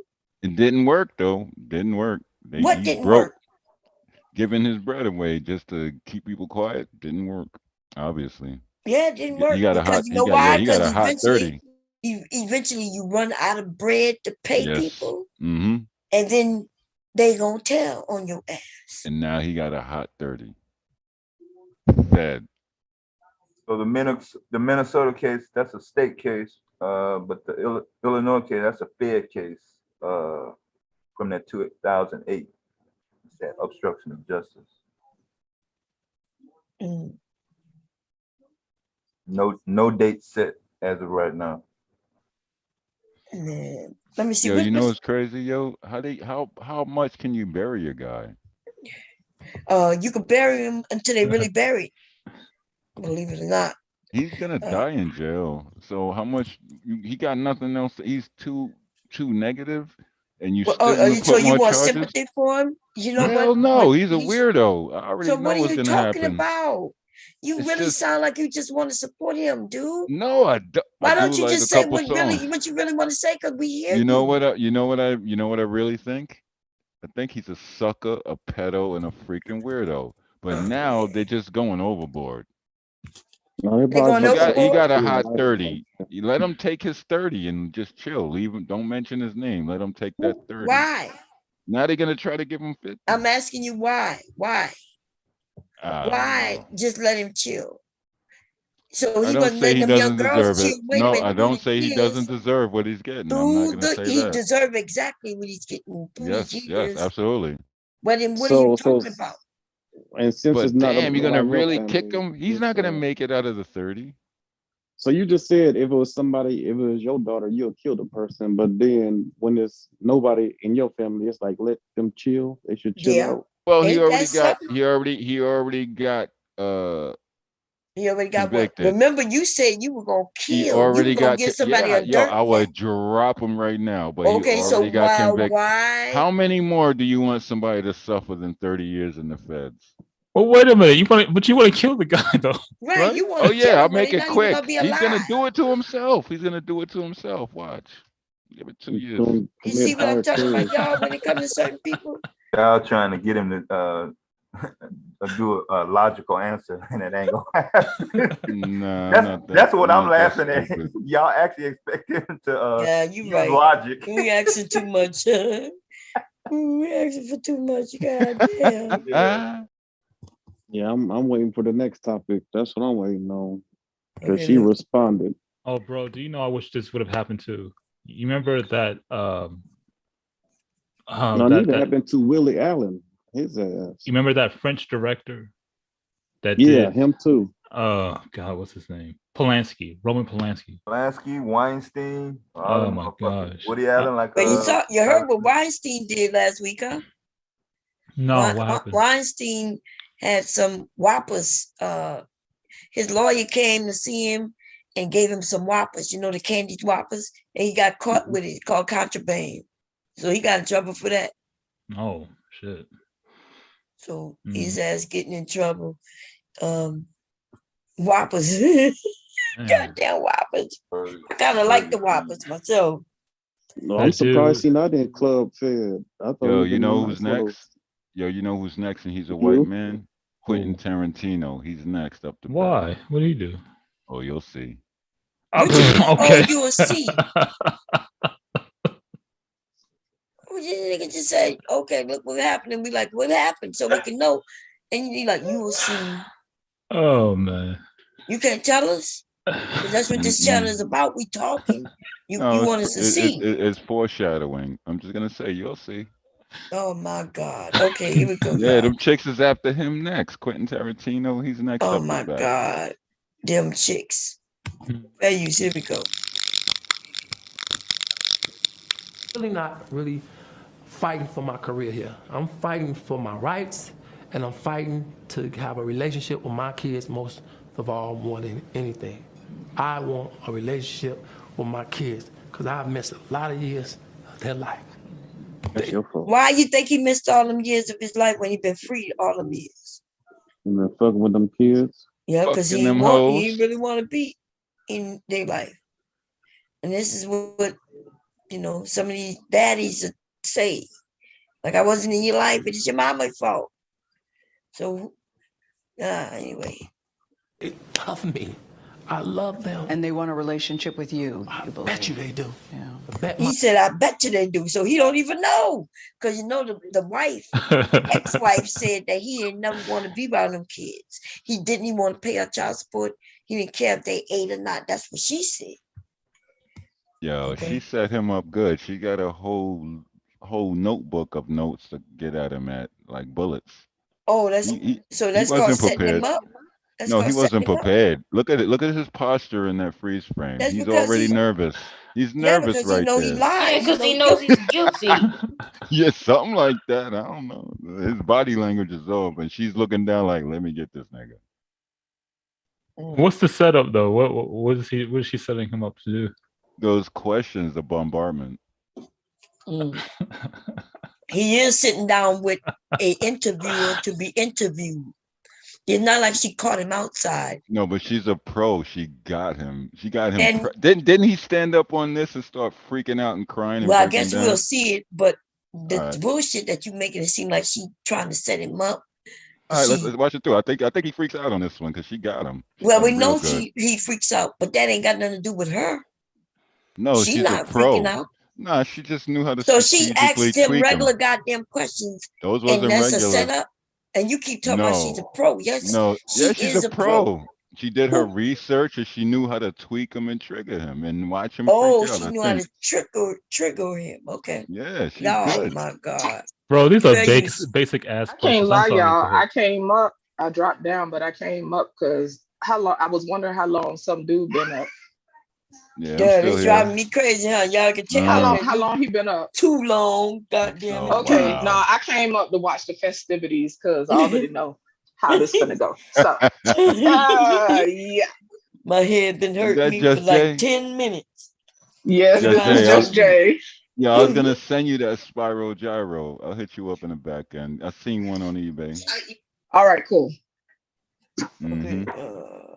Okay, good. Okay, yeah. Okay, here we go. Fair use. My breath on it, but they're pressured and I get it. They're pressured, so I get it. But I believe that's going to change in due time. You have daughters. If your daughters called you and said that somebody is doing to them what the allegations are about you, would you be okay with that? Let me tell you something. I'll be up in that mother, everything up. I had to bleep myself, but I would Yes. be everything If your up. daughters came to you and said, look, this guy is doing to me what the allegations are against you. Then I would have to arrest myself after I did what I had to do. You've been very candid that you are a sexual abuse survivor yourself. You've talked very candidly that you were molested from the ages of 7 to 13, 14. How do you think that has affected you? It hasn't affected me at all. I mean, it has affected me in a way, though. Yeah. It affected me in this way. Anything that I've been through, or any struggles I've had in my past, has affected my music. It has, Has it affected your behavior? Absolutely not. Because I'm gonna tell you something. It affected his music, but not his behavior. So it But sounds like his music, his behavior was manifested in most of his music. So he had a hard time. yeah. See, that's what throws everything off, right? Because he's saying, yeah, it affected my music, but he's saying, well, it didn't affect my behavior because I'm good. I ain't do none of those things. It don't make sense. He probably would have came out better saying, well, yeah, it probably affected my actions. And just let it be. Then maybe people could feel sorry for him. But here we go. Fair use. Anybody want to say something before I finish? No. Okay, here we go. I know people think, oh, well, he was abused. Exactly. Well, that's why he's doing that. No. No, the experts will tell you this. Most people who are abusers have been abused, but not all people that have been abused go out and abuse others. Okay. And so that's why I asked That's the what question. the experts said? That is what the But they didn't experts say said. all, did they? No, they didn't. No, All right. no. Here I stand. So that's why I'm I'm asking in the you. not all. I'm in the not all. Okay. But they also didn't say when you're R. Kelly, okay, and you're famous and your name is ringing 25 million times a day all over the world, okay, of people trying to get money from you, okay, and they're using your past. They're using the past allegations, the past case that he beat to link it on to that, okay? They're using that. When you say that you need help, do you think you need to go to therapy? Have you been to therapy? Absolutely. At this point, I'm definitely talking about that. About going? Oh, absolutely. You know, No, this shit give me a headache. Anybody got anything to say? No. Ooh, Lord, I want to just get to I'm just waiting for his meltdown to come. Me Because he all over the place. I He say not don't gonna think make this sense. is funny. I don't think this is funny. I don't think this is hilarious. Who the fuck is this? This man needs. I'm This sorry, man Bomb. needs. You can let it play all the way through because I'm Yeah, still let that interested in play, what he's yo. Let's saying. watch But the it's man, breakdown. This man needed help. This man needed help. What, And Linwood, no is this one you? stuck with it. well, And no one Linwood, you stuck need with to it. calm Oh, down Lord. because you keep triggering. You're getting triggered by other people's stuff. So you need to it's a whole thing that you need to figure helped out. him. And everybody It's want to make not. fun No, of this no. man. You But don't why know you that. ain't helping me? You was not there. You don't know that. There have been interviews where people have talked about R. Kelly acknowledging that he had a problem, and there was times where he tried to get help. Unfortunately, whatever sickness he got in his head wasn't able to be healed in a way where he didn't continue to perpetuate whatever it is that he was victimized by. Ultimately, we all are victims when we go through stuff like that. He was a victim as a child, but as an adult, you still have a responsibility to not continue to inflict pain on others. We already had this conversation. Now let us watch this video. Y'all watch it. Do what you want to do. We are. Oh, well, thank you. Thank you very much. Fair use. Here we Like I go. need your I permission. didn't do this stuff. This is not me, y'all. Wait, I'm out unless they need some shoes. let me go a little back. Let me go. Oh, right now. Mom, if you don't mind, I wouldn't mind seeing the Is whole this camera thing. on me? Yes. That's a long thing to be watching. Yeah, it's too It's like long. 10 minutes. Your So, common okay, my sense. bad. Don't Well, let me see. When you say that you need help, do you think you need to go to therapy? Have you been to therapy? absolutely. At this point, I'm definitely What talking the hell about is that? that. No, going. what is Oh, you absolutely. doing? You know, it seems like, some could say you Oh might my! Somebody seem out mute of him, touch please. to a lot of people. What do you mean? Well, I mean, your perception of the charges against you. I know it's your side and it's your story, but you have a different perception that most of the world has about you.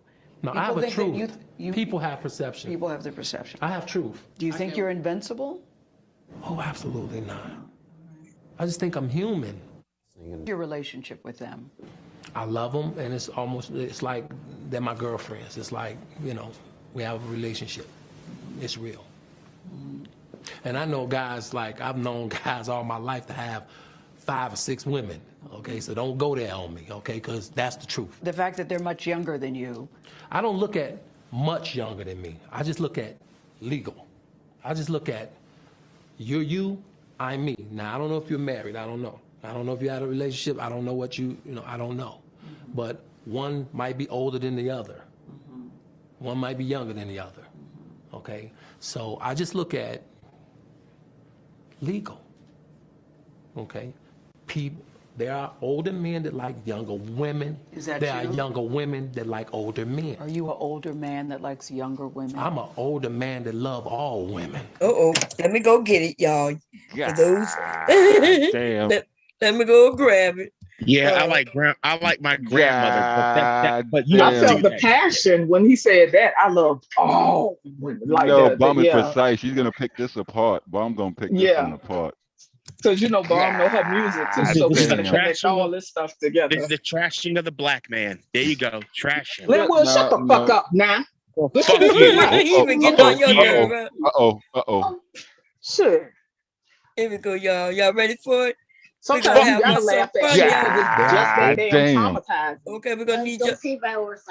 Okay, here we go, y'all. Older men that like younger women. Is that There are you? younger women that like older men. Are you an older man that likes younger women? I'm an older man that love all women. Damn. I'm an older man that love all women. I'm an older man that love all women. I'm an older man that love all women. I'm an older man that love all women. I'm an older man that love all women. I'm an older man that love all women. I'm an older man that love all women. I'm an older man that love all women. All women. All women. All women. All women. All women. All women. I'm an older man that love all women. I'm an older man that love all women. I'm an older man that love all women. I'm an older man that love all women. I'm an older man that love all women. I'm an older man that love all women. I'm an older man that love all women. I'm a there are older men that like younger women. Y'all know that shit is funny, man. That's bad, actually. I like that. Yeah, that was funny. Okay, y'all got something to say before I go put back on the video? Any comments, suggestions? You ain't shit for that beat. I was kind of bouncing to it a little bit. I know it was good, right? Yeah, it was just so bad. Yeah, I was bouncing I had a a whole little bit. routine. That's got a beat to it. Right? Yeah, man. Y'all ain't never heard that shit before? Nah. I'm an older woman that love. Nah, I was kind of bouncing. I'm like, I feel bad about bouncing to this. Let me see. I But gotta that's the find thing with us folks. It's in our DNA. It's the music, but as y'all know, music is powerful. Pretty So tribal. this is Pretty how, tribal. you know. Pretty tribal. Pretty tribal. Okay, here we go. Fair use. Okay. Maybe we're gonna play a little. I didn't go looking for No, she's setting him all the way up. younger women that like older men. Are you an older man that likes younger women? I'm an older man that love all women. Okay. I didn't go looking for a Jocelyn Savage. I was doing my show. He brought her and asked a friend of mine to put her on the stage with R. Kelly. Make sure she's on the stage. Israel Clary, what is your relationship with her? Right now, I'm seeing her. You were seeing her? Yeah, she's 21. I'm seeing her. She's 21. Yeah. But did you start seeing her at 17? Absolutely not. Did you have sex with her when she was 17? Absolutely not. You can lie. Absolutely not. Although her parents wanted me to. No, her parents claim they have text messages that show that you had sex with her when she was 17. Claim. So you're saying you did not have sex with her when she was 17? Absolutely not. Did he just claim that her parents wanted him to?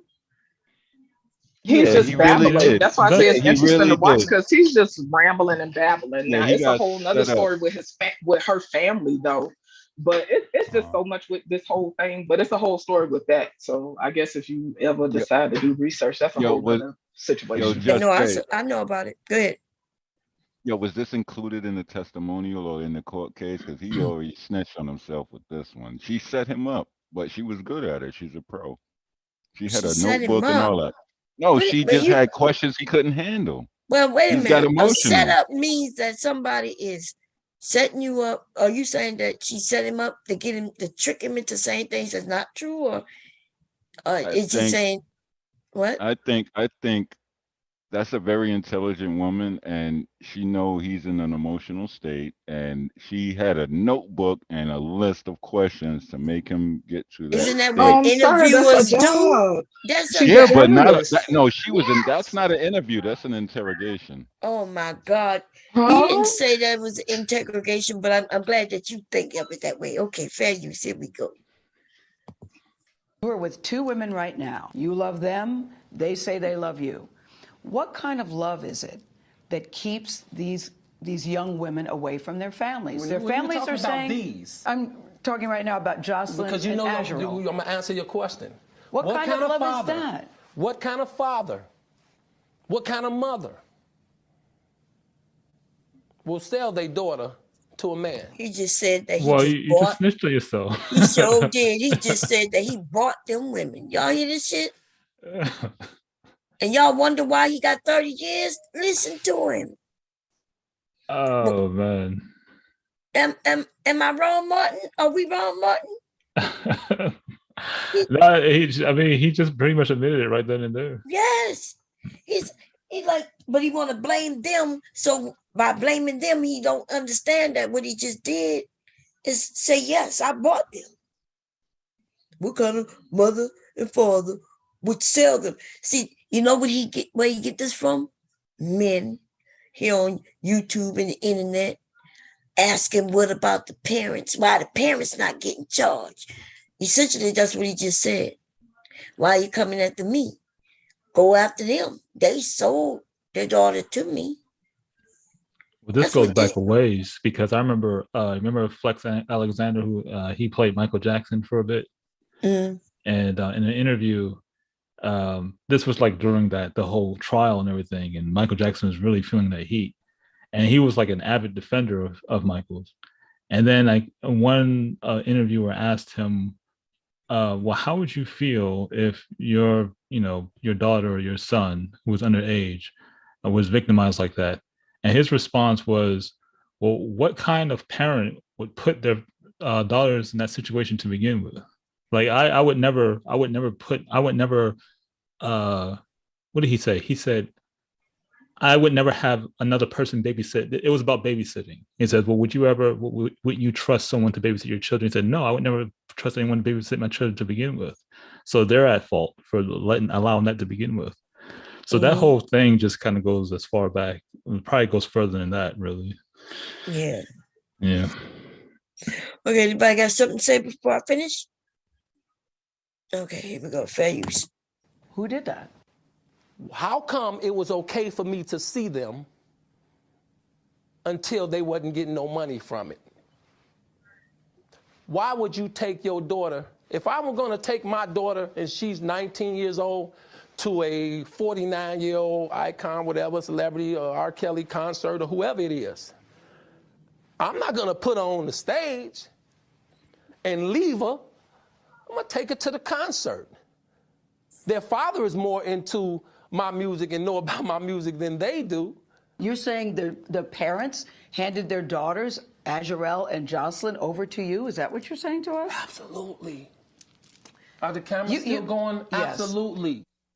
We're still talking about you with underage girls. Do you still sit here and say you have never been with underage girls? Can you really say that? I sit here and say this. I had 2 cases back then that I said in the beginning of the interview that I would not talk about because of my ongoing case now. There go that little girl. Okay, fair enough. Look, they added it. The little girl doing what she does to him. What? Okay. Man, I gotta take that off, man. I didn't know that. I'm gonna play that. Oh shit! I didn't know. Is that what I think it is? Yeah.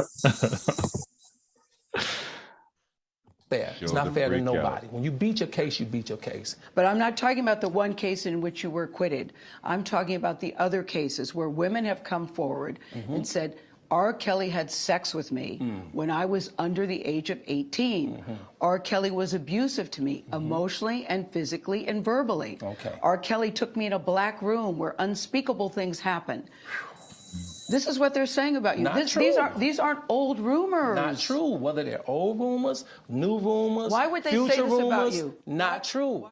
And correct me if I'm wrong, that you have never held anybody against their will. I don't need to. Why would I? Well, How stupid would it be for R. Kelly, with all I've been through in my way, way past, to hold somebody, let alone 4, 5, 6, 50, you said. How stupid would I be to do that? I didn't say you That's were holding. stupid, guys. I didn't. Is this camera on me? Yes, it's on. That's stupid. Use your common sense.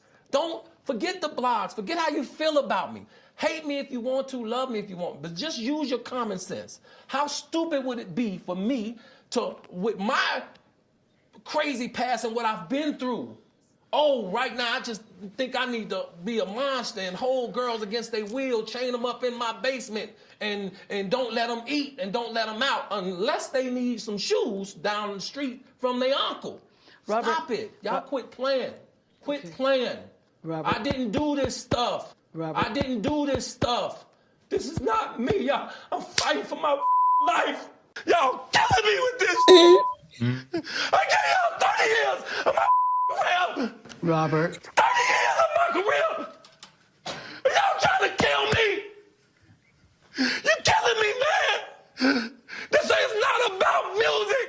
I'm trying to have a relationship with my kids, and I can't do it. Y'all just don't want to believe the truth. You don't want to believe it. At this point, we briefly paused the interview to give Kelly a moment. His publicist helped calm him down. I hope this camera keep going. No, we're gonna This let is the not camera keep true. rolling. Y'all, what y'all got to say to this? Oh man. She got him. Yeah. What you mean she got him? She got him. Like, you ever seen that thing in the She got him.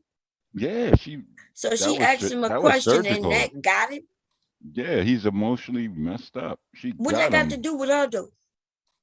She's good. She's Wow. very good. She's surgical. She Yeah, got but him. Look at him. you're What not they got? smart. You're dumb. No, we're not gonna do that. Look, the freeze frame you got I don't right know how here. long you thought I was gonna be up here listening to this shit coming from you, dude. Come on, baby. So she got him. She asked him a fucking simple question. And look, he broke she down. got.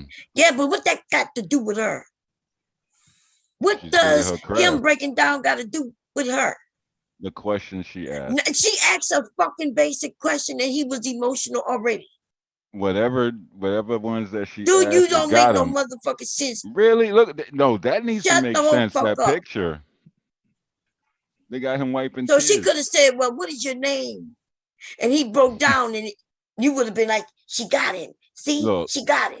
Look, if you're a She didn't star raise her of that, voice. She I didn't. know, She didn't even she got accuse him. him of She nothing. got him. That was Shut easy the to fuck her. up. All right.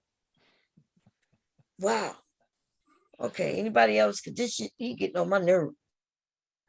Anybody? Oh, that's it. You ever heard that club mix when he says y'all killing me? There's that club mix. Yeah. Yeah, that shit is good too. Let me see if I can find it. Let's see. I think the same person make them. Oh, okay. Yeah, but this is crazy. Like I don't understand the dude who keep talking about she's surgical with her words. She asked him real simple questions. Like, what would you do if it was your children? That was a simple question. Then she asked him, well, what type of women do you like? Do you think they're too young? Like simple questions. Okay. All right. So you're asking somebody that's a superstar that got a reading level of a 6th grader. Okay. But they got to do with it. Go ahead. What kind of questions should she have asked him, in your opinion? Got him out of his character. She got his handlers wiping tears. See, he ain't he's breaking down. See, so you got asked a question. You gonna answer it? I just did. No, what's the more appropriate questions to ask him? To be honest, he shouldn't have even agreed to that interview. He incriminated himself. He admitted certain things. But he incriminated himself that was used in court a few days ago. Yeah, but in as much as he interview, did agree to it though. So in as much as he agreed to it, well, I guess he was not prepared emotionally because he's at the end and broke down. He wasn't prepared. He didn't have no coaches. He just got people wiping tears. He, like that. Come on, that's some sucker shit. But she didn't do anything out of she bounds, did it precisely. No, nothing out of bounds. She did okay. exactly what her job is supposed to do. But he wasn't ready. Nobody got him prepared for that, and he broke down. Well, that's more of an indictment. So that would be more of an indictment of him. And it was used. That's why he got a hard 30 now. They used that against him because he admitted in this interview he got. It is what it is. Yeah, that's what it is. You don't think he would have gotten the 30 had it not been for this interview? I don't mean, he ran out of money, so I don't know that call. All right. Okay. Wow. You do have a problem with him getting 30 years, though, right? Nah, he need 50. You just got through saying didn't you just say why send him through those other cases? And because he's not gonna make it through 10. Yo, Dev, he's not gonna make it through 10. I mean, if you really want to punish him, you could have put the 50 on him. But Fed time, that's kind of like, you might have a basketball court, you might be all right, but being a star in front of crowds and then you're taking that away and your money and your fame, and now you just you're worse than a normal person. He gave it away. Pretty much, yeah, you're right. Is federal prison that luxurious? I mean, kinda, yeah. They got video games and Direct TV, yeah, they There's good. different levels of federal, so That's right. Different It ain't levels. Rikers Island. It ain't Rikers Island or Sing Sing. that ain't the only federal prison in the United States, dude. Rikers and Sing Sing ain't federal. I'm saying federal is different than regular things. Trust me. Mhm. Anyway, They he have Federal, died. you would rather be. they have maximum security Oh yeah, prisons that's on the bad. federal That's level. bad. What the fuck are you talking about, dude? Hey, hold on. Yo, First, don't You curse at don't me, know. bro. Oh yes, I do. I know more than he knows. Cause yo, devastating. One thing you should not do with me is curse, cause I will embarrass the shit out of I you like don't I give did a the other fuck, day. man. You don't Okay, mean so then nothing to let's get it. me. Let's get I'm it. not Are you gonna kick obligated me to this show you time when I any type of embarrass you? motherfucking respect. Are You you don't gonna do it kick on me this this panel. time? Are Ever you since gonna you've been kick me coming on this again when panel, I you ain't embarrass showed you no again? goddamn respect. Are you How the gonna fuck kick you me when I expect it out of embarrass you me? again? See, there you go. You're emotional like R. Kelly. You All just right, said I'm a it's mute. I'm different a on the mute. federal You're level. getting They emotional, in bro. You hotels need and some shit. pussy in your life. I'm not the one complaining about pussy. You are. Nigga, what? You Okay. mad for no reason, dog. You got an issue. You the one got upset for me talking. Why you yelling though, That's man? the way Come I on, talk. man. It's That's the almost. way I talk.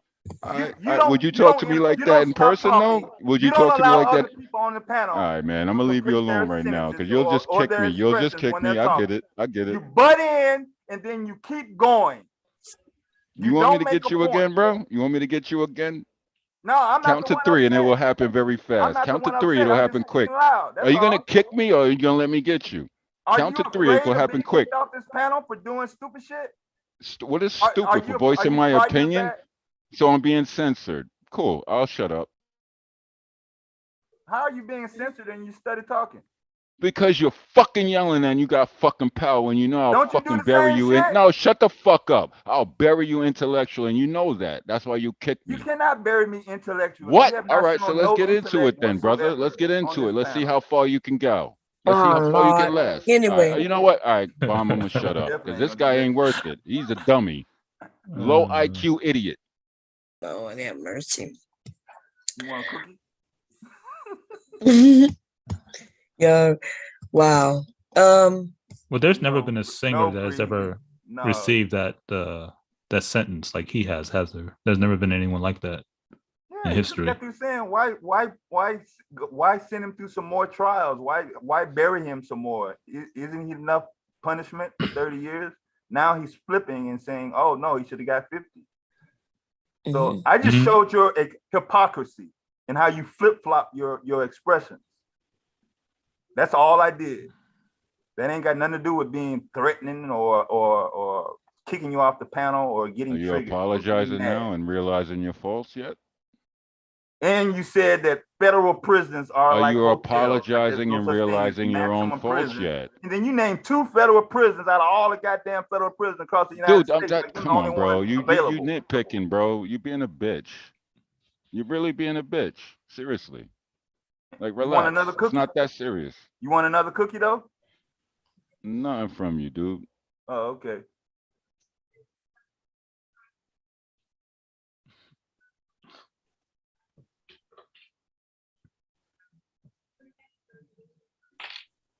Okay. Well, She said, well. All right. Anyway, I want to get to the next subject, but what we're gonna do is we're gonna restart, y'all.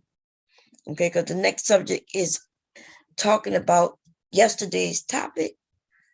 And so it's a great topic because the woman responded. Okay.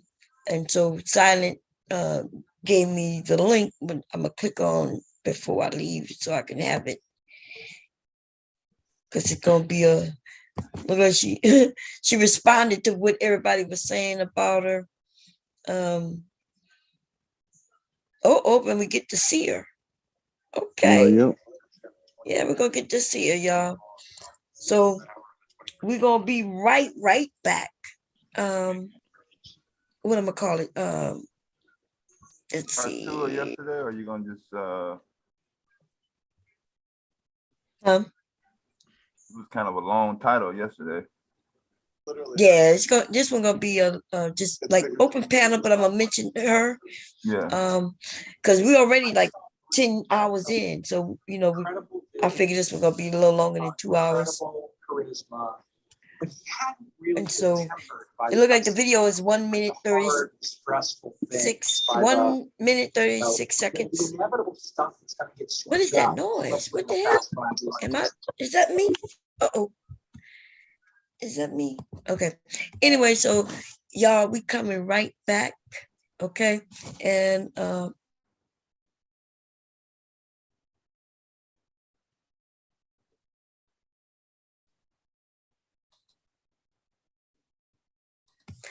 I back? Yeah. Okay, cool. My computer just like acted up on me. That's because it unplugged for a little while. Yeah. Anyway, so yeah, we coming right back, y'all. We're gonna be talking about the burger woman, right? The woman with the burger and the baby daddy. Why is somebody coming up when I just said we? The woman with the burger.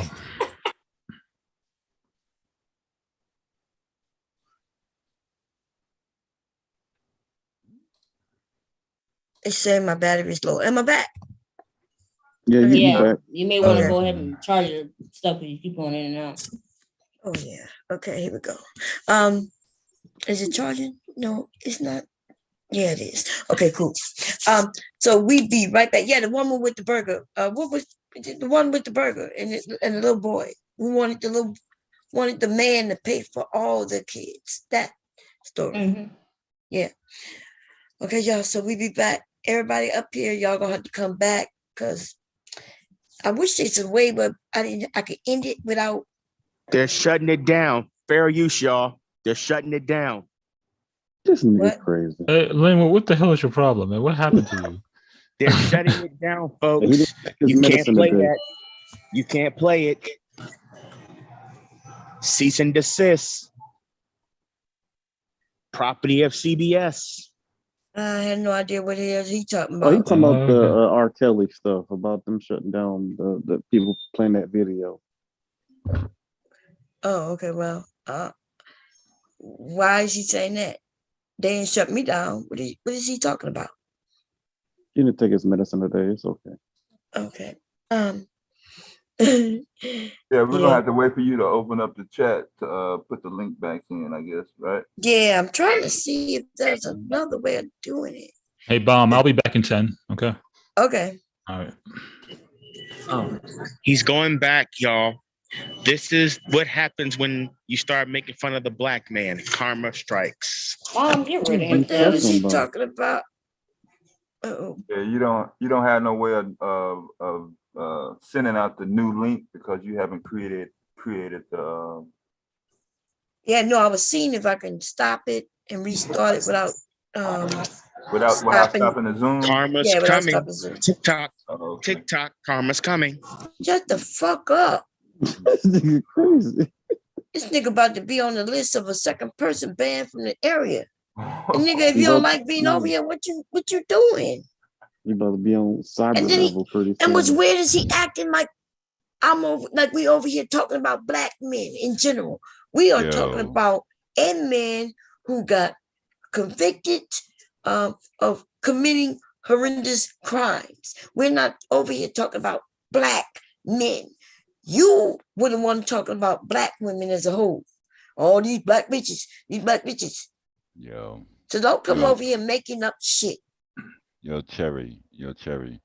I'm just giving a public service announcement for people No, hold on. This is props. Yeah. For people not to fuck with you because you're too witty. All the small people, I mean, you're like what, 5'11"? No, you're not even 5'11", you're like 5'5", something like that. Never mess with a short. Okay, Never say mess with bye, a small chick. everybody. Damn it, I'm sorry.